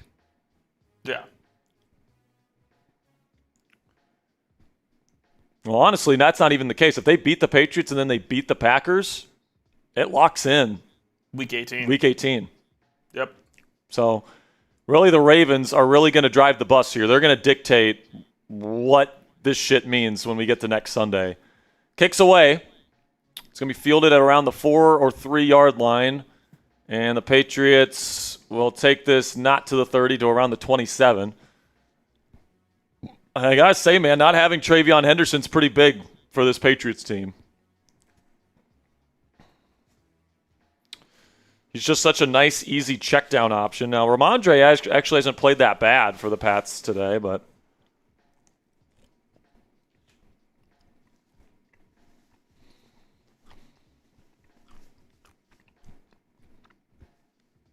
it's been the Ravens' run game here in the second half that has really done a great job.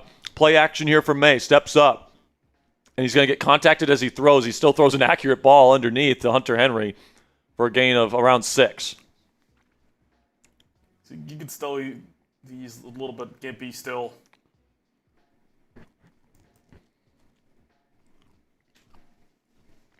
Yeah, and the fact that Drake May is, he's hurting a little bit after that awkward tackle from Ardarius Washington last drive. Puts the Ravens in the driver's seat here.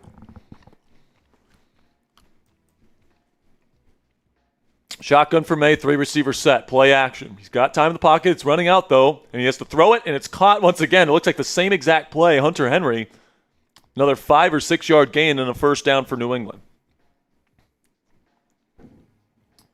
The thing that impresses me the most about Drake May is just his off-platform throwing. It's crazy. His talent is unbelievable, man. He's getting hit as he throws this. Spinning around, throwing it, If most people try to attempt that throw, it's just not happening, man. Shotgun here, 3 receiver set. May will take the snap. Baltimore sends pressure. May has to get rid of it. He does. It's caught. It's a nice catch there by Kyle Williams, the rookie out of Wazoo, for a gain of around 7 or 8.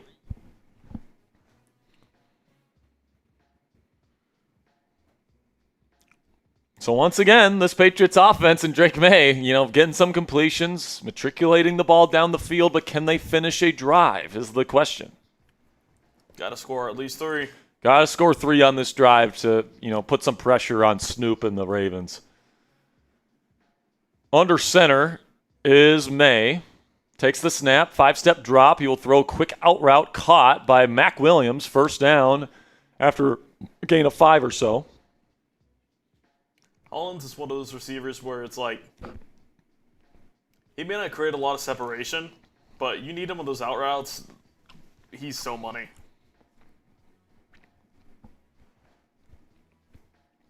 One of Arthur Smith's guys. I would not be surprised if at some point during Arthur Smith's tenure as OC here in Pittsburgh, Mac Hollins gets signed as a Pittsburgh Steeler. Would not surprise me at all. Now from shotgun, takes the snap. May looking. He's got time. Now he's running out of time. Now he's looking to run, and he's going to slide down after about a gain of 2. He's 2nd down and 8. Like, I know he's hurt a little bit right now, but he's got some legs to him. You can't be, scared of running him a little bit.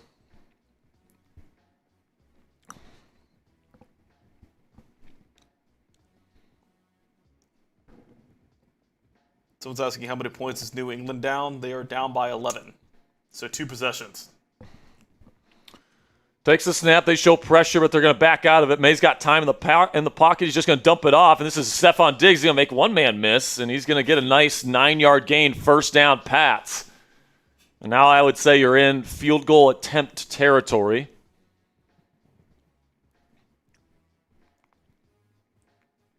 It's a nice pickup. Very nice pickup there. They sent the slot blitz after presenting the double-A mug look. Trying to confuse the young quarterback, but they picked it up nicely. It was an easy completion, pitch and catch for a first down. Shotgun for May, takes the snap. He's looking. He's going to bomb it down the field. He's looking end zone to Kyle Williams. Did he catch it? Oh, my goodness, Kyle Williams. What a catch. Touchdown, Patriots. Going for 2. By the way, could have had Kyle Williams. Fuck us. Imagine how good. 3rd round? I thought he was later than that. Let me look it up.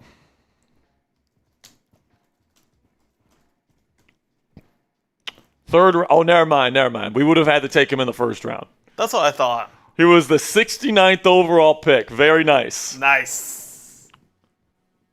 But yeah, man, imagine what this offense would be with a guy like Kyle Williams in it, man. No, we got MVS. We're fine. Yeah, we got maybe a concussed MVS. We got Adam Thielen, too, Thielen was balling today, dude. Yeah. Here we go. 2-point conversion. Trips right, takes the snap. May stepping up, looking to throw. He dumps it off, and it's caught by Ramondre Stevenson. 3-point game. Flag on the play. Great. Just holding. I would assume so. Maybe it's defensive holding. Ravens players looking like they're walking off the field. Lord Buddy Bear is here. Everyone say hi to Lord Buddy Bear. He says, my Raiders almost lost today. It was too close for comfort. He's talking, of course, facetiously because a win for the Raiders would have been a loss. They're trying to get the number 1 overall pick. They're drafting QB, right? Dude, Geno Smith, if Aaron Rodgers retires, might be the Steelers quarterback next year. Cassie saying just got a Domino's commercial. Nice. Not sponsored. No free sponsors, babe. All right, we're at commercial here. Hit Prize Picks. Fine. All right, let me finish this bite here. Yeah, I got you. I'll put you full screen. All right, man. It's been a good show, and we want to thank our sponsor one more time, which is Prize Picks. It is the holiday season, in my opinion. This is the best time of the year for watching sports, whether it's bowl games, basketball matchups, playoff pushes. It's all happening all at once. And while all that action is going on, there's one place where it feels so good to be right, and that is Prize Picks. Everyone's favorite Prize Picks holiday promotion is back. 7 days of Pixmas. Prize Picks is giving out 7 days of deals all the way through Christmas Day, including a Christmas Day max discount. Pixmas started yesterday, December 20th, so download the app for free on your phone today and unwrap those deals before they end. Prize Picks is super simple to play. Just pick more than or less than on at least 2-player stat projections. If you get your picks right, you could cash in. My favorite feature about Prize Picks is that how you play is up to you. If you want a little bit more flexibility, you can choose the flex play where you can get paid even if one of your picks misses. And if you're feeling particularly strong about a lineup and want a bigger payout, you can go for the power play. Now, how you play, though, Prize Picks is a great way to put your takes to the test and make some money. That is, if you know ball. You guys can take a look at our flex play here today. And what that means is if one of your picks misses, you can still make money. That's what happened today, where we took the more on passing yards for Aaron Rodgers and the more on Jahmyr Gibbs receptions. Both of those hit, but the Amon-Ra receptions did not. So we still walk away with a little bit of money because we did the flex play. If we would have done the power play, for example, we would have walked away with nothing. So download the Prize Picks app today. Use code CLNS to get $50 in lineups after you play your first $5 lineup. That's code CLNS to get $50 in lineups after you play your first $5 lineup. Prize Picks, it's good to be right. All right, man. Shout out Prize Picks.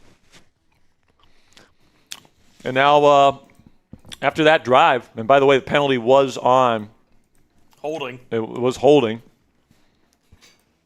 On the Ravens. Is Packers Ravens Sunday night too? No, it's Saturday. It's Saturday night. Gotcha. So it's NBC still. Well, maybe. Last night's game was on Fox, and it was a night game. See, they're promoting it though. Were they promoting it? If they were Yeah. promoting it, then they probably have it then.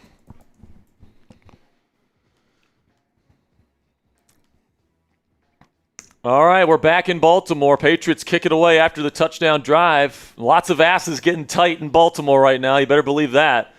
Kick is going to be returned inside the 5, and it's going to be taken out to the 30, and then a scrum ensues. It's going to be the 31-yard line is the starting spot for Snoop Huntley and the Ravens. We needed 3 and out bad. 3 and out. Oh, listen, man, in this drive, with the way the Patriots have been looking all game, moving up and down the field, moving it at will, just get a stop. All right? Just get a stop. Put yourself in striking distance with Drake May having the football late. Turnover would be huge. I completely agree with Dominic.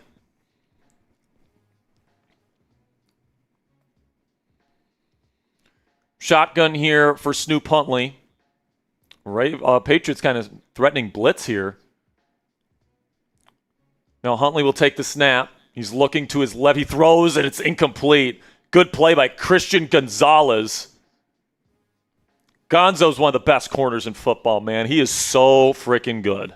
When he's healthy on the field for them, really changes the defense. It changes their defense, man. Snoop Huntley has...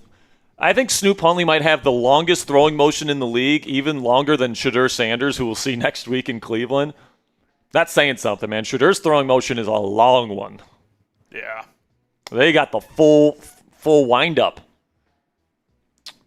Offset I formation here for Baltimore on 2nd down and 10. They will hand it off to Keaton Mitchell, and he will fight his way forward for around 4.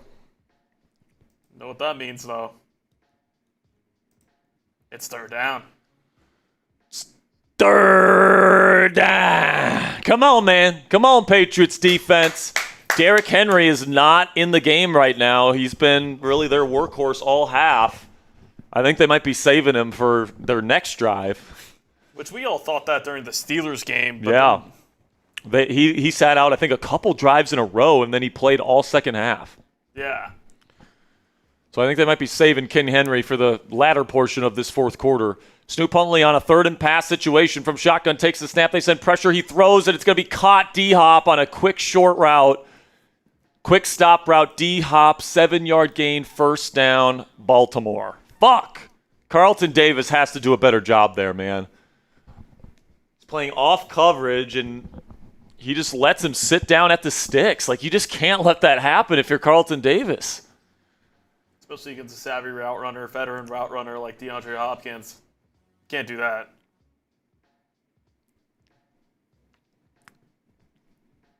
First down and 10. Shotgun for Snoop. They send Flowers in motion right to left. They will hand it to Keaton Mitchell, and he won't get back to the line of scrimmage. No gain for Baltimore. Second down and 10 upcoming. Get them behind the chains, behind, keep them off schedule. Yeah.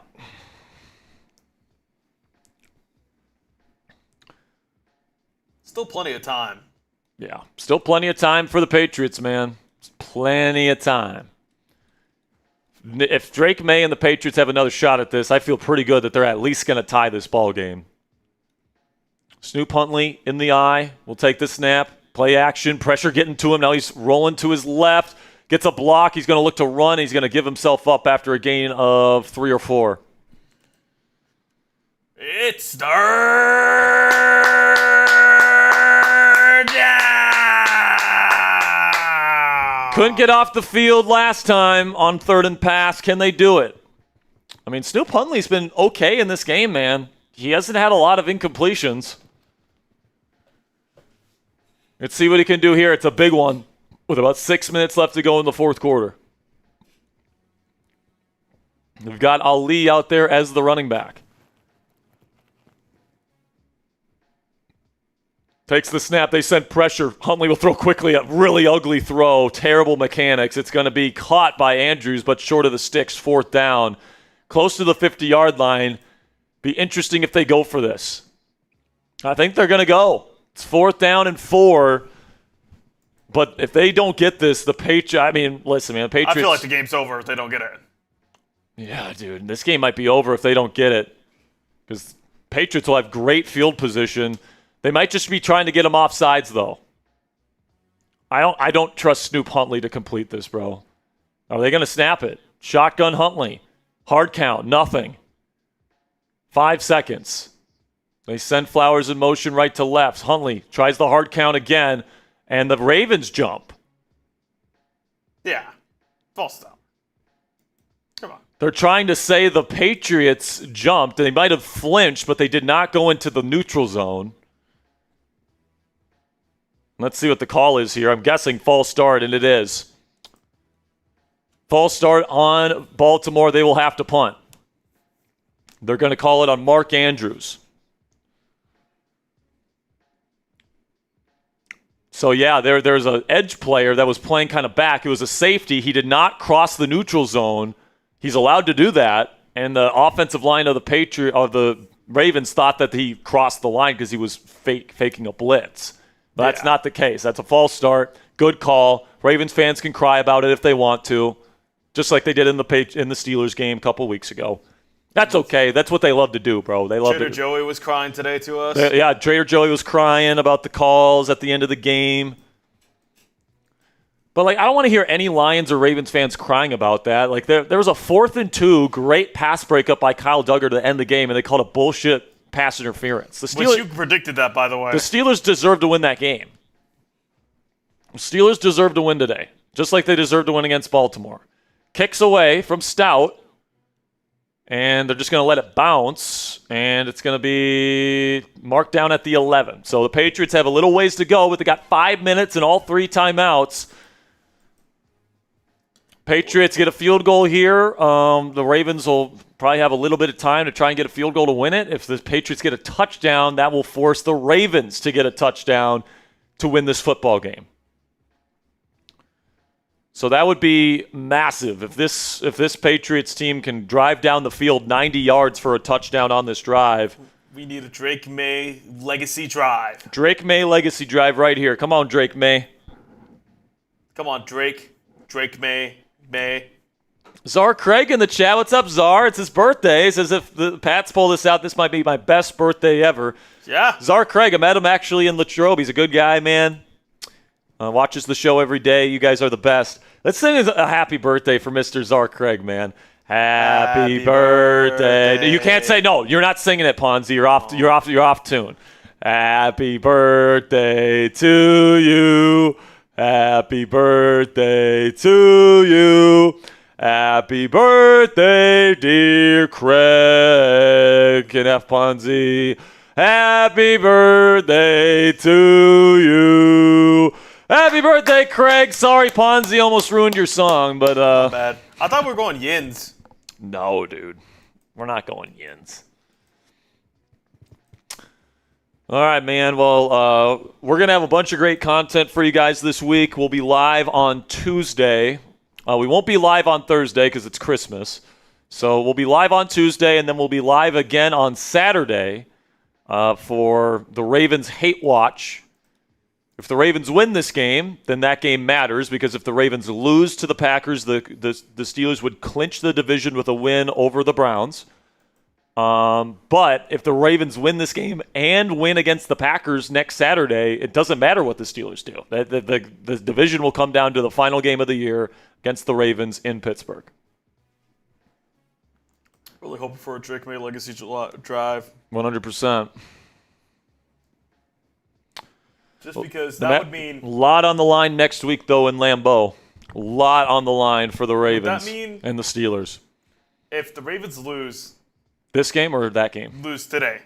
If the Steelers win next week, they're... Yeah, no matter what. Okay. No matter what, yes. If the Ravens lose today, the Steelers control their destiny next week. If they beat Cleveland, it's over. It doesn't matter if the Ravens beat the Packers. But if they do beat the Packers, it puts the pressure on Pittsburgh to win versus Cleveland on Sunday. Gotcha. Shotgun here for Drake May. 3-receiver set. About 5 minutes left to go in this game. He takes the snap. He's got time in the pocket. Steps up. He throws down the field. It's going to be caught by Mac Hollins all the way down to the 31-yard line. First step, Pats. Feels so wrong cheering for them. Come on, Patriots. Come on, boys. Drive down their throats. Shove it down their gullets. Send their crab cake eating asses home. Well, yeah. Oh, my goodness, dude. Play action. Dump off here to Ramondre Stevenson trying to find a block. He finds one. He's going to pick up about 3 yards. Second down and 7. The real savage gentleman says, "Ayo? What are you talking about, Ponzi? Eating ass, dude? What are we doing? What are we doing talking about eating ass on Steelers Talk? It's crazy, bro." Hey, you were saying some wild stuff earlier. I bet I was. Insert nice super chat here. Shotgun here. They send pressure. May has to throw it. He gets hit. It's caught by Diggs. Picks up the first down. Gets about 9 yards or so. First down, Patriots. As this team continues to drive down the field. But, man, Drake May, to get that much velocity on the ball while he's getting hit, it's just insane. I know we're glazing him a little bit, but, like, he's crazy. Dude, he's a great quarterback. He's a top 10 guy in the league already. Like, if I had to rank him, I'd probably put him like 6 or 7 right now. He's that good. Shotgun here again for May. Takes the snap. Pressure getting to him. Now he steps up. He almost trips out. He launches down the field. And it's caught by Kayshon Boutte. It pops out. Are they going to say incomplete? Now Boutte might be dealing with an injury here. They're going to say incomplete. No foul. But the clock continued to run for a little bit there. Clearly pushed down. I mean, I don't know how this isn't DPI. And I think that's a catch. Oh, never mind. He never had full control of it. No. Marlon Humphrey in coverage. Is he down? But I don't know. I don't think you can say he had the complete control of the catch all the way through. That would have been a huge completion. But, like, it's clearly a ton of contact on Baltimore, and it's not called. This is the refs once again trying to get this game in Pittsburgh in Week 18 to be on Sunday Night Football. Dude, that's got to be a penalty. I don't know, dude. You can make an argument that's a catch. But they're saying incomplete, and I don't think New England's going to use one of their timeouts to challenge it. And Boutte has to be taken off the field. He's definitely dealing with some head stuff there, I would guess, or maybe it's lower body. Was kind of an awkward tackle.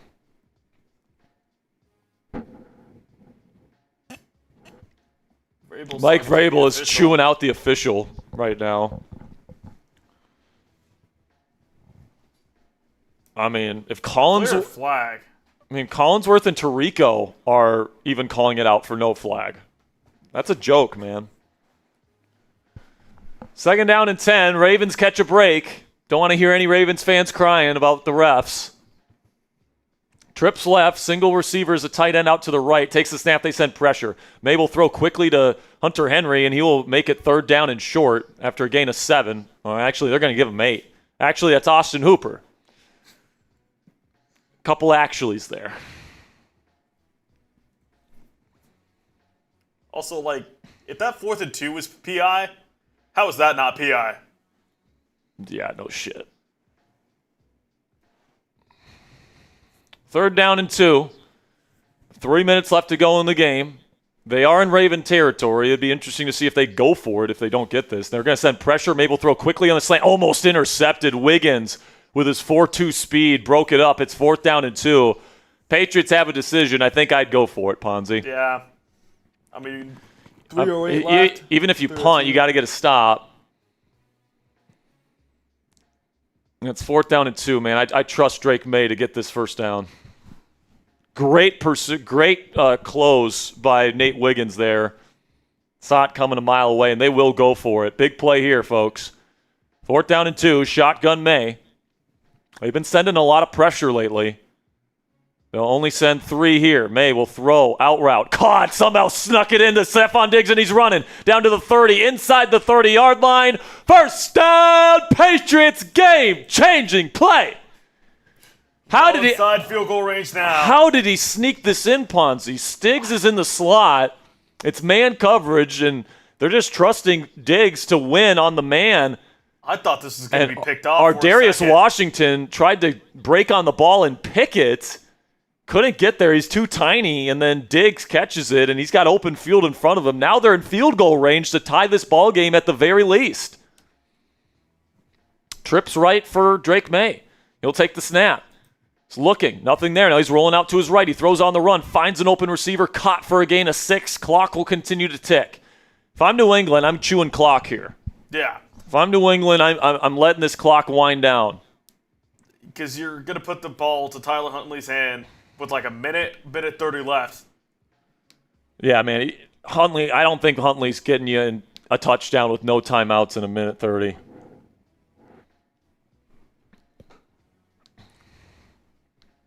They go offset I formation. I think they're going to run it again. I think they're going to run it and make this thing go down to the 2-minute. They run it to Ramondre, and now he's got some running room inside the 10, inside the 5. Touchdown, Patriots! F the Ravens! F the Ravens! F the Ravens! Get on my time. I got you. Jesus, Ponzi, it pisses me off. I know, man. I'm sorry. Not my fucking time, bro. Not my tempo. Somebody get the J.K. Simmons memes going. Well, Ramondre Stevenson, if anything, they left too much time on the clock. Ravens still have all 3 timeouts and the 2-minute warning, but Patriots will put up the kick, and it's good. 28-24, Patriots lead, and you could see it coming a mile away. You could see it coming a mile away, Ponzi. Even when they went up 2 scores, I was like, Patriots could win this game. Easy.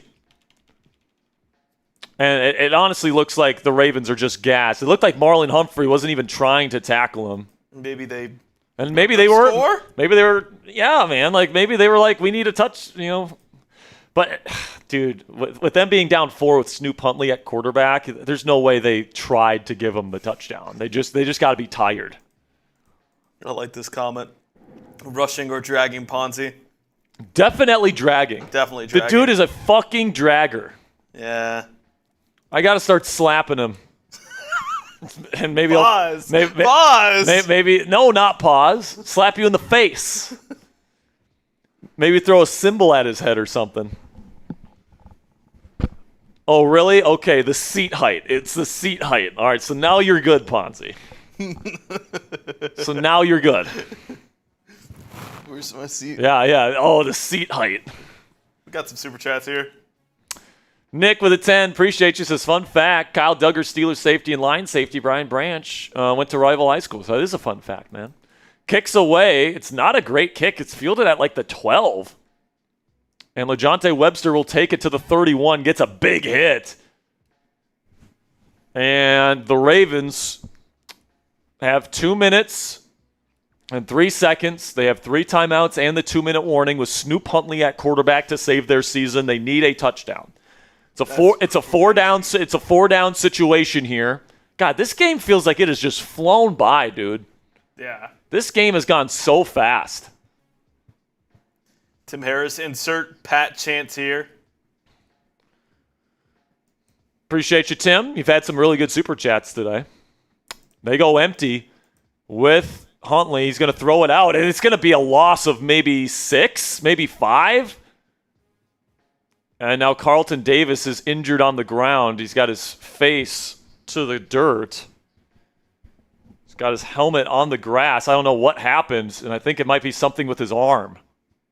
Carlton Davis, one of their starting corners, and we'll see what that is. But loss of like 4 or 5 on the first play. They're going to say 5 yards, and it's going to be 2nd down and 15. The Patriots completely snuffed it out.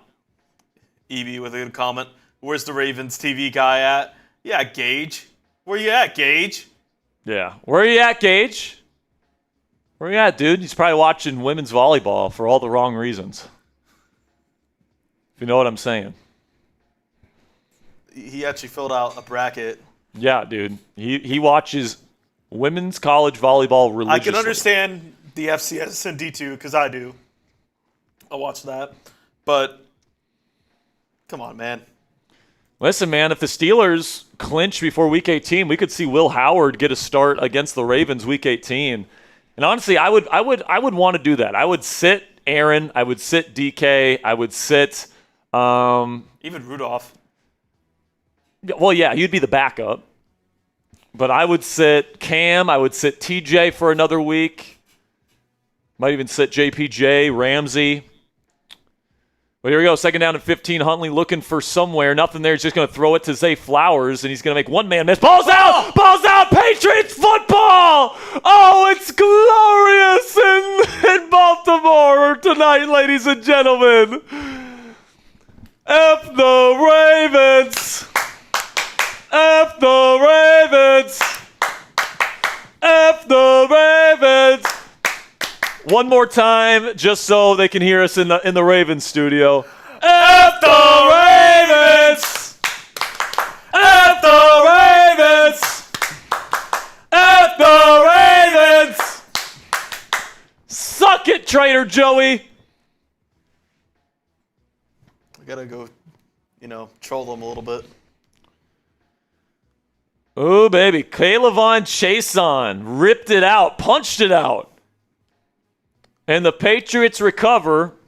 And now the best chance for the Ravens is that they get 3 stops, use all 3 of their timeouts. We'll see what happens here. 1 first down and the game is over. It's a handoff to Ramondre Stevenson. He'll pick up 4. Come on. 1 first down. 1 first down. Come on, baby. I can smell that 2-game lead.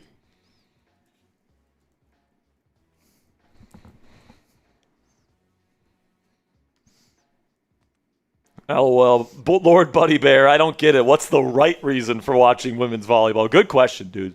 Great question. Trader Joey and the Ravens are absolutely down bad in their chat right now, man. And they're saying we're losers. Dude, John Harbaugh might get fired. Like, actually, bro, he might get fired. They were the Super Bowl favorites heading into the year. 2nd down and 6, shotgun May. A minute 43 left. Obviously, Baltimore just used their first timeout. Hand off to Stevenson. He's got a lane on the outside. First down, Patriots. It's glorious. The Steelers will have a chance to be crowned AFC North champs on Saturday, unless there's a magical fumble here or something. But the Ravens are about to go down to 7-8, below 500. You want to know how difficult it is to have 18 or whatever, 19 straight winning seasons that Mike Tomlin has had? This Ravens team was the Super Bowl favorites and they couldn't get to 500. F the Ravens! F the Ravens! Let's go! Every last one of them. Sean Harbaugh has a job. Oh, dude, watching this right now is music to my ears. Music to my ears, ladies and gentlemen. I might even win a parachute off of you. First down and 10. And they're already kneeing it. They're already kneeing it in Baltimore, baby. All it takes next week, Baltimore losing on Saturday versus Green Bay on the road, or a win for the Steelers in Cleveland versus Shadur Sanders and the Browns, and the Steelers will be division champs before the season finale in Week 18 at home. For the new year. Before Baltimore again. We might get Will Howard against Baltimore. How about that? We might get Will Howard versus the Browns next week. Hell yeah. If the Ravens lose. By the way, guys, we will be live on Saturday for that Ravens game, a Ravens hate watch, where the Ravens season will officially be on the line. They need to win, and they need a Steelers loss to have a chance in Week 18. Another knee down from Drake May.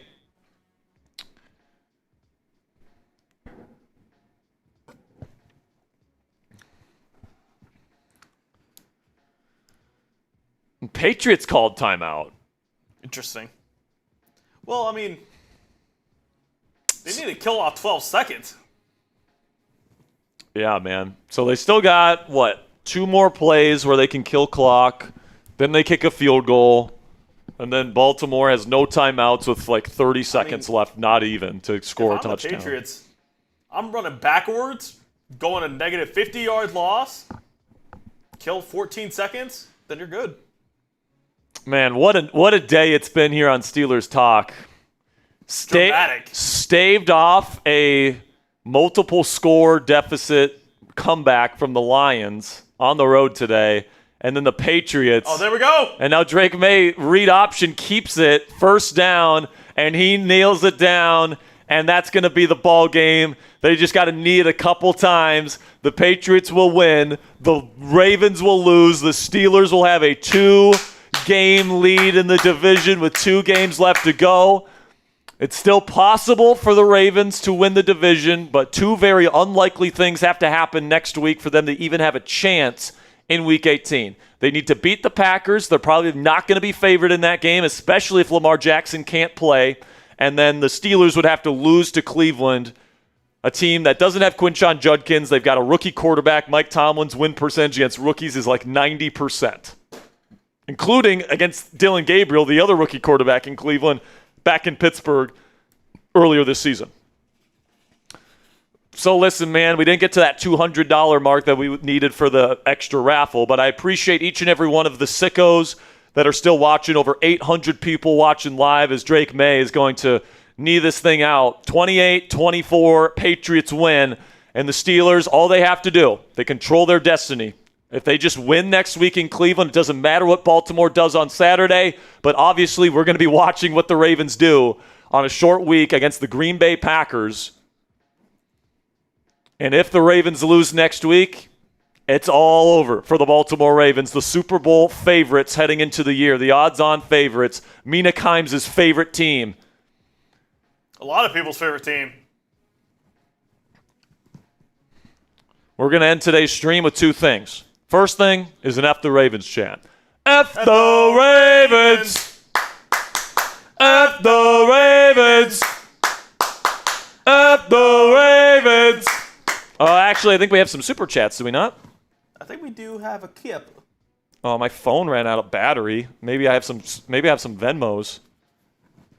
Let me check one more time for Venmos. But $5 from Anthony Jensen says, if the Ravens lose, we bench our starters next week no matter the outcome of the Packers game, right? No. Because if the Ravens win next week, Anthony Jensen, then if the Steelers lose versus the Browns, then the division comes down to Week 18. All right, if the Ravens win on Saturday, or is he talking about next week, or is he talking about this game? No, next week. Okay, so never mind, Anthony. I misunderstood your question. If the Ravens lose versus the Packers next week, I would bench the starters. I would. I don't want Aaron Rodgers or Jalen Ramsey or T.J. Watt or Cam Hayward or one of these players we cannot live without to get an injury. All right? Like, if there's a player on this team that you cannot afford to get injured for the playoffs, if you're the Steelers coaching staff, do not play him. Give Rodgers his wrist a week to heal up. Now, listen, man, Rodgers and the starters need to get the reps during the week because you might have to play your starters, right? If the Ravens win versus the Packers, you got to play your guys and go win the division and get the season sweep over Cleveland. By the way, if the Steelers win versus Cleveland this week, they're 5-1 in the division, and that's going to be the difference, in the divisional race this season. But if the Ravens lose on Saturday night, I think the message has to be, all right, Will Howard, it's your time, bud. Kid? It's your time, kid. All right, probably, DK Metcalf will probably be suspended, but then Jalen Ramsey, get your ass out of there. We're playing Jabril Peppers and Chuck Clark alongside Kyle Duggar. I'm talking about Cam Hayward. Old guy, rest up, dude. Rest up for the playoffs. Take 2 weeks off. We'll see what they end up deciding. If I know Mike Tomlin, they're probably going to play the starters for both games. They might play the starters for both games. And if there's an injury, like, that's going to be something that, we can point to Tomlin and being like, this is your fault. But obviously, we'll have to see what happens next Saturday. Did we miss any more Super Chats? We have 2 more. 2 more Super Chats.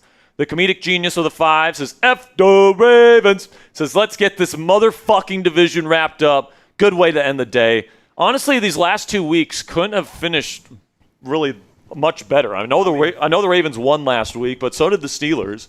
And then this week, it literally couldn't have gone better. Ravens lose, Steelers win. It's a 2-game advantage. 2 very unlikely things next week need to happen in order for the Ravens to even have a chance in Week 18. All right, like, even if you have the worst case scenario for the Steelers next week, you still got a chance to win it in Week 18. Like, that's the beauty of this thing, is that your chances of winning the division are probably at 85, 90% at least. Dude, it's Cleveland. Yeah, it's Cleveland, bro. Not trying to curse anything. Yeah, not trying to jinx anything, but Mike Tomlin has a 90% win percentage against rookies in his career. Shadur Sanders isn't even a good rookie in my opinion. They won't have their number 1 running back. So a nasty injury. If it comes to it and the Steelers got to play their starters to secure the division, I have every confidence that the Steelers will get the win next week. But unfortunately, I'll have to pick against them next week because, of course, got to keep the streak alive. Honestly, you should just pick them. We're going to the Super Bowl if the Jinx keeps alive. I just got to keep picking against them, and they're just going to continue to win. Kermit is my god with a 5. Says, what a day, Jack. Been with y'all for the past 8 hours. Props to you. Now official. And Mini Cam for a great show. Here we go, Steelers. Here we go. Let's go, man. I really appreciate your guys' support. That's going to be it for tonight's show. Next time we'll be live is Tuesday, probably around 6 p.m. Eastern time. For this week's Steelers Talk Live show. Then we'll be live for Saturday, Ravens versus Packers, Ravens Hate Watch, hoping that the Steelers can win the division that night. If not, if the Ravens win, then we'll have to really watch that game on Sunday closely in Cleveland. And if the Steelers win that game, no matter what, they are division champs, and they get to wear that hat and T-shirt in the locker room at First Energy Bank Stadium. So appreciate all of your guys' support. Ponzi, let's end it with one of these. Here we go, Steelers. Here we go.